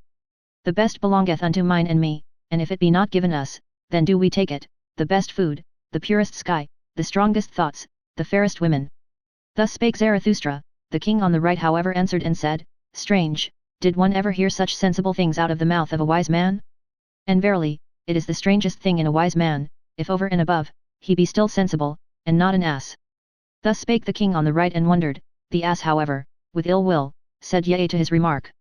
This however was the beginning of that long repast which is called the supper in the history books. At this there was nothing else spoken of but the higher man. Chapter 73. The higher man. 1. When I came unto men for the first time, then did I commit the anchorite folly, the great folly, I appeared on the market-place. And when I spake unto all, I spake unto none. In the evening, however, rope dancers were my companions and corpses, and I myself almost a corpse. With the new morning, however, there came unto me a new truth. Then did I learn to say, of what account to me are marketplace and populous noise and long populous ears. Ye higher men, learn this from me, on the marketplace no one believeth in higher men. But if ye will speak there, very well. The populace, however, blinketh, we are all equal. Ye higher men, so blinketh the populace, there are no higher men, we are all equal, man is man, before God, we are all equal. Before God, now, however, this God hath died. Before the populace, however, we will not be equal. Ye higher men, away from the marketplace. 2. Before God, now however this God hath died. Ye higher men, this God was your greatest danger. Only since he lay in the grave have ye again arisen. Now only cometh the great noontide, now only doth the higher man become, master. Have ye understood this word, O my brethren? Ye are frightened, do your hearts turn giddy? Doth the abyss here yawn for you? Doth the hellhound here yelp at you? Well, take heart. Ye higher men. Now only travaileth the mountain of the human future. God hath died, now do we desire, the Superman to live. 3. The most careful ask today, how is man to be maintained? Zarathustra however asketh, as the first and only one, how is man to be surpassed? The Superman, I have at heart, that is the first and only thing to me, and not man, not the neighbor, not the poorest, not the sorriest, not the best. O my brethren, what I can love in man is that he is an overgoing and a downgoing. And also in you there is much that maketh me love and hope. In that ye have despised, ye higher men, that maketh me hope. For the great despisers are the great reverers. In that ye have despaired, there is much to honor. For ye have not learned to submit yourselves, ye have not learned petty policy. For today have the petty people become master, they all preach submission and humility and policy and diligence and consideration and the long etc. of petty virtues. Whatever is of the effeminate type, whatever originateth from the servile type, and especially the populous mishmash, that wish it now to be master of all human destiny, O disgust! Disgust!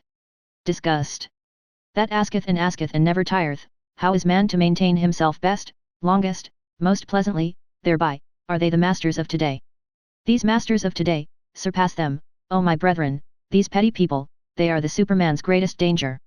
Surpass, ye higher men, the petty virtues, the petty policy, the sand-grain considerateness, the ant-hill trumpery, the pitiable comfortableness, the happiness of the greatest number. And rather despair than submit yourselves. And verily, I love you, because ye know not today how to live, ye higher men. For thus do ye live, best. 4. Have ye courage, O my brethren? Are ye stout-hearted? Not the courage before witnesses, but anchorite and eagle courage, which not even a god any longer beholdeth. Cold souls, mules, the blind and the drunken, I do not call stout-hearted. He hath heart who knoweth fear, but vanquisheth it, who seeth the abyss, but with pride. He who seeth the abyss, but with eagle's eyes, he who with eagle's talons graspeth the abyss, he hath courage. 5. Man is evil, so said to me for consolation, all the wisest ones. Ah, if only it be still true today. For the evil is man's best force. Man must become better and eviler, so do I teach. The evilest is necessary for the Superman's best. It may have been well for the preacher of the petty people to suffer and be burdened by men's sin. I, however, rejoice in great sin as my great consolation. Such things, however, are not said for long ears. Every word, also, is not suited for every mouth. These are fine faraway things, at them sheep's claws shall not grasp. 6. Ye higher men, think ye that I am here to put right what ye have put wrong? Or that I wished henceforth to make snugger couches for you sufferers? Or show you restless, miswandering, misclimbing ones, new and easier footpaths? Nay. Nay. 3 times nay. Always more, always better ones of your type shall succumb, for ye shall always have it worse and harder. Thus only groweth man aloft to the height where the lightning streaketh and shattereth him, high enough for the lightning. Towards the few, the long, the remote go forth my soul and my seeking, of what account to me are your many little, short miseries? Ye do not yet suffer enough for me. For ye suffer from yourselves, ye have not yet suffered from man. Ye would lie if ye spake otherwise. None of you suffereth from what I have suffered. 7. It is not enough for me that the lightning no longer doeth harm. I do not wish to conduct it away, it shall learn, to work for me. My wisdom hath accumulated long like a cloud, it becometh stiller and darker. So doeth all wisdom which shall one day bear lightnings. Unto these men of today will I not be light, nor be called light. Them, will I blind, lightning of my wisdom. Put out their eyes. 8. Do not will anything beyond your power, there is a bad falseness in those who will beyond their power. Especially when they will great things. For they awaken distrust in great things, these subtle false coiners and stage players. Until at last they are false towards themselves, squint-eyed, whited cankers, glossed over with strong words, parade virtues and brilliant false deeds. Take good care there, ye higher men. For nothing is more precious to me, and rarer, than honesty. Is this today not that of the populace? The populace however know it not what is great and what is small, what is straight and what is honest, it is innocently crooked, it ever lieth. 9. Have a good distrust today yet, higher men, ye enhardened ones. Ye open-hearted ones. And keep your reason secret. For this today is that of the populace. What the populace once learned to believe without reasons, who could, refute it to them by means of reasons. And on the marketplace one convinceth with gestures. But reasons make the populace distrustful. And when truth hath once triumphed there, then ask yourselves with good distrust, what strong error hath fought for it? Be on your guard also against the learned. They hate you, because they are unproductive. They have cold, withered eyes before which every bird is unplumed. Such persons vaunt about not lying, but inability to lie is still far from being love to truth. Be on your guard. Freedom from fever is still far from being knowledge. Refrigerated spirits I do not believe in. He who cannot lie, doth not know what truth is. 10. If ye would go up high, then use your own legs. Do not get yourselves carried aloft, do not seat yourselves on other people's backs and heads. Thou hast mounted, however, on horseback. Thou now ridest briskly up to thy goal? Well, my friend. But thy lame foot is also with thee on horseback. When thou reachest thy goal, when thou alightest from thy horse, precisely on thy height, thou higher man, then wilt thou stumble. 11. Ye creating ones, ye higher men. One is only pregnant with one's own child. Do not let yourselves be imposed upon or put upon. Who then is your neighbor? Even if ye act for your neighbor, ye still do not create for him. Unlearn, I pray you, this for, ye creating ones, your very virtue wisheth you to have naught to do with for and on account of and because against these false little words shall ye stop your ears. For one's neighbor, is the virtue only of the petty people, there it is said like and like, and hand washed hand : they have neither the right nor the power for your self-seeking. In your self-seeking, ye creating ones, there is the foresight and foreseeing of the pregnant. What no one's eye hath yet seen, namely, the fruit, this, sheltereth and saveth and nourisheth your entire love. Where your entire love is, namely, with your child, there is also your entire virtue. Your work, your will is your neighbor, let no false values impose upon you. 12. Ye creating ones, ye higher men. Whoever hath to give birth is sick, whoever hath given birth, however, is unclean. Ask women, one giveth birth, not because it giveth pleasure. The pain maketh hens and poets cackle. Ye creating ones, in you there is much uncleanliness. That is because ye have had to be mothers. A new child, oh, how much new filth hath also come into the world. Go apart. He who hath given birth shall wash his soul. 13. Be not virtuous beyond your powers. And seek nothing from yourselves opposed to probability. Walk in the footsteps in which your father's virtue hath already walked. How would ye rise high, if your father's will should not rise with you? He, however, who would be a firstling, let him take care lest he also become a lastling. And where the vices of your fathers are, there should ye not set up as saints. He whose fathers were inclined for women, and for strong wine and flesh of wild boar swine, what would it be if he demanded chastity of himself? A folly would it be. Much, verily, doth it seem to me for such a one, if he should be the husband of one or of two or of three women. And if he founded monasteries, and inscribed over their portals, the way to holiness, I should still say, what good is it? It is a new folly. He hath founded for himself a penance house and refuge house, much good may it do. But I do not believe in it. In solitude there groweth what any one bringeth into it, also the brute in one's nature. Thus is solitude inadvisable unto many. Hath there ever been anything filthier on earth than the saints of the wilderness? Around them was not only the devil loose, but also the swine. 14. Shy, ashamed, awkward, like the tiger whose spring hath failed, thus, ye higher men, have I often seen you slink aside. A cast which ye made had failed. But what doth it matter, ye dice players? Ye had not learned to play and mock, as one must play and mock. Do we not ever sit at a great table of mocking and playing? And if great things have been a failure with you, have ye yourselves therefore been a failure? And if ye yourselves have been a failure, hath man therefore been a failure? If man, however, hath been a failure, well then. Never mind. 15. The higher its type, always the seldomer doth a thing succeed. Ye higher men here, have ye not all been failures? Be of good cheer, what doth it matter? How much is still possible? Learn to laugh at yourselves, as ye ought to laugh. What wonder even that ye have failed and only half succeeded, ye half shattered ones? Doth not man's future strive and struggle in you? Man's furthest, profoundest, star-highest issues, his prodigious powers, do not all these foam through one another in your vessel? What wonder that many a vessel shattereth? Learn to laugh at yourselves, as ye ought to laugh. Ye higher men, oh, how much is still possible! And verily, how much hath already succeeded! How rich is this earth in small, good, perfect things, in well-constituted things! Set around you small, good, perfect things, ye higher men. Their golden maturity healeth the heart. The perfect tiac hate one to hope. 16.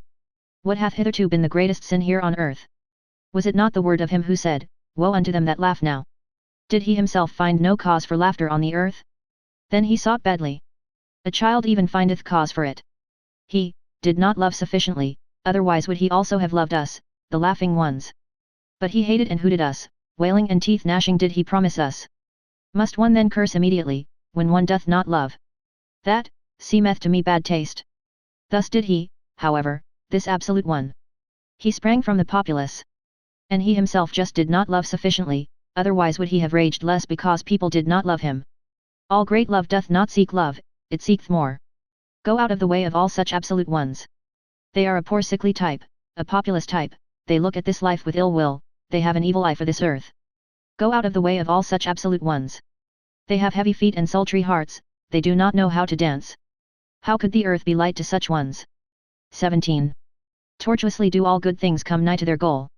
Like cats they curve their backs, they purr inwardly with their approaching happiness, all good things laugh. His step betrayeth whether a person already walketh on his own path, just see me walk. He, however, who cometh nigh to his goal, danceth.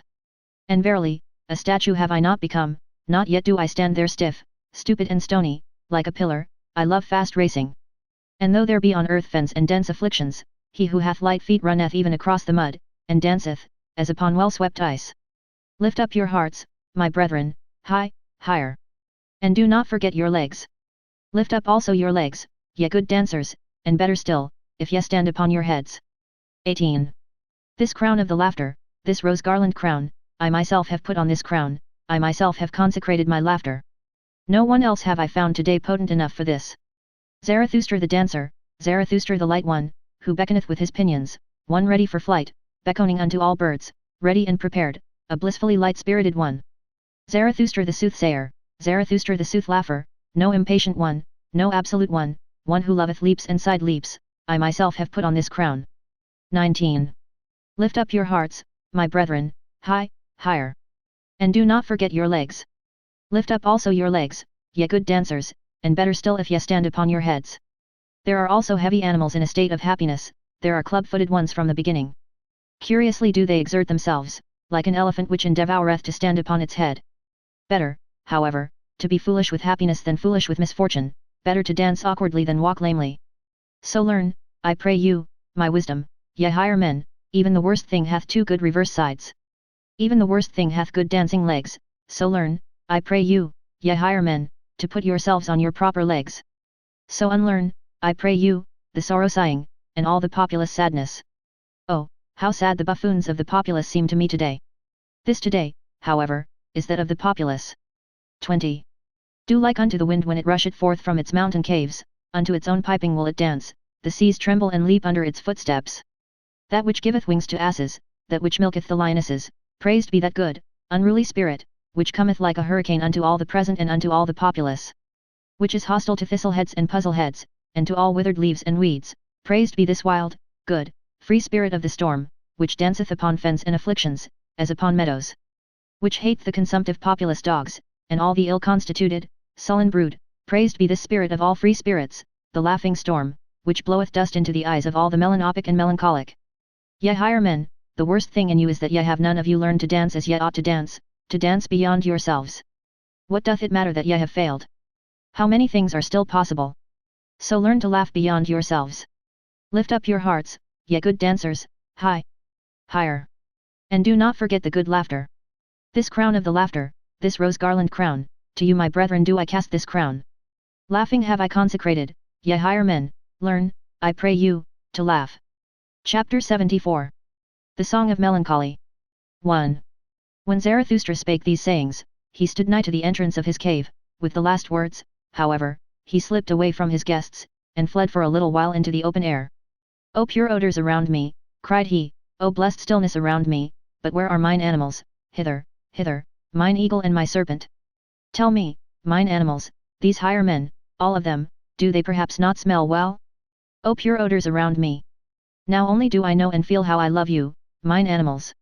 And Zarathustra said once more, I love you, mine animals, the eagle, however, and the serpent pressed close to him when he spake these words, and looked up to him.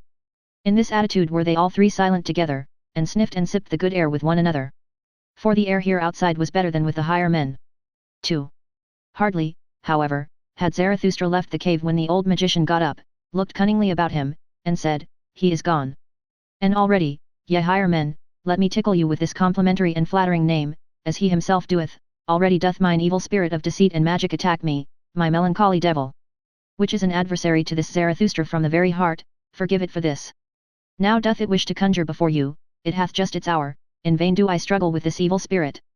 Unto all of you, whatever honours ye like to assume in your names, whether ye call yourselves the free spirits or the conscientious, or the penitents of the spirit, or the unfettered, or the great longers.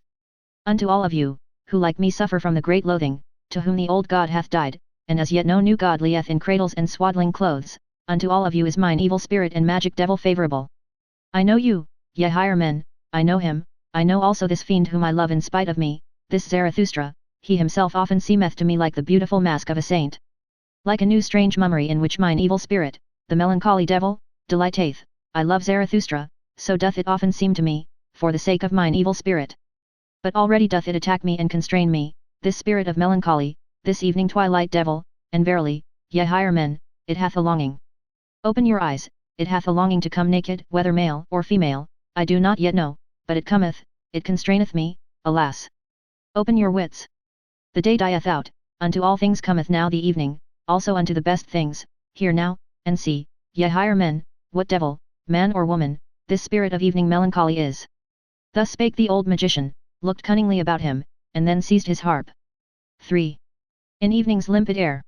What time the dew soothings unto the earth downpour, invisibly and unheard, for tender shoe gear wear, the soothing dews, like all that's kind gentle. Bethink'st thou then, bethink'st thou, burning heart, how once thou thirstedest for heaven's kindly teardrops and dews down droppings, all singed and weary thirstedest. What time on yellow grass pathways, wicked, occidental sunny glances, through sombre trees about thee sported, blindingly sunny glow glances, gladly hurting, of truth the wooer, thou, so taunted they. Nay, merely poet, a brute insidious, plundering, grovelling, that I must lie, that wittingly, wilfully, I must lie, for booty lusting, motley masked, self-hidden, shrouded, himself his booty, he, of truth the wooer, nay, mere fool, mere poet, just motley speaking, from mask of fool confusedly shouting, circumambling on fabricated word bridges, on motley rainbow arches, twixt the spurious heavenly, and spurious earthly, round us roving, round us soaring, mere fool, mere poet, he, of truth the wooer, not still, stiff, smooth and cold, become an image, a god-like statue, set up in front of temples, as a god's own door guard, nay, hostile to all such truthfulness statues, in every desert homelier than at temples, with caddish wantonness, through every window leaping, quickly into chances, every wild forest sniffing, greedily longingly, sniffing, that thou, in wild forests, mong the motley speckled fierce creatures, shouldest rove, sinful sound and fine-coloured, with longing lips smacking, blessedly mocking, blessedly hellish, blessedly bloodthirsty, robbing, skulking, lying, roving, or unto eagles like which fixedly, long adown the precipice look, adown their precipice, oh, how they whirl down now, thereunder, therein, to ever deeper profoundness whirling, then, sudden, with aim aright, with quivering flight, on lambkins pouncing, headlong down, sore hungry, for lambkins longing, fierce gainst all lamb spirits, furious fierce gainst all that look, sheep-like, or lambied, or crisp woolly, grey, with lamb-sheep kindliness. Even thus, eagle-like, panther-like, are the poet's desires, are thine own desires neath 1,000 guises. Thou fool! Thou poet! Thou who all mankind viewedst, so God, as sheep, the God to rend within mankind, as the sheep in mankind, and in rending laughing, that is thine own blessedness, of a panther and eagle, blessedness, of a poet and fool, the blessedness, in evening's limpid air, what time the moon's sickle, green, twixt the purple glowings, and jealous, steal forth, of day the foe, with every step in secret, the rosy garland hammocks, down sickling, till they've sunken, down night wards, faded, down sunken. Thus had I sunken one day, from mine own truth insanity, from mine own fervid day longings, of day aweary, sick of sunshine, sunk downwards, even wards, shadow wards, by one sole trueness, all scorched and thirsty. Bethink'st thou still, bethink'st thou, burning heart, how then thou thirstedest, that I should banned be, from all the trueness, Mere fool. Mere poet. Chapter 75. Science. Thus sang the magician, and all who were present went like birds unawares into the net of his artful and melancholy voluptuousness. Only the spiritually conscientious one had not been caught. He at once snatched the harp from the magician and called out, "Air, let in good air, let in Zarathustra, thou makest this cave sultry and poisonous, thou bad old magician. Thou seducest, thou false one, thou subtle one, to unknown desires and deserts. And alas, that such as thou should talk and make ado about the truth. Alas, to all free spirits who are not on their guard against such magicians. It is all over with their freedom, thou teachest and temptest back into prisons. Thou old melancholy devil, out of thy lament soundeth allurement, thou resemblest those who with their praise of chastity secretly invite to voluptuousness." Thus spake the conscientious one. The old magician, however, looked about him, enjoying his triumph, and on that account put up with the annoyance which the conscientious one caused him. "Be still," said he with modest voice, "good songs want to re-echo well, after good songs one should be long silent. Thus do all those present, the higher men. Thou, however, hast perhaps understood but little of my song? In thee there is little of the magic spirit. Thou praisest me," replied the conscientious one, "in that thou separatest me from thyself, very well, but, yet others, what do I see? Ye still sit there, all of you, with lusting eyes. Ye free spirits, whither hath your freedom gone? Yet almost seem to me to resemble those who have long looked at bad girls dancing naked, your souls themselves dance. In you, ye higher men, there must be more of that which the magician calleth his evil spirit of magic and deceit, we must indeed be different. And verily, we spake and thought long enough together ere Zarathustra came home to his cave, for me not to be unaware that we are different. We seek different things even here aloft, yet and I seek more security, on that account have I come to Zarathustra. For he is still the most steadfast tower and will. Today, when everything tottereth, when all the earth quaketh. Yet, however, when I see what eyes ye make, it almost seemeth to me that ye seek more insecurity. More horror, more danger, more earthquake. Ye long, it almost seemeth so to me, forgive my presumption, ye higher men. Ye long for the worst and dangerousest life, which frighteneth me most, for the life of wild beasts, for forests, caves, steep mountains and labyrinthine gorges. And it is not those who lead out of danger that please you best, but those who lead you away from all paths, the misleaders. But if such longing in you be actual, it seemeth to me nevertheless to be impossible. For fear, that is man's original and fundamental feeling, through fear everything is explained, original sin and original virtue. Through fear there grew also my virtue, that is to say, science. For fear of wild animals, that hath been longest fostered in man, inclusive of the animal which he concealeth and feareth in himself, Zarathustra calleth it the beast inside. Such prolonged ancient fear, at last become subtle, spiritual and intellectual, at present, methinketh, it is called science. Thus spake the conscientious one, but Zarathustra, who had just come back into his cave and had heard and divined the last discourse, threw a handful of roses to the conscientious one, and laughed on account of his truths. "Why," he exclaimed, "what did I hear just now? Verily, it seemeth to me, thou art a fool, or else I myself am one, and quietly and quickly will I put thy truth upside down. For fear, is an exception with us. Courage, however, and adventure, and delight in the uncertain, in the unattempted, courage seemeth to me the entire primitive history of man. The wildest and most courageous animals hath he envied and robbed of all their virtues, thus only did he become, man. This courage, at last become subtle, spiritual and intellectual, this human courage, with eagle's pinions and serpent's wisdom, this, it seemeth to me, is called at present Zarathustra, cried all of them there assembled, as if with one voice, and burst out at the same time into a great laughter. There arose, however, from them as it were a heavy cloud. Even the magician laughed, and said wisely, "Well, it is gone, mine evil spirit. And did I not myself warn you against it when I said that it was a deceiver, a lying and deceiving spirit? Especially when it showeth itself naked. But what can I do with regard to its tricks? Have I created it and the world? Well, let us be good again, and of good cheer. And although Zarathustra looketh with evil eye, just see him. He disliketh me. Ere night cometh will he again learn to love and laud me, he cannot live long without committing such follies. He, loveth his enemies, this art knoweth he better than any one I have seen. But he taketh revenge for it, on his friends." Thus spake the old magician, and the higher men applauded him, so that Zarathustra went round, and mischievously and lovingly shook hands with his friends, like one who hath to make amends and apologize to every one for something. When however he had thereby come to the door of his cave, lo, then had he again a longing for the good air outside, and for his animals, and wished to steal out. Chapter 76. Among Daughters of the Desert. 1.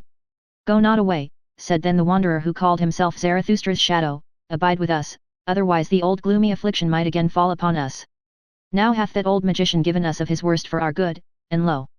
The good, pious Pope there hath tears in his eyes, and hath quite embarked again upon the sea of melancholy. Those kings may well put on a good air before us still, for that have they learned best of us all at present. Had they however no one to see them, I wager that with them also the bad game would again commence.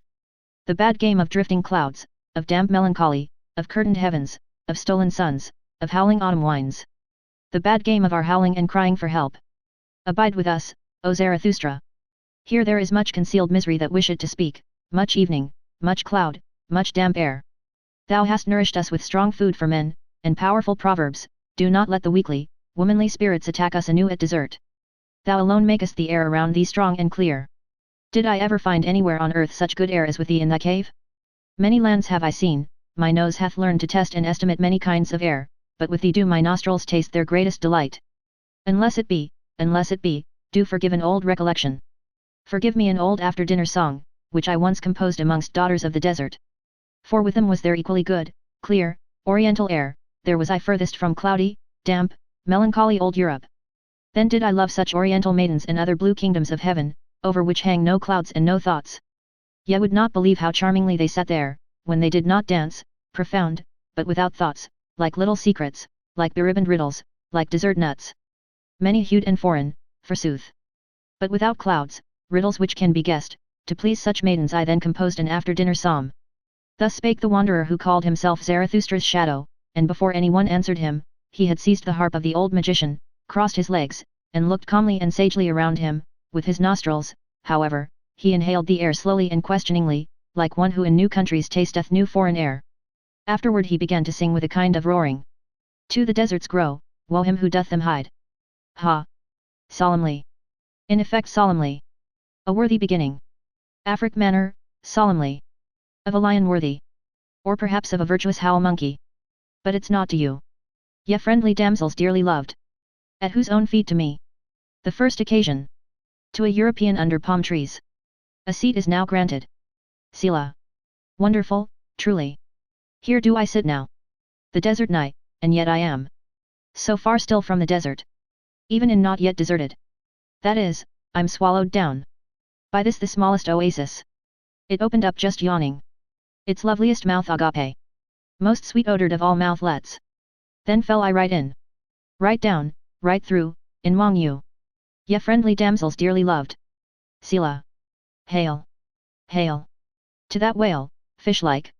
If it thus for its guests' convenience made things nice, ye well know. Surely, my learned illusion. Hail to its belly. If it had air. A such loveliest oasis belly. As this is, though however I doubt about it. With this come I out of old Europe. That doubt th more eagerly than doth any elderly married woman. May the Lord improve it. Amen. Here do I sit now. In this the smallest oasis. Like a date indeed. Brown, quite sweet, gold suppurating. For rounded mouth of maiden longing. But yet still more for youthful, maid-like. Ice cold and snow white and incisory. Front teeth, and for such assuredly. Pine the hearts all of ardent date fruits. Selah. To the there named south fruits now. Similar, all too similar. Do I lie here, by little. Flying insects. Round sniffled and round played. And also by yet littler. Foolisher, and peccabler. Wishes and fantasies. Environed by you. Ye silent, presentientist. Maiden kittens. Dudu and Suleika. Round sphinxed, that into one word. I may crowd much feeling. Forgive me, O God. All such speech sinning. Sit I here the best of air sniffling. Paradisal air, truly. Bright and buoyant air, golden mottled. As goodly air as ever. From lunar orb down fell. Be it by hazard. Or supervened it by arrogancy. As the ancient poets relate it. But doubter, I'm now calling it. In question, with this do I come indeed. Out of Europe. That doubt th more eagerly than doth any elderly married woman.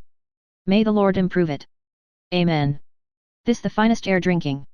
With nostrils outswelled like goblets. Lacking future, lacking remembrances. Thus do I sit here, yet. Friendly damsels dearly loved. And look at the palm tree there. How it, to a dance girl, like, doth bow and bend and on its haunches bob. One doth it too, when one view th it long. To a dance girl like, who as it seemed to me. Too long, and dangerously persistent. Always, always, just on single leg hath stood? Then forgot she thereby, as it seemed to me. The other leg? For vainly I, at least, did search for the missing fellow jewel. Namely, the other leg. In the sanctified precincts. Nigh her very dearest, very tenderest. Flapping and fluttering and flickering skirting. Yet, if ye should, ye beauteous friendly ones. Quite take my word. She hath, alas, lost it. Who? Who? Who? Who? Who? It is away. Forever away. The other leg. Oh, pity for that loveliest other leg. Where may it now tarry, all forsaken weeping? The lonesomest leg? In fear perhaps before a furious, yellow, blonde, and curled leonine monster? Or perhaps even gnawed away, nibbled badly. Most wretched, woeful. Woeful. Nibbled badly. Selah. Oh, weep ye not. Gentle spirits. Weep ye not, yet. Date fruit spirits. Milk bosoms. Ye sweetwood heart. Purse lads. Weep ye no more. Pallid Dudu. Be a man, Suleika. Bold. Bold. Or else should there perhaps something strengthening, heart strengthening. Here most proper be? Some inspiring text? Some solemn exhortation? Ha! Up now! Honor! Moral honor! European honor! Blow again, continue! Bellows box of virtue! Ha! Once more thy roaring! Thy moral roaring! As a virtuous lion! Nigh the daughters of deserts roaring! For virtue's out howl! Ye very dearest maidens! Is more than every European fervor, European hot hunger. And now do I stand here as European. I can't be different, God's help to me. Amen. The deserts grow, woe him who doth them hide. Chapter 77. The Awakening. 1. After the song of the Wanderer and Shadow, the cave became all at once full of noise and laughter, and since the assembled guests all spake simultaneously, and even the ass, encouraged thereby, no longer remained silent, a little aversion and scorn for his visitors came over Zarathustra, although he rejoiced at their gladness. For it seemed to him a sign of convalescence. So he slipped out into the open air and spake to his animals. Whither hath their distress now gone, said he, and already did he himself feel relieved of his petty disgust. With me, it seemeth that they have unlearned their cries of distress. Though, alas! Not yet their crying, and Zarathustra stopped his ears, for just then did the yea of the ass mix strangely with the noisy jubilation of those higher men. They are merry, he began again, and who know it, perhaps at their host's expense, and if they have learned of me to laugh, still it is not my laughter they have learned. But what matter about that? They are old people, they recover in their own way, they laugh in their own way, mine ears have already endured worse and have not become peevish. This day is a victory, he already yieldeth, he fleet, the spirit of gravity, mine old arch-enemy. How well this day is about to end, which began so badly and gloomily. And it is about to end. Already cometh the evening, over the sea rideth it hither, the good rider. How it bobbeth, the blessed one, the home-returning one, in its purple saddles. The sky gazeth brightly thereon, the world lieth deep. Oh, all ye strange ones who have come to me, it is already worthwhile to have lived with me. Thus spake Zarathustra. And again came the cries and laughter of the higher men out of the cave, then began he anew. They bite at it, my bait taketh, there departeth also from them their enemy, the spirit of gravity now do they learn to laugh at themselves, do I hear rightly? My virile food taketh effect, my strong and savoury sayings, and verily, I did not nourish them with flatulent vegetables. But with warrior food, with conqueror food, new desires did I awaken. New hopes are in their arms and legs, their hearts expand. They find new words, soon will their spirits breathe wantonness. Such food may sure enough not be proper for children, nor even for longing girls old and young. One persuadeth their bowels otherwise, I am not their physician and teacher. The disgust departeth from these higher men, well. That is my victory. In my domain they become assured, all stupid shame fleet away, they empty themselves. They empty their hearts, good times return unto them, they keep holiday and ruminate, they become thankful. That do I take as the best sign, they become thankful. Not long will it be ere they devise festivals, and put up memorials to their old joys. They are convalescents, thus spake Zarathustra joyfully to his heart and gazed outward, his animals, however, pressed up to him, and honoured his happiness and his silence. 2. All on a sudden however, Zarathustra's ear was frightened, for the cave which had hitherto been full of noise and laughter, became all at once still as death, his nose, however, smelt a sweet-scented vapour and incense odour, as if from burning pine cones.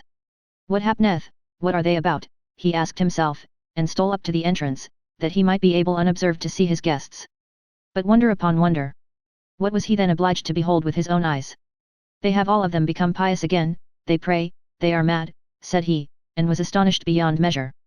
And forsooth, all these higher men, the two kings, the Pope out of service, the evil magician, the voluntary beggar, the wanderer and shadow, the old soothsayer, the spiritually conscientious one, and the ugliest man, they all lay on their knees like children and credulous old women, and worshipped the ass. And just then began the ugliest man to gurgle and snort, as if something unutterable in him tried to find expression, when, however, he had actually found words, behold! It was a pious, strange litany in praise of the adored and censed ass. And the litany sounded thus. Amen. And glory and honor and wisdom and thanks and praise and strength be to our God, from everlasting to everlasting. The ass, however, here brayed yea. He carrieth our burdens, he hath taken upon him the form of a servant, he is patient of heart and never saith nay, and he who loveth his God chastiseth him. The ass, however, here brayed yea. He speaketh not, except that he ever saith yea to the world which he created, thus doth he extol his world. It is his artfulness that speaketh not, thus is he rarely found wrong. The ass, however, here brayed yea. Uncomely goeth he through the world. Grey is the favourite colour in which he wrappeth his virtue. Hath he spirit, then doth he conceal it, every one, however, believeth in his long ears. The ass, however, here brayed yea.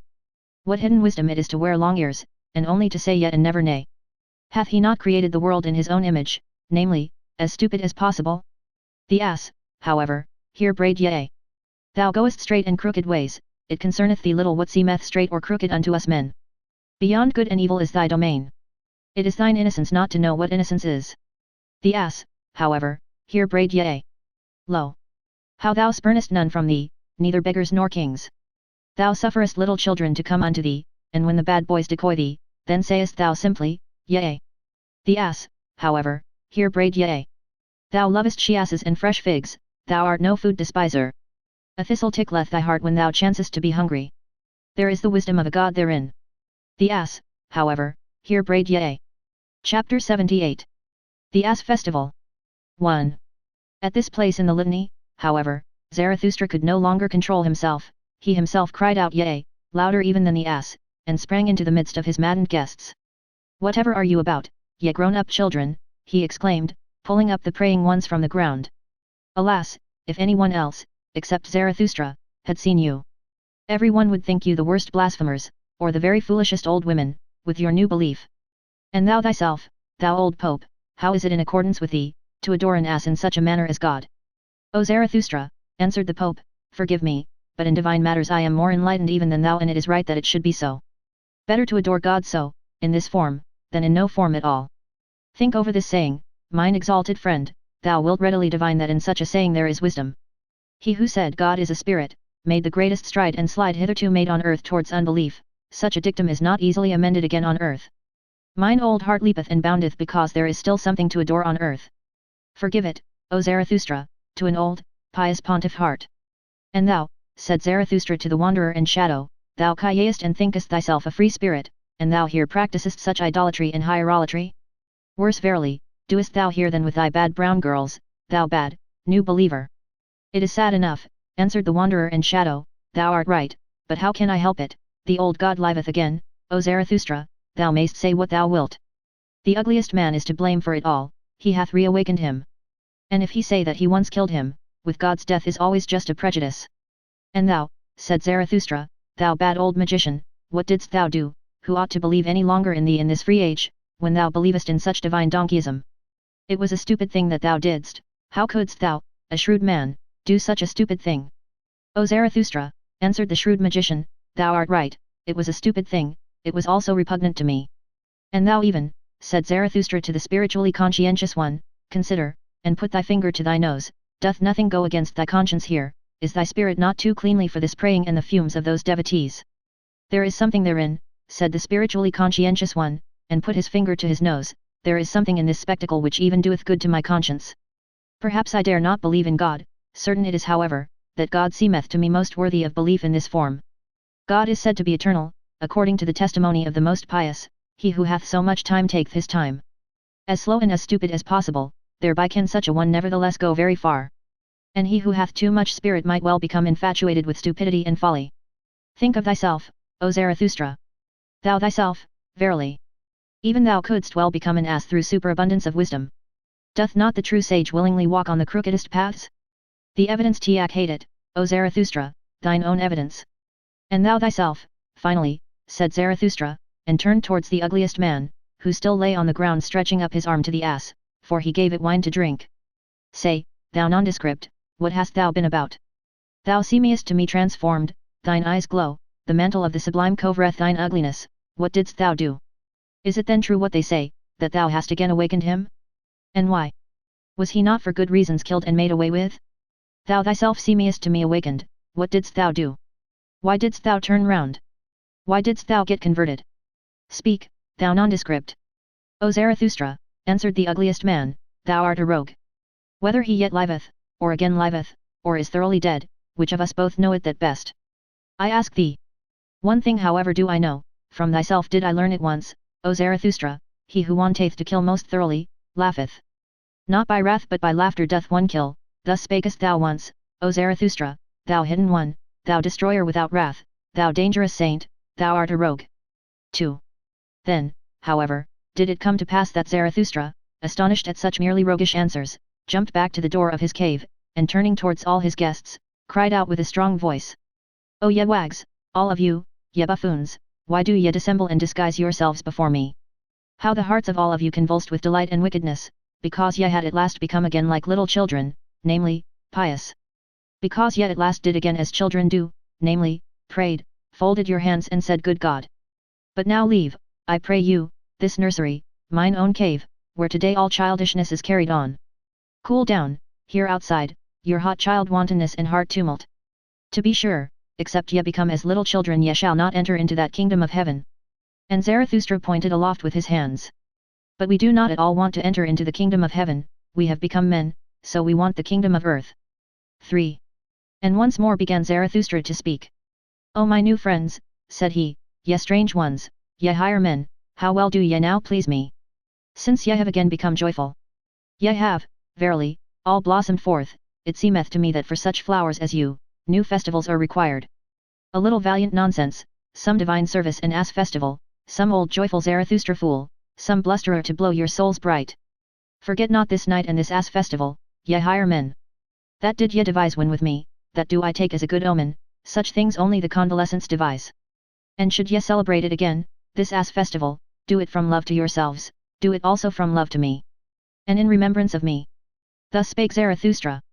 Chapter 79. The Drunken Song. 1. Meanwhile one after another had gone out into the open air, and into the cool, thoughtful night. Zarathustra himself, however, led the ugliest man by the hand, that he might show him his night world, and the great round moon, and the silvery waterfalls near his cave.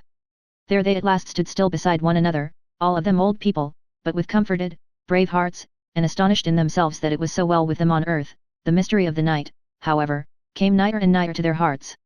And anew Zarathustra thought to himself, oh, how well do they now please me, these higher men, but he did not say it aloud, for he respected their happiness and their silence. Then, however, there happened that which in this astonishing long day was most astonishing. The ugliest man began once more and for the last time to gurgle and snort, and when he had at length found expression, behold! There sprang a question plump and plain out of his mouth, a good, deep, clear question, which moved the hearts of all who listened to him.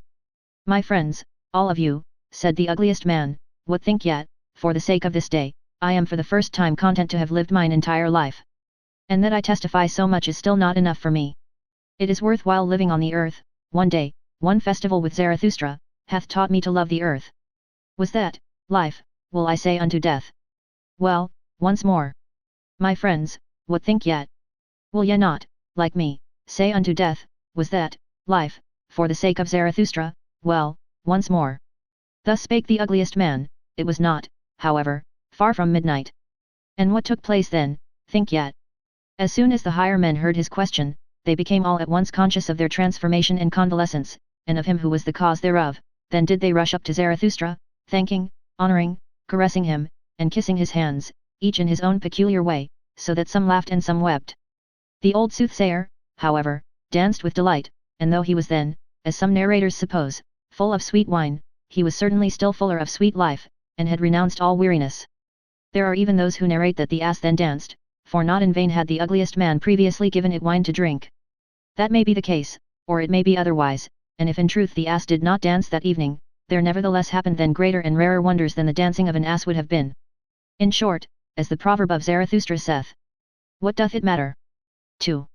When, however, this took place with the ugliest man, Zarathustra stood there like one drunken, his glance dulled, his tongue faltered and his feet staggered. And who could divine what thoughts then passed through Zarathustra's soul? Apparently, however, his spirit retreated and fled in advance and was in remote distances, and as it were wandering on high mountain ridges, as it standeth written, twixt two seas. Wandering twixt the past and the future as a heavy cloud gradually, however, while the higher men held him in their arms, he came back to himself a little, and resisted with his hands the crowd of the honoring and caring ones, but he did not speak. All at once, however, he turned his head quickly, for he seemed to hear something, then laid he his finger on his mouth and said, Come. And immediately it became still and mysterious round about, from the depth however there came up slowly the sound of a clock bell. Zarathustra listened thereto, like the higher men, then, however, laid he his finger on his mouth the second time, and said again, Come, come, it is getting on to midnight, and his voice had changed. But still he had not moved from the spot. Then it became yet stiller and more mysterious, and everything hearkened, even the ass, and Zarathustra's noble animals, the eagle and the serpent, likewise the cave of Zarathustra and the big cool moon, and the night itself. Zarathustra, however, laid his hand upon his mouth for the third time, and said, Come. Come. Come. Let us now wander. It is the hour, let us wander into the night. 3. Ye higher men, it is getting on to midnight, then will I say something into your ears, as that old clock bell saith it into mine ear. As mysteriously, as frightfully and as cordially as that midnight clock bell speaketh it to me, which hath experienced more than one man. Which hath already counted the smarting throbbings of your fathers' hearts, ah! Ah! How it sigheth! How it laugheth in its dream!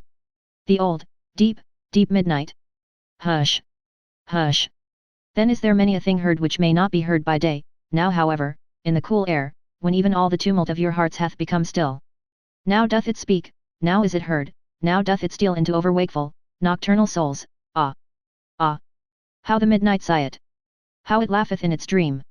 Hearest thou not how it mysteriously, frightfully and cordially speaketh unto thee, the old deep, deep midnight? O man, take heed. 4. Woe to me!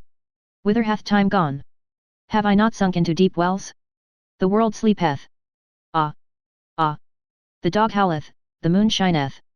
Rather will I die, than say unto you what my midnight heart now thinketh. Already have I died. It is all over. Spider, why spinnest thou around me? Wilt thou have blood? Ah! Ah! The dew falleth, the hour cometh. The hour in which I frost and freeze, which asketh and asketh and asketh, who hath sufficient courage for it? Who is to be master of the world? Who is going to say, thus shall ye flow, ye great and small streams? The hour approacheth, O man, thou higher man, take heed. This talk is for fine ears, for thine ears, what saith deep midnight's voice indeed? 5. It carrieth me away, my soul danceth. Day's work. Day's work. Who is to be master of the world? The moon is cool, the wind is still. Ah! Ah! Have ye already flown high enough? Ye have danced, a leg, nevertheless, is not a wing. Ye good dancers, now is all delight over, wine hath become lees, every cup hath become brittle, the sepulchres mutter. Ye have not flown high enough, now do the sepulchres mutter, free the dead, why is it so long night, doth not the moon make us drunken? Ye higher men, free the sepulchres, awaken the corpses. Ah, why doth the worm still burrow? There approacheth, the hour. There boometh the clock bell, there thrilleth still the heart, there burroweth still the woodworm, the heartworm. Ah! Ah! The world is deep. 6. Sweet lyre! Sweet lyre! I love thy tone, thy drunken, ranunculine tone, how long, how far hath come unto me thy tone, from the distance, from the ponds of love. Thou old clock bell, thou sweet lyre! Every pain hath torn thy heart, father's pain, forefather's pain, thy speech hath become ripe. Ripe like the golden autumn and the afternoon, like mine anchorite heart, now sayest thou, the world itself hath become ripe, the grape turneth brown. Now doth it wish to die of happiness. Ye higher men, do ye not feel it? There welleth up mysteriously an odor. A perfume, an odor of eternity, a rosy blessed, brown, gold wine odor of old happiness. Of drunken midnight death happiness, which singeth, the world is deep, and deeper than the day could read. 7. Leave me alone. Leave me alone. I am too pure for thee. Touch me not. Hath not my world just now become perfect? My skin is too pure for thy hands. Leave me alone, thou dull, doltish, stupid day. Is not the midnight brighter? The purest are to be masters of the world, the least known, the strongest, the midnight souls, who are brighter and deeper than any day. O day, thou gropest for me. Thou feelest for my happiness. For thee am I rich, lonesome, a treasure pit, a gold chamber? O world, thou wantest me. Am I worldly for thee? Am I spiritual for thee? Am I divine for thee? But day and world, yet are too coarse. Have cleverer hands, grasp after deeper happiness, after deeper unhappiness, grasp after some God, grasp not after me. Mine unhappiness, my happiness is deep, thou strange day, but yet am I no God, no God's hell, deep is its woe. 8. God's woe is deeper, thou strange world. Grasp at God's woe, not at me. What am I? A drunken sweet lyre. A midnight lyre, a bell frog, which no one understandeth, but which must speak before deaf ones, ye higher men. For ye do not understand me. Gone. Gone. O youth! O noontide! O afternoon! Now have come evening and night and midnight, the dog howleth, the wind. Is the wind not a dog? It whineth, it barketh, it howleth. Ah! Ah! How she sigheth! How she laugheth, how she wheezeth and panteth, the midnight! How she just now speaketh soberly, this drunken poetess! Hath she perhaps overdrunk her drunkenness? Hath she become over-awake? Doth she ruminate? Her woe doth she ruminate over, in a dream, the old, deep midnight, and still more her joy. For joy, although woe be deep, joy is deeper still than grief can be. 9. Thou grapevine! Why dost thou praise me? Have I not cut thee? I am cruel, thou bleedest, what meaneth thy praise of my drunken cruelty? Whatever hath become perfect, everything mature, wanteth to die, so sayest thou. Blessed, blessed be the vintner's knife. But everything immature wanteth to live, alas! Woe saith, hence, go, away, thou woe, but everything that suffereth wanteth to live, that it may become mature and lively and longing. Longing for the further, the higher, the brighter. I want heirs, so saith everything that suffereth, I want children, I do not want myself. Joy, however, doth not want heirs, it doth not want children, joy wanteth itself, it wanteth eternity, it wanteth recurrence, it wanteth everything eternally like itself. Woe saith, break, bleed, thou heart, wander, thou leg, thou wing, fly, onward, upward, thou pain, well. Cheer up! O mine old heart, woe saith, hence, go. 10. Ye higher men, what think yet? Am I a soothsayer? Or a dreamer? Or a drunkard? Or a dream reader? Or a midnight bell? Or a drop of dew? Or a fume and fragrance of eternity? Hear yet it not? Smell yet it not? Just now hath my world become perfect, midnight is also midday. Pain is also a joy, curse is also a blessing, night is also a sun, go away. Or ye will learn that a sage is also a fool. Said ye ever yet to one joy? O my friends, then said ye yet also unto all woe. All things are enlinked, enlaced, and enamoured. Wanted yet ever once to come twice, said yet ever, thou pleasest me, happiness, instant, moment, then wanted yet all to come back again.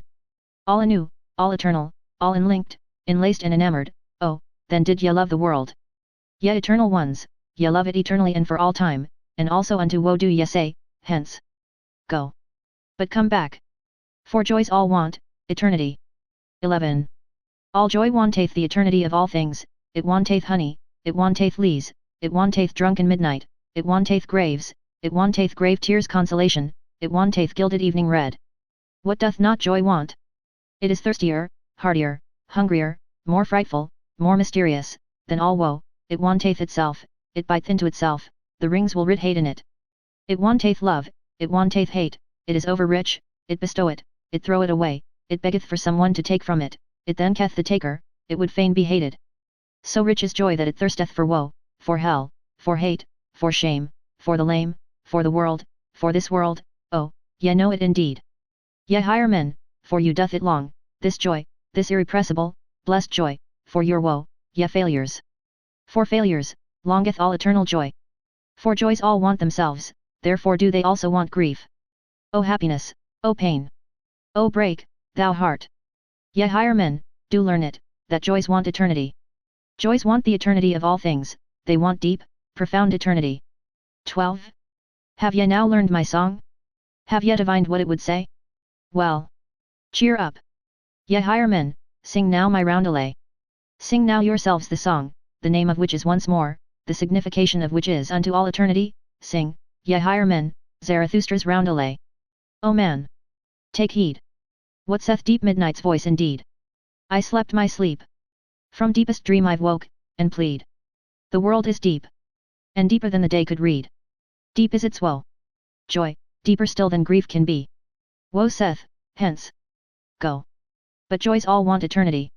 Want deep, profound eternity. Chapter 80. The Sign. In the morning, however, after this night, Zarathustra jumped up from his couch, and, having girded his loins, he came out of his cave glowing and strong, like a morning sun coming out of gloomy mountains. Thou great star, spake he, as he had spoken once before, thou deep eye of happiness, what would be all thy happiness if thou hadst not those for whom thou shinest? And if they remained in their chambers whilst thou art already awake, and comest and bestowest and distributest, how would thy proud modesty upbraid for it? Well. They still sleep, these higher men, whilst I am awake, they are not my proper companions. Not for them do I wait here in my mountains. At my work I want to be, at my day, but they understand not what are the signs of my morning, my step, is not for them the awakening call. They still sleep in my cave, their dreams still drinketh at my drunken songs. The audient ear for me, the obedient ear, is yet lacking in their limbs. This had Zarathustra spoken to his heart when the sun arose, then looked he inquiringly aloft, for he heard above him the sharp call of his eagle. Well, called he upwards, thus is it pleasing and proper to me mine animals are awake, for I am awake. Mine eagle is awake, and like me honoureth the Sunday with eagle talons doth it grasp at the new light. Ye are my proper animals, I love you. But still do I lack my proper men. Thus spake Zarathustra. Then, however, it happened that all on a sudden he became aware that he was flocked around and fluttered around, as if by innumerable birds, the whizzing of so many wings, however, and the crowding around his head was so great that he shut his eyes. And verily, there came down upon him as it were a cloud, like a cloud of arrows which poureth upon a new enemy. But behold, here it was a cloud of love, and showered upon a new friend. What happeneth unto me, thought Zarathustra in his astonished heart, and slowly seated himself on the big stone which lay close to the exit from his cave. But while he grasped about with his hands, around him, above him and below him, and repelled the tender birds, behold, there then happened to him something still stranger, for he grasped thereby unawares into a mass of thick, warm, shaggy hair. At the same time, however, there sounded before him a roar, a long, soft lion roar. The sign cometh, said Zarathustra, and a change came over his heart. And in truth, when it turned clear before him, there lay a yellow, powerful animal at his feet, resting its head on his knee, unwilling to leave him out of love, and doing like a dog which again findeth its old master. The doves, however, were no less eager with their love than the lion, and whenever a dove whisked over its nose, the lion shook its head and wondered and laughed. When all this went on Zarathustra spake only a word, my children are nigh, my children, then he became quite mute. His heart, however, was loosed, and from his eyes there dropped down tears and fell upon his hands. And he took no further notice of anything, but sat there motionless, without repelling the animals further. Then flew the doves to and fro, and perched on his shoulder, and caressed his white hair, and did not tire of their tenderness and joyousness. The strong lion, however, licked always the tears that fell on Zarathustra's hands, and roared and growled shyly. Thus did these animals do. All this went on for a long time, or a short time, for properly speaking, there is no time on earth for such things. Meanwhile, however, the higher men had awakened in Zarathustra's cave, and marshalled themselves for a procession to go to meet Zarathustra, and give him their morning greeting, for they had found when they awakened that he no longer tarried with them. When, however, they reached the door of the cave and the noise of their steps had preceded them, the lion started violently, it turned away all at once from Zarathustra, and roaring wildly, sprang towards the cave. The higher men, however, when they heard the lion roaring, cried all aloud as with one voice, fled back and vanished in an instant. Zarathustra himself, however, stunned and strange, rose from his seat, looked around him, stood there astonished, inquired of his heart, bethought himself, and remained alone. What did I hear, said he at last, slowly, what happened unto me just now? But soon there came to him his recollection, and he took in at a glance all that had taken place between yesterday and today. Here is indeed the stone, said he, and stroked his beard, on it sat I yestermorn, and here came the soothsayer unto me, and here heard I first the cry which I heard just now, the great cry of distress. O ye higher men, your distress was it that the old soothsayer foretold to me yestermorn. Unto your distress did he want to seduce and tempt me, O Zarathustra, said he to me, I come to seduce thee to thy last sin. To my last sin, cried Zarathustra, and laughed angrily at his own words, what hath been reserved for me is my last sin. And once more Zarathustra became absorbed in himself, and sat down again on the big stone and meditated. Suddenly he sprang up. Fellow suffering with the higher men, he cried out, and his countenance changed into brass. Well, that hath had its time. My suffering and my fellow suffering, what matter about them? Do I then strive after happiness? I strive after my work. Well. The lion hath come, my children are nigh, Zarathustra hath grown ripe, mine hour hath come. This is my morning, my day beginneth, arise now, arise, thou great noontide. Thus spake Zarathustra and left his cave, glowing and strong, like a morning sun coming out of gloomy mountains.